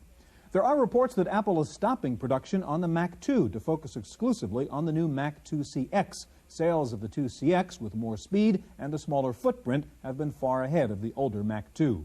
Hewlett-Packard has introduced a new inkjet printer for the Macintosh. It is a modified version of the HP DeskJet printer designed for low-volume users looking for laser-like quality. The HP printer is QuickDraw compatible, retail price $11.95. The Open Software Foundation is sponsoring a major study on the use of Unix. The one-year study will look at the use of open systems technology, user requirements, and customer attitudes. The Santa Cruz operation has released the newest version of Unix for the PC called SCO Unix System 5 386, Release 3.2. SCO is no longer calling its product Xenix. AT&T has finally agreed to license SCO to use the Unix name. The new SCO Unix will support 486 systems and either the EISA or MCA bus. The National Education Association has called for a computer for every teacher by 1991. The NEA says there is no way for students to get adequate computer training if teachers are not given the appropriate computer tools. Researchers at Purdue University have developed a computer program for students that teaches the youngsters about the dangers of drugs and alcohol abuse. The software includes video games designed for students in grades 4 through 10. Free copies of the program can be requested by contacting Purdue.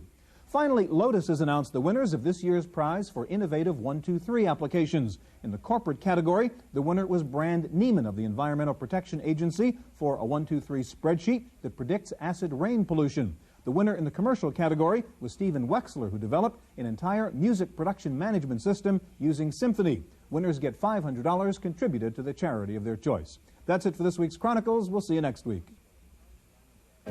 The Computer Chronicles is made possible in part by McGraw-Hill, publishers of Byte Magazine, and Bix, the Byte Information Exchange.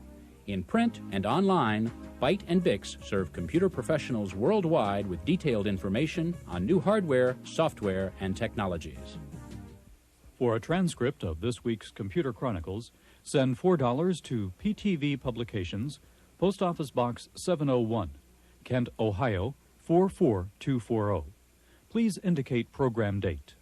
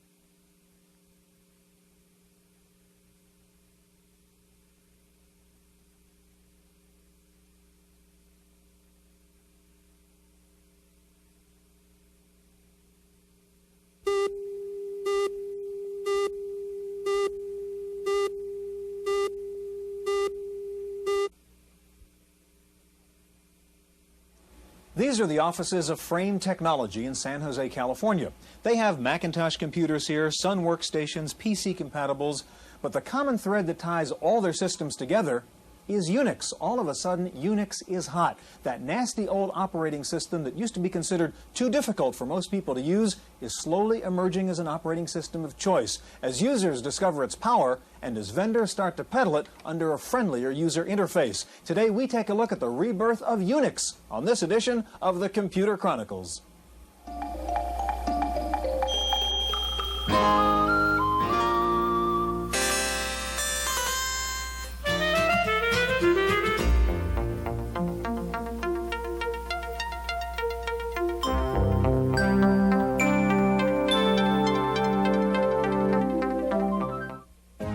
Computer Chronicles is made possible in part by McGraw-Hill, publishers of Byte Magazine, and Bix, the Byte Information Exchange.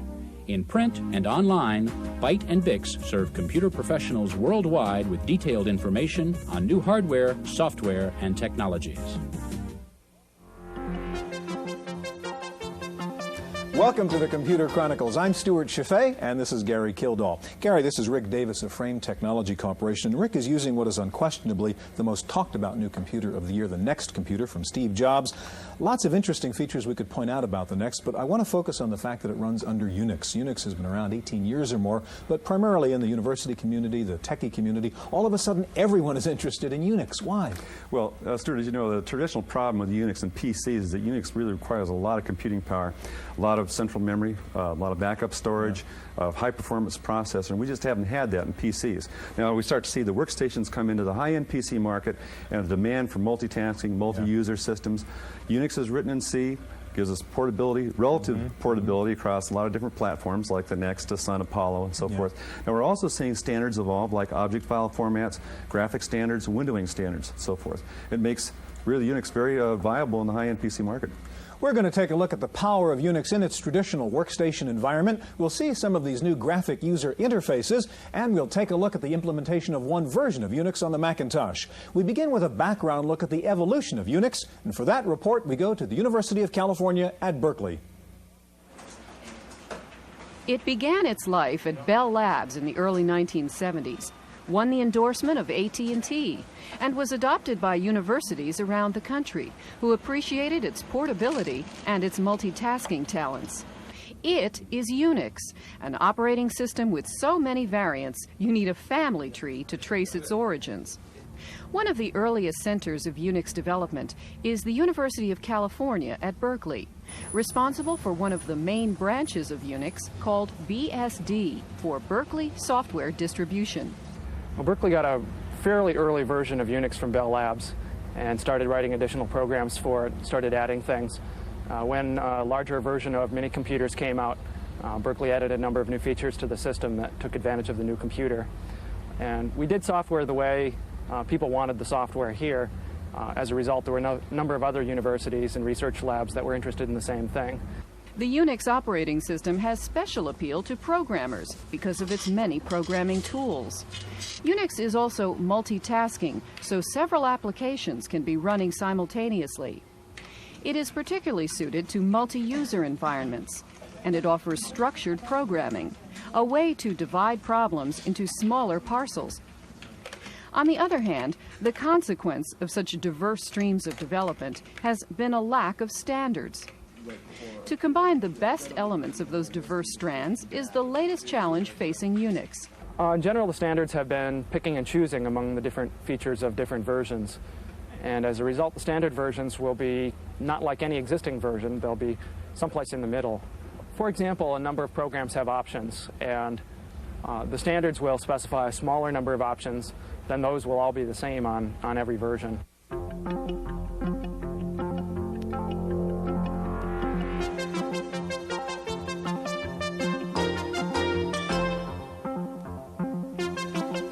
Joining us in the studio now is Karen Lasardi. Karen is product manager with Sun Microsystems. Gary? Karen, Unix has had sort of a bad reputation in the past for a number of items like reliability and the lack of a good user interface and so forth. How has that changed with Unix in the last few years? Well, Unix has gained a lot of momentum in the last several years, and there's reasons for that. As you know, it's a very powerful operating system, and it supports multitasking so that you can do more than one function at a time. It also runs on a variety of hardware platforms, and many vendors in the industry do support Unix today. One of the most key things about Unix is that it supports a lot of hardware that run over networks, very large networks. What about the reliability issues? Is that a problem anymore with Unix? Or is it... Not that we're finding at this time. And how about the interface issue that Gary mentioned also? Well, That's yes, key, that has been an issue. As you know, in universities today, a lot of developers learn Unix. They write C applications and so forth, and they move out into the industry and write applications. So there's a lot of support from the developers, but end users find it hostile, and many of them have been very afraid of it. And this is one of the things you addressed with Correct. OpenLook. Yeah. Correct. Now, Karen, before we get into the demo, could you describe basically what kind of hardware we're dealing with here? Yes, this is a 386i, Sun 386i, and it provides you the ability to run both DOS and Unix on the same screen. So you could open a window and run a DOS application in it, another window run a Unix application. And what would the approximate cost of a piece of hardware like this cost that you're running? Under $5,000. Okay. Okay, let's take a look at what you've got here. This is a rather familiar-looking interface. In fact, tell us about OpenLook. Okay, OpenLook is a graphical user interface that was designed by Sun and AT&T in a joint development effort. We also licensed technology from Xerox Corporation. What I've done today is brought 4 applications that have actually implemented the OpenLook specification. OpenLook is not a software product. It actually consists of 2 books. It's a style guide for the developer on how to design an application and a specification for the toolkit designer. Okay, show us on the screen actually how you would use it. So these are 4 applications. We have here SunWrite, which is a what you see is what you get editor. SunPaint, which is a paint application, or what we call a raster application. And this one is SunDraw, which is an object editor or a draw application. This is a file manager. This is critical.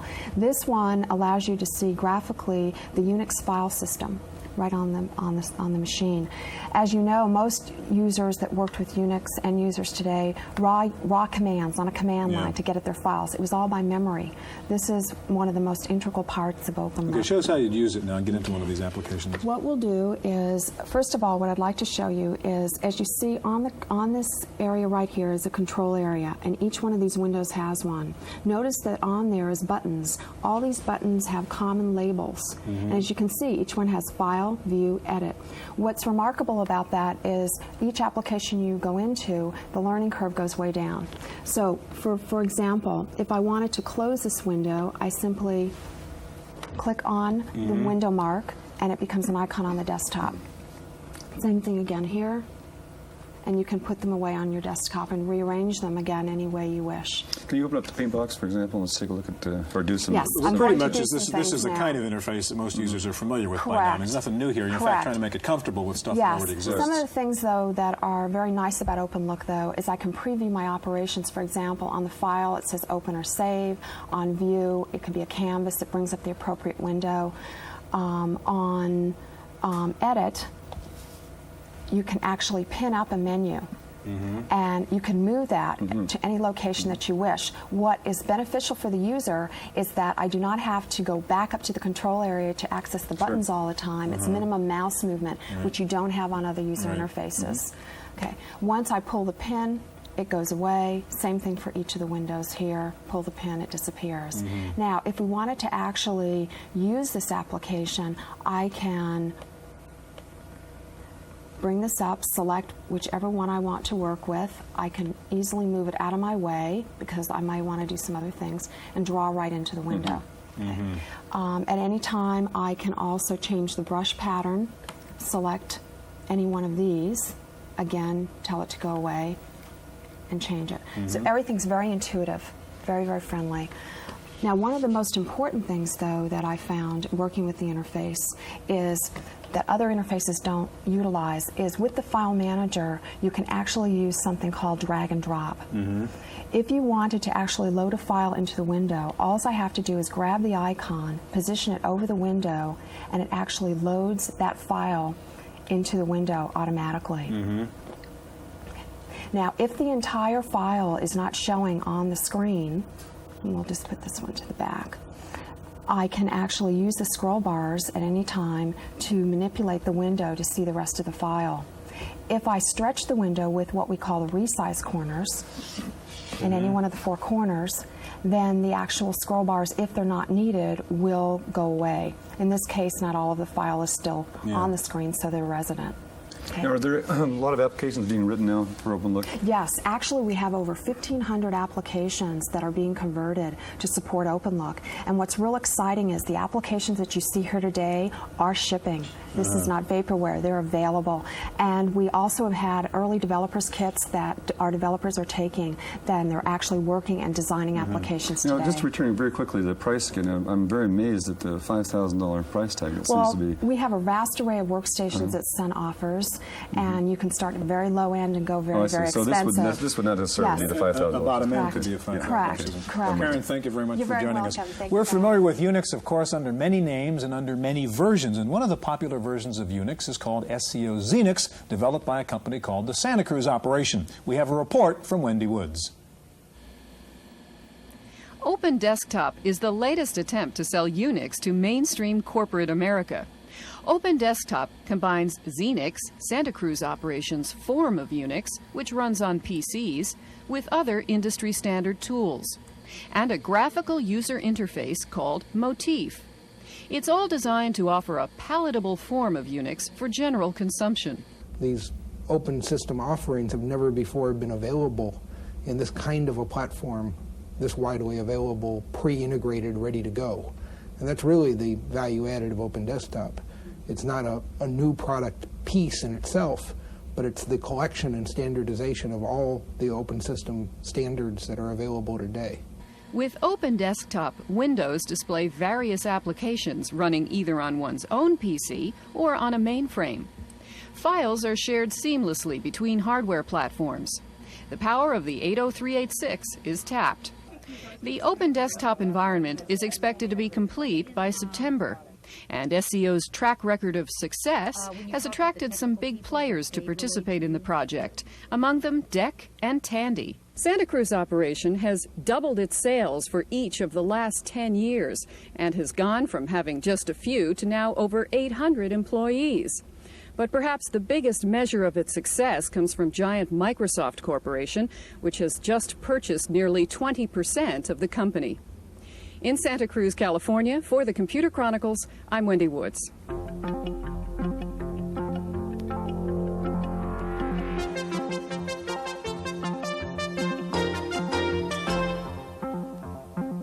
Joining us in the studio now is Janet Dobbs. Janet's a product manager with Hewlett-Packard. Janet, before we get into the Motif user interface from Hewlett-Packard, I notice on the screen here, way in the background, is a little bit of Unix there. It looks like a directory. And so we all know that Unix is underlying this whole user interface, which, of course, is different from Unix. It's a different piece of software. Why has Unix provide a good base for your product? Unix is a powerful operating system in that it allows for large amounts of memory and large programs, which are used in technical environments, factory floors, large databases. It's powerful, it's fast, it's unfriendly, so it's been very successful in more technical environments. That's why the user interface is in front of it. Right. Okay, now could you tell us, like we had in the last segment, what are we working with here in terms of the hardware? There's obviously some equipment on the floor here. This is an HP 360. It has a 68030 Motorola processor in it. It's running about 33 megahertz. And what's the cost of this configuration? Series 300 workstations range from about 5,000 up to 60 to 70,000. And a configuration like this goes from 10 to 15,000. Tell us about Motif now and the interface. In particular, how is your approach different from what we just saw before in OpenLook? OSF Motif is a combination of technologies from both DEC and HP. If you notice on the screen, the 3D borders around the windows. It's an enhanced look of the graphical user interface common in the PC environment from Microsoft, both Microsoft Windows and Presentation Manager. So it takes advantage of the large installed base in the PC market and all the work that's been done in graphical user interfaces there. Is that the major difference, the graphic look? I mean, we see it looks quite different, or functionally is it really the same basic idea? I mean, click and point. The behavior is based on that found in the PC market. So a user that has been familiar with working with PCs can walk up to a Unix workstation and not be concerned that it's OS2 or Unix or whatever. What they see on the screen is what they're used to seeing, and they know how to open applications, move around in them. Could you do that for us and show us how you would actually use Motif? Yeah. For example, if I want to move a window and I'm a PC user, I know that I put the mouse pointer on the title bar, click on that with the left button, and I can move that window around on the screen. I know that I can go to the left upper corner, hold the left mouse button down, and I get a system menu, which for each window contains things like restore, move, size. If I want to iconify a window, I click in there's a minimize and maximize button that are found in Presentation Manager. And on the left side, it's minimize, and I can click and iconify that window, and it moves into an icon.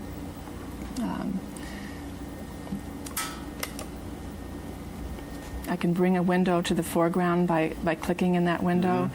The light source moves into the border, and so I can tell which window or which application is active at that point.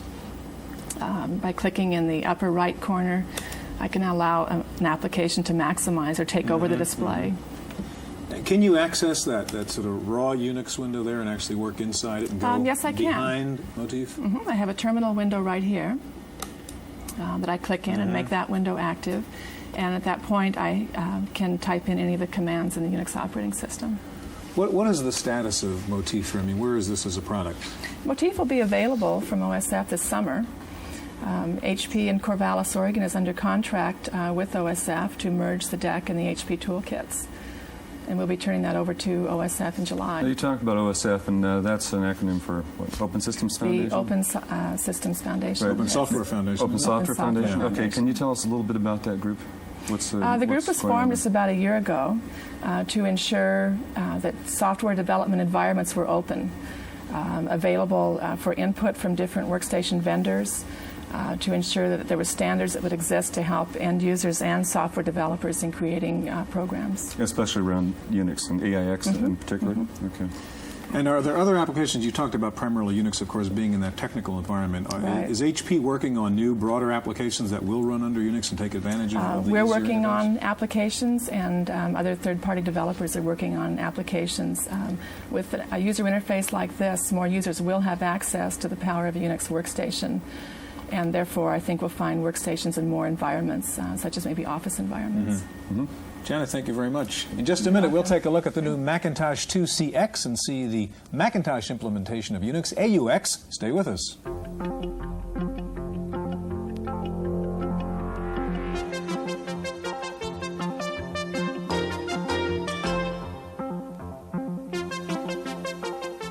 With us in the studio now is Bill Jacobs. Bill is product line manager with Apple. Next to Bill, Carrie Christian, author and research associate at the Rockefeller University in New York. Carrie, one of the problems with Unix in the past has been all these different versions, homegrown versions and so forth.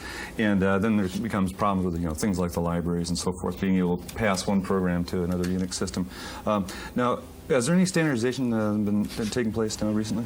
Well, there's quite a bit of standardization. In fact, there's really too much of it because the system is broken into two separate camps. We have on one side an alliance between AT&T, which is the originator of Unix, with Sun, which is one of the major technical innovators in this area. Which was the open look version we saw at the beginning of the show. That's right. And on the other side, there's a fairly large group of companies that are not pleased with this. They're afraid of the power going to these two companies to their detriment, and they formed another alliance called the Open Software Foundation, OSF. And in that group, you have IBM plus a number of the other very major players in this business. And that was the motif we just saw on the HP machine. Right. What about Next Step on the next machine? That's yet a third version, isn't it? Well, it uses a product called Mach, which is a variant of Unix. It's different enough from Unix that you would probably classify it as in a somewhat different category. Bill, you have this is the first machine we've actually seen on the table. Well, it's a Mac 2X, and we really haven't seen that on the show yet. So maybe you can just give us a look inside the box there. Okay. The product we have here is the new Macintosh 2 CX. It is obviously a lot smaller than the 2. Fundamentally the same electrical product in terms of capabilities as the Macintosh 2X, except that by reducing the number of slots, we've greatly reduced the cost and thus the price of the machine. It is a much more clean internal design, much more easy to install. Things like hard disks, which simply snap in place and the cable connects. Even the power supply, there's no screws holding it in. It's held in by plastic snap bosses. So what we've done is not only reduce the price of the system through fixing some of the RAM problems that the whole industry suffered under, but also by building the machine more simply, reduce its price. Okay, does that sacrifice anything in terms of performance? Or? No, this is in terms of performance is exactly the same as the Macintosh 2 CX. And those 2X, you mean? This is the 2 CX. Right? This is the 2 CX. I'm sorry. Same performance as the Macintosh 2X, which is 10 to 20% greater than the Macintosh 2 was. Now you're running, what is AUX you call it? Yes, Apple's Unix product is AUX. So can you give us a demo? Sure. What we're going to demo here is something you've seen variants of already today, so I'll not belabor the point. This is a particular application called Magic. It is a higher education product for designing integrated circuits, and represents fundamentally one of the key uses of Unix today, and that is for technical professionals to do the types of work they're involved in. This is based on an X11.3 implementation. You mentioned X Windows as the underlying standard on which OpenLook and Motif both be based. This is a currently available product. We just introduced it and started shipping it a couple of weeks ago. Full X11.3 and runs on multiple screens. So, what's the relationship here now? You're running Unix, AUX, but are you?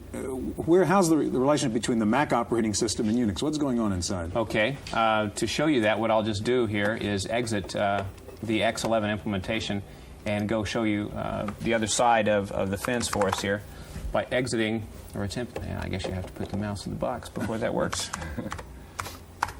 The X11 implementation runs on the machine, and to exit that and then begin running Macintosh applications is, as you see, about 10 seconds. We're now in a Unix terminal shell window, as most Unix users are fairly comfortable with. I've loaded up a set of applications here. The important point about what I'm going to show you is these applications are not Unix applications. The first one I should probably show is MacDraw 2. This is a Claris product. So you get out of the way of the screen there. Yeah, I'm sorry. Yeah. In order to run Claris MacDraw 2 on an AUX system, you simply go down to Egghead Software and you buy the version of MacDraw 2 that you buy for your Macintosh Plus, your Macintosh SE. From that, you move the files for the product off the floppy onto the Unix hard disk and then run them there. So here's an example. And while you're doing that, Bill, what's the advantage of doing that, running it under Unix instead of just under the Macintosh? The crucial advantage is that the end user gets to run both the applications that he knows and loves from the Unix world and the personal productivity software of the Macintosh. And we studied very carefully the technical user's world and what he does day to day, and he spends about 70 to 80% of his time doing, writing, drawing, presenting. So even though he's a Unix techie, he has all these other things to do. So we're now in basically in a Macintosh application and have all the user interface of the Macintosh at our fingertips. Let's open just a file here. Okay, and this is under MacDraw? These are MacDraw 2 files. This is some art that was created by an artist for some purpose and illustrates what you can do in MacDraw. The key point is you can now do it on a Unix system from a $300 application instead of a $2,000 application. We only have about a half a minute left, Carrie, and I want to ask you to kind of summarize from the user's point of view. We've seen just in this half hour, 4 different approaches to using Unix. What's a user to do here in terms of trying to get involved in the benefits of Unix? Well, there are a couple of things. One is that most Unix systems are not being used in environments where there are no computers already. So you have to think about what you have. If you've got a shop that's been using Apple products, people are familiar with the Mac, AUX is a natural. On the same side, if you've got a company where it's coming in from the technical side, they may be familiar with many technical drafting applications like you'd have on a Sun system. Sun or HP or companies like that are also a natural. If people have heavy involvement in PCs, they've been using PC software, things like Xenix and VPIX are able to run the PC software in the way that AUX can run Mac software. So I think for most users, you need to go with the alliances that you're already familiar with, go with some of these vendors. The other thing is to keep track of the numbers as best you can, because in this war of OSF, AT&T, it's going to be determined by software vendors. Who gets the most applications on their product? And so if you look at the numbers 6 months from a year a year from now, you should be able to tell which of these two products is. Yeah, who's really winning in the marketplace. And that's going to determine it. Gentlemen, thank you very much. That's our look at Unix. We'll be back with this week's computer news in just a moment.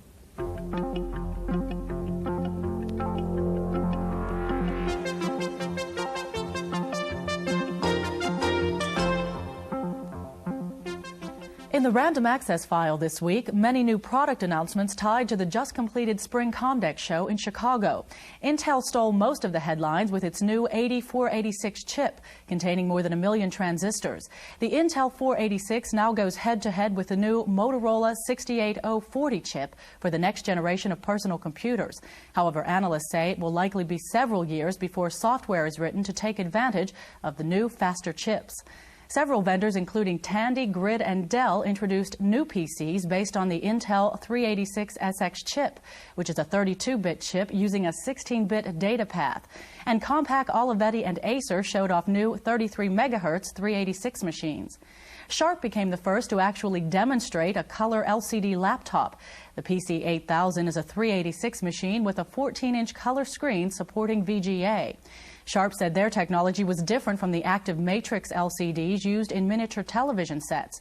Sharp said the color laptop would be available by the end of the year for under $10,000. Toshiba showed off its new 4 megabit DRAM chips. The new chips make it possible to put as much as 14 megs inside a Toshiba T5200 laptop. And Traveling Software announced an upgrade of its LapLink program.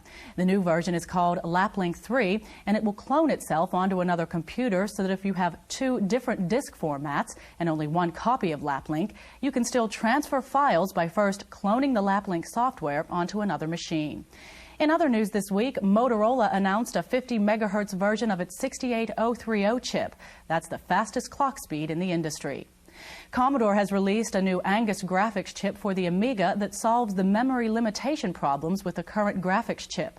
The new Angus chip lets you use up to 1 megabyte of memory just for graphics. A company called MacMotion has used HyperCard to program a new 9-axis robot system. The company says HyperCard has enabled programming costs to be cut so dramatically that the cost of the robot system may be reduced by a factor of 10. National Semiconductor says it's building chips for the National Security Agency that self-destruct. Designed presumably for use by spies, the chips come apart if someone tries to open up the machine. Finally, Stanford University is conducting the first ever totally computerized election.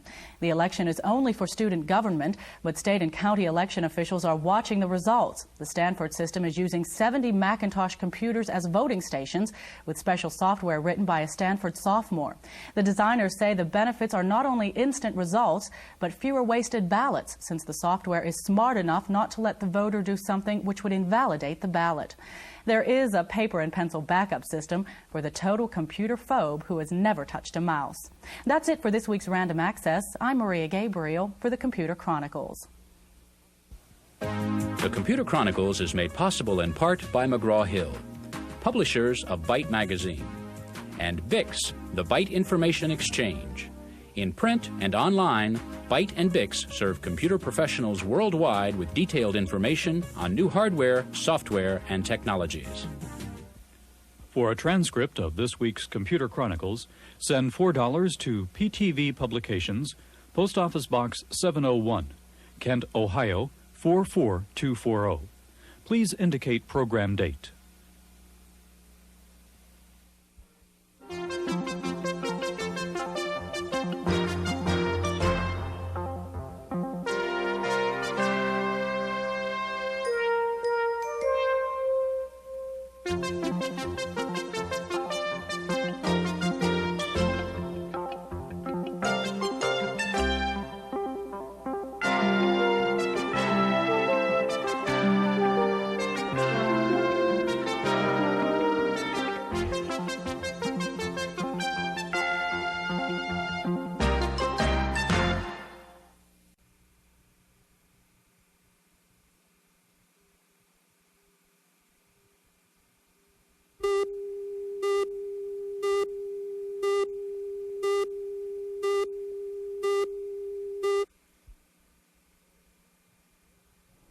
This is not a graphics shop or a music studio. It's the San Jose Police Department.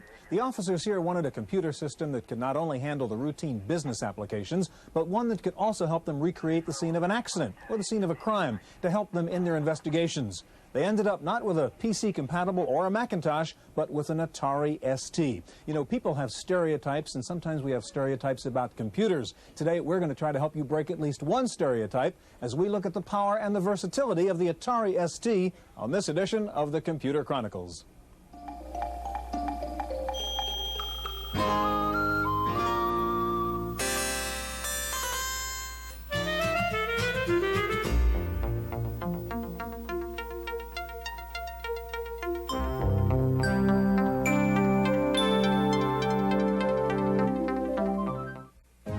Computer Chronicles is made possible in part by McGraw-Hill, publishers of Byte Magazine, and BIX, the Byte Information Exchange. In print and online, Byte and BIX serve computer professionals worldwide with detailed information on new hardware, software, and technologies.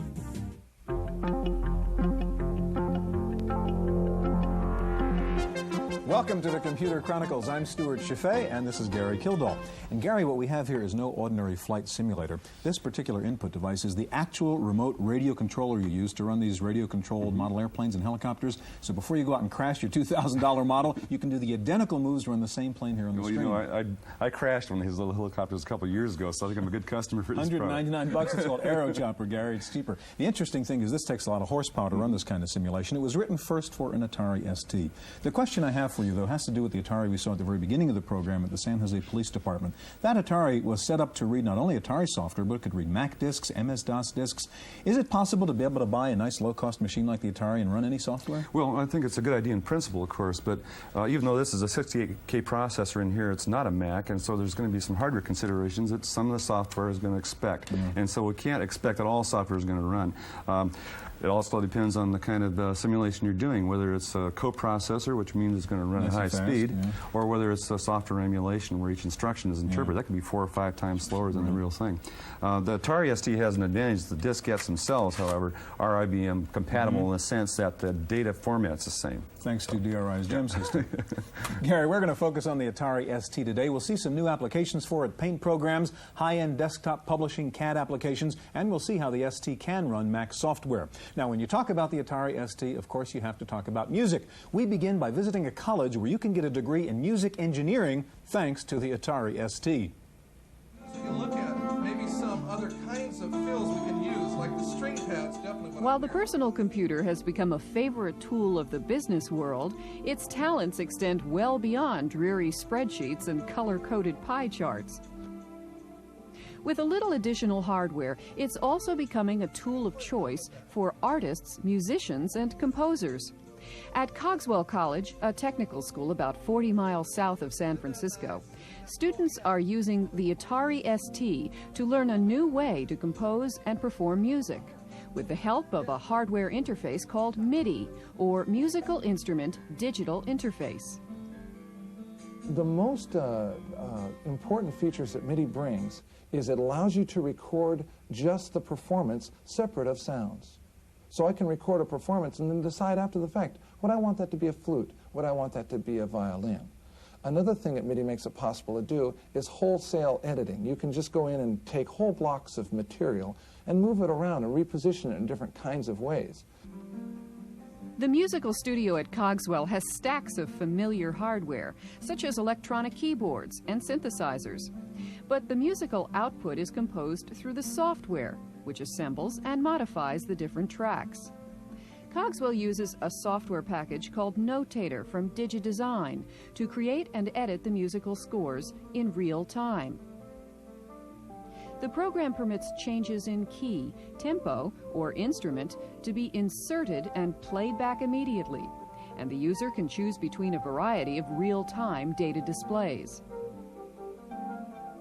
Cogswell also uses MasterTracks Pro from Passport Designs, a sequencer that provides 64 multi-channel recording tracks and familiar-looking tape recorder-type controls.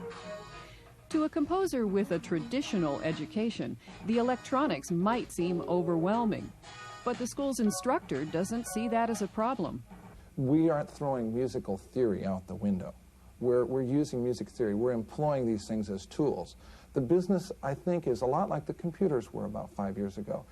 This is a new program, and education's scrambling to keep up with technology.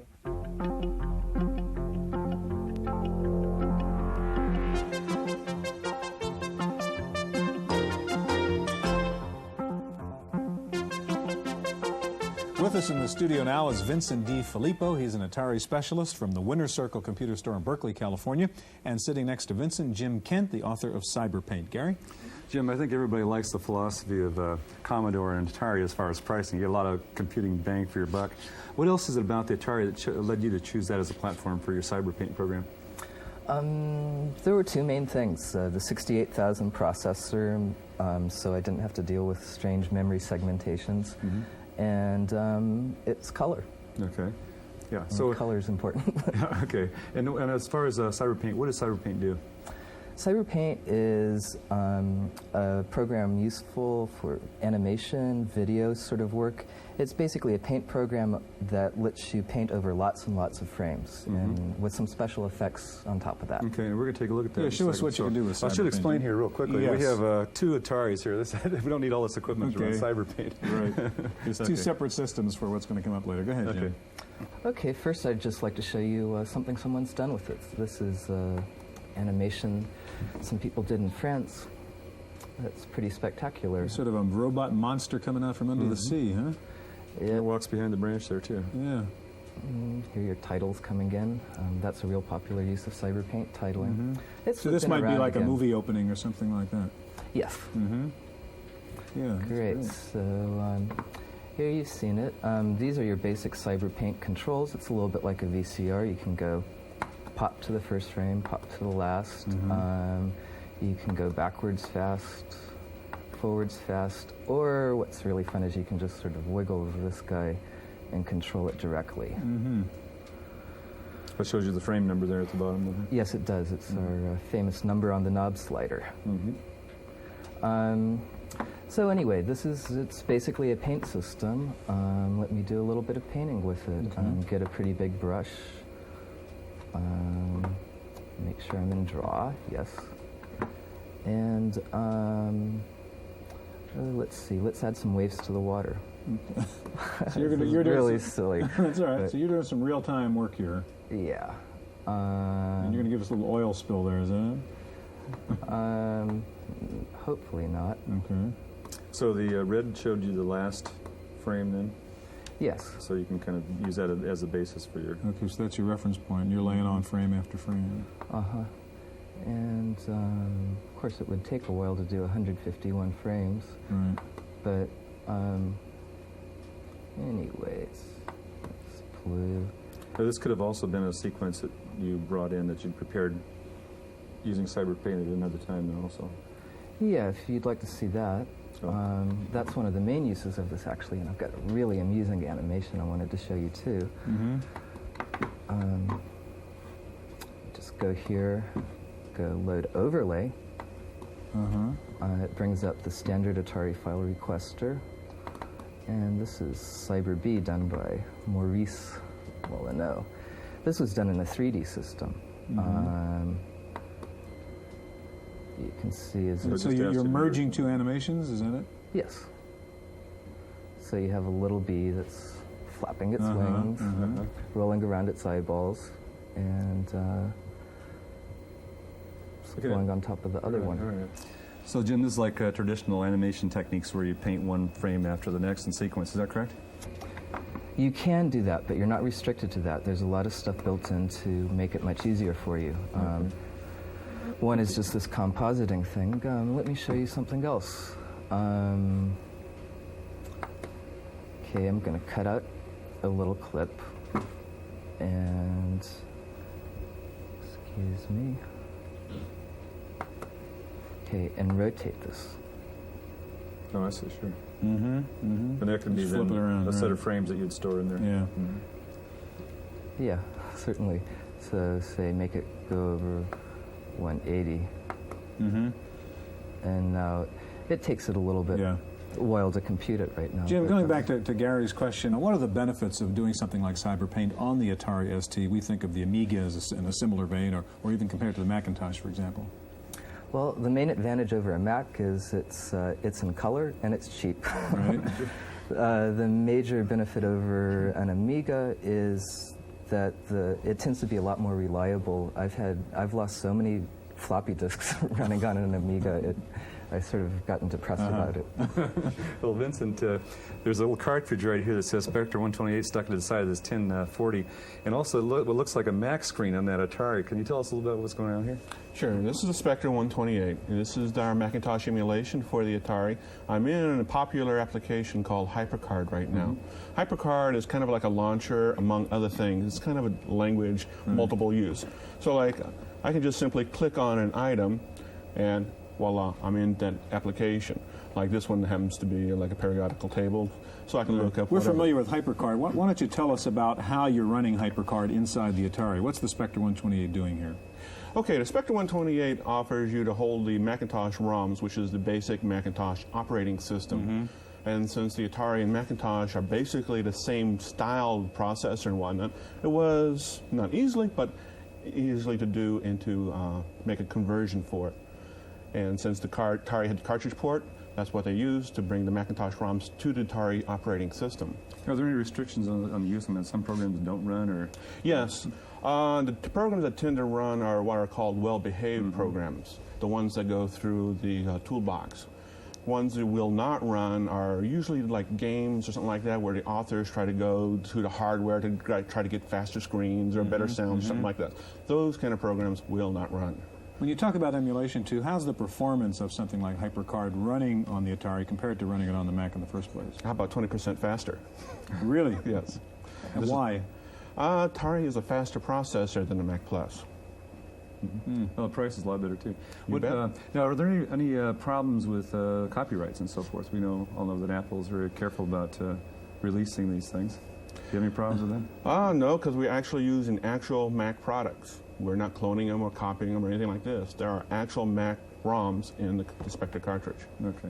Is there a product out that can do the same thing with the MS-DOS software on the Atari? Yes, there is. There's a program called PC Ditto. They're coming out with a hardware version to even actually bring it running up at IBM speeds. Okay, in that case, it is a software emulation currently. Currently, it's a software emulation. And how's the performance of that?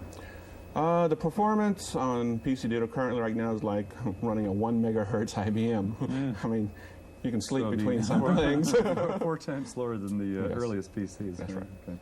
Well, gentlemen, thank you very much. There's a very interesting research project going on at the Steinhardt Aquarium in San Francisco, trying to get dolphins and human beings to communicate. And the computer system they're using to support that experiment is an Atari ST. Wendy Woods has a report. 2 dolphins named Thetis and Amphi and 3 seals, Reno, Geraldine, and Missy, have for the last 3 years been able to communicate with researchers with the help of a computer. At the Steinhardt Aquarium in San Francisco, researchers have provided them with a series of underwater pipes, each of which, when pressed, sounds a different tone. Each tone represents a different object.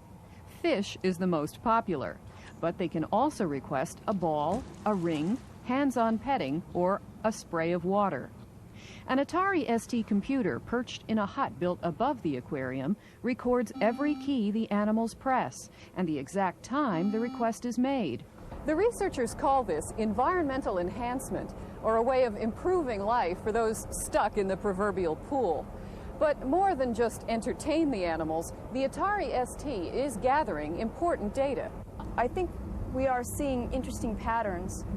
The fact that the seal is the most consistent at the apparatus, I think, was something that maybe we didn't expect originally. Other patterns will emerge as the researchers analyze the data. Eric Carlson, a University of San Francisco graduate student, wrote the program which controls the pipes using GFA Basic from Michtron. I think it's an ideal computer for this. The access to the ports is very good. And additionally, the language that I chose to use here was BASIC. The sound generating capabilities of the Atari were very helpful, and also it's nice to have a graphical interface. The graphical interface allows the researcher to immediately see which key an animal pressed, allowing them to concentrate more on their observations.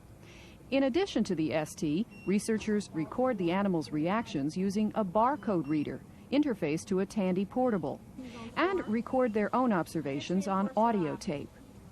The next step of the project will be to allow the creatures to play music. The ST will be interfaced to 3 audio tape decks. At the Steinhardt Aquarium in San Francisco for the Computer Chronicles, I'm Wendy Woods.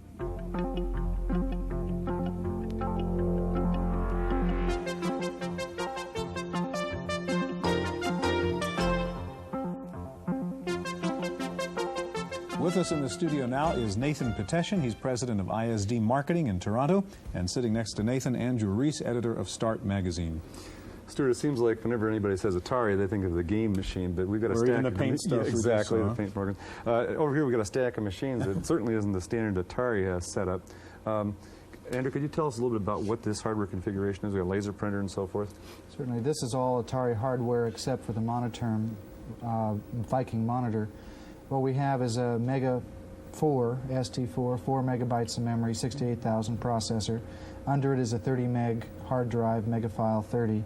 This is the SLM 804 printer from Atari, and in between is the interface board. Now, what would the hardware configuration cost for something like this? Excluding the monitor, it's $39.95. Which would be less than you might pay for just a laser at a printer, huh? That's right. That's right. Now, Andrew, tell us a little bit about Dynacad, your product. Dynacad is a product of ISD, and that's, again, Nathan's company. It's a professional solution on the Atari, and it is as good as any CAD program I've ever seen. Well, let's take a look at it. Well, you have the choices of the gem drop-down menus. There are keyboard equivalents, plus there's a very nice set of nested icon menus. Right now we have a frame up with a grid. You can see the dot pattern. That's the grid set at 1/4-inch intervals. Let's just, first of all, zoom in on a portion of it by zoom window. Let's just grab a corner of this screen.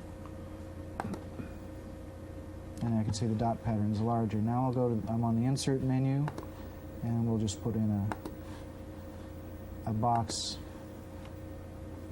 somewhere around there.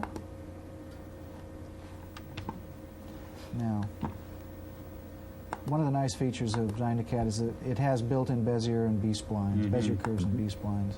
So what we can do now is add tabs to this box, as if we were going to be doing a mounting plate. First of all, it has entity snap, which means you can choose an entity. At this point, we're choosing to place a point at the end. Now we'll go to the location, and we can put, you can see the rubber band line. Yeah.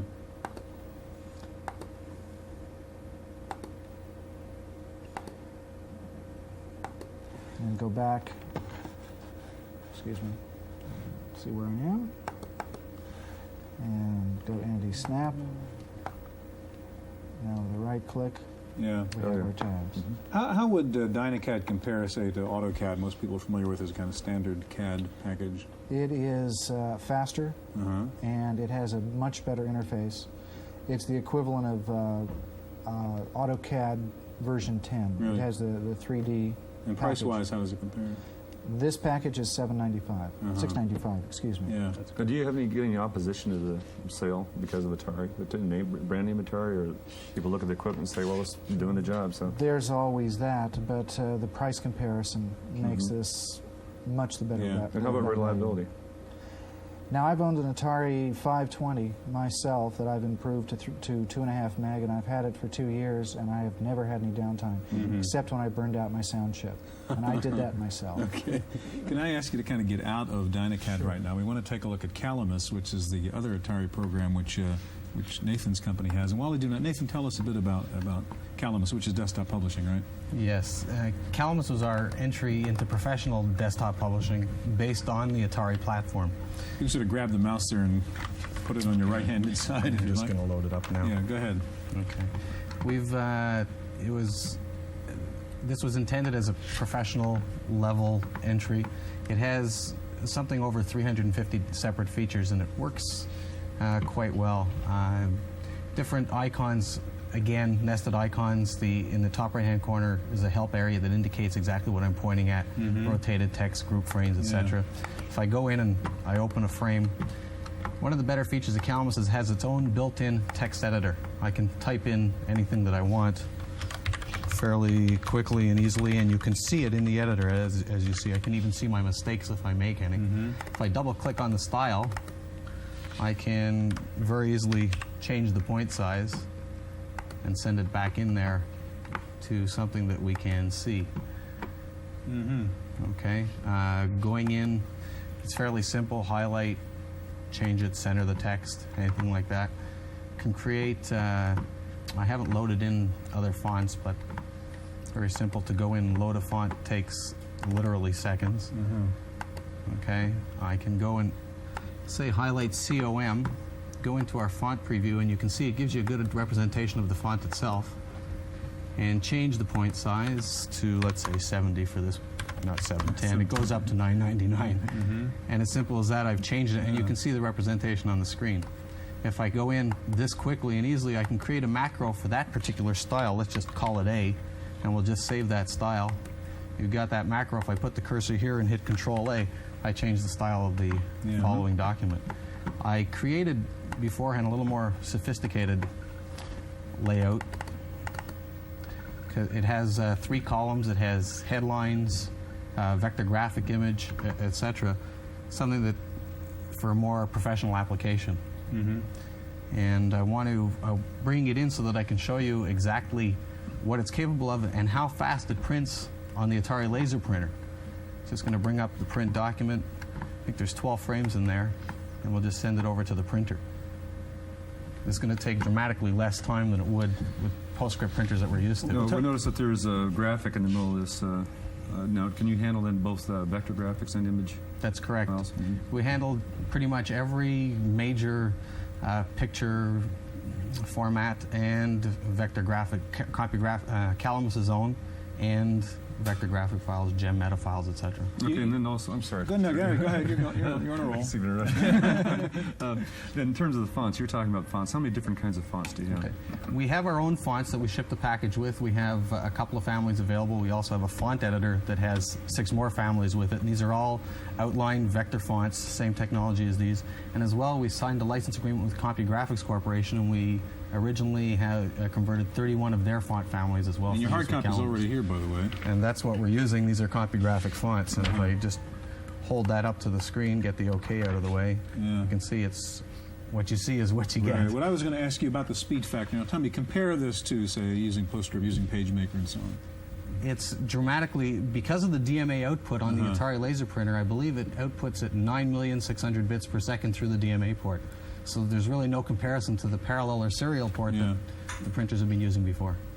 We have just about a minute left. Andy, this whole thing we've been seeing during this whole program is the power of the Atari package here, and a lot of the software that's so competitive and yet so much less expensive. Is this going to turn around? Are people in the United States going to see the Atari the way they seem to see it in Europe? I think so. Part of the problem has been that Atari was short of DRAMs and directed what output they had to Europe. Also, 1989 as Atari's year, according to them, and they were going to make a major push into this market. And there's already been mass advertising and pricing bargains. On price, what's the price of Calamus? Calamus retails for $299. So again, on the Atari platform, as a professional solution, there's nothing that comes close in the market today. Gentlemen, thank you very much. That's our updated look at the Atari ST. We'll be back in just a minute with this week's Computer News.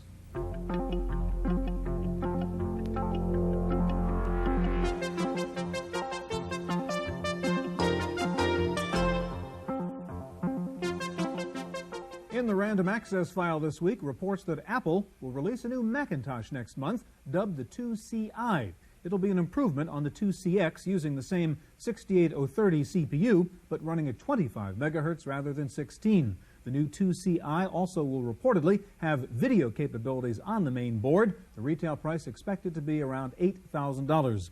This is the week of the Macworld Expo in Boston, and word there is that the Mac laptop will be introduced next month. Among the new Mac products announced at the Macworld Expo was an accelerator board for the Mac 2 and Mac 2X that will triple its speed to 50 megahertz. Also, Keytronics has introduced its first professional series keyboard for the Mac. The Mac Pro keyboard comes bundled with Macro software. A British software firm says it has discovered a new MS-DOS virus called Data Crime. It warns that the virus is triggered to damage hard disks on October 12th by attaching itself to COM files. The virus was apparently released in March of this year and may be sitting around silently waiting to attack in October. First Lotus started shipping 123 Release 3. Now it has followed up with Release 2.2 for users having only 512K of RAM or less. The new version of 123 comes with the Always add-in. It features file linking and better support for networks and add-ins. Lotus users can upgrade for $150. If you bought 123 within the past year, you're entitled to a free upgrade. IBM has announced the first product using its new 4 megabit memory chip. The chip will be on a new memory expansion card for the PS2 models 70 and 80. Kpro has come out with a new low-cost 286 computer called the KC2. It will retail for $1195, including 640K monochrome monitor, 8 slots, and 12 megahertz speed with zero wait state design. The federal courts have said that AT&T is now free to enter the electronic publishing business, lifting the ban on Ma Bell that was imposed in 1982. No word yet from AT&T about their first move, though electronic yellow pages is a likely first step. Meanwhile, Prodigy has moved into Houston as it continues to expand its user base. The Prodigy goal is to access 40% of the nation's PC users by mid-1990. More details came out this week about the new NEC Color laptop. It's a 286 machine with a 40 megabyte hard drive and 2 floppy drives. It's a hefty 19 pounds. It'll sell for about $5,000, but at the moment it's being released only in Japan. Finally, if you like to watch your diet, there's a new program out called Well Aware. It was designed by a doctor, and it features a database of over 3,000 foods and their ingredients and additives. It's designed primarily to help people suffering from food-related allergies to identify the particular foods that are causing the problem. Well Aware runs on a PC and sells for $99. That's it for this week's Chronicles. We'll see you next time. The Computer Chronicles is made possible in part by McGraw-Hill, publishers of Byte Magazine, and BIX, the Byte Information Exchange. In print and online, Byte and BIX serve computer professionals worldwide with detailed information on new hardware, software, and technologies. For a transcript of this week's Computer Chronicles, send $4 to PTV Publications, Post Office Box 701, Kent, Ohio 44240. Please indicate program date.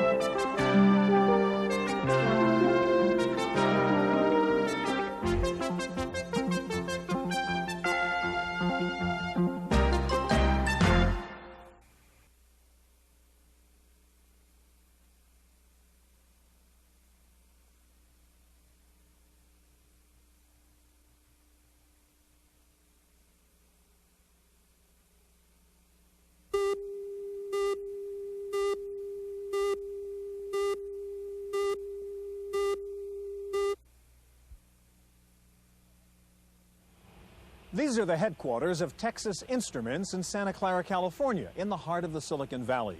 Inside this building, engineers are working on the next generation of TI Systems software. But many of their colleagues working on the same project are 12,000 miles away in Bangalore, India, all interconnected via satellite. In India, Taiwan, and even China, American computer companies are finding a low-cost alternative to the high cost of domestic software development. Today, part 2 of our special look at third world software on this edition of the Computer Chronicles.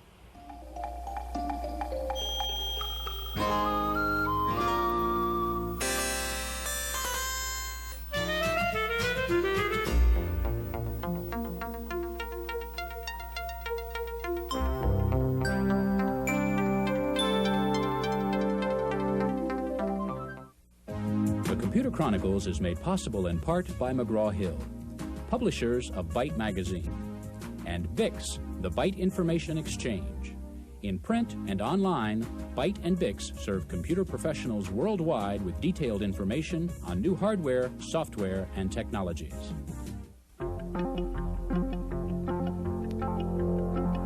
Welcome to the Computer Chronicles. I'm Stuart Chaffee. Gary Kildall is off this week. What I'm doing here is working with a program called PRISM. It's a comprehensive manufacturing, control, and management program. It's being used by many companies around the world in different countries. And what's most interesting about this program is it was developed under contract by a company in a third world country in India.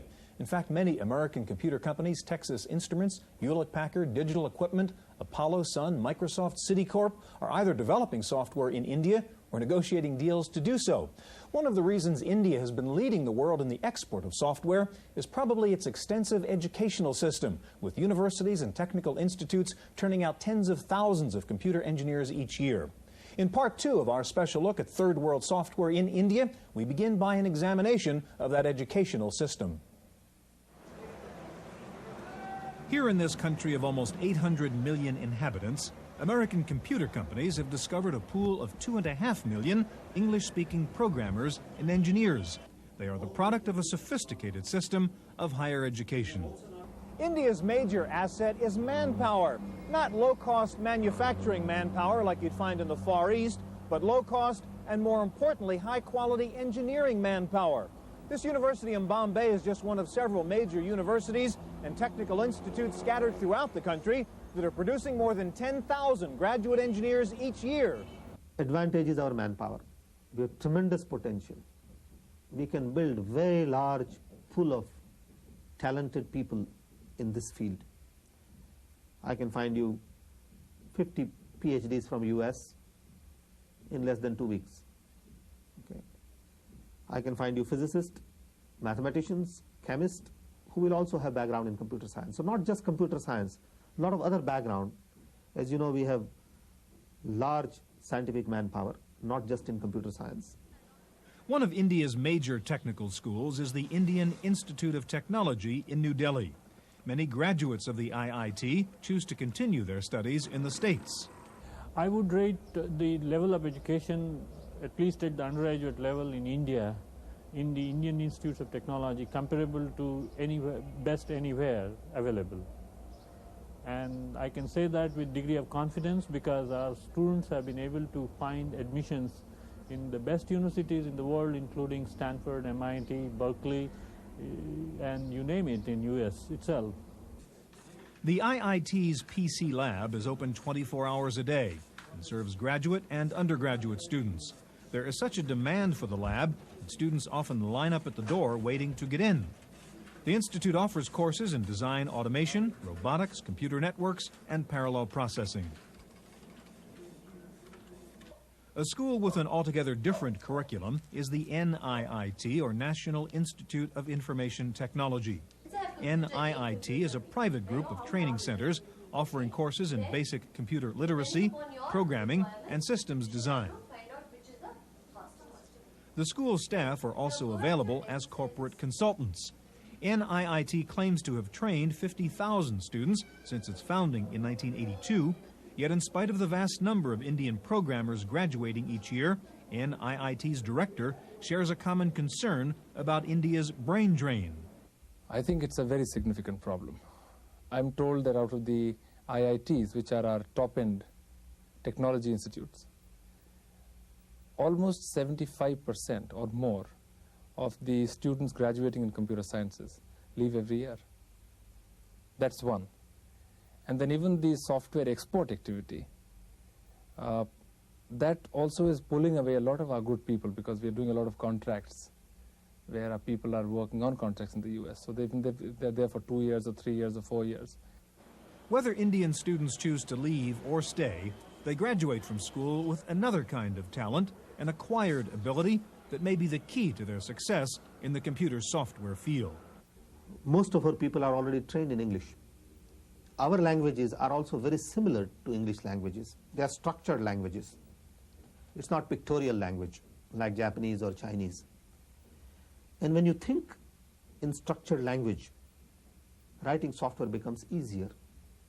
When you write in pictorial language, writing software becomes difficult. So I would definitely say that Indians are much better software programmers than others. No question about it. Some observers have found parallels between India's booming software business and the offshore hardware industries of other Asian countries like Korea and Taiwan. While English-speaking India may be the world leader in offshore software, competition is starting to appear among its Asian neighbors. I think the dragons of the Southeast, like Singapore and Hong Kong and Malaysia, are all potential competitors. But I'm reminded of a recent study which Hewlett-Packard Company did, where they sent out a corporate team to visit Asia to source countries, and they ranked India #1. Just coming into sight on the distant horizon are countries such as the Republic of China on Taiwan, better known for cheap hardware than for bargain-priced software. In population and size, the Republic of China on Taiwan could easily fit into one of India's smaller states. But in terms of hardware exports, Taiwan has captured a generous portion of the world PC market.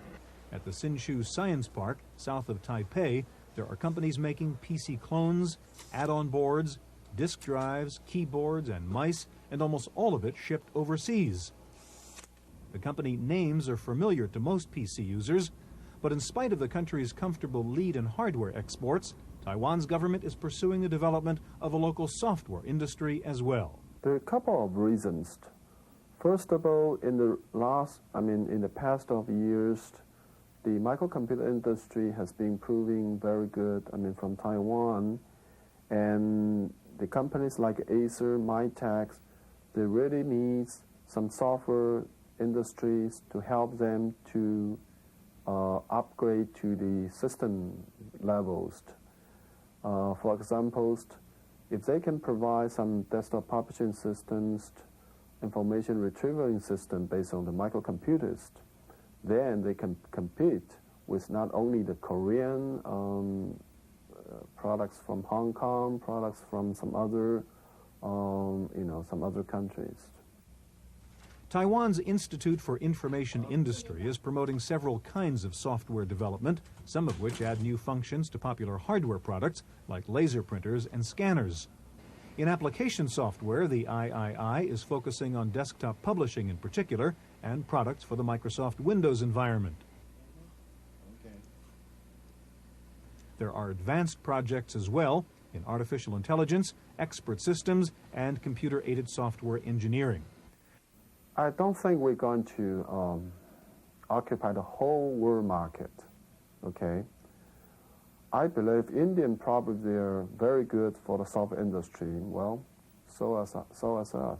I think the most important strength is the manpower, because the brain power of the people.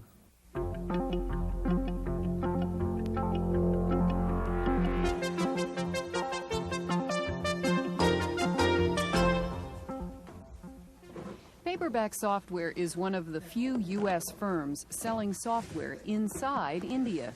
It just won a massive contract to supply 3 of its programs, with each computer sold into the Indian school system. A contract worth some 3 million copies of VP Planner, VP Info, and VP Expert the first year alone. Paperback Software also sells its product to end users in India through a distributor. And finally, the firm has contracted with Indian programmers to design a VP Expert-based expert system, which founder Adam Osborne suggests will revolutionize travel agencies. He says programming in India is 1/15 the cost in the U.S. It's just absolutely a natural way for us to be developing product. And we anticipate, well, we're going to start with this one, get things worked out, and in the end I foresee Paperback Software doing all of their major expert system product developments in the future, not the tool itself, that we will do here, we will continue doing here, but the products that use the tool we will be doing in India. Osborne spent much of his childhood in India, so he has a deeper understanding of the country than most. He believes that in a short time, the country will undergo a radical transformation. Salaries in India are going to go up. At the moment, they have an oversupply of programmers and engineers. First, they'll mop that up. Once they've mopped that up, then you're going to see salaries increase, and you're just going to see the same thing happening as you've seen in Korea or Taiwan and then Japan. And I would say by the turn of the century, Indian salaries are going to still be lower, but not that much lower. They're certainly not going to be a 15th. And sometime in the year 2020, I expect that India is going to be in very much the same position as Japan. You know, they're going to have enormous foreign reserves, but they're not going to have that much price difference anymore. For the Computer Chronicles, I'm Wendy Woods.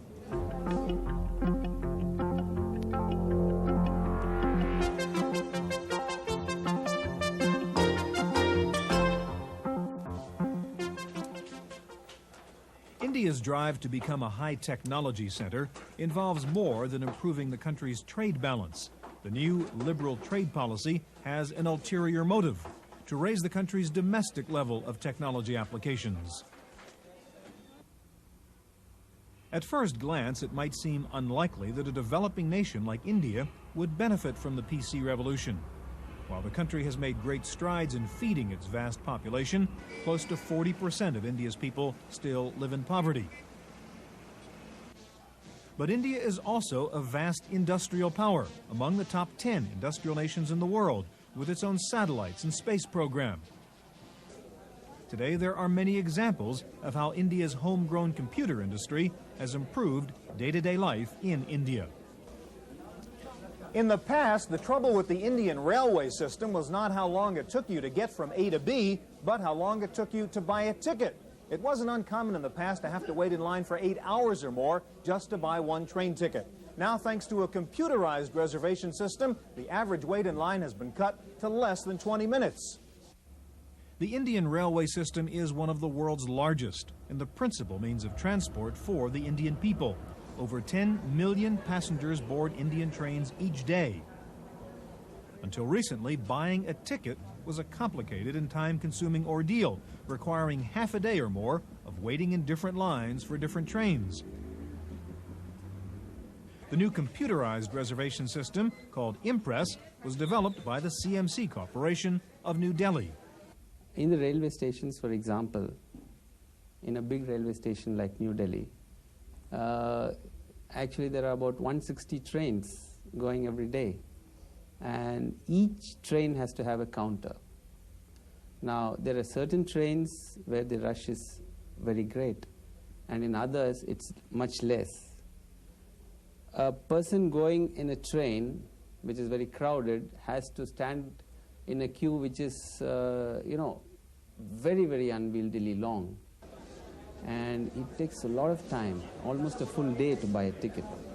So now what has happened is, from a dedicated counter for a train, it is any counter, any train. And people have really come and told us that it's a real great difference. The Impress reservation system controls hundreds of train movements from Bombay to Calcutta, from Delhi to Madras. The memory capacity exceeds 2,500 megabytes of storage. Booking a seat can be very complex. There are 4 different classes of service, and within each class you can book sitting, sleeping, or standing room. There are express and local trains, and there are dozens of discounts for everyone from art students to Bravery Award winners. The reservation system includes video displays of the status of each train. Trains are routinely overbooked in India, and waiting lists are common. The status screens are color-coded. Green indicates that seats are available. Yellow stands for reservation against cancellation, whereas red means wait list only. A blinking cell means the status is about to change. New Delhi Station alone sells about 50,000 seats per day. While computerizing India's immense rail network may be a unique challenge, the technology used in the process is applicable to other similar projects, and more importantly, it is exportable. Railways may not be so very relevant in a developed country because other forms of transport are more prominent. But a freight management system, for example, or an online transaction processing system of such a magnitude would be useful in so many other applications, like in ports. There are so many areas, even airline reservations. So we can easily translate these skills to developing relevant applications in whatever country it's needed. Statistically, India is a country of mind-boggling numbers. Almost any kind of large-scale computer project quickly becomes a massive undertaking because of the sheer size and diversity of the country. There are 12 cities in India with over 1 million population, and 4 of those have populations exceeding 4 million. Yet over 70% of the population lives in rural areas, scattered amongst 500,000 villages. In an effort to link the widely dispersed government offices, India's National Informatics Center is building a wide-area satellite network. When complete, it will link 32 state governments and 441 local districts with 500 Earth stations, possibly the largest network of its kind in the world. NICNet, as it's known, provides a query-based national database accessible to all government entities. NICNet reaches into every corner of India, including remote jungles where, according to reports, technicians were chased away by unfriendly local tribes. The NIC's next project is to create an Asian computer network linking countries from Bangladesh to Iran.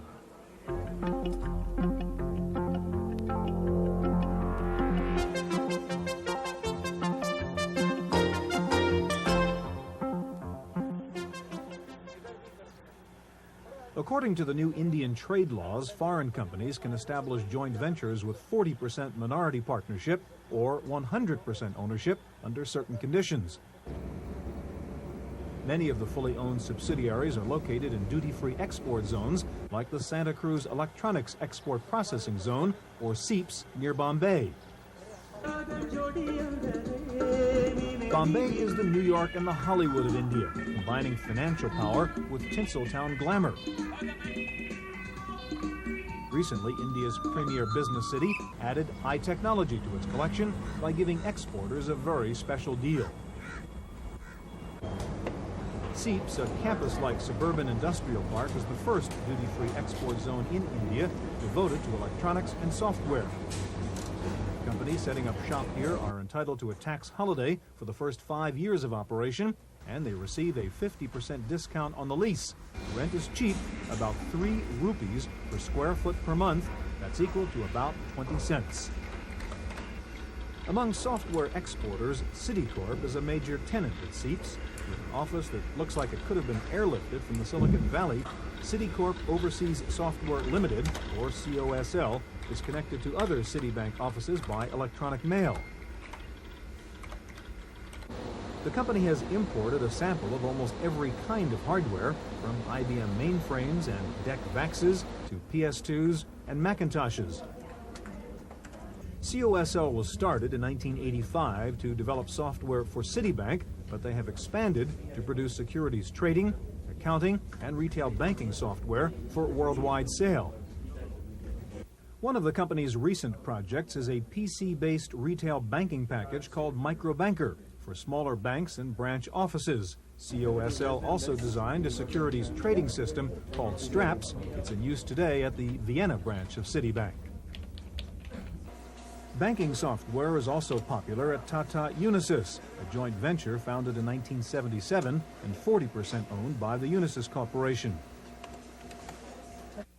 The company is working on a signature verification system that makes it possible to check a customer's signature online at any bank branch. It's an example of what the company calls mission-critical systems. There are some good examples of that in banking and so on, where companies like SWIFT, for instance, are using computers for electronic funds transfer, and they created a whole new business using computers. More recently, some of the leading banks see computers as being a critical edge in their competitive weapon in the financial services market. SignBank is a program that digitizes and stores signatures for later verification by a bank teller. The software can present signatures in any graphic form, including Chinese characters and the phonetic equivalents. Tata Unisys also developed a package for foreign exchange dealers called Easy Deal. Designed for smaller networks, the software interface can be controlled either through the keyboard or by touchscreen. The SignBank and Easy Deal projects grew out of customizing work for outside clients. For instance, Easy Deal came up from the work we were doing for the SWIFT electronic funds transfer system, where we got interested in foreign exchange and began to understand that market and began to see the opportunities that were coming up. SignBank similarly has come up from our work in the financial area. So even though there is no advantage relative to doing the same development anywhere else, in this case the advantage is the original creativity of the idea itself. The SEEPS Park and the new liberal trade laws are a well-tested means to attract foreign investment, and it has boosted India's business image overseas. But if more American and European companies are adding India to their list, it is clear that some old stereotypes are still prevalent. You'd be surprised how many senior executives in the U.S. that I've met tell me 5 minutes after I've talked to them that you speak good English. You know, it's a strange thing. I've sort of, in the beginning I used to get upset about it. Now I've got used to it. In fact, I tell them that we don't live on trees and that, you know, there is a civilization here that exists too. As you know, we have large scientific manpower, not just in computer science. So we can put this manpower to use to expedite the software development worldwide. So together we can bring information society faster to reality than US was to do it or Europeans were to do it by themselves, because this is going to require millions and millions of man years of software. So that's the potential. Some pundits have said the microcomputer was a revolutionary tool, that it would bring sexual equality to the workplace, encourage the free flow of information in communist countries, and leapfrog national boundaries to create one global electronic community. Well, here in India, a country with many social problems and few natural resources, it has been a kind of revolutionary tool. enabling a relatively small group of enterprising people whose major asset was a logical mind to become major players, if not leaders, in the worldwide software industry. In Bombay, India, for the Computer Chronicles, I'm Stuart Chaffee.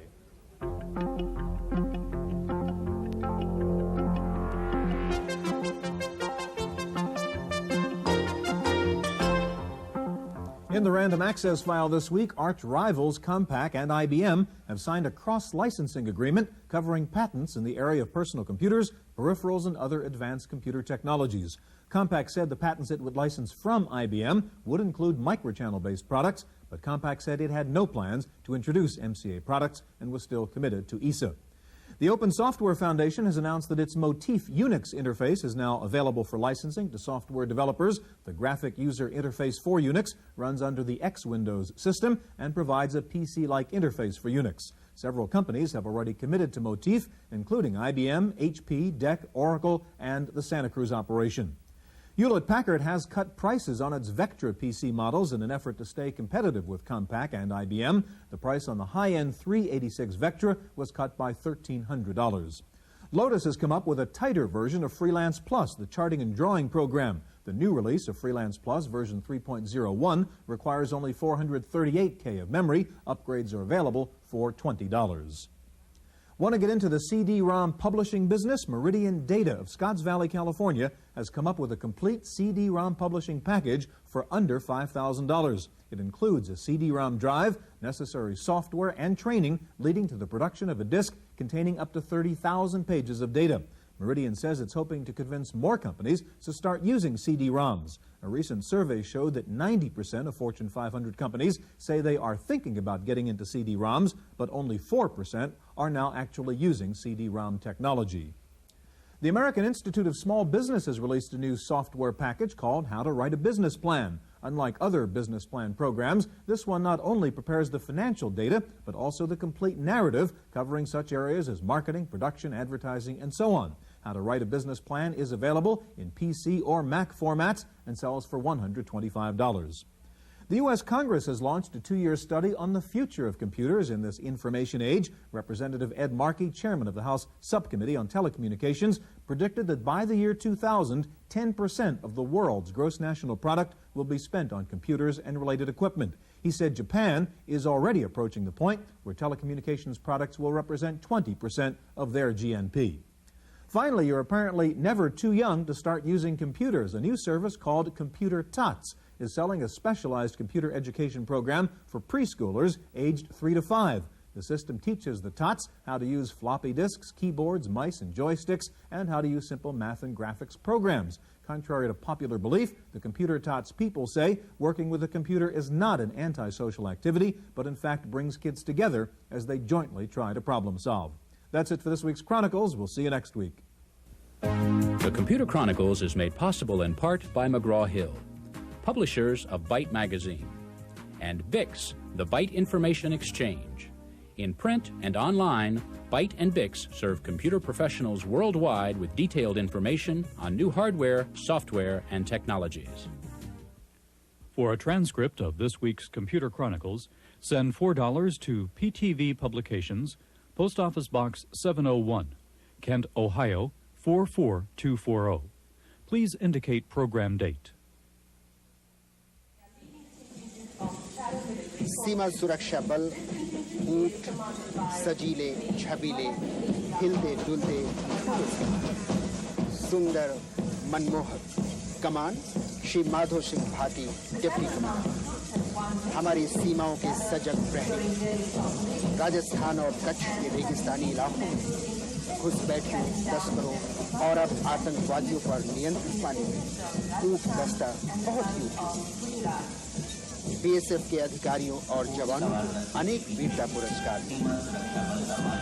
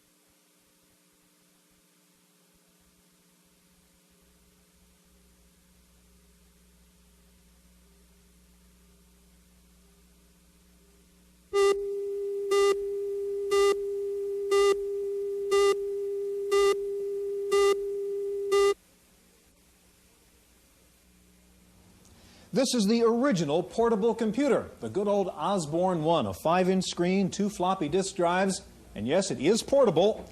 It's got a handle and 25 pounds underneath it. Portable computers have come a long way since the old Osborne, smaller, lighter, readable LCD screens, battery power, 40-megabyte hard drives, even 386 chips. Today we take a look at the new generation of portable laptop computers on this edition of the Computer Chronicles.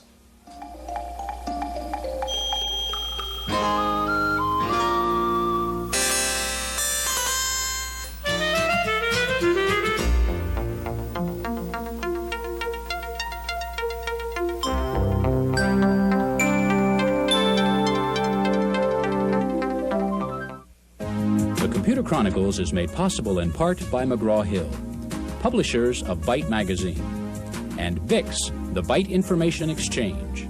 In print and online, Byte and VIX serve computer professionals worldwide with detailed information on new hardware, software, and technologies. Welcome to the Computer Chronicles. I'm Stuart Chaffee, and this is Gary Kildall. Gary, you recognize this wonderful old toy here, the TRS-80 Model 100, the original laptop, really. This one belongs to Jan Lewis, by the way, who still uses it, as do many journalists and many people, even though laptops have grown up considerably since the days of the 100. I know you like to use a laptop. What are the key features that you think should be in the ideal laptop? Well, I really enjoy the portability of the laptop, that's for sure, and that means it's got to be lightweight. It has to have an internal hard disk drive. Right. You can't live with just floppies. And a paper white display that's backlit. Now, the only problem we have to solve is that battery problem, I think. You know, you take that trip from San Francisco to New York and you start hearing the beep beep over Denver. Right. But we're heading that way. Battery technology is better, and I brought along a little toy here. This is a 2.5-inch hard disk drive. Oh, my God. And it's about a third of the size of the 3.5-inch drives, Wow. and about a third of the power, and it includes the controller as well. That's beautiful. So this is the kind of thing that we'll be seeing in the new laptops that'll help this maintain the battery life. Gary, we're going to take a look at the new generation of laptops. We'll see the new machines from Toshiba, NEC, Zenith, and Compaq. We'll see a laptop computer that has a built-in cellular modem, and we'll try to find out what the new Macintosh laptop is like. Something we'd all like to see in a laptop, of course, is a color display. And we start out with a report on the state-of-the-art in color LCD technology. If it sometimes seems that improvements to laptop computers are slow to appear, that's probably true. Squeezing all the features of a 30-pound desktop machine into a featherweight briefcase requires more than just smaller components. And while portables recently became lighter and more powerful, some common features, like color screens, were just unobtainable. This year, color LCD screens have finally appeared on some laptop machines, even if they're not for sale. At the recent Spring Comdex Computer Show, Zenith, Hitachi, and several other Japanese companies showed the first samples of this new breed of color machine. That does not mean, however, that they will show up on store shelves anytime soon. Well, I think a lot of companies are putting them out there just to position themselves in the marketplace to gain some visibility that they're working on color technologies, and certainly there are also many of the Japanese firms are looking for potential customers for their screens in the future. So it's sort of a show and tell type of product at this point. The technology that made it possible is the thin film transistor, incorporated directly onto the LCD module. To display 8 colors at once, each pixel has individual red, blue, and green color filters. The backlit screen features a good contrast ratio, but currently the maximum size barely exceeds 6 inches in diameter. While the machines at Comdex were just previews, there's no doubt that the vendors expect to make a big impact sometime in the future. I think we've seen more and more on the desktop now. About 60% of desktop users use color or buy color today. So certainly color will be a hurdle and it will propel the industry forward, but still I think the laptop industry, what it really needs to take off, whether it's color or black and white, we still need low cost, low weight type machines.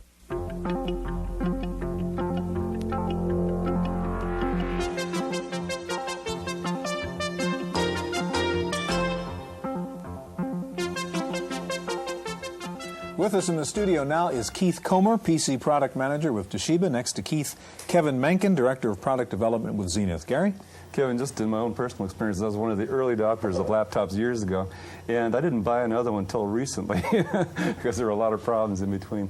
What is it that's happened over the last year to really make laptops I think it's really been over the last 2 or 3 years. The progression of the screens has gotten very, very strong, so that it's equal to the monitor that you can put on your desk. Plus, as far as laptops go, battery life outpaced AC onlys in 1987, and so running for 3 hours, 4 hours, or something like that is something that's an acceptable level for people, and that transition for the technology has been very important also.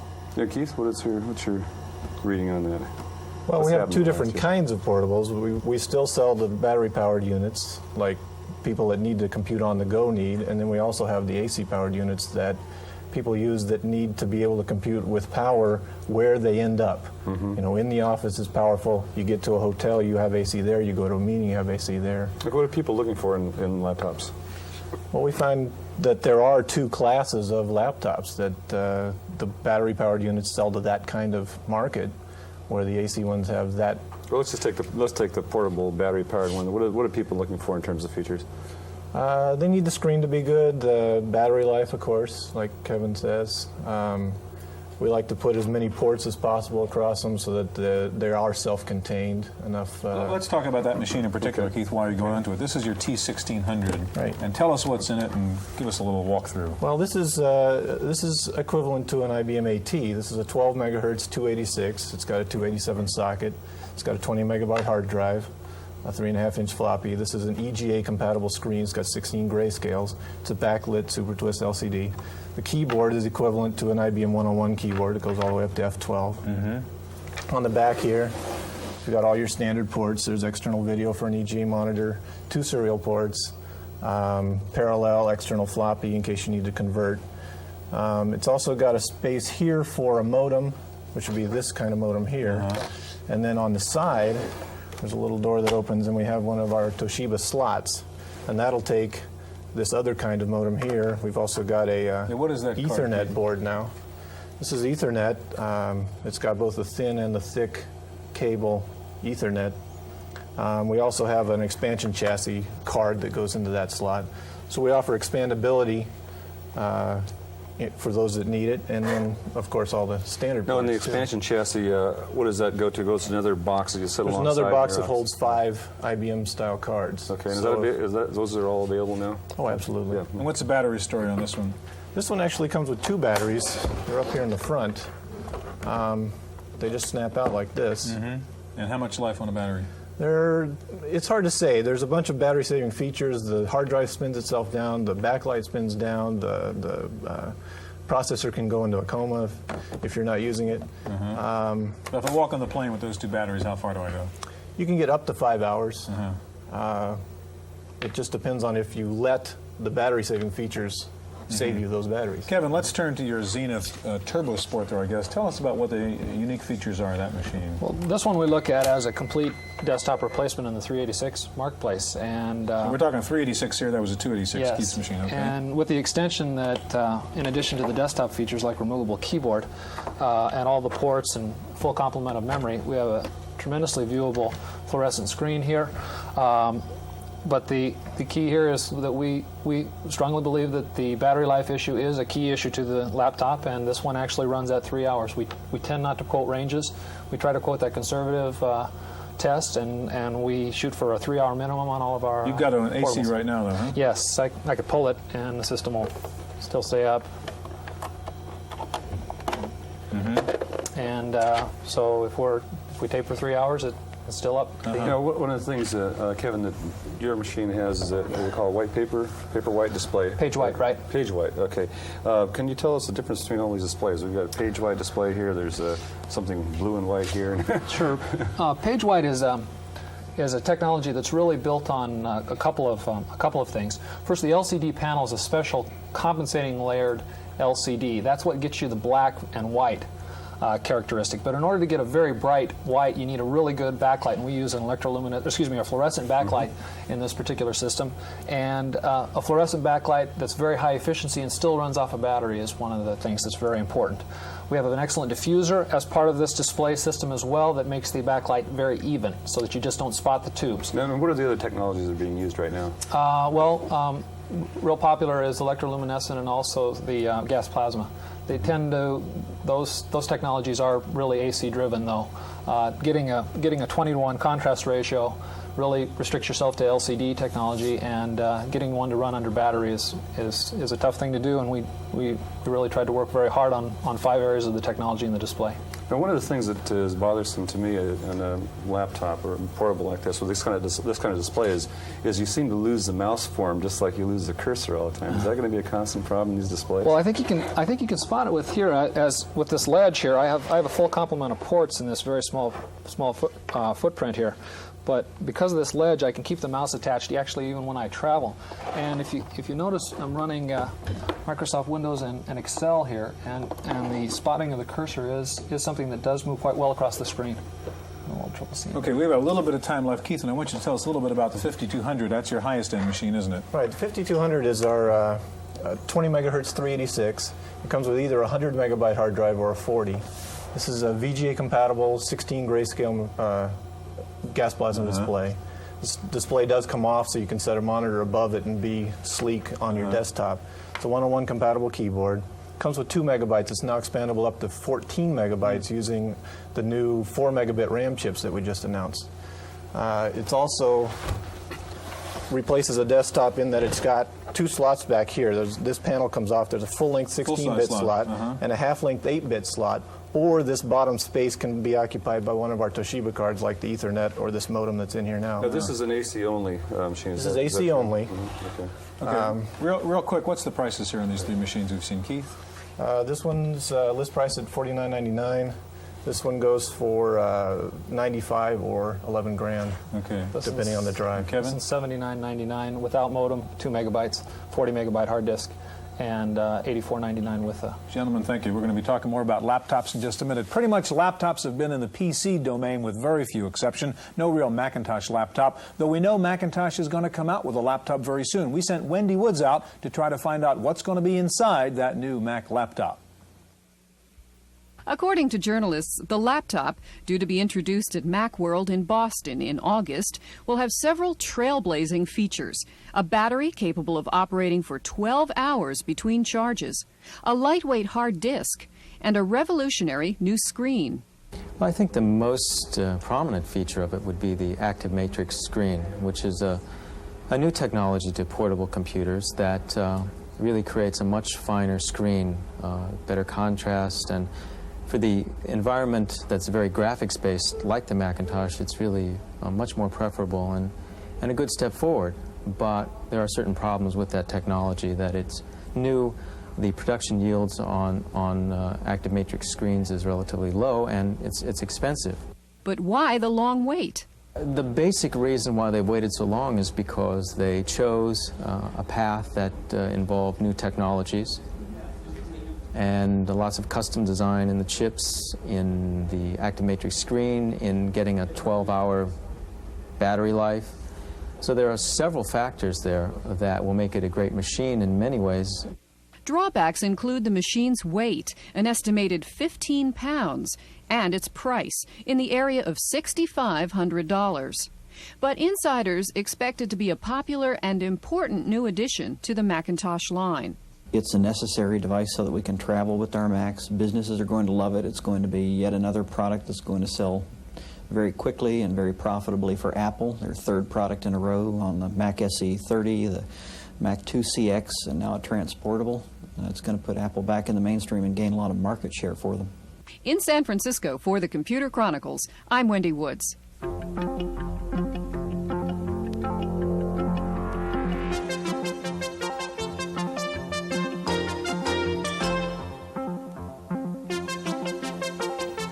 Joining us in the studio now is Mac McLaughlin. Mac is Director of Western Operations for Compaq. Next to Mac, Jim Bartlett, Manager of Strategic Marketing for NEC. Gary? Mac, I understand that this is Compaq's first portable. Is that correct? No, this is our first laptop. First laptop, portable. okay. Or battery-operated, really. Or battery-operated. Okay, get all the adjectives in there. You got it, okay. Battery-operated laptop. Why did Compaq wait this long to get into this particular segment of the market?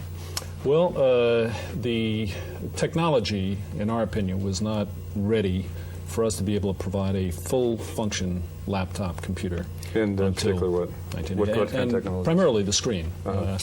We did a lot of testing with the market to find out what was an acceptable level, and the VGA monitor was really what was seen as an acceptable level screen. Can you tell us a little bit about this machine? You bet. As I mentioned, it does have a VGA monitor. It's a 10-inch diagonal screen. And in addition to the VGA capability of the screen, it also will accept EGA or CGA written software. And also, do you have a connection on the back then that would go to a normal VGA monitor? Yes, indeed. In fact, you can plug in either a CGA, EGA, or a VGA color monitor as well. The keyboard also is easily removed from the top of the unit, and we find that especially on an airplane, when you try to put a laptop on the tray, that sometimes it's nice to be able to take the keyboard off and put it in your lap to use that. What else is in here, Mac? Well, the battery fits right in the front of the unit. I brought an extra battery along with me so you could see that. And it uses a 3.5-inch 1.4 megabyte floppy drive. And it comes with either a 20 or a 40 megabyte hard drive. Uses the C286 microprocessor that runs at 12 megahertz. So it's a very, very high performance system. Okay, and what kind of time do you get on the let's say normal usage? Well, it's a minimum of 3 hours in the battery. Normal usage depends on whether or not you're using a graphics-intensive software package or whether it's text. And you can carry on an extra battery pack. Carry an extra battery pack usually and just slip it in. Okay, what's in the back of the machine, Mac? How can we get in and out of this thing?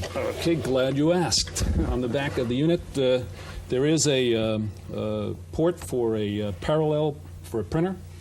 Serial port, a port to plug into the VGA, as we talked about before, for an external monitor.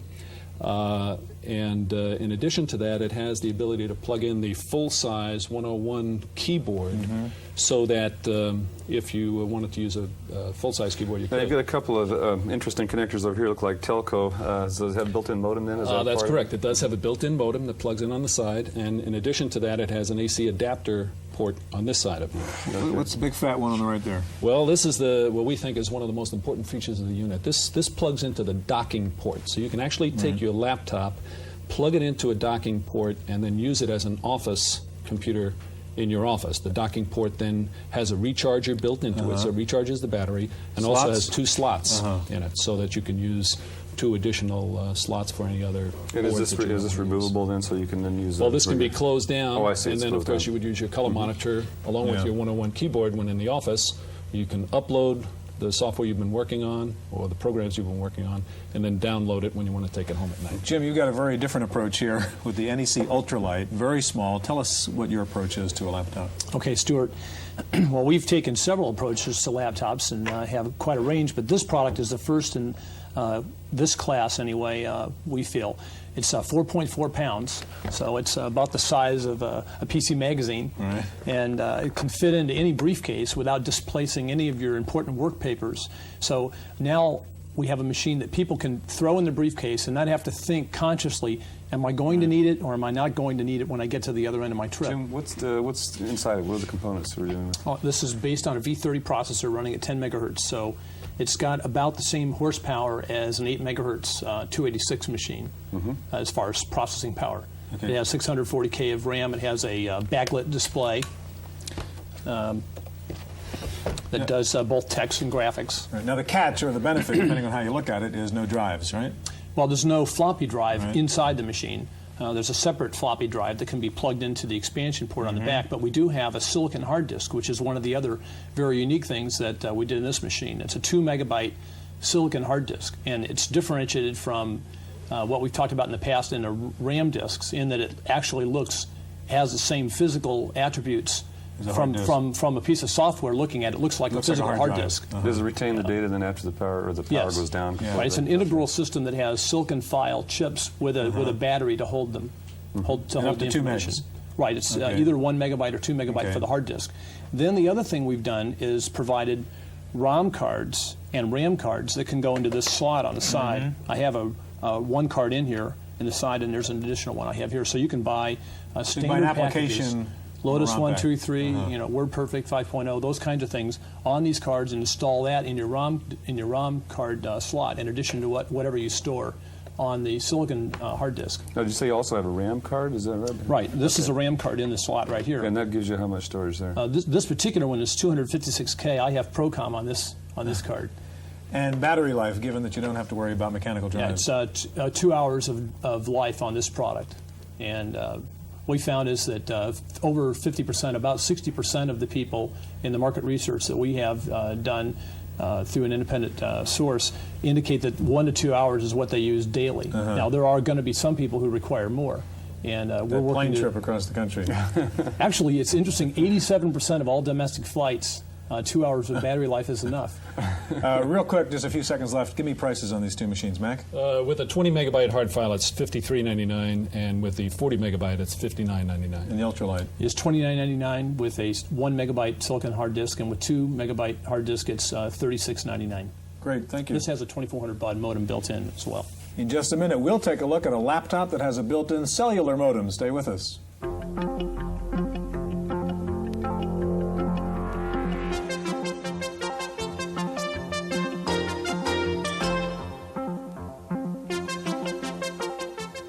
Joining us in the studio now is Mike Morris. Mike is Regional Sales Manager with ITC. Next to Mike, we have Bill Howard, Executive Editor with PC Magazine.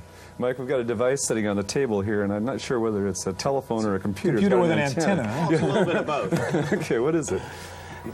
Intelligence Technology has developed a truly unique product in that we have merged a 286 laptop computer with a cellular telephone. In addition to that, we have developed a cellular error-correcting modem. So for the first time in the industry, we are providing error-free data transmission. So I can have this with me in my car anywhere, call up a database, call up my home computer, an online service. That's correct. Also provided with the unit is a 12-volt car adapter, so you can plug in through there. Can you prove this thing works? Absolutely. Go ahead. I mean, just place a call to the host. And there's no cables up your sleeve here, right? That's correct. Okay, we're really using that antenna. Tell us what you're doing as you do it, Mike. Okay. I'm just dialing in my local number to the host. Which is where? Where are you calling? That's in Dallas. You're calling Texas. That's correct.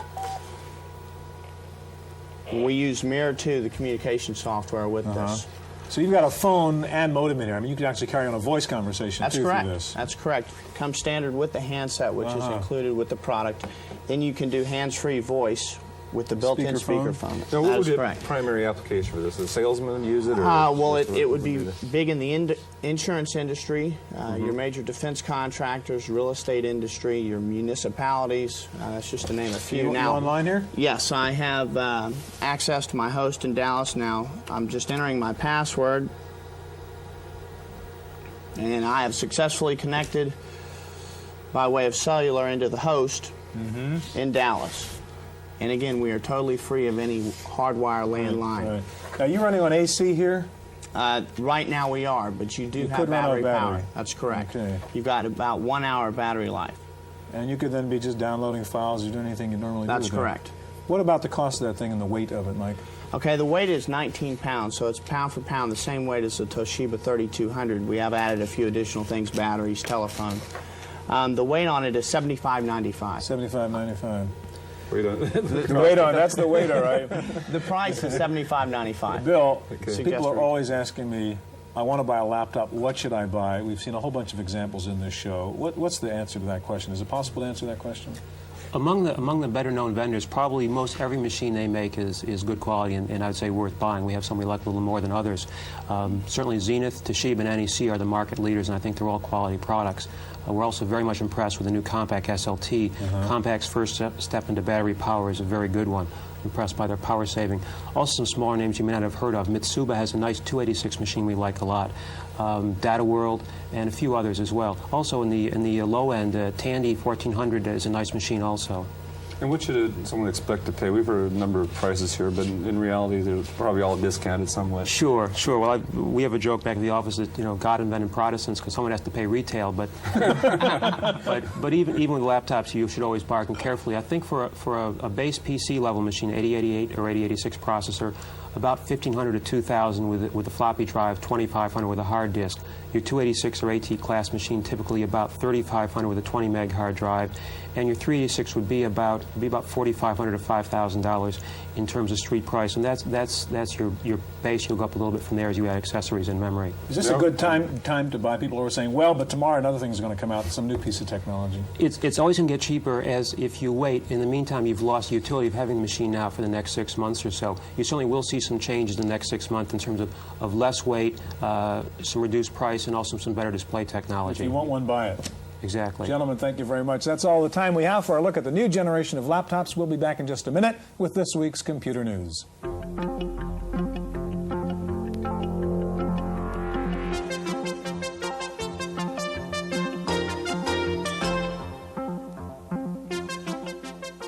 In the random access file this week, Microsoft says it will release a new version of DOS 4.0 that will be faster and require less memory.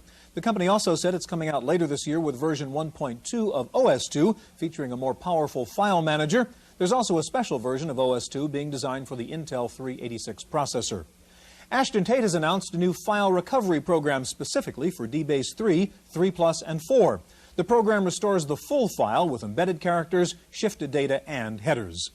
And Ashton Tate says it wants you if you're an independent programmer or writer of software books. The company says it's going all out to find new software tools, utilities, and extension products for the DBase environment. Novell has announced a new version of its NetWare software called Network 386 version 3.0. It can support up to 250 users on one server. It also features a simplified installation procedure and dynamic resource configuration, which automatically allocates memory for caches and buffers. Apple has announced new system software for the Apple IIgs. It's the first 16-bit operating system for the 2GS, and it will enable the high-end Apple II to run on an AppleTalk network. Well, it wasn't a computer show, but it was hard to tell. At the National Association of Broadcasters convention, computers were everywhere, as the new buzzwords were desktop video publishing. Symbolics showed off a new version of its video graphics system using a Macintosh 2. Net result, a 50% cut in cost. Studio Spectrum introduced a new Amiga-based graphics system, complete with Amiga 2000, Genlock, and digitized camera, all for $10,000. Sony demonstrated the world's first real-time three-dimensional graphics system for television. The system uses 8 Intel 286 processors working in parallel. Since operations are in real time, there is no need to learn special programming commands. IBM is getting into the intelligent phone business with a new switchboard that identifies the person calling you on a small LCD attached to the phone. Businesses like the idea since the phone signal can automatically trigger a computer to call up a customer's record while the phone is still ringing. Finally, Microsoft Chairman Bill Gates spoke to the Boston Computer Society last week. He said Steve Jobs' next computer is nice, but won't have an impact on the marketplace. And as for the problems that rival Lotus, he suggested Lotus chief Jim Manzi buy a C manual and learn how to program. That's it for this week's Chronicles. We'll see you next time. The Computer Chronicles is made possible in part by McGraw-Hill, publishers of Byte Magazine, and Bix, the Byte Information Exchange. In print and online, Byte and Bix serve computer professionals worldwide with detailed information on new hardware, software, and technologies. For a transcript of this week's Computer Chronicles, send $4 to PTV Publications, Post Office Box 701, Kent, Ohio 44240. Please indicate program date.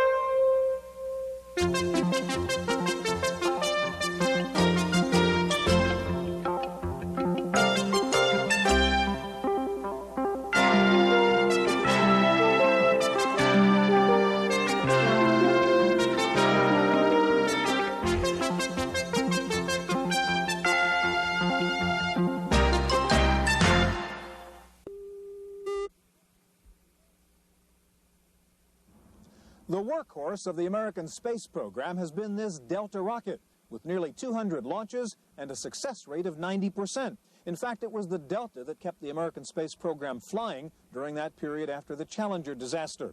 But all the rocket power in the world won't get you anything without information processing power, and that takes computers. Today, we take a look at computers in space on this edition of the Computer Chronicles.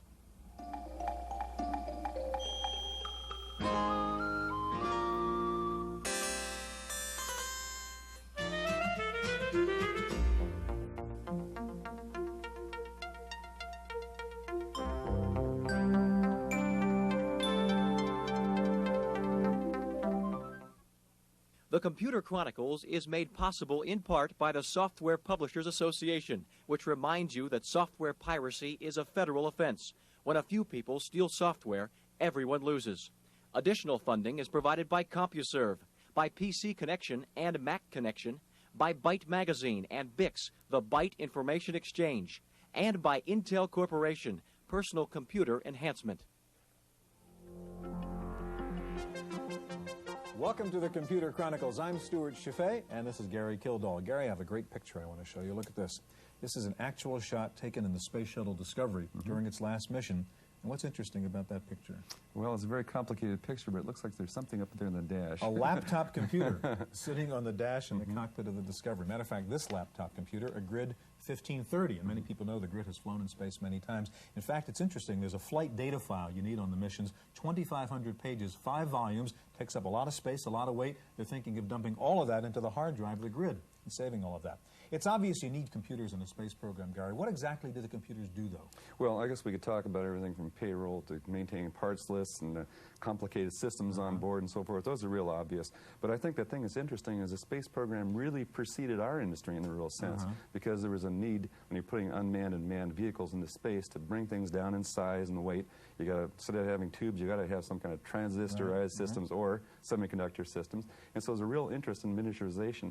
As a result of that, there are lots and lots of spin-off industries, and one of them has been the PC industry. So it's not so much what computers are doing for the space program, it's what the space program has done for computers. We're going to take a look at computers in space today. We'll visit NASA's Goddard Space Flight Center outside Washington, D.C. We'll see how they're using computers to interpret data from satellites and take a look at the hole in our ozone layer. We'll see a new robotics program where they're using robots to design the new space station. First of all, though, we visit NASA's Ames Research Center out here in Mountain View, California.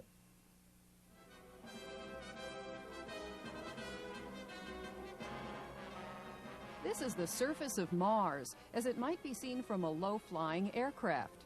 The action is simulated, but the surface detail is real, assembled from a compilation of photographs of the planet's surface. It's an example of virtual reality, a means of recreating digitally an interactive model of one's surroundings, and it is likely to play a major role in NASA's plans for the 1990s. The personal simulator allows you to go beyond workstations that sit on your desk, for example, because the workstation that's on your desk is no better than a window. But the personal simulator allows you to go through that window and be completely immersed in the spatial data. And this allows you to bring to bear all sorts of skills that you apply in the everyday world to manipulate objects directly and to explore environments directly. The basis of the personal simulator is a digital model or simulation of the environment. Thanks to progress in computer graphics, real-time 3D representations are now possible with adequate detail. The operator's hardware consists of a head-mounted unit with wide-angle stereoscopic display screens.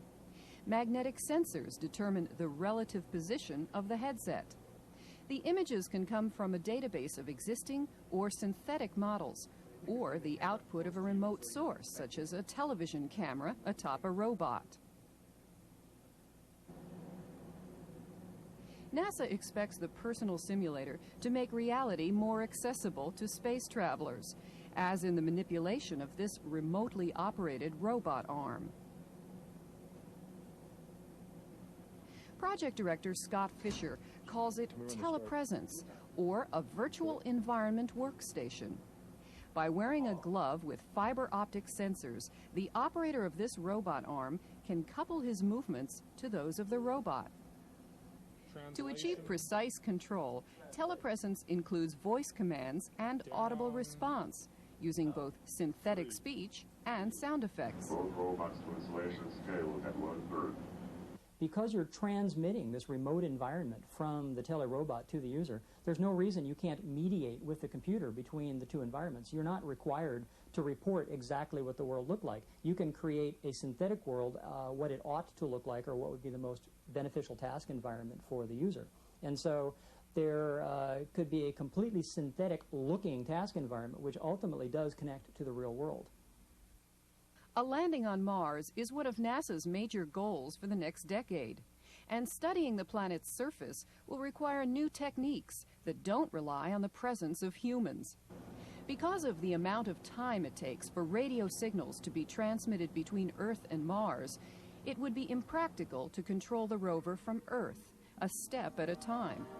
Instead, the space agency is counting on a new kind of smart surface vehicle that can look and feel its way around Mars. These planetary rovers would be programmed to make decisions about what to examine and when. What the situation is, if you want the rover to be able to navigate around crevices and around rocks and over harsh terrain, you have to give it some ability to sense its environment and plan around that. In addition, if you want the rover to be able to, on its own, react to these science alarms, opportunistically pick up on geological clues or presence of underground water and do some science that it might otherwise miss, you also have to build a planning system for the science subsystem. The crucial technology is building a system that will let these planners with interacting goals achieve as many of the highest priority goals as is possible. The future Mars rover will use a kind of artificial intelligence called constraint propagation, or the ability to choose and coordinate conflicting tasks. Artificial intelligence is the key to many of NASA's latest computer projects, and perhaps the major influence in designing the spacecraft of the future. Here at Ames, I'd say about 2/3 of our work is quite basic, advancing the state-of-the-art in artificial intelligence, and about 1/3 is applications-driven.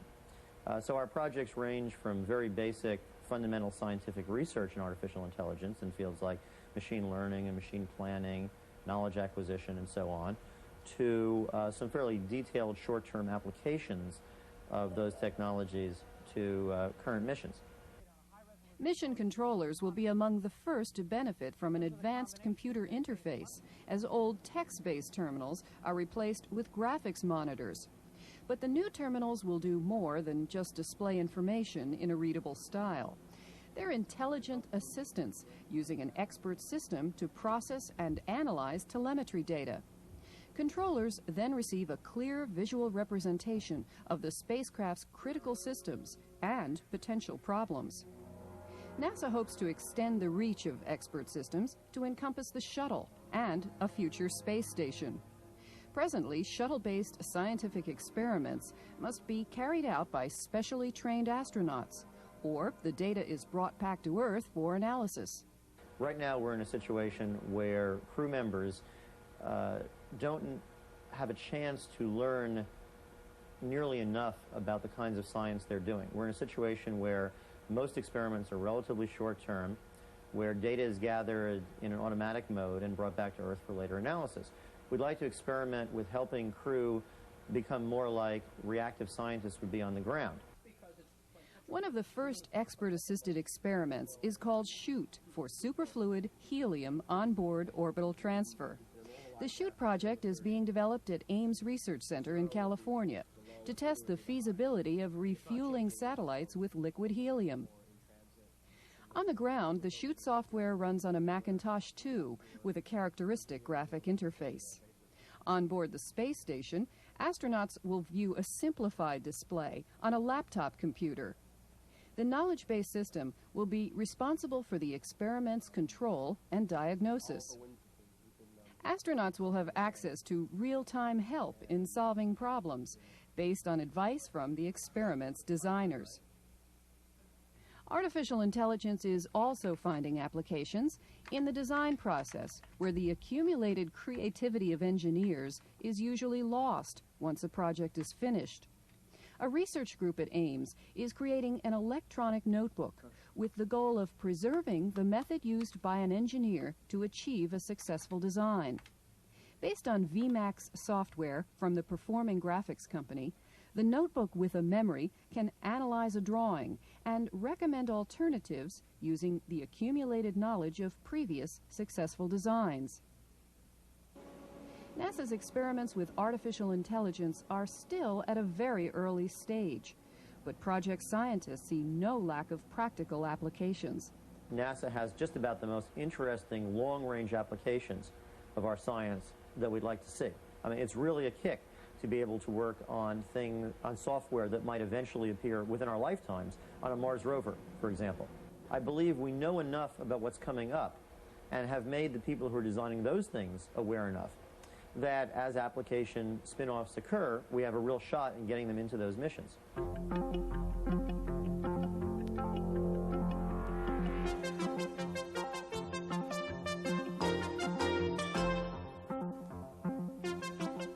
When you think of computers in space, you tend to think of the massive amounts of computer power it takes to launch a rocket, or to put a satellite into orbit, or to do the complex calculations required for a rendezvous. But here at NASA's Goddard Space Flight Center outside Washington, they use their computing power not to get into space, but to manage the massive amounts of information coming back from space. To date, NASA has flown over 300 space missions, and all that research has led to tons of data. In fact, over 125,000 computer tapes. The current size of the NASA database is 6 terabytes, and the size of the database is expected to double every 2 years. So the first job for computers at NASA was to manage the immense amount of information being generated by the space program. 10 years ago, the mode of operation was if you needed to archive data at the data center, you basically drove up with a truck, dropped off your boxes of data, and then we had the job of opening each individual box, taking out the printouts, and from that printout derive the information that we need to manage the data on an individual basis. What's happening now, of course, the technology of fiber optics and high-rate networks allow us to obtain that data electronically. But with a database this size, and with users scattered all over the world, the real software challenge was to not only speed up the process of accessing information, but to create a user interface that could handle such a variety of needs. The answer was a database management system with a heavy dose of artificial intelligence. It's called IDM. This completely hides from the user any knowledge that he has to have about the internal structure of the database or any knowledge that he needs concerning the actual querying of the data set. And he discusses or converses with this intelligent front end in English. So in actuality, I've seen a session for which you can sit down and talk to this intelligent data management interface. It will generate all your queries. In fact, I've seen it sometimes in just a few sentences. You can ask it a set of questions for which it would generate 100 lines of code, and that's what's issued to the database management machine, and then the results are brought back. One of the most popular databases at NASA is TOMS, the Total Ozone Mapping Spectrometer. This database not only provides data, but stunning graphic images of the growing hole in the Earth's ozone layer. In these images from NASA's Nimbus 7 weather satellite, you can see in blue the gap in the Earth's ozone layer over the South Pole. These processed images use color and shape to further dramatize the ozone problem. This terminal is accessing images from IRIS, the infrared astronomical satellite. It uses complex image manipulation to show an inverted view of the galaxy so as to study the stars and their infrared radiations. NASA's Space Science Data Center is a huge network with some 13,000 terminals worldwide. It's a relatively open network, and so there is the concern these days over the damage that could be done to the network by a computer virus. Viruses, like our new computer technology, is a fact of life. We have to, and we have looked over our systems to examine where are software loopholes or whatever that would allow for a virus to grow and propagate. And based on our knowledge of that, we've taken action that is still in line with what we call that acceptable level of security. that balance between ease of use and difficulty in getting into the system. The other obvious concern at NASA is security. One of their databases, called SPAN, the Space Physics Analysis Network, was recently broken into by some hackers. But Jim Green says he's not too worried. SPAN is a network that has existed now for about 9 years. And even in the early 80s, we had individuals that were doing hacking or unauthorized access to the machines that are a federal resource. We have set up for many years a structure that allows the detection of those unauthorized accesses, the collection of information, and then that information is turned over to the appropriate authorities. So the message is you may break in, but you'll also get caught. One of NASA's most complex satellites is due to be launched at the end of 1989. It's called the Hubble Space Telescope. The satellite is the size of a Greyhound bus, and it will be the most sophisticated observatory ever put into space. But despite its sophistication, its computing power is minimal. There are actually two small computers on board, both of them using very antiquated technology by popular standards. And the reason for that is that it is so expensive to qualify equipment for space flight that this takes a long time, and the advances in computer technology move much more rapidly than our ability to qualify things for flight. The equipment we have on board was selected when the project started in the late 1970s, and that equipment had been space qualified before that, so that it is really sort of early 1970, late 1960s technology that we're flying. That means the satellite itself is not very intelligent. The only kind of decisions it takes on its own is if it detects that it is going unstable and is slewing towards the sun, say. Then it will take protective action, because if it looked at the sun, it would destroy itself. But except for extreme safety concerns like that, everything is predetermined and pre-directed from the ground. The good news is that the computers on board the Space Telescope, or HST, are modular. All the major subsystems are made up of plug-in black boxes so that they can someday be upgraded. This is the first satellite that has been designed from day one to be serviceable in orbit. And so while we are starting out with a computer that's already old, as new computers become qualified, we will be able to take them up and let astronauts take them up and replace the computers up there with new updated versions. While the computing power on board the HST may not be much right now, the ground control system is the most sophisticated computerized system ever assembled for a satellite. And one of the features of the Space Telescope Operations Control Center is its emphasis on non-specific hardware. This is the first satellite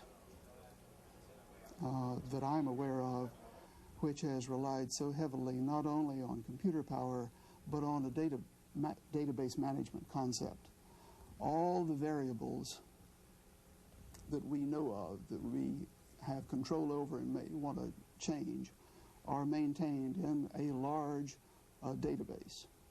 And rather than building in parameters into hardware or into operational capability, the entire satellite basically is database driven. The biggest computer problem that faces the Space Telescope project is the massive amount of raw data that has to be sent to Earth and the 1 megabyte limit on available bandwidth for transmitting that data. We're going to be forced to do onboard data processing and send back only the analyzed data rather than the raw data. That'll be an agonizing sort of thing for a scientist to face. Scientists always want to look at their raw data and see every nit and every imperfection and deal with it themselves.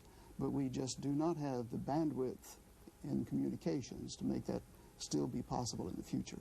So one of the first things that I would like would be a VAX on a chip, say, that was space qualified that I could put up there. If there is one overriding computer theme at NASA, it is this need to get more of the computer. Quite a bit of work on this. That is certainly one of the issues in the FTS program, where NASA engineers are designing perhaps the world's most sophisticated robot the Flight Telerobotic Servicer. NASA is due to launch its most ambitious project ever in 1991, its first ever full-fledged space station. And there's only one way to do that: ship it up to space in pieces and assemble it in orbit. And there is only one practical way to do that: with robots. And that means lots of computer power. 5 years ago, we would not have been able to do very much meaningful interpretation in the robot realm. But the computers available now are capable of inputting all the necessary data so the robot can do very meaningful work. In other words, it can input in real time sensory perception, looking at video inputs from cameras mounting on the robot wrist, force torque sensors mounted so you can get reflected force, or meaningful data coming back from more than one source, so that not just to control the robot, so the robot can control itself. Computing power is needed not only to drive the robots, but also to create graphics simulation models so that robot problems can be solved before they happen. We are capable now of doing graphic simulations of what the robot will perform as a function. You can look at the overall capability of where the robot can reach, where the lighting should be, where the camera angle should be, where the operator would be in relation to the robot before you ever start to assemble it in, for instance, the shuttle bay. And these are not these graphic representations are mathematically accurate. They're actually models, and you can see when the robot can or can't reach a thing, when it would reach a singularity in its ability to get somewhere, and then you would move one thing or the other before you ever get there and find out that you have confronted with a problem you can't resolve. This simulation using silicon graphics software is helping the computer engineers here design this gantry robot to be used in constructing major components of the space station. It has 6 degrees of freedom and can lift up to 4,000 pounds and position it with an accuracy of 1/10 of an inch. It is the most sophisticated gantry robot in the country, yet all the robot research work which has gone before is not much help in designing this robot. First off, your whole scenario can't depend on gravity. Normally, you just put something together, gravity would help you pull it together. When you put something together in space, as you touch it, it just repels. If you were to have a gripper that didn't close around something and it were to let go, it would actually be a projectile if it had any momentum at all. So all the things we're confronted with in that manner require specific space-oriented hardware. End effectors and grippers. Things used on the Earth just will not be meaningful. EVA, or extravehicular activity, is the most costly and risky activity in space, and so the engineers here are creating this robot to extend the reach of the astronauts' own arms and hands. This elegant robot has 7 degrees of freedom in each arm. It is tele-operated by an astronaut, either on board the spacecraft or even from the ground. But here again, the major computer challenge is finding the computer power and reliability so that the real processing capability will be up in space and not on the ground. If you had terribly time delays between space and ground, you would like to send up a high-level task, find the box and move it. And then the robot would have to have the computational power to decide what that meant, how it would plan the task, how it would plan the path doing the task, and the compute power then would have to reside in space so that you would eliminate the time delays. If in fact you were in space and were teleoperating the robot, then you would be right in proximity with the robot, and the compute power could be either with the individual, say in the shuttle teleoperating it, and the robot right outside in the shuttle bay, or even on the space station. Despite the massive computer power assembled at the Goddard Space Center with its many mainframes and minis, the system's designers here know that for any computer system to be functional these days, it has to work in the new environment of the personal computer. So what we're trying to do is to adapt to that environment.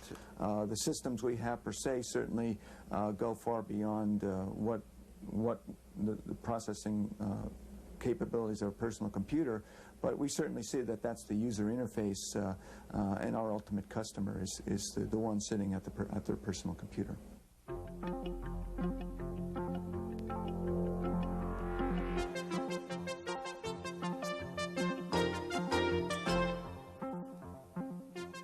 In the random access file this week, Lotus has started shipping 123G, the newest version of its spreadsheet program designed for the OS2 Presentation Manager environment.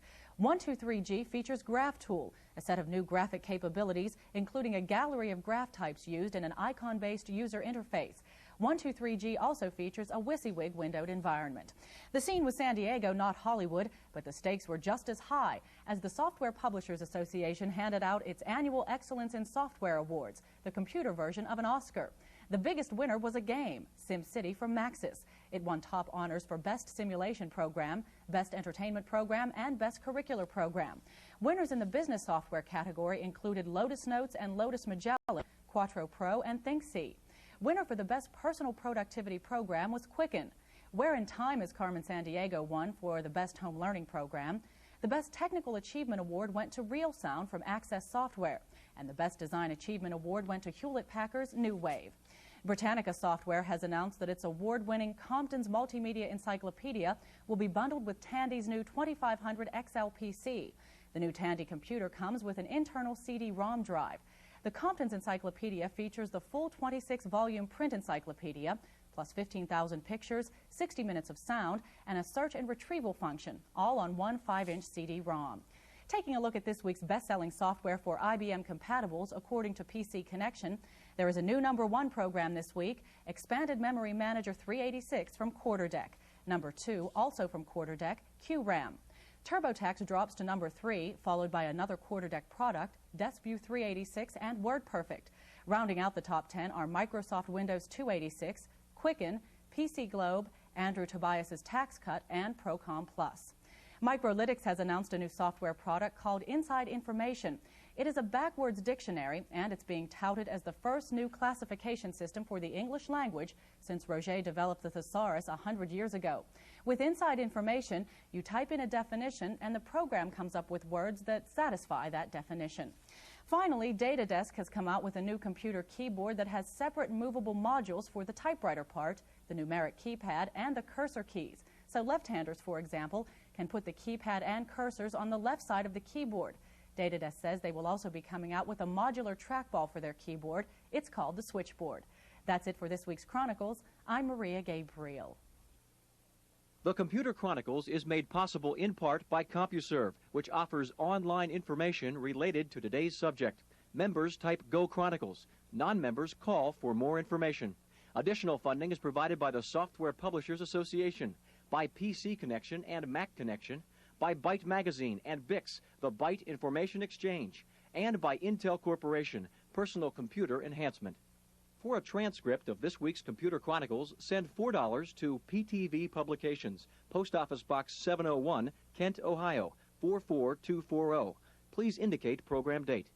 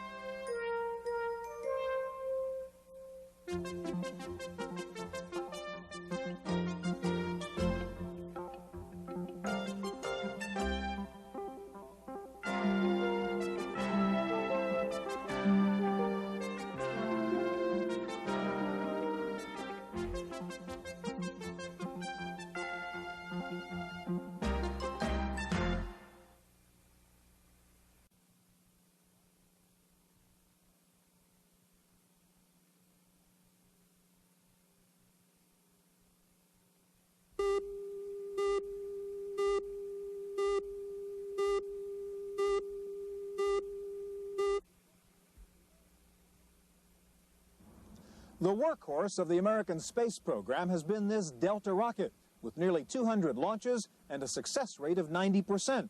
In fact, it was the Delta that kept the American space program flying during that period after the Challenger disaster. But all the rocket power in the world won't get you anything without information processing power, and that takes computers. Today, we take a look at computers in space on this edition of the Computer Chronicles.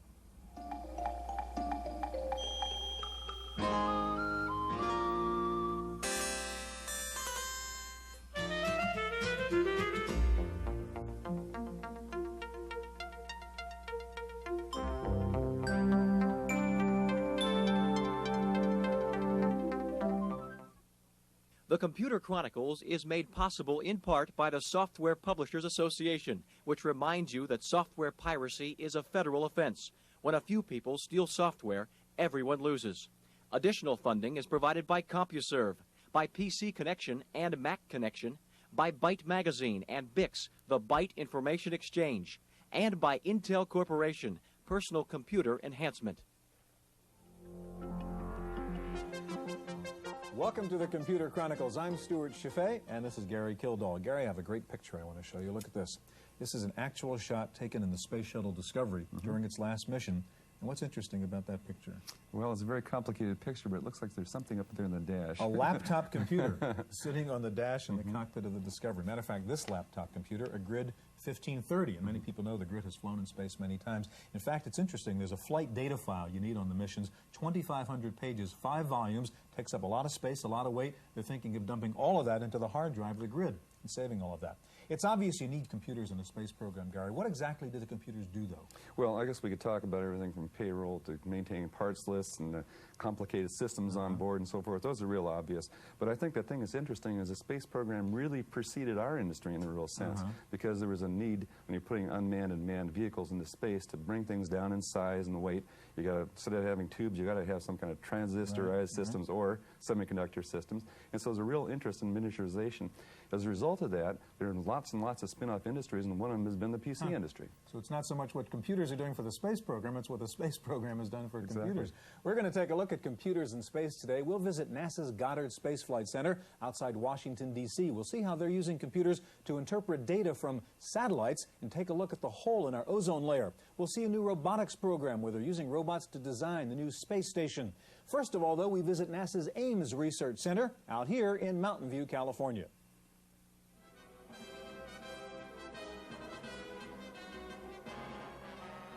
This is the surface of Mars, as it might be seen from a low-flying aircraft. The action is simulated, but the surface detail is real, assembled from a compilation of photographs of the planet's surface. It's an example of virtual reality, a means of recreating digitally an interactive model of one's surroundings, and it is likely to play a major role in NASA's plans for the 1990s. The personal simulator allows you to go beyond workstations that sit on your desk, for example, because the workstation that's on your desk is no better than a window. But the personal simulator allows you to go through that window and be completely immersed in the spatial data. And this allows you to bring to bear all sorts of skills that you apply in the everyday world to manipulate objects directly and to explore environments directly. The basis of the personal simulator is a digital model or simulation of the environment. Thanks to progress in computer graphics, real-time 3D representations are now possible with adequate detail. The operator's hardware consists of a head-mounted unit with wide-angle stereoscopic display screens. Magnetic sensors determine the relative position of the headset. The images can come from a database of existing or synthetic models, or the output of a remote source, such as a television camera atop a robot. NASA expects the personal simulator to make reality more accessible to space travelers, as in the manipulation of this remotely operated robot arm. Project Director Scott Fisher calls it telepresence, or a virtual environment workstation. By wearing a glove with fiber optic sensors, the operator of this robot arm can couple his movements to those of the robot. To achieve precise control, telepresence includes voice commands and audible response, using both synthetic speech and sound effects. Both robots to installation scale at 1/3. Because you're transmitting this remote environment from the telerobot to the user, there's no reason you can't mediate with the computer between the two environments. You're not required to report exactly what the world looked like. You can create a synthetic world, what it ought to look like, or what would be the most beneficial task environment for the user.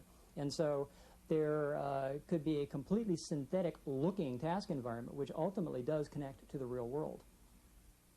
A landing on Mars is one of NASA's major goals for the next decade, and studying the planet's surface will require new techniques that don't rely on the presence of humans. Because of the amount of time it takes for radio signals to be transmitted between Earth and Mars, it would be impractical to control the rover from Earth, a step at a time. Instead, the space agency is counting on a new kind of smart surface vehicle that can look and feel its way around Mars. These planetary rovers would be programmed to make decisions about what to examine and when. What the situation is, if you want the rover to be able to navigate around crevices and around rocks and over harsh terrain, you have to give it some ability to sense its environment and plan around that. In addition, if you want the rover to be able to, on its own, react to these science alarms, opportunistically pick up on geological clues or presence of underground water and do some science that it might otherwise miss, you also have to build a planning system for the science subsystem. The crucial technology is building a system that will let these planners with interacting goals achieve as many of the highest priority goals as is possible. The future Mars rover will use a kind of artificial intelligence called constraint propagation, or the ability to choose and coordinate conflicting tasks. Artificial intelligence is the key to many of NASA's latest computer projects, and perhaps the major influence in designing the spacecraft of the future. Here at Ames, I'd say about 2/3 of our work is quite basic, advancing the state of the art in artificial intelligence, and about 1/3 is applications driven. So our projects range from very basic fundamental scientific research in artificial intelligence in fields like machine learning and machine planning, knowledge acquisition, and so on, to some fairly detailed short-term applications of those technologies to current missions.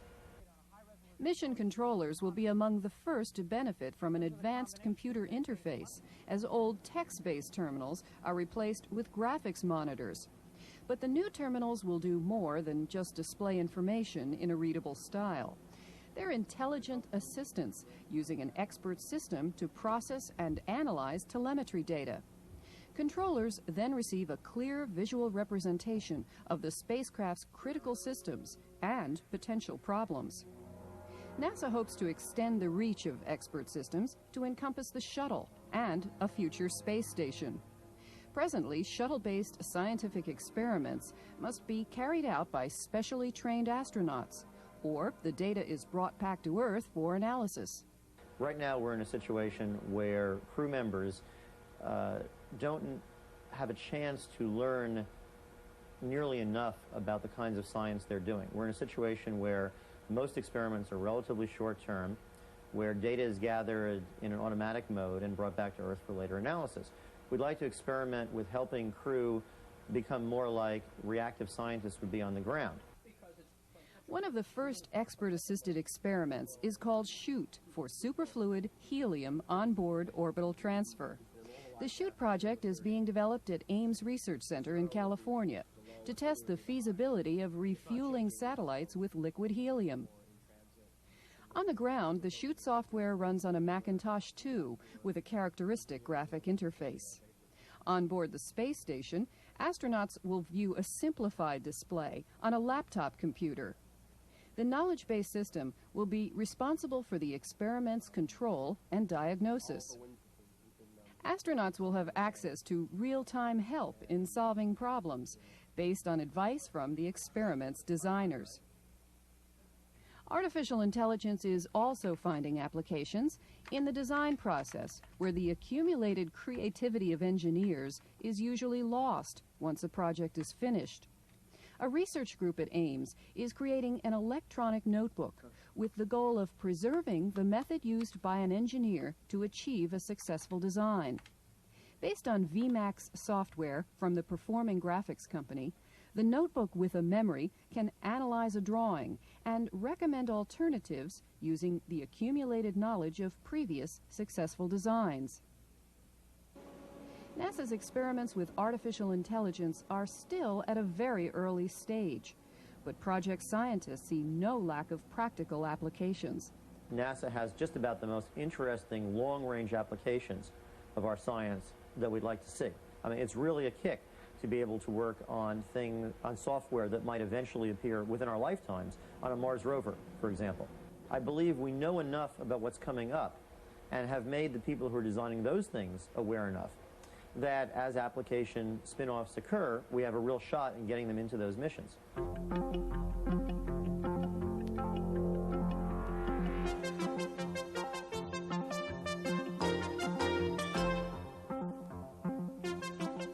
When you think of computers in space, you tend to think of the massive amounts of computer power it takes to launch a rocket or to put a satellite into orbit. or to do the complex calculations required for a rendezvous. But here at NASA's Goddard Space Flight Center outside Washington, they use their computing power not to get into space, but to manage the massive amounts of information coming back from space. To date, NASA has flown over 300 space missions, and all that research has led to tons of data. In fact, over 125,000 computer tapes. The current size of the NASA database is 6 terabytes, and the size of the database is expected to double every 2 years. So the first job for computers at NASA was to manage the immense amount of information being generated by the space program. 10 years ago, the mode of operation was if you needed to archive data at the data center, you basically drove up with a truck, dropped off your boxes of data, and then we had the job of opening each individual box, taking out the printouts, and from that printout derive the information that we need to manage the data on an individual basis. What's happening now, of course, the technology of fiber optics and high-rate networks allow us to obtain that data electronically. But with a database this size, and with users scattered all over the world, the real software challenge was to not only speed up the process of accessing information, but to create a user interface that could handle such a variety of needs. The answer was a database management system with a heavy dose of artificial intelligence. It's called IDM. This completely hides from the user any knowledge that he has to have about the internal structure of the database or any knowledge that he needs concerning the actual querying of the data set. And he discusses or converses with this intelligent front end in English. So in actuality, I've seen a session for which you can sit down and talk to this intelligent data management interface. It will generate all your queries. In fact, I've seen it sometimes in just a few sentences. You can ask it a set of questions for which it would generate 100 lines of code, and that's what's issued to the database management machine, and then the results are brought back. One of the most popular databases at NASA is TOMS, the Total Ozone Mapping Spectrometer. This database not only provides data, but stunning graphic images of the growing hole in the Earth's ozone layer. In these images from NASA's Nimbus 7 weather satellite, you can see in blue the gap in the Earth's ozone layer over the South Pole. These processed images use color and shape to further dramatize the ozone problem. This terminal is accessing images from IRIS, the infrared astronomical satellite. It uses complex image manipulation to show an inverted view of the galaxy so as to study the stars and their infrared radiations. NASA's Space Science Data Center is a huge network with some 13,000 terminals worldwide. It's a relatively open network, and so there is the concern these days over the damage that could be done to the network by a computer virus. Viruses, like our new computer technology, is a fact of life. We have to, and we have looked over our systems to examine where are software loopholes or whatever that would allow for a virus to grow and propagate. And based on our knowledge of that, we've taken action that is still in line with what we call that acceptable level of security, that balance between ease of use and difficulty in getting into the system. The other obvious concern at NASA is security. One of their databases, called SPAN, the Space Physics Analysis Network, was recently broken into by some hackers. But Jim Green says he's not too worried. SPAN is a network that has existed now for about 9 years. And even in the early 80s, we had individuals that were doing hacking or unauthorized access to the machines that are a federal resource. We have set up for many years a structure that allows the detection of those unauthorized accesses, the collection of information, and then that information is turned over to the appropriate authorities. So the message is you may break in, but you'll also get caught. One of NASA's most complex satellites is due to be launched at the end of 1989. It's called the Hubble Space Telescope. The satellite is the size of a Greyhound bus, and it will be the most sophisticated observatory ever put into space. But despite its sophistication, its computing power is minimal. There are actually 2 small computers on board, both of them using very antiquated technology by popular standards. And the reason for that is that it is so expensive to qualify equipment for space flight that this takes a long time, and the advances in computer technology move much more rapidly than our ability to qualify things for flight. The equipment we have on board was selected when the project started in the late 1970s, and that equipment had been space qualified before that, so that it is really sort of early 1970, late 1960s technology that we're flying. That means the satellite itself is not very intelligent. The only kind of decisions it takes on its own is if it detects that it is going unstable and is slewing towards the sun, say. Then it will take protective action, because if it looked at the sun, it would destroy itself. But except for extreme safety concerns like that, everything is predetermined and pre-directed from the ground. The good news is that the computers on board the Space Telescope, or HST, are modular. All the major subsystems are made up of plug-in black boxes so that they can someday be upgraded. This is the first satellite that has been designed from day one to be serviceable in orbit. And so while we are starting out with a computer that's already old, as new computers become qualified, we will be able to take them up and let astronauts take them up and replace the computers up there with new updated versions. While the computing power on board the HST may not be much right now, the ground control system is the most sophisticated computerized system ever assembled for a satellite. And one of the features of the Space Telescope Operations Control Center is its emphasis on non-specific hardware. This is the first satellite that I'm aware of which has relied so heavily not only on computer power but on a database management concept. All the variables that we know of, that we have control over and may want to change, are maintained in a large database. And rather than building in parameters into hardware or into operational capability, the entire satellite basically is database driven. The biggest computer problem that faces the Space Telescope project is the massive amount of raw data that has to be sent to Earth and the 1 megabyte limit on available bandwidth for transmitting that data. We're going to be forced to do onboard data processing and send back only the analyzed data rather than the raw data. That'll be an agonizing sort of thing for scientists to face. Scientists always want to look at their raw data and see every nit and every imperfection and deal with it themselves. But we just do not have the bandwidth in communications to make that still be possible in the future.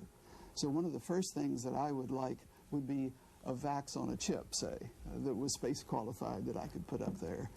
If there is one overriding computer theme at NASA, it is this need to get more of the computer power into space rather than on the ground. That is certainly one of the issues in the FTS program, where NASA engineers are designing perhaps the world's most sophisticated robot, the Flight Telerobotic Servicer. NASA is due to launch its most ambitious project ever in 1991, its first ever full-fledged space station. And there's only one way to do that: ship it up to space in pieces and assemble it in orbit.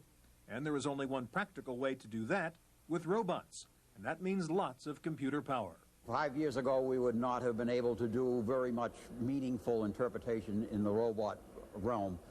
But the computers available now are capable of inputting all the necessary data so the robot can do very meaningful work. In other words, it can input in real time sensory perception, looking at video inputs from cameras mounting on the robot wrist, force torque sensors mounted so you can get reflected force, or meaningful data coming back from more than one source, so that not just to control the robot so the robot can control itself. Computing power is needed not only to drive the robots, but also to create graphics simulation models so that robot problems can be solved before they happen. We are capable now of doing graphic simulations of what the robot will perform as a function. You can look at the overall capability of where the robot can reach, where the lighting should be, where the camera angle should be, where the operator would be in relation to the robot before you ever start to assemble it in, for instance, the shuttle bay. And these are not, these graphic representations are mathematically accurate. They're actually models, and you can see when the robot can or can't reach a thing, when it would reach a singularity in its ability to get somewhere, and then you would move one thing or the other before you ever get there and find out that you have confronted with a problem you can't resolve.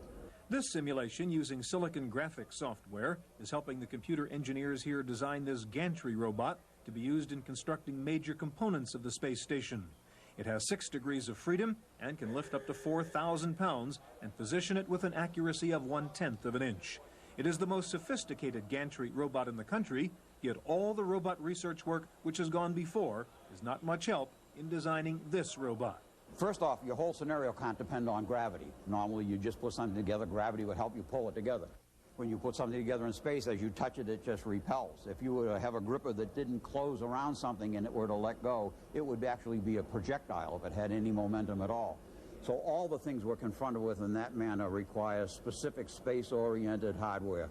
End effectors and grippers, things used on the Earth just will not be meaningful.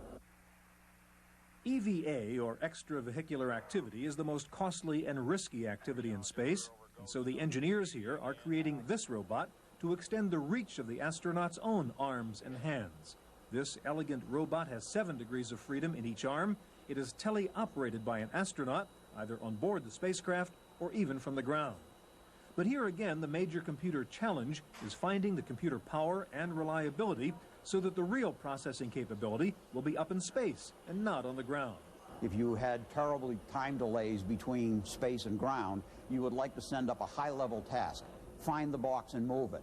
And then the robot would have to have the computational power to decide what that meant, how it would plan the task, how it would plan the path doing the task, and the compute power then would have to reside in space so that you would eliminate the time delays. If in fact you were in space and were teleoperating the robot, then you would be right in proximity with the robot, and the compute power could be either with the individual, say in the shuttle teleoperating it, and the robot right outside in the shuttle bay, or even on the space station. Despite the massive computer power assembled at the Goddard Space Center with its many mainframes and minis, the system's designers here know that for any computer system to be functional these days, it has to work in the new environment of the personal computer. So what we're trying to do is to adapt to that environment. The systems we have per se certainly go far beyond what the processing capabilities of a personal computer, but we certainly see that that's the user interface, and our ultimate customer is the one sitting at their personal computer.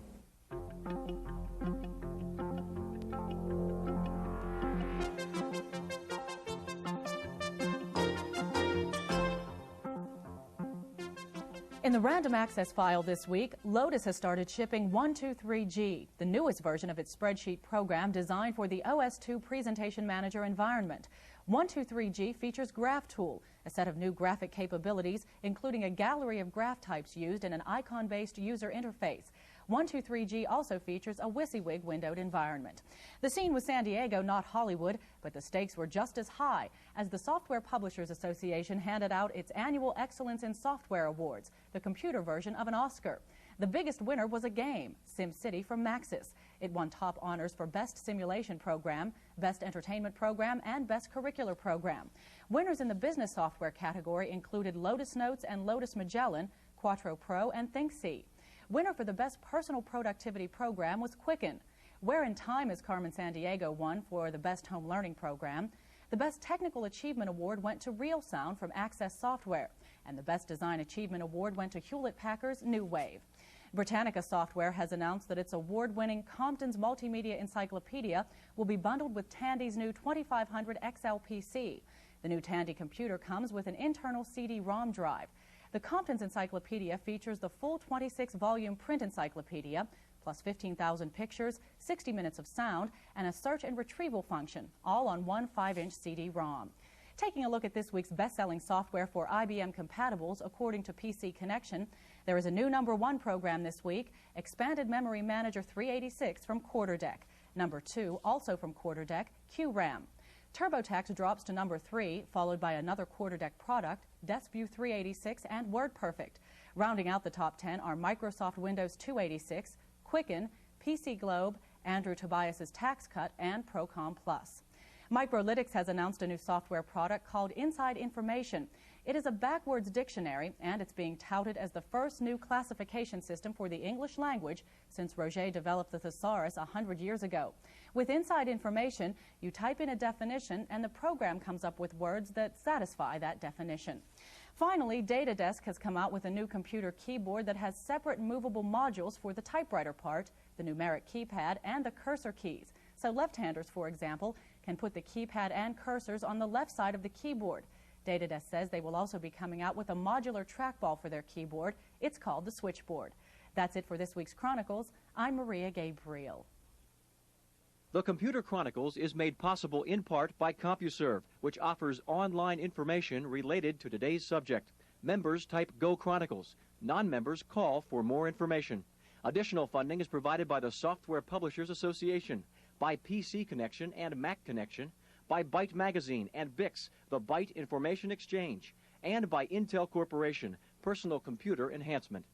For a transcript of this week's Computer Chronicles, send $4 to PTV Publications, Post Office Box 701, Kent, Ohio, 44240.